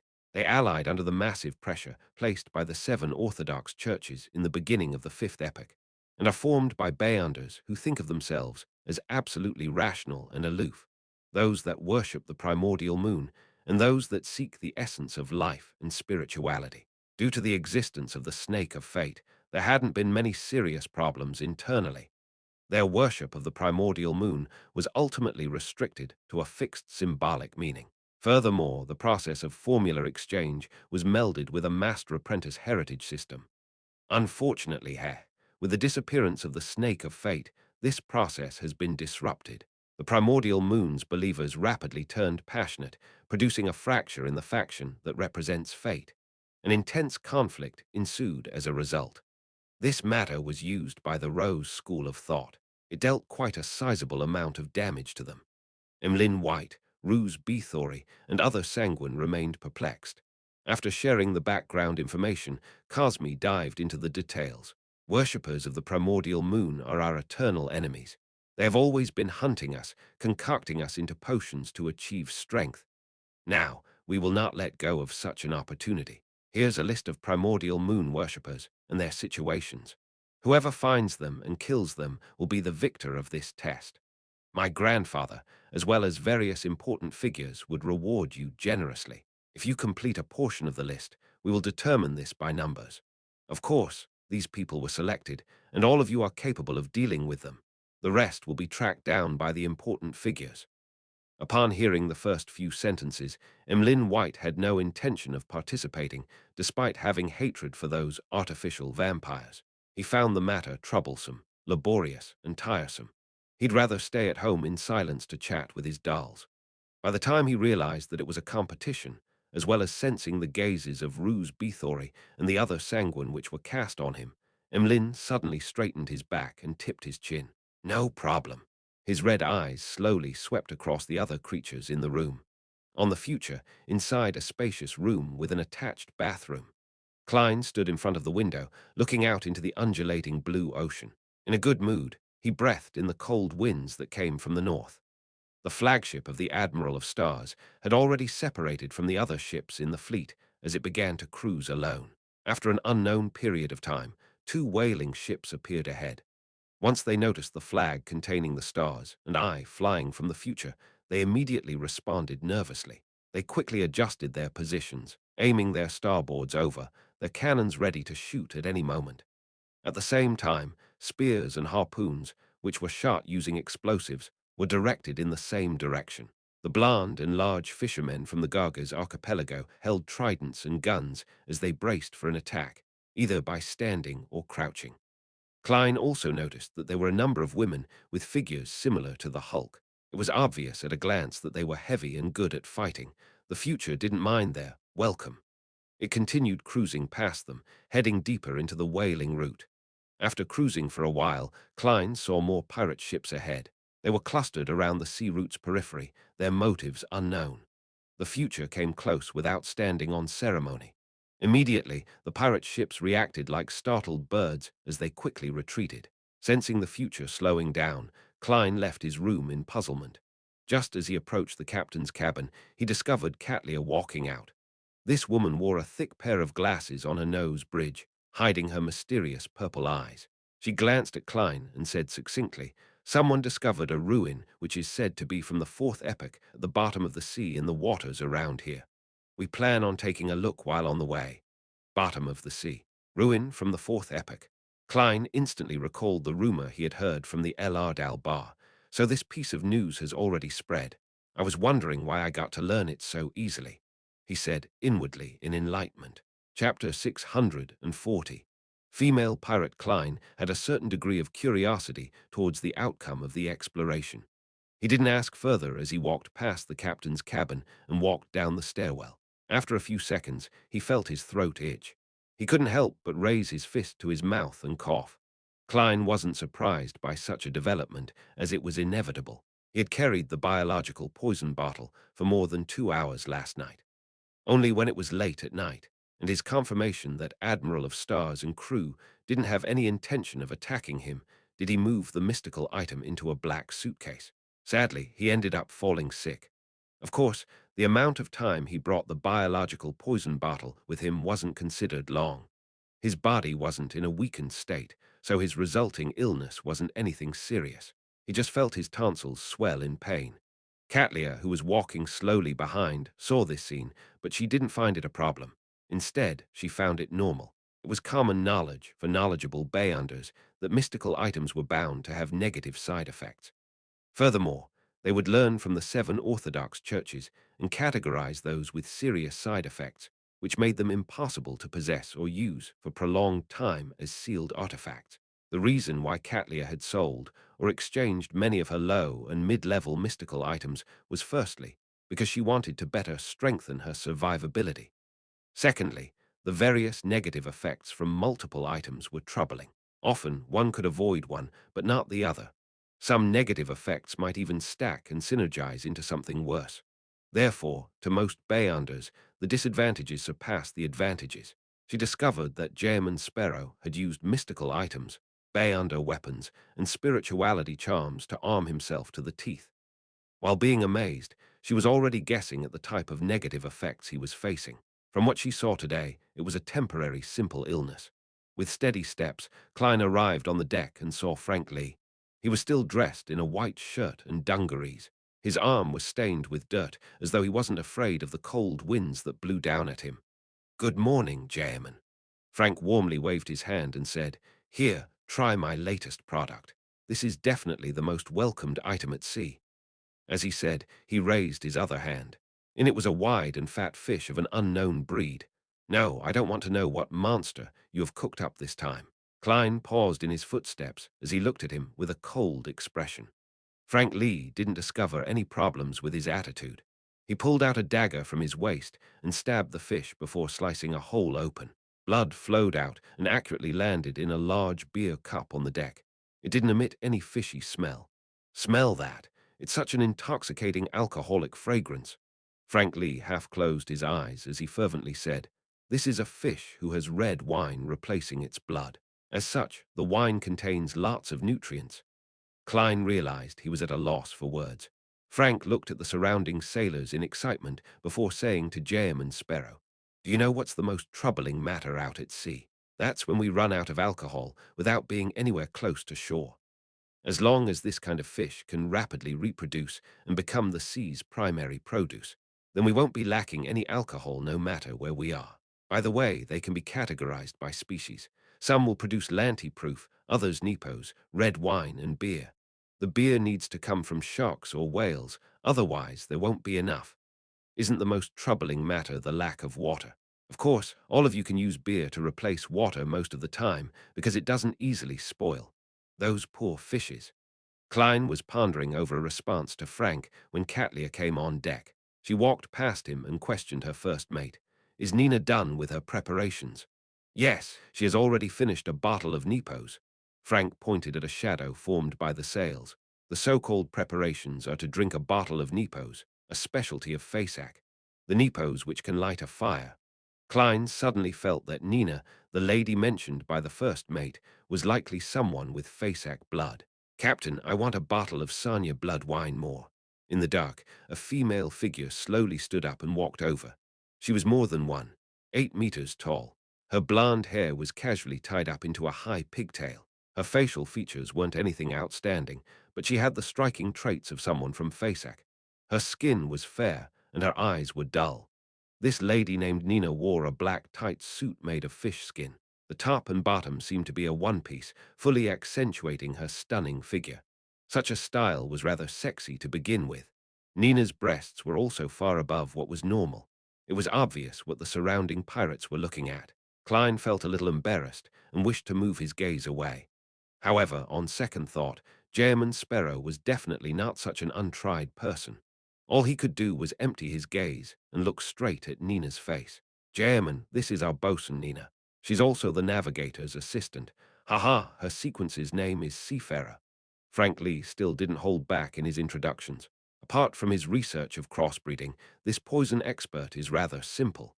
I now recall that this lady named Nina has a bounty of 600 pounds. Her nickname is Seabed Murderer. After seeing so many bounty notices, there are some I can't immediately recall. Klein looked at Nina's eyes and nodded calmly. "Good morning, ma'am." Nina held back her smile and sized up Klein. "Good morning, Mr. Sparrow. I'm very curious if Vice Admiral Ailment is really as charming as the rumors say." As a female pirate who had mixed with low and mid-class people for extended periods of time, she was always very frank and direct towards both men and women. She didn't show any coyness. She had originally planned on asking Jayman Sparrow if she was lacking in charm, or ask if he was the cold type, which resulted in her being completely ignored or him showing any reaction. But considering how the man standing before her was a powerful guy, an adventurer who nearly successfully hunted Vice Admiral Ailment, or a lunatic who could draw his gun and shoot at any moment, she rationally held back her jesting words. She switched to asking about Vice Admiral Ailment. "How am I to answer you?" Klein gloomily said. "Her bounty is extremely charming." Nina was taken aback, somewhat at a loss for a response to continue the conversation. Hence, she turned to look at Admiral of Stars. "Captain, do we begin now?" Catlia, who felt her bounty flash through her mind for some baffling reason, nodded. "Begin." Just as she said that, Nina took large strides to the side of the ship. With her right hand supporting herself, she leaped into the sea, swimming downwards like a gigantic black fish. At the same time, there were a few splashes. A few sailors had jumped down as well to provide her aid. This. She begins at the mention of it. She didn't need any additional time to prepare. This lady has the temperament of the Church of Storms, as expected of a beyonder from the sailor pathway. Klein looked out the ship as he couldn't help but cough. "You're sick?" Frank Lee asked directly. Klein nodded slightly and said, "A little." Frank thought for a moment. He didn't say a word as he rushed back into the cabin, his destination unknown. By the side, Catlia nudged her heavy glasses and smiled. "Frank is a poison expert, but he's also an outstanding doctor." As expected of someone from the planter pathway, Klein didn't ask further as he stood there, awaiting Nina's preliminary exploration. Seeing the sudden silence that became somewhat awkward, Catlia took a few steps forward and said, seemingly in passing, "In another day, we will be leaving the Whaling Sea route." "But we're at least a week from those waters," Klein thought before asking. "That is if we follow the Whaling Sea route. In fact, this will lead further north and be more roundabout. I know of a secret sea route that can allow us to reach the waters you wish to go to in 2 to 3 days." Catlia's gaze looked at Klein's eyes through her thick glasses, as though she wanted to tell how much he knew of the extremely dangerous waters. Klein considered and simply said, "Very good, that's exactly what I want. In addition, those waters are more illusory than real." Catlia retracted her gaze in thought as she looked at the entrance to the cabin. Frank Lee ran over and held a green apple in his hand. "This is the outcome of another one of my projects. It's a crossbreed of medicine and fruits. It makes the consumption of medicine more enjoyable," he beamed as he handed Klein the apple. "I'm afraid I'll end up even sicker after eating it." Klein glanced at Admiral of Stars and saw her nod gently. Only then did he inwardly force himself to accept the apple while appearing calm on the outside. He then bit down at the apple. It had the taste of a normal apple. It just had a lot more juice, and the insides were softer. After a few bites, Klein discovered that his throat suddenly wasn't hurting. He didn't realize when he stopped coughing. "I have to say that it's rather magical. As long as it doesn't involve animals and humans, Frank Lee is really a genius that should be taken seriously in the Church of Earth Mother." Unfortunately, he ultimately became a devil-like person. Klein looked at the poison expert and said frankly, "It's healed." "Very good." Frank didn't praise himself as he began casually introducing the pirates on the deck. After a while, Nina and the other supporting sailors swam up to the surface and returned to the ship. She held a metallic piece that had been rotten into an identifiable state, and a piece of black hardened mud that was filled with honeycombed holes. She grumbled to Catlia, "Captain, there's no deep-sea well. That well's mouth isn't even bigger than my breasts. Of course, it's very deep and dark. It's unknown what's hidden in it." She gestured, using her hands. "Exaggeration is a common trait of pirates and adventurers." Catlia nodded without using the term bragging. "The diameter of the well's mouth is that small." Klein puzzledly looked at the item in Nina's hand as he politely diverted his gaze from her body, which had streams of water flowing down. Catlia's gaze moved in sync with his as she said, "Go into the details." Chapter 641. A well-mouthed that humans can't pass. Nina was a pirate who had risen up the ranks. Often, she might be easily irritated, but she was very experienced at handling matters. She was a rather reliable person. After some thought, she gave a description in a serious manner. "The well's mouth is at a rather deep depth along the seabed. I need enough time to adjust myself before I can acclimatize to the temperature and pressure of the area. That's why I took so much time to get there. It isn't easily discovered, but the remnant steel buildings are indeed rather obvious. I found them once I got acclimatized. They've already completely collapsed or rotted. There's no way to imagine what they originally looked like. However, I could tell that they definitely spanned across a great distance in the past. It's just shrunken by a great deal now. When Nina said this, she chuckled and scanned all the men around her. A real female pirate is indeed different, Klein sighed from the bottom of his heart. From his point of view, be it Admiral of Stars Catlia, Vice Admiral Iceberg Edwina, or Vice Admiral Ailment Tracy, none of them could be considered a pure female pirate. All of them hailed from major factions or secret organizations. When they were low-sequence bayanders, they were either not at sea or they were following important figures, so what they did were relatively safe matters. Otherwise, they were independent adventurers who had never been tainted by the characters and atmosphere of low or mid-level pirates. After Nina finished laughing, Catlia pointed her finger to the rusted item that could hardly be described as a metal beam. This is a portion of the steel building. Yes, Captain. As you know, I don't know much about history or mysticism. I could only bring some back for your inspection. You're an expert on this. Nina smiled as she handed the metal beam over. Then she pointed at the black piece of hardened mud which was filled with holes on its surface. Not far from the iron ruins, I found a well. It's not very big. If it's to be described with the word huge, then I've definitely seen plenty of huge cannons. Those drunken adventurers are better at bragging than us pirates. This is the mud from the inner layer of the well. I can't imagine how such patterns could be formed. Nina's finger repeatedly struck the honeycombed dots on the black mud. Klein originally believed that they were marks left behind by dense shards with very tiny projectiles. But after a careful inspection, he suspected that they were remnant patterns after something had rotted. Each spot was very shallow as its edges spread outwards in an irregular pattern. Nina handed the black mud to Catlia as she continued describing. The well's mouth is really small. Even a child from Nuz wouldn't be able to enter. It's very deep. I even felt that it was bottomless. In that environment, the interior was completely dark, as though something was slowly summoning me, yes, slowly. I found a few rocks nearby and threw them in, but there wasn't any response. In short, it's filled with water. Catlia held up the metallic beam and black mud. Through the thick glasses, she observed them seriously. Since the mouth is very small and humans can't enter them, there's no need for us to begin the exploration immediately. It will be very dangerous. Let's wait until I figure out the secrets hidden within these items and whether the ancient well is worth us taking the risk before we return to make an attempt. Aye, aye, Captain. The wet Nina was trembling as a result of the cold winds. The way she wavered made all the surrounding pirates stare straight at her.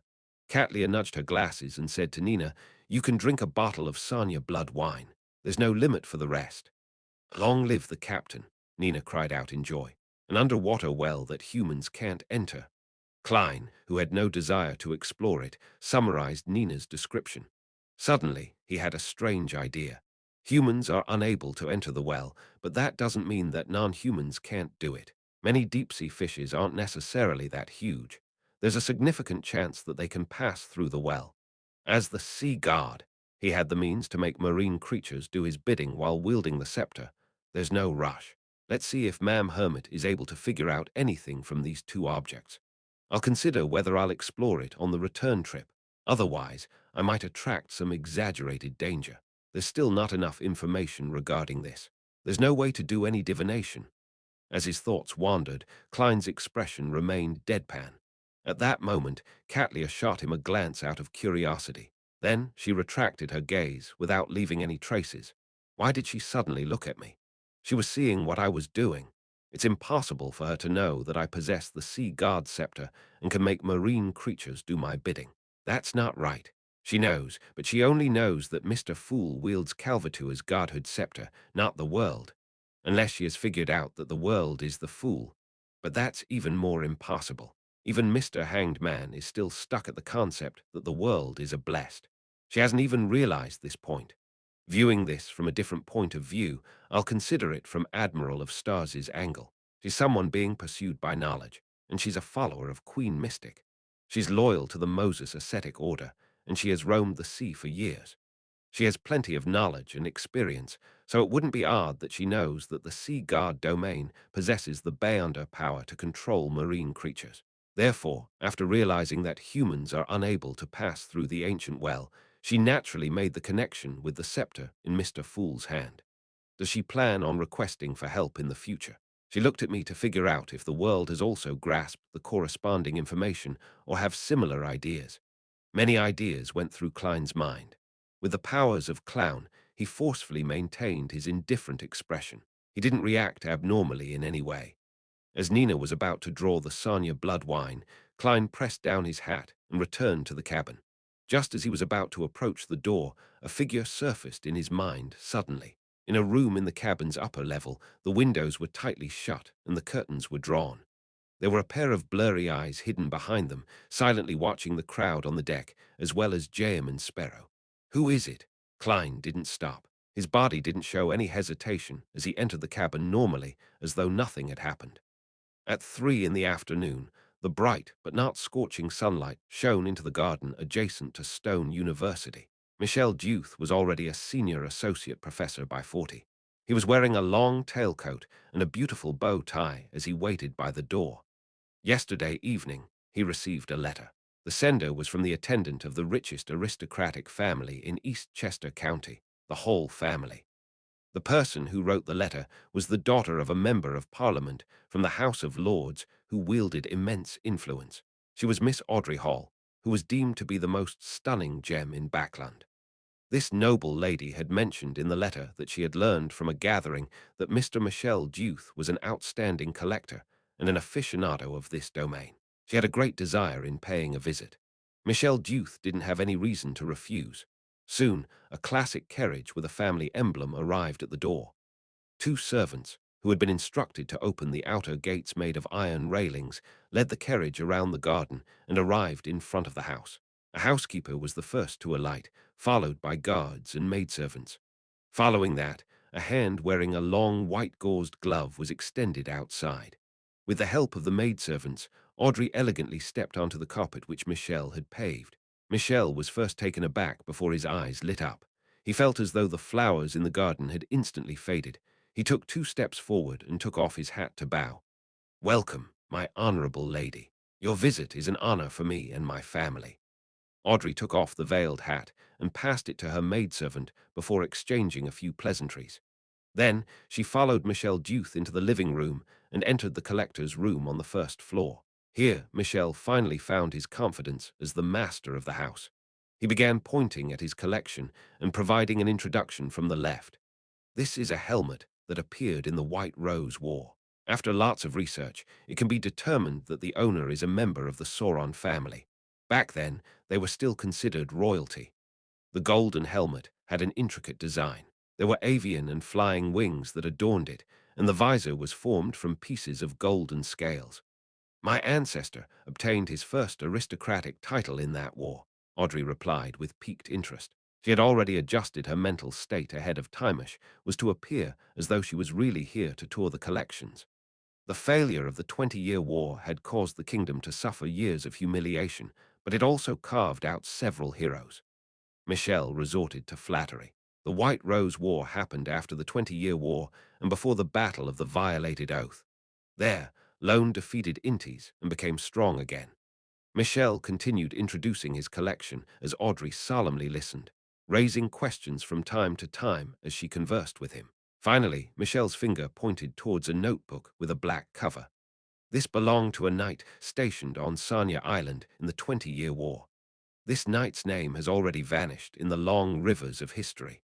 This notebook is the only proof of his existence. He once stood fast until the very last moment on Sanya Island. This notebook is not only a first-hand account for the research of that portion of history, but it also hides certain problems. The knight's grammar has many uncommon habits. This might be a clue to aid us in determining his exact identity. Audrey instinctively believed that the notebook was her target. Hence, she only leaned in a little. Indeed, the black cover had unobvious patterns. Together, they outlined an abstract image of a dragon. From Michel's tone and minute expressions, his interest is focused on the content and not the item itself. He doesn't particularly treasure it. "I have a high chance of purchasing it," Audrey calmly made a judgment as she turned her head. She then smiled at Michel Duth and said, "What are the uncommon habits exactly?" Enjoys using short sentences, very simple and short ones, Michelle described in a flaunting tone. Audrey was always a good listener. She looked at him with a smile as she listened with focused attention. This made Michelle speak more. As she listened, she suddenly felt that the knight's grammatical habits were somewhat familiar. That is, Audrey's eyes darted around slightly as she quickly remembered the source of the familiarity. This was a grammatical habit of Dragonese which she had diligently mastered. Chapter 642. Killing 3 birds with 1 stone, a knight who knows Dragonese and even used it in the critical stage of his growth. It's no wonder that the psychology alchemists wished to obtain the notebook he left behind. Audrey was enlightened as she stopped her wandering thoughts. She happily and seriously discussed the problem that stemmed from such grammatical habits with Michel Duth. Soon, they concluded the discussion over the notebook as Michelle began introducing the other items. Time passed as the tour slowly came to an end. Audrey had planned on raising her request of purchasing the notebook to their next meeting in order to make her goal less obvious. However, in a friendly atmosphere and with the naturalness of their conversation, she sharply sensed that it was an opportunity. Hence, with the powers of lie, she made her cheeks blush red. Mr. Duth, that helmet from the Sauron royalty that originates from the White Rose War is a keepsake of my ancestors. Pardon my presumptuous, but can I buy it from you? Also, the notebook of the 20-Year War. I'm very impressed by the knight that stood firm for Sanya Island and also wish to have it. I know it's not a polite request, but I wish that you can understand how I feel. Of course, you have the right to decline. Her eyes moved as she obviously darted them around, partially deliberate and truthful to express her lack of confidence and embarrassment. Michel subconsciously moved his gaze away as he said with a hoarse and slow voice, I'm a collector. I won't sell my collection. His tone and the words he used aren't firm enough. In the intel I previously gathered, he's a gentleman who values his reputation greatly. Using cash to purchase his collection is probably unacceptable. The reason why the psychology alchemists didn't get someone else to complete the mission is firstly, because I have a way of earning contribution points, and secondly, it probably took the associate professor's attitude towards such matters in mind. I have to change my approach. Before the visit, Audrey had already carefully decided of different tests according to the intel she received. After some thought, she changed topics. Mr. Duth, I heard that you're requesting Stone University to build an ancient relic research center. Yes, that has been my goal for the past few years. Michelle looked at Audrey and answered frankly. Audrey smiled faintly and said, I'm very interested in the research in this area. I also feel a deep respect for you and hope to see your wish fulfilled. Well, I'm planning on donating £10, a nearby piece of land spanning 20 areas, and a manor with rather good returns to the faculty you are from at Stone University. I hope to have a non-profit basic relic search and preservation foundation set up. I know it's not a lot, but I will drum up support from the ladies and gentlemen I know in order to get them to make a certain amount of contributions. Mr. Duth, I think you're the most professional relic collector and researcher I know. I'm wondering if you're willing to be the person in charge of this non-profit foundation. 20 areas of land near the university. That's worth about £60. Together with the manor and the cash, Miss Audrey would be donating nearly £10. With such a non-profit relic search and preservation foundation, the difficulties I would encounter to get my research grants approved would be drastically lowered. Michel paused for a few seconds before revealing a sincere smile. He bowed solemnly and said, My honorable lady, the importance you place on academia has left me touched. Its glow is enough to match your beauty and upbringing. I believe I have no reason to reject your invitation. I've already recorded the contents of the notebook. I will send it and the helmet to your residence tonight. Treat it as a gift from a sincere friend. Success. Audrey was delighted as she wished to praise herself. However, she appeared reserved and indifferent. She didn't do anything that was improper. It's my honor, she said earnestly. Although the 2 items were definitely not worth £10, it wouldn't result in any loss on her part. In her plans, this suggestion contained 3 important goals which yielded 3 returns. The first goal was naturally to obtain the item and complete the mission.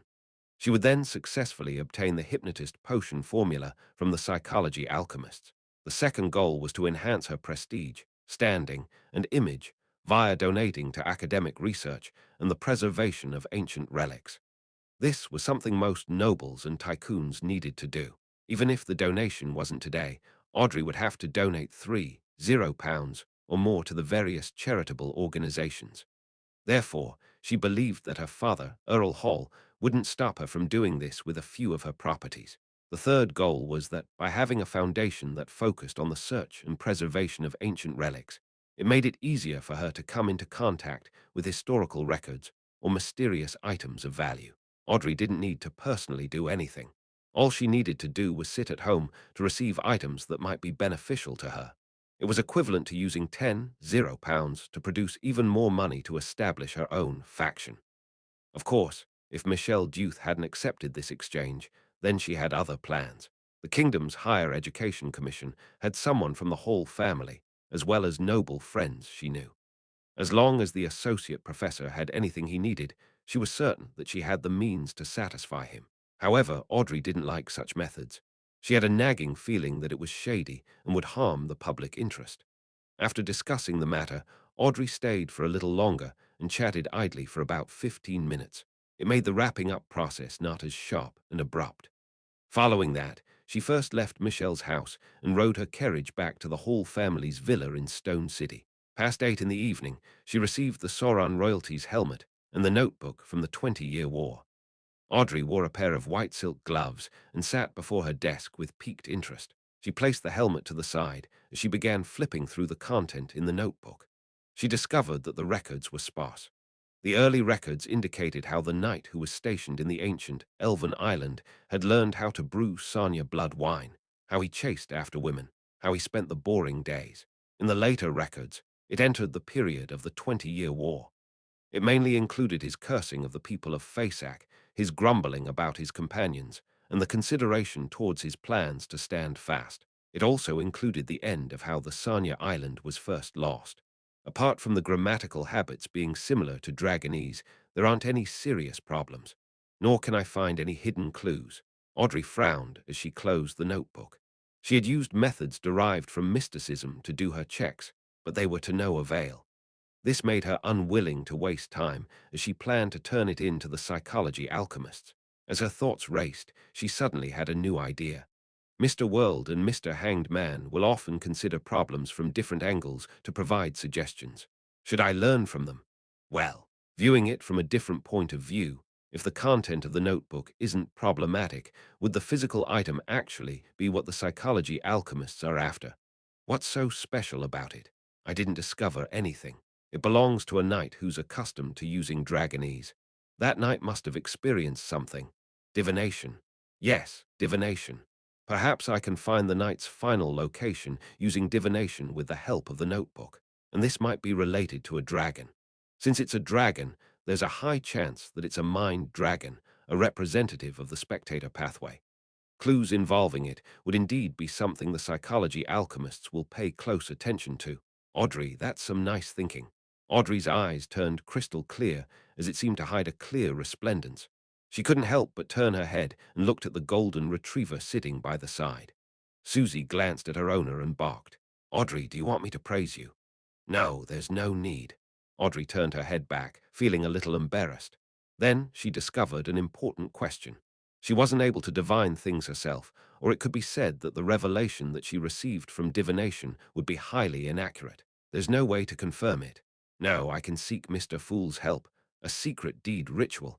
It can only be performed on my body and not towards an external object. Artificial sleepwalking.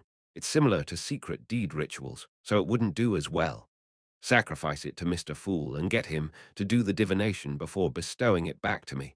No, that won't work. It will appear rather disrespectful. He isn't my father or teacher, but a real god. Using such a method is way too casual and somewhat sacrilegious. Audrey's thoughts slowly went from Mr. Fool to divination. Although she was rather incapable of divination, she had a certain level of understanding in the corresponding knowledge. She soon locked onto a particular method of divination. It was to seek the help of a third party strengthen unknown or mysterious existence via a certain ritual. The most classic example of such a method was magic mirror divination. Yes, it's indeed very dangerous, but the danger stems from the possibility that the target is filled with malice or one that can cause a person to break down immediately. But I don't have such worries. I can seek Mr. Fool's help. Audrey blinked and held down her agitation as she said to the golden retriever, Susie, guard the door outside. I will use a mysticism method to study this notebook. Didn't you use them before? Susie asked, puzzled. She's getting harder to fool. Audrey's eyes darted around as she said confidently, I plan on using magic mirror divination. Don't worry, I'll make the plea to a safe existence. All right. Susie determined that Audrey was speaking the truth. She took a few steps before turning around to exhort her. Audrey, you need to be careful about being possessed by a mysterious existence. I know, Audrey replied without feeling worried at all. From her point of view, if Mr. Fool really wanted to do something to her, he had countless opportunities in the past. There was no reason for him to wait until this day. After Susie opened and closed the door by herself and went out, Audrey sat in front of her desk and recited the honorific name of the Fool to request the use of magic mirror divination. After a while, Klein, who was on the future, went to the bathroom and headed above the grey fog. There he heard Miss Justice's prayer. That can be done. That's right. As a mysterious and unknown existence, I can be the third force in a magic mirror divination. Klein allowed it while feeling amused. Audrey immediately picked up the notebook, sat in front of the dresser, and lit a candle while facing the mirror. Author's notes. 1R is 100 square meters. In the late Victorian era, land in the suburbs was approximately 100,000, 130 pounds per acre. Converting to Aries, it's about £2 and 10 shillings to £3 and 5 shillings per hour. Well, that's excluding London. Of course, this might not be too accurate. I did an inference from the overall cost of the land purchase and building a house and subtracted the cost of building a house from the information from that era. Chapter 643. Klein's version of magic mirror divination. With the curtains drawn tightly and all the lights extinguished in the room, Audrey followed the requirements of magic mirror divination and completed the corresponding preparations. Of course, she didn't specially choose a specific time, as there wasn't any need to be that troublesome when getting Mr. Fool's help. Looking at the candles and reflected light in front of her, as well as her reflection, Audrey picked up a bottle of extract in excitement and some unease. She then dripped a few droplets onto the dim flame. As the mild and refreshing fragrances filled her nose, for some baffling reason, Audrey recalled the times when she was still a mysticism enthusiast. In the beginning, she would also commit all kinds of mistakes. She would realize that she had forgotten to prepare the essential oils and extracts that would please the deity at a critical moment during the ritual. All she could do was make do with perfume, and her attempts no doubt failed. In fact, according to the information which Mr. Fool shared, he would similarly respond even if I had used my perfume. Audrey exhaled slightly and, using cogitation, calmed herself down. She knew that her uncontrolled thoughts weren't ordinary behavior coming from her. The tiny bit of anticipation and nervousness had been magnified by lie. After making sure she was in an optimal state of mind, Audrey clasped her hands and pressed them to her mouth and nose as if in prayer. She sincerely chanted softly, the fool that doesn't belong to this era, the mysterious ruler above the grey fog, the king of yellow and black who wields good luck. The secret incantation, gently echoed 7 times, as Audrey felt the surrounding darkness had the inclusion of something which was somewhat indescribable. It was like an undercurrent hidden beneath the water surface. Looking up, Audrey reached out her right hand and passed it through the still candle flame and stroked the mirror's surface from top to bottom. At this point, the magic mirror divination was basically done. If the mysterious and unknown existence's interest was piqued, it would respond through the mirror. Above the grey fog, in the ancient and magnificent palace, Klein looked at the crimson star representing Miss Justice expand and contract as it rippled with an illusory glow. Finally, it was tainted with a nearly black feeling of serenity. It condensed into a circular halo the size of a mirror that appeared to lead to the outer world. It's different from past rituals. Interesting. Klein leaned back into his chair and extended his spirituality to make contact with the black circular hole. Silently, his vision changed. The long bronze table and the crimson star overlapped with the spacious room which was illuminated with candlelight, becoming distinct once again. At this moment, Klein felt that a mirror had become an extension of his body or eye. It allowed him to clearly see and interfere with the real world despite being above the grey fog. Yes, clearly. All the objects in Klein's vision no longer looked blurry as they appeared distinctly in his eyes. His gaze suddenly froze for 2 seconds. In front of him was a golden-laced, white-dressed lady. Her long blonde hair was casually tied up as they smoothly and luxuriantly flowed down. Her emerald eyes reflected a somewhat palish flame, looking as deep as the ocean and also as pure as a gemstone. Her facial features and the shape of her face were matched with a stunning beauty. Her bearing and elegance were clear and pure. Klein shifted his gaze away as he felt guilty for some baffling reason. I nearly imagined her to be a demoness of quite a high sequence. Thankfully, I recalled in time that Miss Justice is a beyonder of the spectator pathway. It's impossible for her to become a demoness. The smell of this extract isn't bad.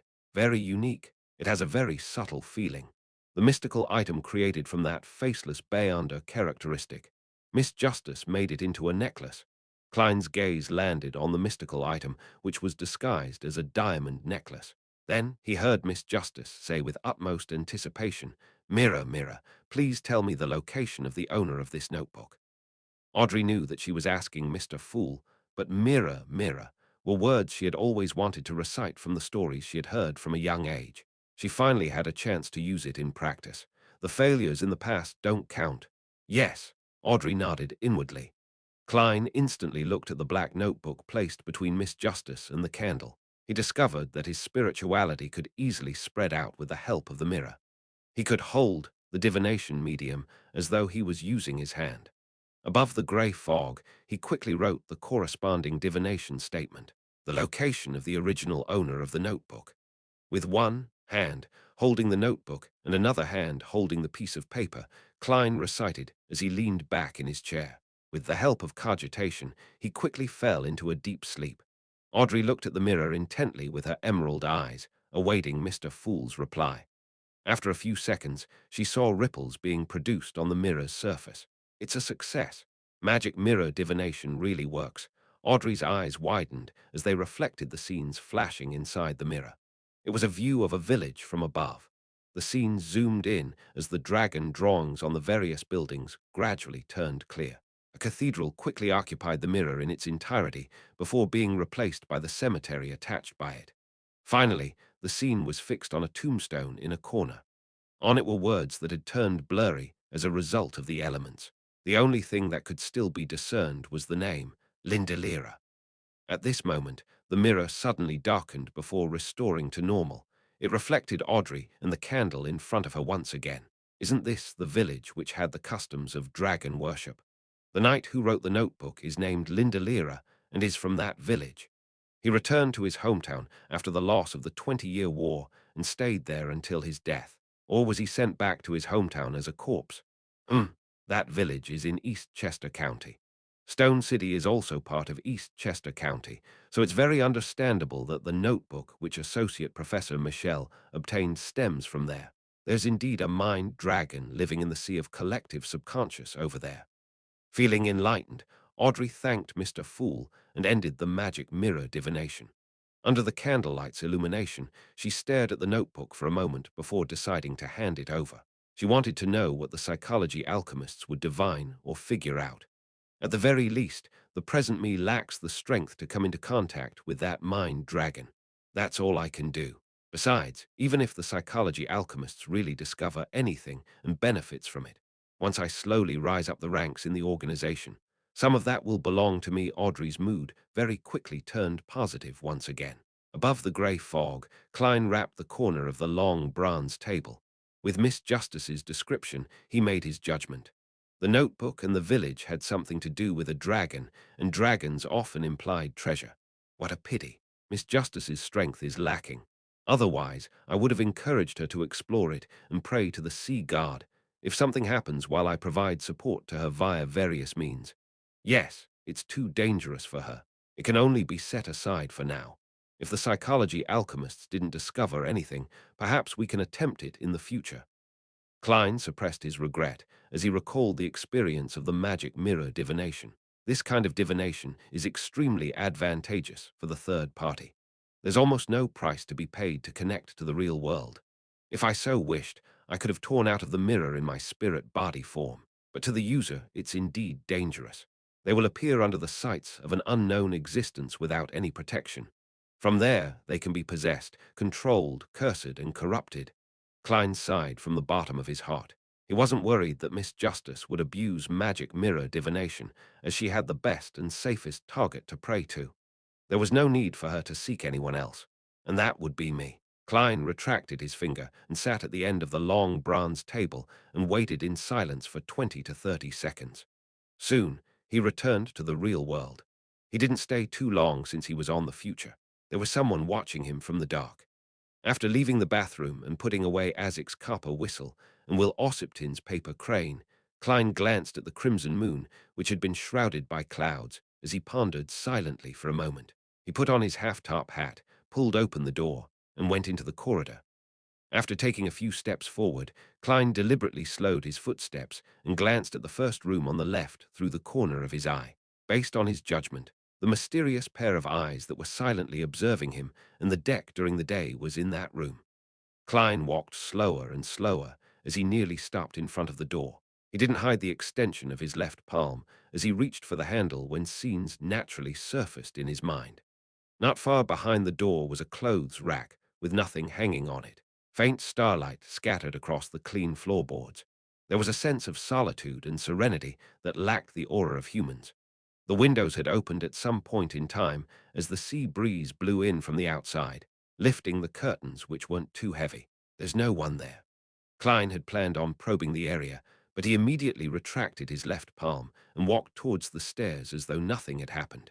When he arrived on the deck and was taking in the cold night breeze, Klein strolled on the starboard with a cold and casual expression, as though his main goal was to come out for a stroll. Suddenly, he saw a man sitting ahead of him. The man was wearing dungarees and a white shirt. Frank Lee. Klein didn't stop as he approached. The man sensed something as he turned his body halfway around to look at the person approaching.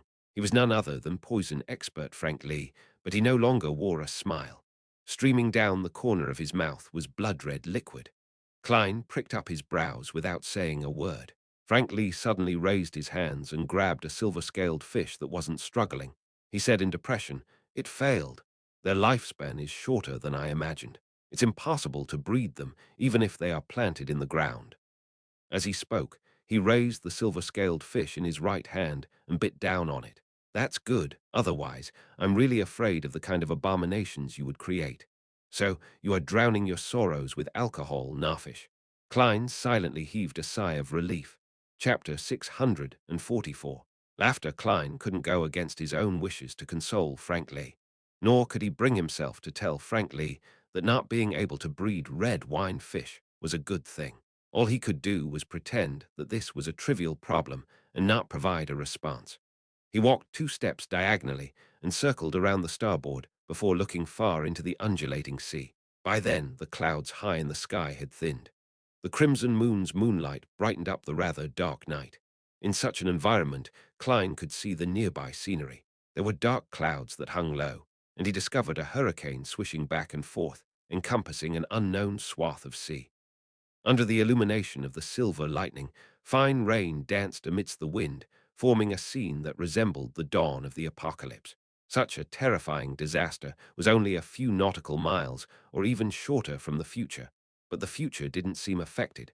Only the wind had become a little stronger. This is the meaning of a safe sea routito advance by the side of a storm. Without a good navigator, just traveling normally might push the ship into a disaster. Klein turned his head to look where the ship was heading. He saw a little illumination and fog being emanated. The visibility was extremely low, and using just the naked eye was very difficult to discern if they were in a dangerous or safe zone. Such situations weren't obvious west of Oravi Island, but here it was common once they took the secret sea route. Klein was just about to retract his gaze when he saw a black, massive object seemingly hiding in the periphery of the storm. A sea monster. He suddenly recalled some of the rumors he had heard at the different bars he had been to. After steering away from the safe sea route, it's very easy to encounter all kinds of monsters. Some of them are behemoths and possess intense offensive power. Once they surfaced from the sea, they could finish it in one mouthful. The future didn't stop advancing. Before long, it closed the gap between it and the gloomy but massive object. Klein finally managed to discern the entity's appearance and discovered that it wasn't a sea monster, but a gigantic sailboat which was even larger than the future. The sailboat was nearly 200 meters long. With its bow and stern raised high, it appeared like a crescent. Its surface was black. The cannons were arranged in 3 rows in an untidy manner on the side of the ship. There was order from top to bottom. Apart from the mast, the portions that extended out of the deck were similarly tall and massive. It was at least equivalent to a 5-story building. This ship's most odd feature was that it only had one sail, and on it was the drawing of a black tomb. The death announcer, a heavy voice sounded in Klein's ears. At some point in time, Frank Lee had thrown the silver-scaled fish, whose blood had been replaced with red wine, away and approached his side. The first mate, who had a bounty of 7.0 pounds, held his head heavy as his muscles remained tense. It was as though an attack would be launched any time from the minute changes of the gigantic sailboat. Death announcer. Klein was first taken aback before he recalled what the name represented. It was one of the most legendary and infamous ships on the 5 seas. It was the flagship of the King of Immortality, Agalito. We actually encountered one of the 4 kings. Klein clicked his tongue silently as he uncontrollably entered a highly vigilant state. However, he maintained a superficial level of indifference and calm as he continued looking at the death announcer, recalling how the second mate of the death announcer, Slaughterer Kirches, who had a bounty of 9,500 pounds, had recently appeared in Nuz and warned him. Kirches came to an understanding. He was no longer puzzled as to why he would bump into the death announcer not far from the Garga's archipelago. After putting aside this question, he made connections with even more rumors, and among these rumors, there were a number which could be confirmed to be an actual description. King of Immortality, Agalito, is a middle-aged man who's so pale that he's on the brink of rotting at any moment. The bounty placed on him by a single country reached as high as 100 pounds. His former enemies are all dead, regardless if they were pirates, adventurers, or members of a naval fleet. Only the other 3 members of the 4 kings remained alive. He has never entered into direct combat with an official demigod. He is extremely restrained in such matters. No one really knows his exact sequence. No one knows what his Beyonder powers are. He's cruel by nature and enjoys killing. He can launch an attack on any person or any ship at random. He liked to find excuses to rip apart promises. Other than his nickname as the King of Immortality, he was often nicknamed the Untrustworthy. Thankfully, I'm on the future.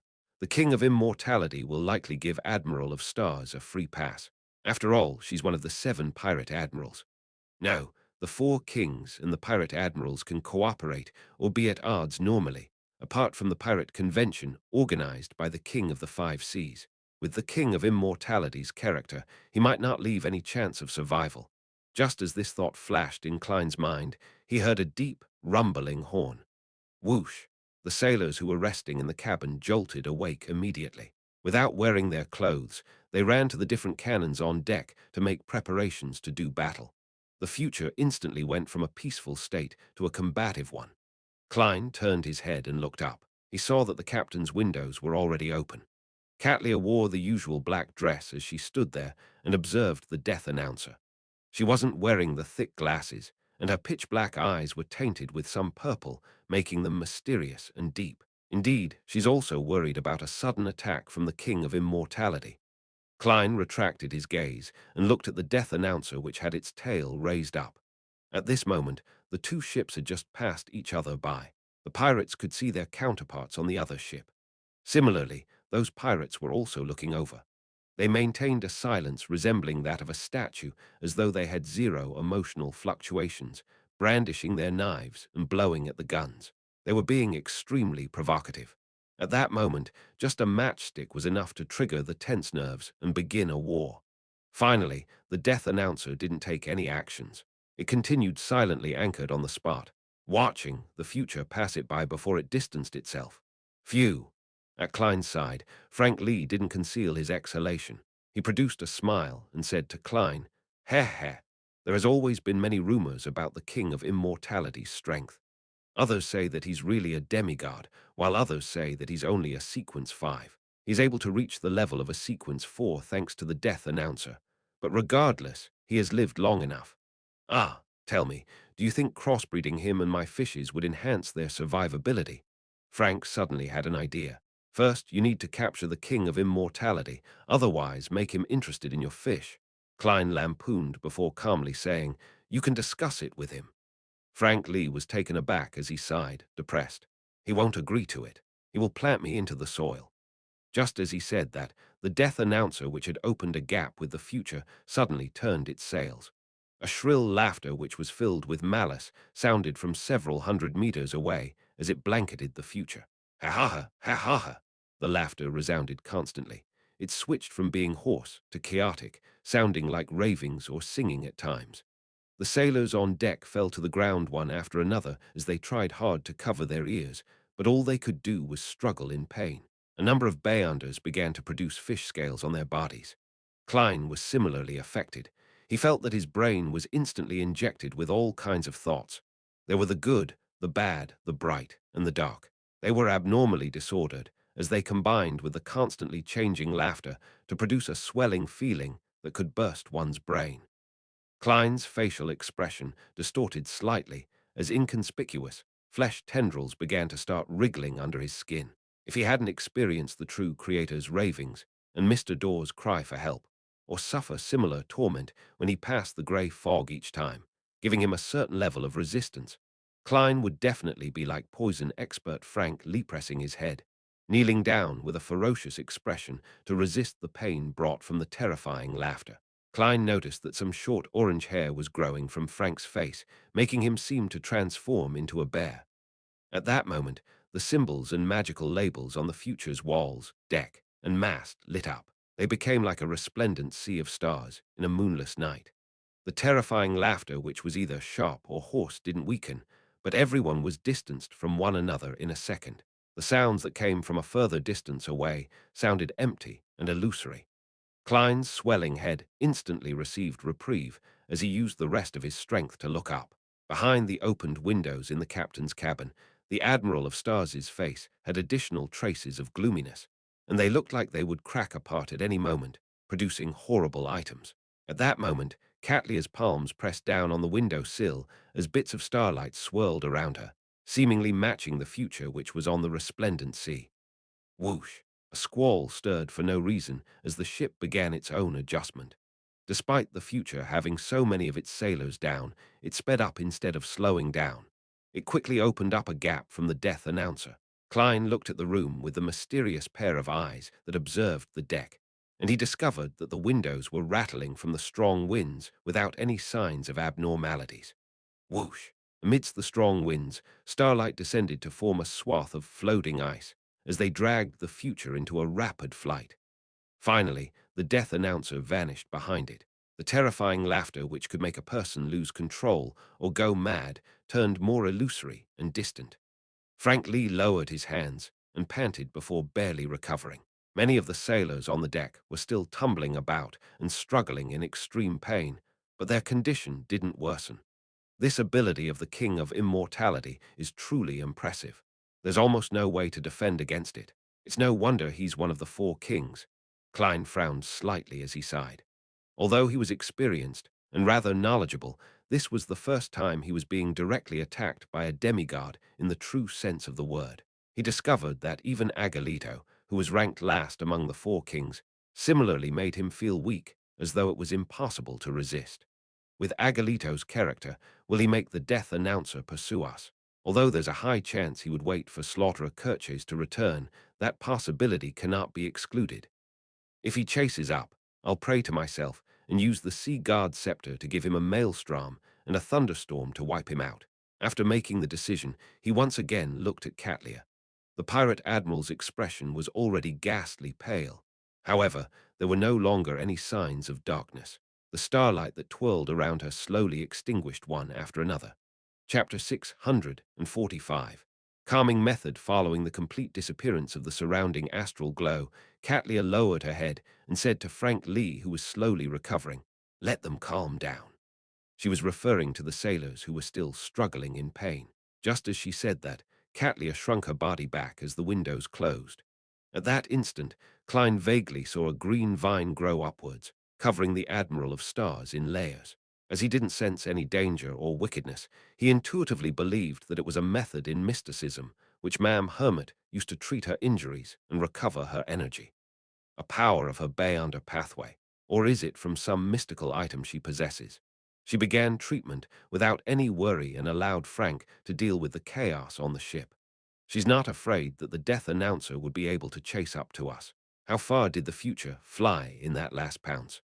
Klein no longer held his neck up as he turned to look at Frank Lee. This first mate, who was both a poison expert and a capable doctor, had already retrieved a coiled soft tube from the pocket of his dungarees.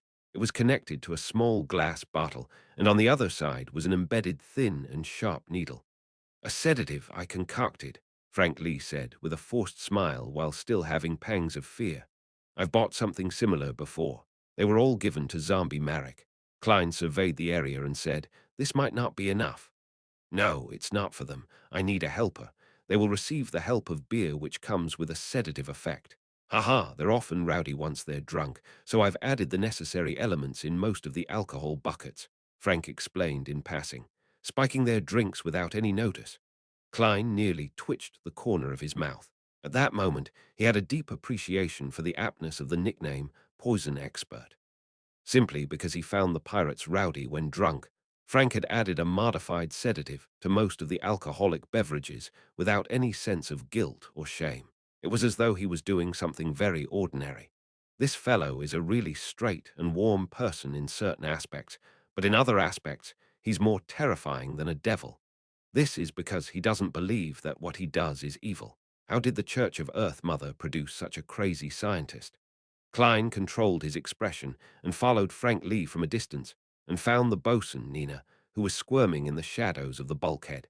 This pirate with an exaggerated figure was slumped there, writhing in pain.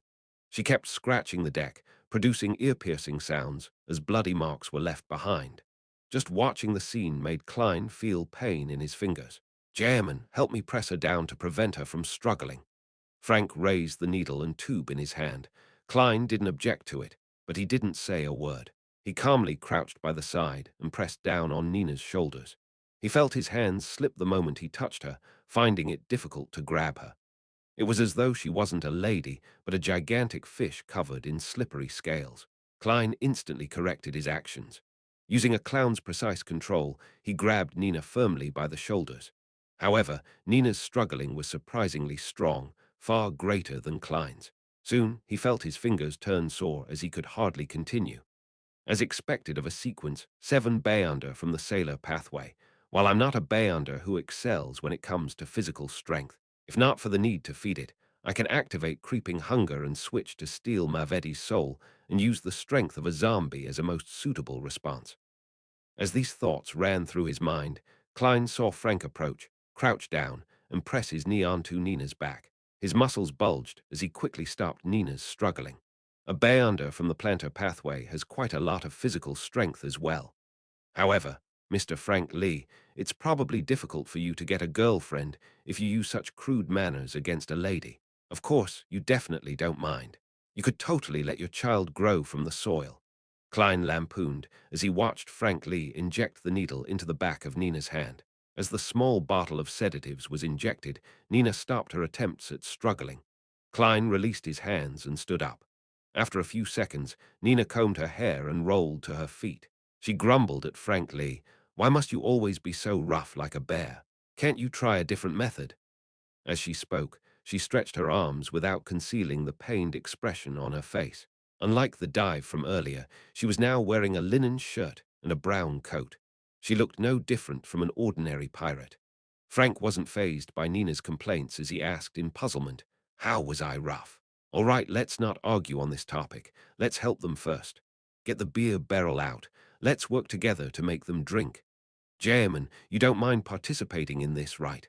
Klein shot a glance at the sailors on the deck. After contemplating for a few seconds, he asked, "The goal is to let them calm down."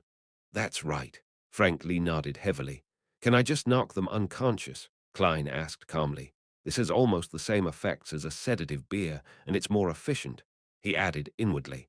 Nina turned her head in surprise and was momentarily stunned, speechless. Frank Lee thought seriously for a moment.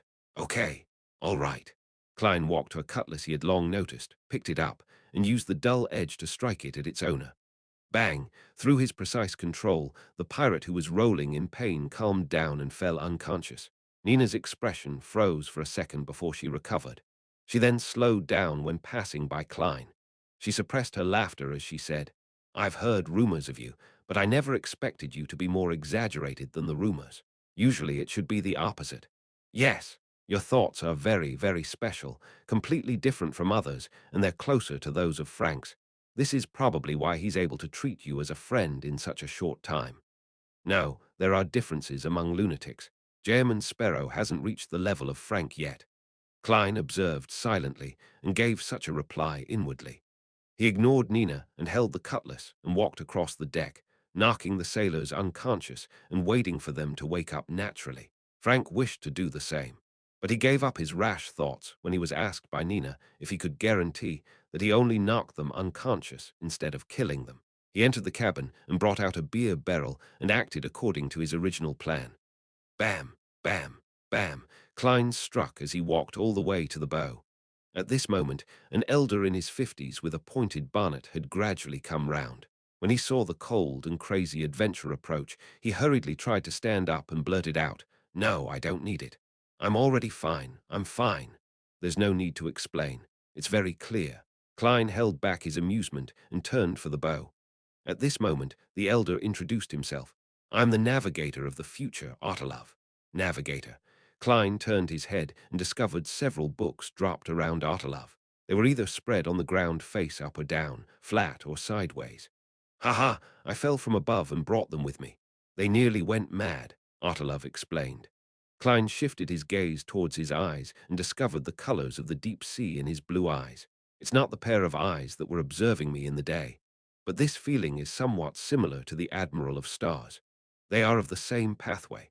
Klein retracted his gaze and watched Nina and Frank Lee calm the other sailors. Just as he was about to look back to see if the death announcer had continued its pursuit, Ottolov suddenly shouted, Be careful! Whoosh! A huge wave struck the bow, causing the future to shake vigorously. If not for his balancing ability as a clown, Klein would have fallen like Frank. And when the huge spray pattered down like rain, it drenched his half-top hat and double-breasted frock coat. There should be a steam iron here, right? The act of a crazy adventurer washing his clothes doesn't violate his persona.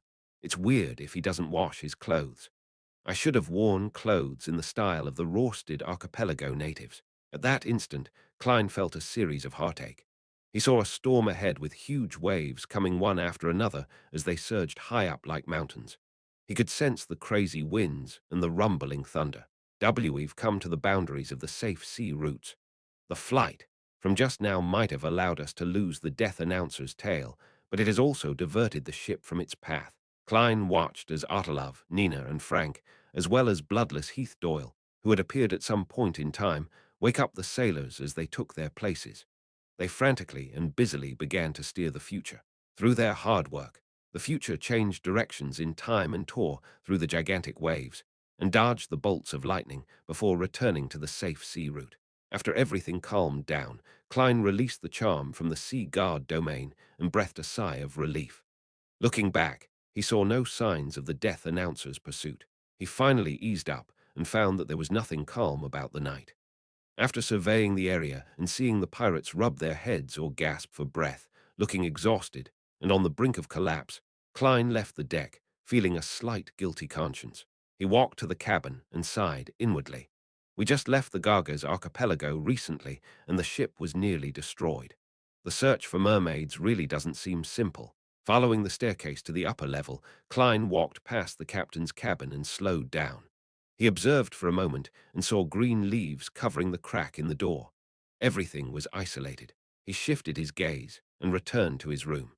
He considered the matter of praying to the fool before going above the grey fog to grasp the nearby waters and search for traces of the death announcer by responding. He He wanted to let the king of immortality, Agalito, who attacked others for no baffling reason, to experience the same treatment as he did. No, there are eyes watching. I should try my best not to do such things. Besides, it will only teach the king of immortality a lesson and not seriously injure him. It's not worth the risk. I shouldn't let my anger get the better of my rationality. I'll think about it again after advancing successfully. Klein repressed his urge. Chapter 646, Leymano's Spellbook Backland, outside the steam locomotive station. Fours wore a finely checkered black-veiled hat with embedded blue flowers and stood by the hall at the station's entrance, awaiting her teacher, Dorian Gray. The drizzle on the streets and the cold winds blowing underground had made this female author tremble slightly. She felt that she had underestimated Backland's spring. I wonder what Zio is doing that makes her busy all year round. She said that she wouldn't even get out of bed when her father was still alive. Apart from going to the bathroom, both food and water would be served to her by her servants. Now, she's leaving early in the morning every day and only returning late at night regardless of the weather. She has completed one mission after another, capturing one fugitive after another. With this in mind, Fours couldn't help but admire Zio. Last week, this female sheriff had already paid off her debt and had even saved up £200. I have to say that, as a Bayonder job, a sheriff is really suited to being a bounty hunter. Of course, the choices available to her are limited to low-sequence Bayonders. For's thoughts wandered as her gaze, that was directed outwards, had suddenly caught sight of a familiar figure. It was a man of medium build, and he was dressed in a black suit, the most popular attire in Lone. He wore a half-top hat, and in a rare instance his shoulders appeared broad. It was broad in an almost exaggerated sense. He was none other than For's teacher, one of the few remaining members of the Abraham family, Dorian Gray Abraham. Fours was delighted as she immediately went over with her umbrella in hand. With so many people on the streets, she didn't directly approach him. However, her gaze met his and saw him raise his clenched right fist towards the first button on his black suit. This means danger. Fours expressionlessly diverted her gaze away. She smiled as she cast her gaze to a young gentleman behind Dorian, and as though nothing happened, she passed him and walked forward. An ancient family had unimaginable experience in all kinds of matters, so Dorian Gray had long informed Fours of the signals and gestures to use in urgent situations. The action from before was extremely simple. It was to inform her to stay away. The young man behind was somewhat taken aback to be stared at by the languid, mature lady. Following that, he instinctively adjusted his clothes and pressed down on his hat. Just as he finished these series of actions, Fours had overtaken him and continued heading forward. Under the drizzle, Fours circled the area and boarded a rental carriage and headed for Hat Trick Inn on Sherwood Burrows, 22 Hope Street. This was the place that Dorian Gray had reserved in advance. Having spent so many years in mysticism circles, Fours, who had plenty of experience, calmly got a neighboring room and stood before the window to observe the guests that came to the inn. Finally, she saw Dorian Gray get off a carriage and walk through the door. Fours quickly turned around and came to the bend of the stairwell. She covertly observed her teacher being led to his room by an attendant. After a while, she took off her hat, messed up her hair a little before coming to room 2016, and she knocked on it. Her plan was very simple. If her teacher's response wasn't problematic, she would enter the room to converse with him. If it was abnormal, she would pretend as though she had come to the wrong room or that she was a prostitute trying to get some business. Creak. The door slowly opened as Dorian looked at his student in front of him before looking both ways down the corridor.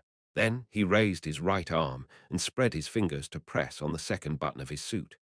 This meant that he wasn't controlled and that the abnormality was over. Fours let out a silent sigh of relief and instantly entered the room. "Teacher, what happened just now?" she asked, feeling worried and concerned. Dorian closed the door and smiled wryly. "I saw someone familiar," he sighed and added, "an enemy." It was his former student who had later betrayed the Abraham family with Traveler Boulier and nearly wiped out the upper echelons of the Abraham family.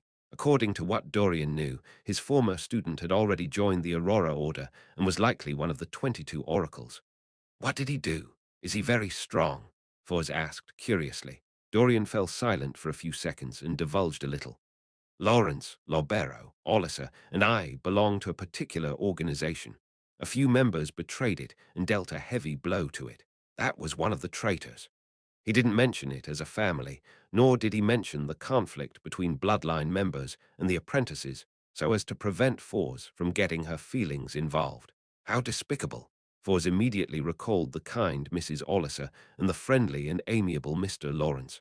All right, let's not chat about such unhappy matters. Dorian took out a piece of paper that had been folded a few times and handed it to Fours. Here's the astrologer potion formula. Your digestion of the trickmaster and apprentice potions has exceeded my expectations. This is the greatest surprise I've had in the past 10 years. I specially joined a circus. Fours didn't hide the fact, and she even felt that it was worth flaunting. As she spoke, she unfolded the piece of paper to read the astrologer's potion formula. At this moment, Dorian nodded in relief. I'm very sorry. Due to the previous losses, I'm unable to provide you with the main ingredients of the astrologer potion. Just treat it as a final test. However, I have prepared a gift for you. As he spoke, he took out a palm-sized notebook from his inner left pocket. Its cover looked hard, and it was entirely bronze green in color. It looked rather ancient. The notebook was comprised of 3 types of paper. The yellow type of parchment had the fewest pages, while another was a yellowish-brown goatskin of about 10 pages, while the rest was ordinary white paper. On the cover there were the words written in ancient Fasak. I came, I saw, I record. For's gaze moved away from the astrologer potion formula and onto the notebook. She recognized it to be the item left behind by Mr. Lawrence. It was the item she had specially traveled all the way to Pritz Harbor to hand to her teacher. Dorian smiled. I believe you are no stranger to it. After Fors nodded, he sighed. This is a rather potent mystical item. It can be ranked in the top 5 among all the similar items I've seen. This doesn't mean that it's more impressive than the ones ranked after it, but it's simply because the negative effects are the easiest to resolve. When the two are put together, it makes it worth a lot. What is its name? What negative side effects does it have? Fors couldn't disguise her excitement and agitation. Dorian caressed the notebook's cover and said, It's called Leymano's Travels, but we prefer calling it Leymano's Spellbook. While this spellbook will expose you to more kinds of Beyonder powers, it can also allow you to record them. It will be materialized onto a particular page for long-term storage. You can use it at any time, but remember, the corresponding page will become blank again with each use, awaiting your next record. It sounds amazing. Fors felt as though she was dreaming. I can record any Beyonder powers I see and use them once. Isn't this another kind of shepherd, the shepherd mentioned by Little Son? Yes, it's only limited to a single prepared battle. I wonder if I can record the Beyonder powers of a demigod. If it's possible, in a prepared battle, I'll be even stronger than a shepherd. Dorian seemed to read her mind as he explained in detail. It can be said so. It corresponds to a sequence 6 scribe of the apprentice pathway. It's not guaranteed that a Beyonder power that is higher than this sequence can be recorded. There's a chance of failure. The greater the gap, the greater the chance of failure. Furthermore, the effects will be halved. According to the experience of past users, while chances of success against a sequence 5's Beyonder powers is considerably high, once it reaches sequence 4, which is the level of a demigod, it becomes relatively difficult. There might not be a single instance of success within 10 attempts, and I believe no demigod will cast it again and again for you. If it's an enemy, they would have killed you 10 times over. Do you see these? The yellow parchment is specifically used to record Beyonder powers with godhood. There are a total of 3 pages, which is to say that even if you are very lucky, all you can record is 3 demigod Beyonder powers, and you can only use them each once. Although it appears to have many restrictions, making it impossible to fully produce the traveling notebook's might, it isn't an obstacle for 2 types of people. One of them is a lucky person, while the other is someone with a large organization or faction backing them, the kind which has a demigod helping. Fors instantly thought of seeking Mr. Fool's help to display his powers so that she could record them. However, she immediately found it sacrilegious as she hurriedly apologized inwardly. Following that, she sincerely hoped that the supposedly strongest ma'am hermit in the Tarot Club would quickly become a demigod. Dorian noticed that For's thoughts were going astray as he continued. The pages, like goatskin, can record the Beyonder powers of a sequence 5 or 6. There are a total of 10 pages, and the effects would be more than half of the original, roughly 70 to 80. The remaining pages record Beyonder powers below sequence 6. There are a total of 25 pages, and the effects are almost equal to the original, but they are still slightly inferior. Due to some developments in the past, the spellbook still has 5 pages with Beyonder powers left. The rest are blank. You can test them for yourself. Dorian paused before saying with a solemn expression, "Before giving it to you, I have to seriously warn you that it has negative effects. After using it each time, it will make you get lost, and it's the kind that causes you to encounter danger. You have to draw a bit of your blood to smear it on the cover evenly to reduce the effects. Remember, don't underestimate getting lost. You must resolve it as quickly as possible." "Yes, teacher," Foz replied seriously. Dorian then handed Leymano's travels to Foz. "This is my gift. Teacher is really nice." Foz pursed her lips and asked, "What's the name of that student who betrayed you? What does he look like? If there's a chance, I wish to seek vengeance on him for both you and Mr. Lawrence." "No, don't think about it. You are much weaker than him. Back when he betrayed us, he was already a scribe. Now he might even be a traveler," Dorian said solemnly. "However, you do need to remember him and avoid him. His name is Lewis Ween. I'll draw a picture of him later." "All right," Fuzz nodded. On the future, in the pirates' dining hall, Klein met Catlia, who was exiting just as he walked in. The lady was no longer as pale as the previous night. With a pair of thick glasses, she calmly said, "Make your preparations. We will be arriving in those waters in a while." "That fast? How far exactly did we fly last night?" Klein was taken aback. Chapter 647. Sea of Ruins. Although German Sparrow didn't show it on his face, Catlia seemed to notice the surprise in him. She simply explained, "It's a kind of flight that makes it impossible for the death announcer to continue its pursuit." Just as she said that, she discovered that German Sparrow had completely changed his attire. He wore a round neck shirt, a brown jacket, pantaloons with a dark-colored cap. He didn't look like an adventurer, and instead resembled a native of the city of generosity, Bayam. According to Nina, his clothes were drenched by a huge wave last night. "Does he only have one set of decent clothes?" Catlia recalled and found the reason. She wasn't surprised by this. She even felt that it matched Jem and Sparrow's insanity. He only had one set of decent clothes, spending the rest of his money on mystical items, Beyonder weapons, spirituality charms with the sole goal of raising his strength. It's no wonder the King of Immortality gave up. All he did was attack passing ships. There wasn't enough hatred to drive him to pursue us the entire way. Yes, in front of the four kings, senior pirate admirals still have a chance to escape to a certain degree. Almost arriving. Man, I haven't completed my digestion. However, acting as the crazy adventurer yesterday seemed rather effective. The crew of the future gave a very spontaneous and warm response towards it.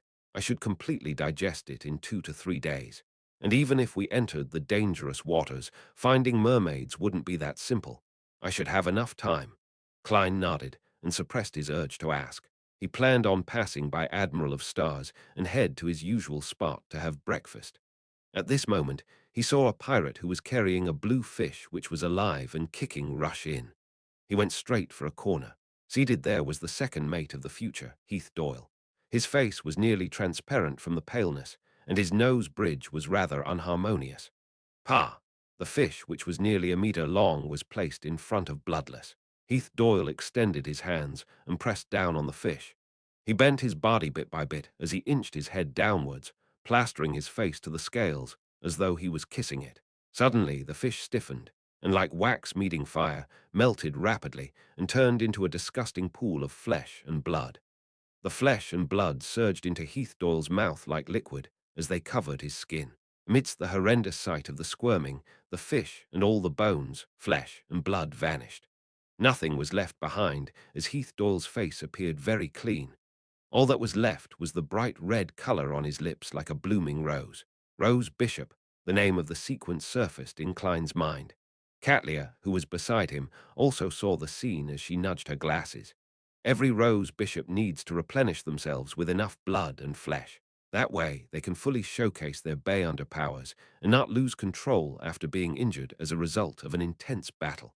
Her lips curled slightly as she added, "However, the lunatics from the Aurora Order have an inclination towards human flesh and blood. Actually, substitutes would work fine. From the looks of it, this bloodless with a bounty of 600 pounds is really lucky. On the one hand, he's lucky to achieve sequence 6 at once without any abnormalities or losing control. On the other hand, joining Admiral of Stars' pirate crew is another. Without the secret knowledge that this lady who is being pursued by knowledge possesses, he might have turned into a monster that desires human flesh and blood sooner or later, even if he didn't listen to the true creator's voice." Klein sighed silently. He was increasingly convinced that the secret suppliant pathway, which was also the shepherd pathway, was the Beyonder pathway, which was the easiest to lose control and turn mad. Nothing came close. Even the abyss pathway, which represented evil, was slightly lacking. Klein retracted his gaze, and just as he was about to take a step forward, the entire ship jolted. In an instant, the scene ahead of the future naturally surfaced in Klein's mind. The blue sea was being separated by a gigantic crack as infinite amounts of seawater plummeted down into bottomless darkness like a waterfall. This scene was magnificent and mystical. It made one suspect if they weren't on Earth. Whoosh! The future wasn't able to stop in time as it rushed to the edge and quickly plummeted. Bang, bang, bang. All the pirates in the dining hall flew up and slammed into the ceiling. Toast, white bread, butter, margarine, beer, and roasted fish flew around at random without settling down. Klein also lost his balance as he couldn't help but be thrown towards the ceiling. He extended his palm in time and pressed upwards, quickly adjusting his posture like an acrobatic act, allowing him to look less pathetic. Not far away, Nina showcased her stunning balance. With the help of the ceiling, she maintained her posture. Perhaps intentionally or unintentionally, she extended her feet and kicked Frank to send the poison expert flying diagonally to a beer barrel, drenching him with pale yellow liquid.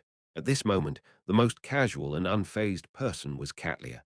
Stars swirled around her as the resplendence beneath her feet coagulated, causing her to float in midair.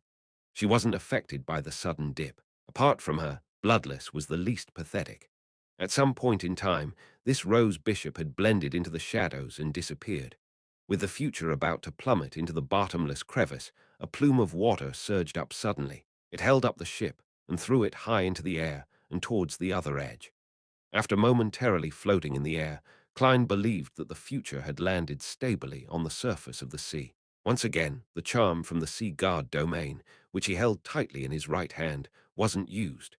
At that moment, the sunlight outside the window shone inside, illuminating the mess inside the dining hall. Klein, who had long regained his balance, briskly walked to the window and saw that the endless sea seemed to be burning with golden flames. It appeared to have been noon the entire time. It was only morning moments ago. Klein looked up and narrowed his eyes to see that the sky was filled with sunlight. There were no clouds nor the sun, just a swath of golden rays. It's no wonder Arrodes's description of this place is that it's no longer a real ocean, but a relic of a war between the guards. As he swept his gaze, he discovered nearby ruins which were diagonally ahead. The ruins were mostly covered by seawater. Protruding out from the surface was grey stones and stone columns that formed a peak. At the top was a dome-like object. From its angle, it was able to hold up quite a large area of space. The ruins were definitely massive in the first place. Through the transparent waters, Klein saw that its base extended to the seabed without end. These are extremely dangerous waters. At some point in time, Catlia came beside him. Klein turned his head over and waited for her to continue. Catlia's gaze was cast forward as she said somewhat wistfully, "I haven't been here many times. Furthermore, all my visits happened a long time ago. My and not our. That means that it wasn't with the crew of the future. Or was it back when she was a subordinate of Queen Mystic?" Klein acutely noticed the terms which Admiral of Stars had used as he made a guess. Catlia didn't turn her head as she looked at the sky and see which were covered in golden flames. "No one knows where the ends of these waters are, nor does anyone know how wide it is. Do you know what's most dangerous about this place? I should have gotten Arrodes to give me a more detailed explanation." Klein honestly shook his head. Previously, he had nearly been caught by a demigod of the true creator. He had only survived thanks to the die of probability. Therefore, in the past 2 months, he didn't dare bring the radio transceiver back to the real world. He was afraid that the true creator, who was closely watching the region, would sense it. Hence, he didn't have an opportunity to contact Arrows. His original plan was to seek out Will Ossipton's help through the paper crane once he approached the dangerous waters and understand the corresponding dangers of the environment. To his surprise, they had encountered King of Immortality Agalito, and the future didn't give him any time before they arrived at their destination. Behind the thick glasses, Catlia's black eyes with a purple hue glazed over for a moment. There are many ruins floating here. There are all kinds of mutated monsters. Among them include many demigods who have lost control or ancient evil creatures. This isn't the most dangerous part. If it's only because of this, these waters would have become a hunting ground for the seven churches, a treasure trove for them to obtain high-sequence ingredients or items. Of course, there are many monsters and evil creatures who have lost control here, but they might not be real. They can kill us, but they might not leave anything behind after they are killed. Upon hearing this, Klein made the connection to the dragon of imagination, Anquelt. This dragon king could conjure anything through his imagination. Could it be that these waters were where the ancient gods of the Second Epoch fought? Klein nearly frowned. Catlia said with an ethereal voice as she continued, "Here, you will never guess what dangers you will encounter next. Perhaps you will just melt while approaching a ruin, turning into a wax-like monster. Perhaps you might turn into a rock amidst the storms from slightly deviating from the explored sea routes and end up shattering to pieces. To Beyonders at our level, that is the greatest danger." Klein turned his head slightly as he sharply asked, "What about Beyonders that surpass our levels?" Catlia sighed and smiled. "The waters here are filled with a voice that shouldn't be heard. The higher the sequence, the easier it is to hear it.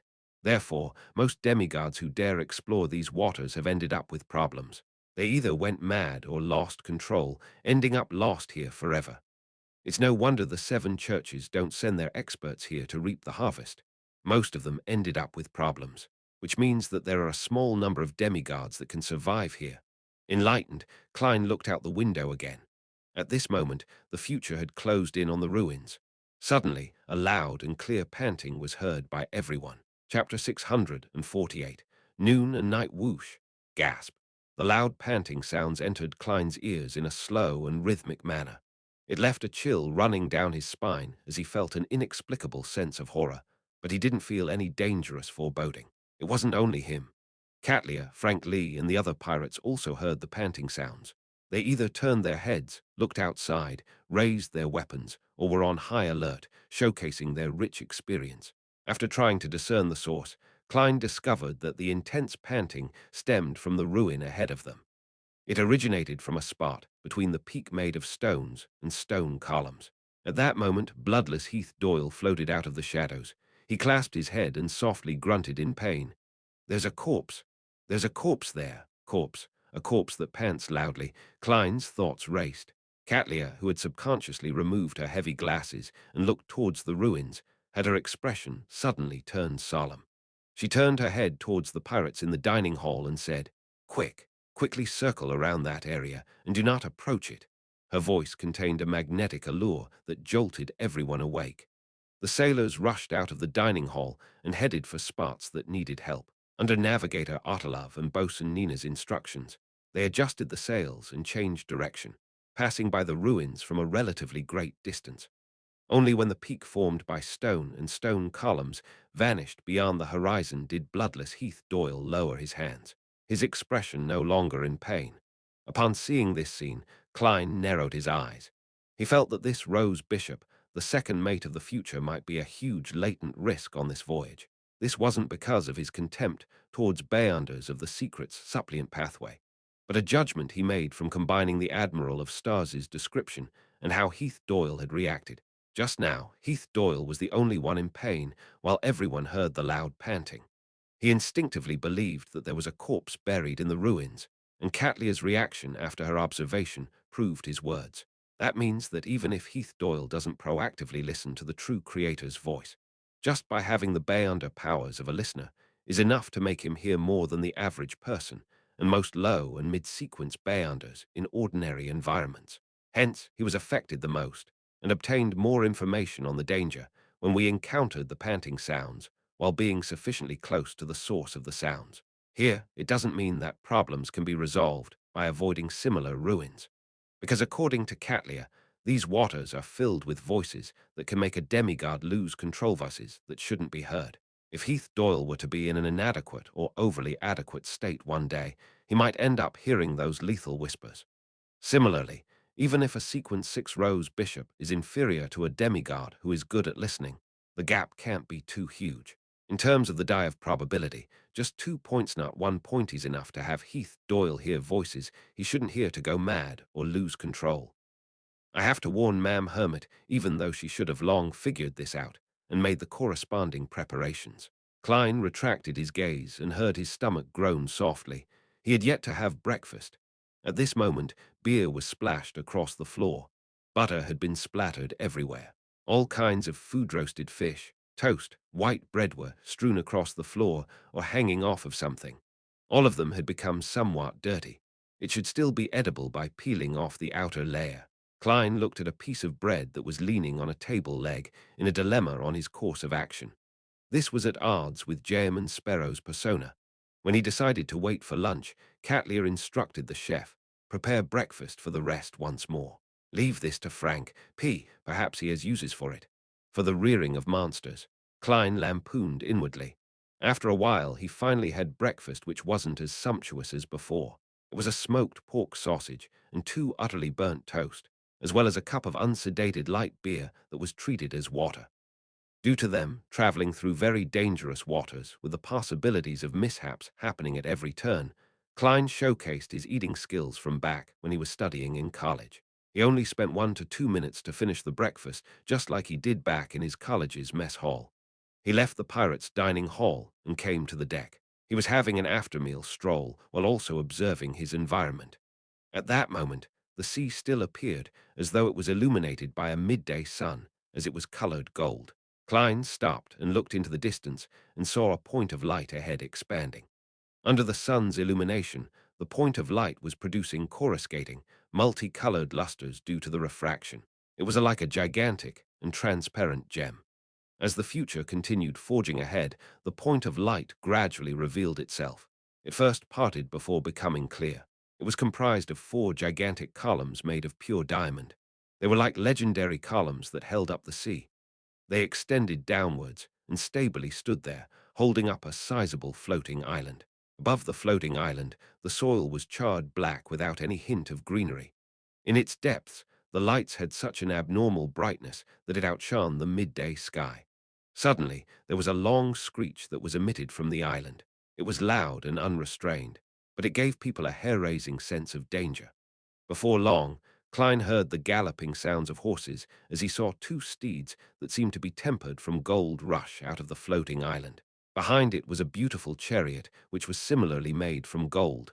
At this moment, Catlia's voice was amplified as she hurriedly had it resound in every corner of the future. Look down. Don't look at it. Klein was never one to put on a brave front.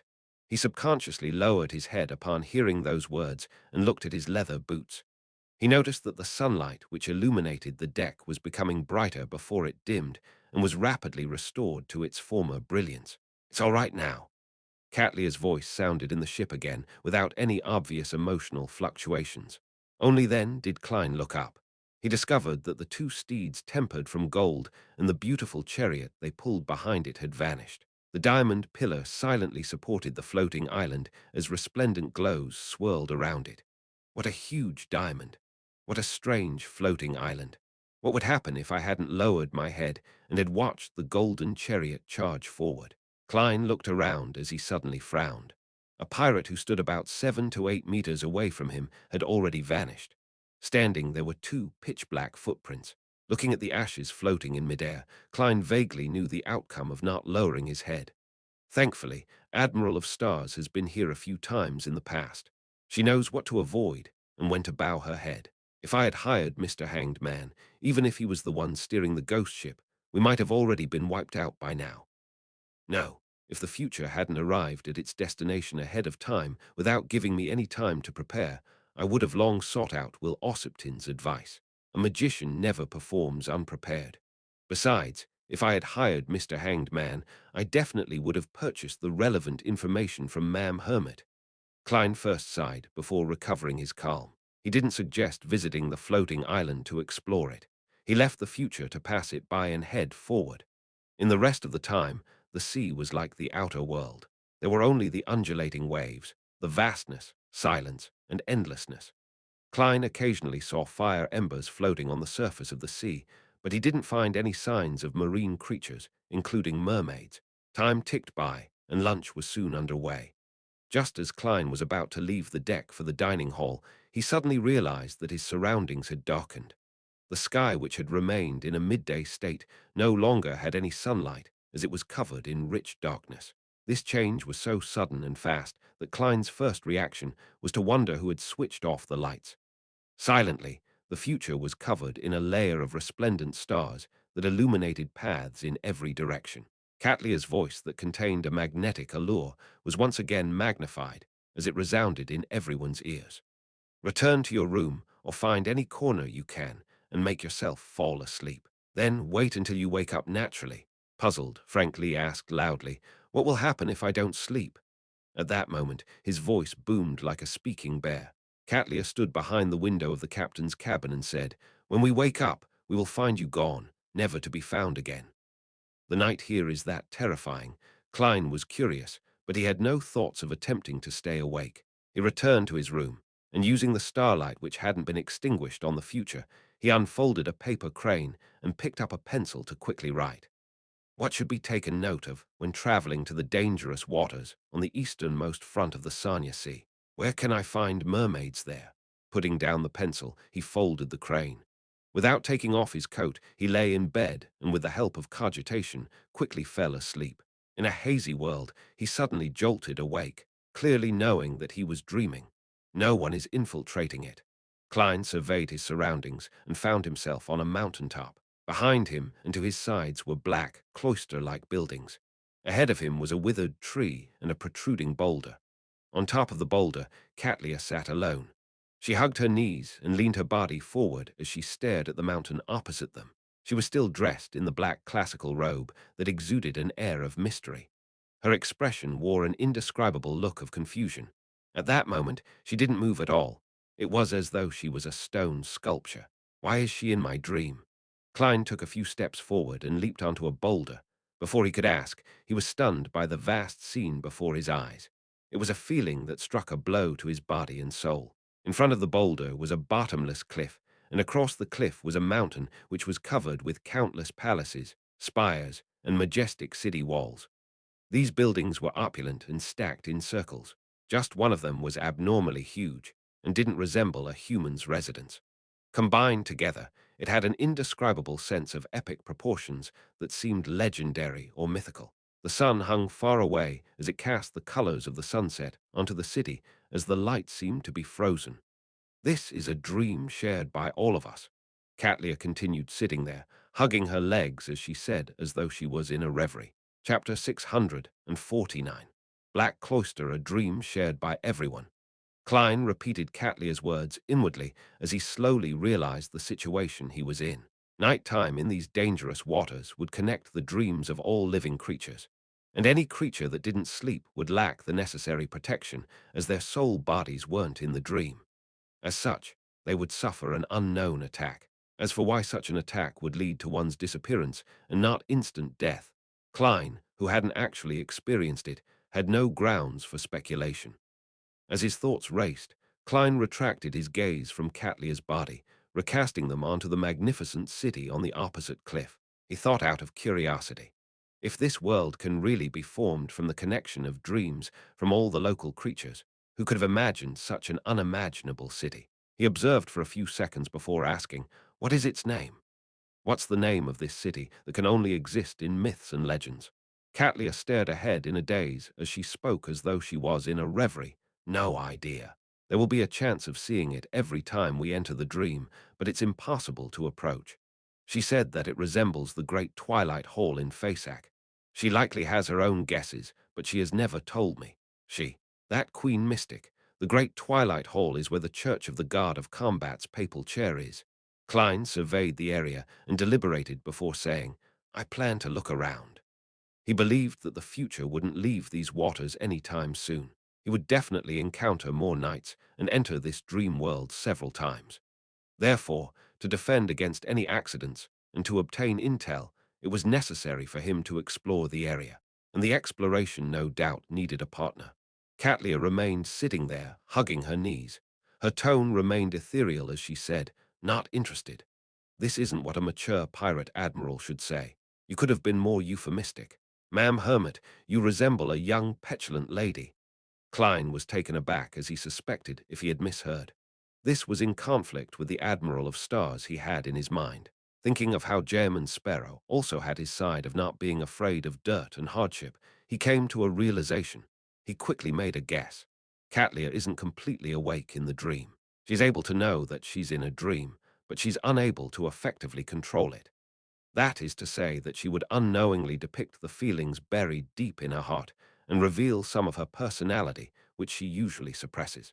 It's no wonder, she said, that she was never able to approach that miraculous city. It's because she never had the intention of exploring it herself. Klein thought for a moment and deliberately probed. We might be able to discover something over there.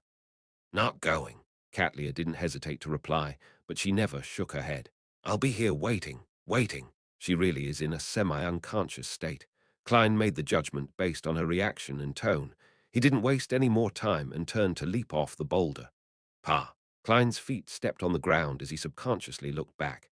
Katlia remained sitting there hugging her knees.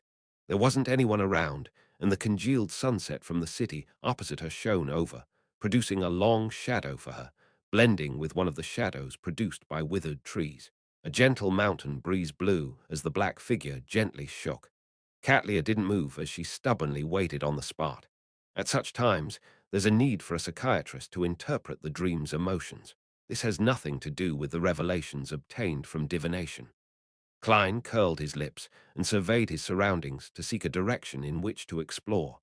He discovered that regardless of the direction he took, he would end up at the black buildings formed from the cloisters. There was a towering wall that isolated it from the cliff. No matter how the exploration was made, one had to pass by the cloister unless once jumped down the cliff. Since there was no other choice, Klein went directly to the pitch-black door of the cloister. The door was nearly 10 meters tall, and it didn't look like it was prepared for human use.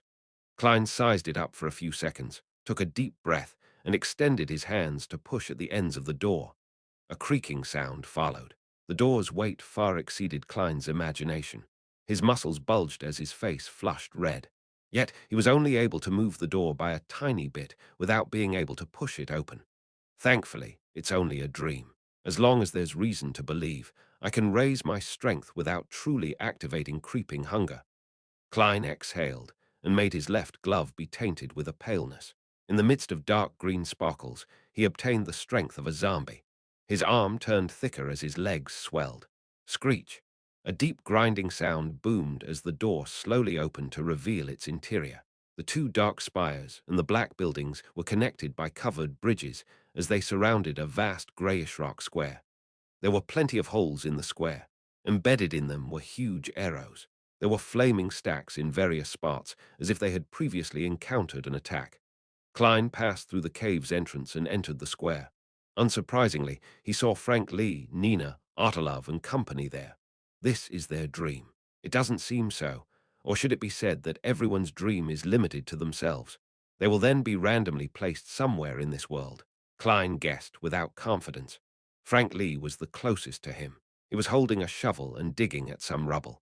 Beside him were the white bread, toast, and roasted fish which had previously fallen to the floor. He plans on using them as fertilizer. He's planting things even in his dreams. Klein went over and casually asked, "What are you doing?" Frank didn't stop, but he revealed a smile. "I'm cultivating some little things. They need to sleep in the soil for some time before they can grow big and proliferate." "What's their use?" Klein asked, both worried and curious. Frank beamed and said, "They're a crossbreed of fungus. It can make bulls produce milk. This way we can obtain more milk, allowing more people to drink good milk." "Spare those bulls." Klein's face twitched as he asked, "Will it succeed?" "There's no problems with the effects, but I'm very worried that they can't reproduce," Frank said with a frown. "May death forever favor them." Klein prayed as he walked past Frank Lee and headed for the black building's entrance across the square. Along the way, he passed by Nina and navigator Artelov, who were drinking beside a collapsed pillar. Have you ever thought of leaving the pirate crew after you're older to find a man to marry and settle down? I don't think anyone wishes to drift out at sea their entire lives. Artelov took off his pointed bonnet and revealed his slightly hoary hair. His eyes and tone informed Klein that in between the lines he meant, "If you wish so, why not consider me? Mr. Navigator, you are old enough to be Nina's father. You need to consider your health." Passing by, Klein couldn't help but lampoon when he heard the conversation. Nina gulped a mouthful of beer and looked in a particular direction. "No, that's not the life I wish to lead. Before joining you, I once attempted to settle down in the east coast of Fasak and not be a pirate again, but I was unable to bear with the boredom. I have to lug wood and move things every day, and I can only stay at home at night. I'm not allowed to go to the bar or go out hunting in the wilderness. Such a life seems constant and unchanging. Furthermore, I suffered all kinds of criticism, tolerating those irritating people. I have to worry about the cops even if I wish to beat them up. It's still better on the ship. Although it's boring most of the time, we can often go to different places and encounter different matters. Heh heh. Even the most boring times can wreck those fellows, training them into passable pirates. I can also tell them that the one who performs the best every month can spend the night in my room. Then I'll watch them excitedly enjoy the torment. Of course, spending the night and having sex are different. It depends on my mood. A true female pirate. Everyone wishes for something different. Klein neutrally gave a comment and didn't believe that there was anything wrong with Nina's ideas. I won't disagree with her choice, but if she often kills, engages in arson, and plunders, I don't mind using her head to exchange for a bounty the next time we meet. Klein retracted his gaze and arrived at the suspected entrance of the black buildings and spires. Subconsciously, he turned his head and realized that the shadows in the corner seemed normal, but there was something different about it. Bloodless Heath Doyle. He hides in the shadows even in a dream. According to my limited knowledge of psychology, this is a result of greatly lacking a sense of security. Klein pushed another door, which was similarly almost 10 meters tall. Amidst the grinding sounds, his gaze suddenly froze. Behind the door was a vast hall which had 2 rows of stone pillars supporting it. The hall was abnormally dark without any candlelight. As the main door opened, the light from outside shone in, lighting up the interior to make it clear. Klein saw that there were murals of various colors, with gold being the main color of choice on the dome. They were connected to one another without any gaps. It gave him a magnificent and sacred feeling. Thump, thump, thump. A figure had its back facing Klein, using the axe in its hand to chop at a long and huge tree. Its motives were unknown. The figure was dressed in a white shirt and a black vest. It didn't look like any of the pirates on the ship. There's someone else in these waters. Or could it be the mysterious pair of eyes that had been observing the deck and me? Klein's heart sank as he slowed down. He warily approached and came to the figure's side where he discerned the figure. It was a man who looked young. He had blonde, short hair that was split 70-30. His emerald green eyes looked focused and serious. "What are you doing? What is this place?" Klein carefully asked. He intuitively believed that the person wasn't the owner of the mysterious eyes. The young man raised his hand to touch his earlobes without turning his head. "Why are you asking these questions? My ship has sunk, and I'm busy making a canoe for myself. I don't have time to speak to you." Klein thought before asking, "Who are you?" "Who am I? I'm the unlucky Anderson. Ever since I saw that mural, I've been plagued with bad luck." The young man pointed in a direction. Tracing his finger, Klein saw a mural. The mural depicted a sea of fire that split in the middle to produce a path. On the path, there was a long line of people. The members either held their heads low with pious devotion or prostrated to the ground. Their destination was in the depths of the sea. Their leader was a lanky man with long silver hair. His facial features were mild and his eyes were tightly closed. On his back were layered wings. This, Klein's pupils constricted suddenly. He recognized the leader on the mural. It was the angel of fate which Little Sun had once depicted. It was the tail devourer, Ouroboros. Chapter 650. The unlucky Anderson, after recognizing the leader on the mural, Klein subconsciously suspected that it was something from his dream. However, he quickly rejected the idea. This was because the unlucky Anderson wasn't someone he knew. He was also not someone that had left an impression on him. There was a low chance of him being the extension of his own dream. And Anderson had clearly said that he became unlucky after seeing the mural. It was strongly tied to the mural, so it could only be the case that the mural was part of Anderson's dream. As he focused and looked carefully, Klein quickly realized that the mural was somewhat different from the mural that Little Sun saw in the True Creator's abandoned temple. The background here was a sea burning with golden flames, while the previous one was that of a desolate plain. The destination here was the depths of the sea, while the previous one had a destination of a distant mountain. On the mountaintop was a huge cross and figure hanging upside down. The bottom of the Angel of Fate, Ouroboros's feet, was black slush with heads pointing down and fishes stuck inside. Previously, it was a meandering river. It's a different mural, but more of a memory from different stages of the same pilgrimage. Klein nodded with a guess. A similar scene surfaced in his mind. A very long time ago, in a particular period of the fourth epoch, Ouroboros led a devout group of pilgrims or the remnant believers of the true Creator. With many powerful enemies in pursuit, they rowed a boat through this sea. Due to certain reasons, he abandoned the boat. With the help of the true Creator or his own powers, he parted the sea and led the devotees through it and into the forsaken land of God, leaving behind the kindling for organizations such as the Rose Redemption and Aurora Order. In the forsaken land of God, they tore through desolate plains, and on the pilgrimage, they built temples along the way. And one of them was discovered by Little Sun and company. With how Will Ossipton was forced to restart a cycle and be reborn as a baby, the tail devourer is likely still alive. Does this mean that he eventually arrived at the destination with the pilgrims, holy residence of the true Creator? Does this mean that the holy residence of the true Creator is somewhere in the forsaken land of God? With this in mind, Klein suddenly felt a baffling sense of wistfulness. If my theory is correct, then that means that no matter how the City of Silver tries to save itself, or how they continue passing the flame, once the true Creator completely awakens or is restored to his original state, they would unavoidably head towards destruction. When you are very close to the divine kingdom or holy residence of an evil god, your survival has nothing to do with your struggles. This is like the bubbles produced when sea waves surge to the shore. Once the waves recede, they would vanish. Human civilization and ethnic groups are just that weak under the gaze of an evil god. No, I can't be that pessimistic. I was only making a guess. Perhaps the one that forced Will Ossipton to reincarnate isn't Ouroboros. Perhaps the true creator wouldn't recover or awaken that easily. He might be sealed by the seven deities. Therefore, the City of Silver still has a chance. A path between the forsaken land of God and the external world needs to be forged before the evil god escapes from his shackles, allowing them to be moved out. This is probably why the chief of the City of Silver released Elder Shepherd. They need to use all the power they can get. Klein forcibly retracted his thoughts. He suddenly felt somewhat worried, afraid that his arrival was enough for him to be stuck in an endless cycle of fate created by the tail devourer. At this point, he instinctively wished to take 4 steps counterclockwise and go above the grey fog. He wanted to forcibly search for memories that he might have lost, but ultimately he resisted those actions and prepared to observe first. From his interpretation of the symbols, there were no repeating rivers. There was only a black slush with fish embedded inside.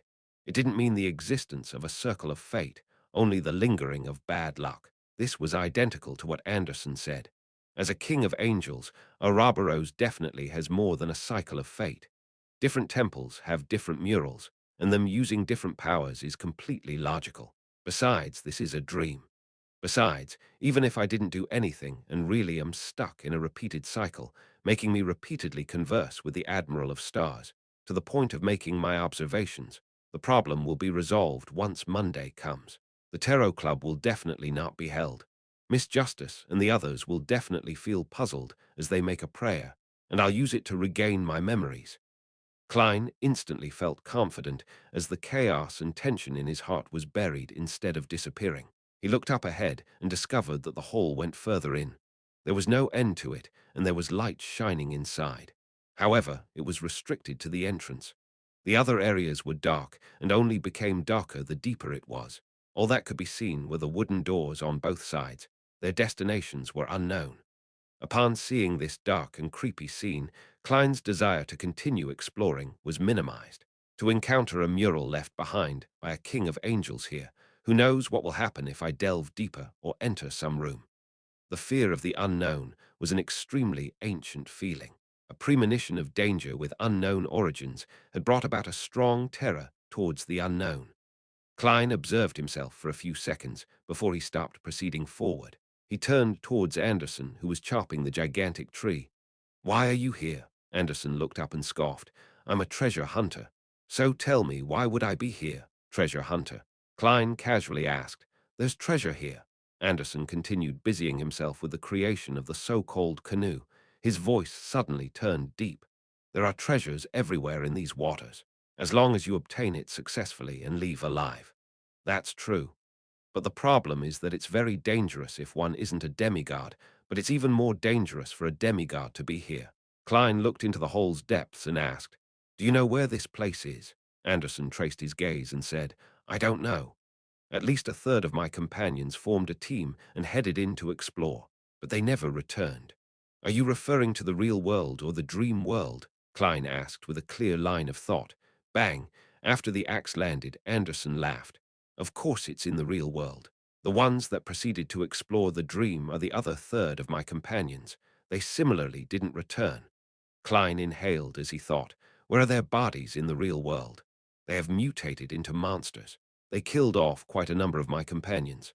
Anderson raised his axe and cleaved down. Clang! Amidst a crisp sound, his axe broke into two. As the crack was towards the back, the fragment immediately shot at him. Anderson's right chest and abdomen immediately bled like a spewing fountain. He held his left hand to his wound and looked up at Klein. Smiling bitterly, he said, "I told you I was plagued with bad luck ever since I saw that mural. Thankfully, this isn't considered too unlucky. At the very least, they didn't destroy my ordinarily handsome face." Are such descriptive terms supposed to be used that way? Klein looked at Anderson, quickly pull out the fragments from his body as he handled the wound and consumed some medicine. He discovered that Anderson was unfazed, and the skill involved in his actions meant that he had already gotten accustomed to it. Klein had a single hand in his pocket as he played with the coins in it. After some deliberation, he asked, "When your companions began the exploration, were you part of the group that stayed behind to study the mural?" Anderson was taken aback as he inserted his medicine bag into his belt and wiped his mouth. "No, I was part of the group that did the exploration." As he spoke, he grinned and revealed a genial smile. "This." Klein's pupils constricted as he bent his back slightly and raised his left palm. At this moment, blinding sunlight illuminated everything in a dazzling white. Then it dimmed and vanished. Klein naturally opened his eyes and discovered that the outside had been restored to the midday state. He took out the pocket watch in his inner pocket and opened it. Only half an hour passed. This night is rather short. That unlucky Anderson looked very normal, but who knew that he was that terrifying? Rolling to his feet, Klein suddenly recalled something. Snake of Fate, Will Ossipton had yet to reply to him. As everyone's dream had been pulled into the world without the connection of the spirit world, he was unable to locate me. Or did he sense Rose's aura and didn't dare come close? Or could there be something problematic with these waters to begin with? As his thoughts whirled, Klein decided to verify it. As for how it could be verified, the method was simple. He could sleep again while it was still noon. However, he wasn't in a rush to do so. This was because he wasn't sure if there were any taboos about sleeping in the day. Wearing his cap, Klein came outside the captain's cabin and knocked on the door. After 3 knocks, he retracted his hand and patiently waited. Before long, Katlia opened the door. She no longer looked as lost as she was in the dream. She had worn her heavy glasses once again. "Is sleeping in the day all right?" Klein asked directly. Katlia nodded. "Yes." After answering, she hesitated and asked, "It seems you were very proactive in that dream." Realizing how much danger lurked in these waters, and thinking about how he would be forced to show some of his abilities, Klein decided to proactively lay the foundations of his future explanations. He looked at Katlia and smiled politely. "Yes, this is a gift bestowed upon me by my lord, my lord." Under Katlia's thick glasses, her eyes clearly shimmered. In a rare instance, she frowned slightly and eased them without asking any more questions. Klein thought for a moment, then he added, "Be careful of Heath Doyle." Catlear clearly understood what he meant and directly answered, "Don't worry. He has a sealed artifact which has a negative effect of him only being able to hear voices from nearby. That's a smart use of a negative effect." Klein didn't drone on as he took off his hat and bowed before returning to his room. He lay down once again and used cogitation to fall asleep. In the dream world, he woke up and saw the familiar pitch-black plains and black steeple. Phew, it's still possible to connect. Klein heaved a sigh of relief and traveled into the steeple. In the usual place, he saw the scattered tarot cards and the new words. There's plenty of dangers there, the most dangerous being the dream that happens when night falls. It isn't about the disappearances if you do not sleep, but there's one thing to remember. Do not explore that dream. Absolutely do not explore that dream. Since there's not enough space, I won't explain why. All right, it's just a joke. The reason is that the area contains some of the dreams left behind by a deity.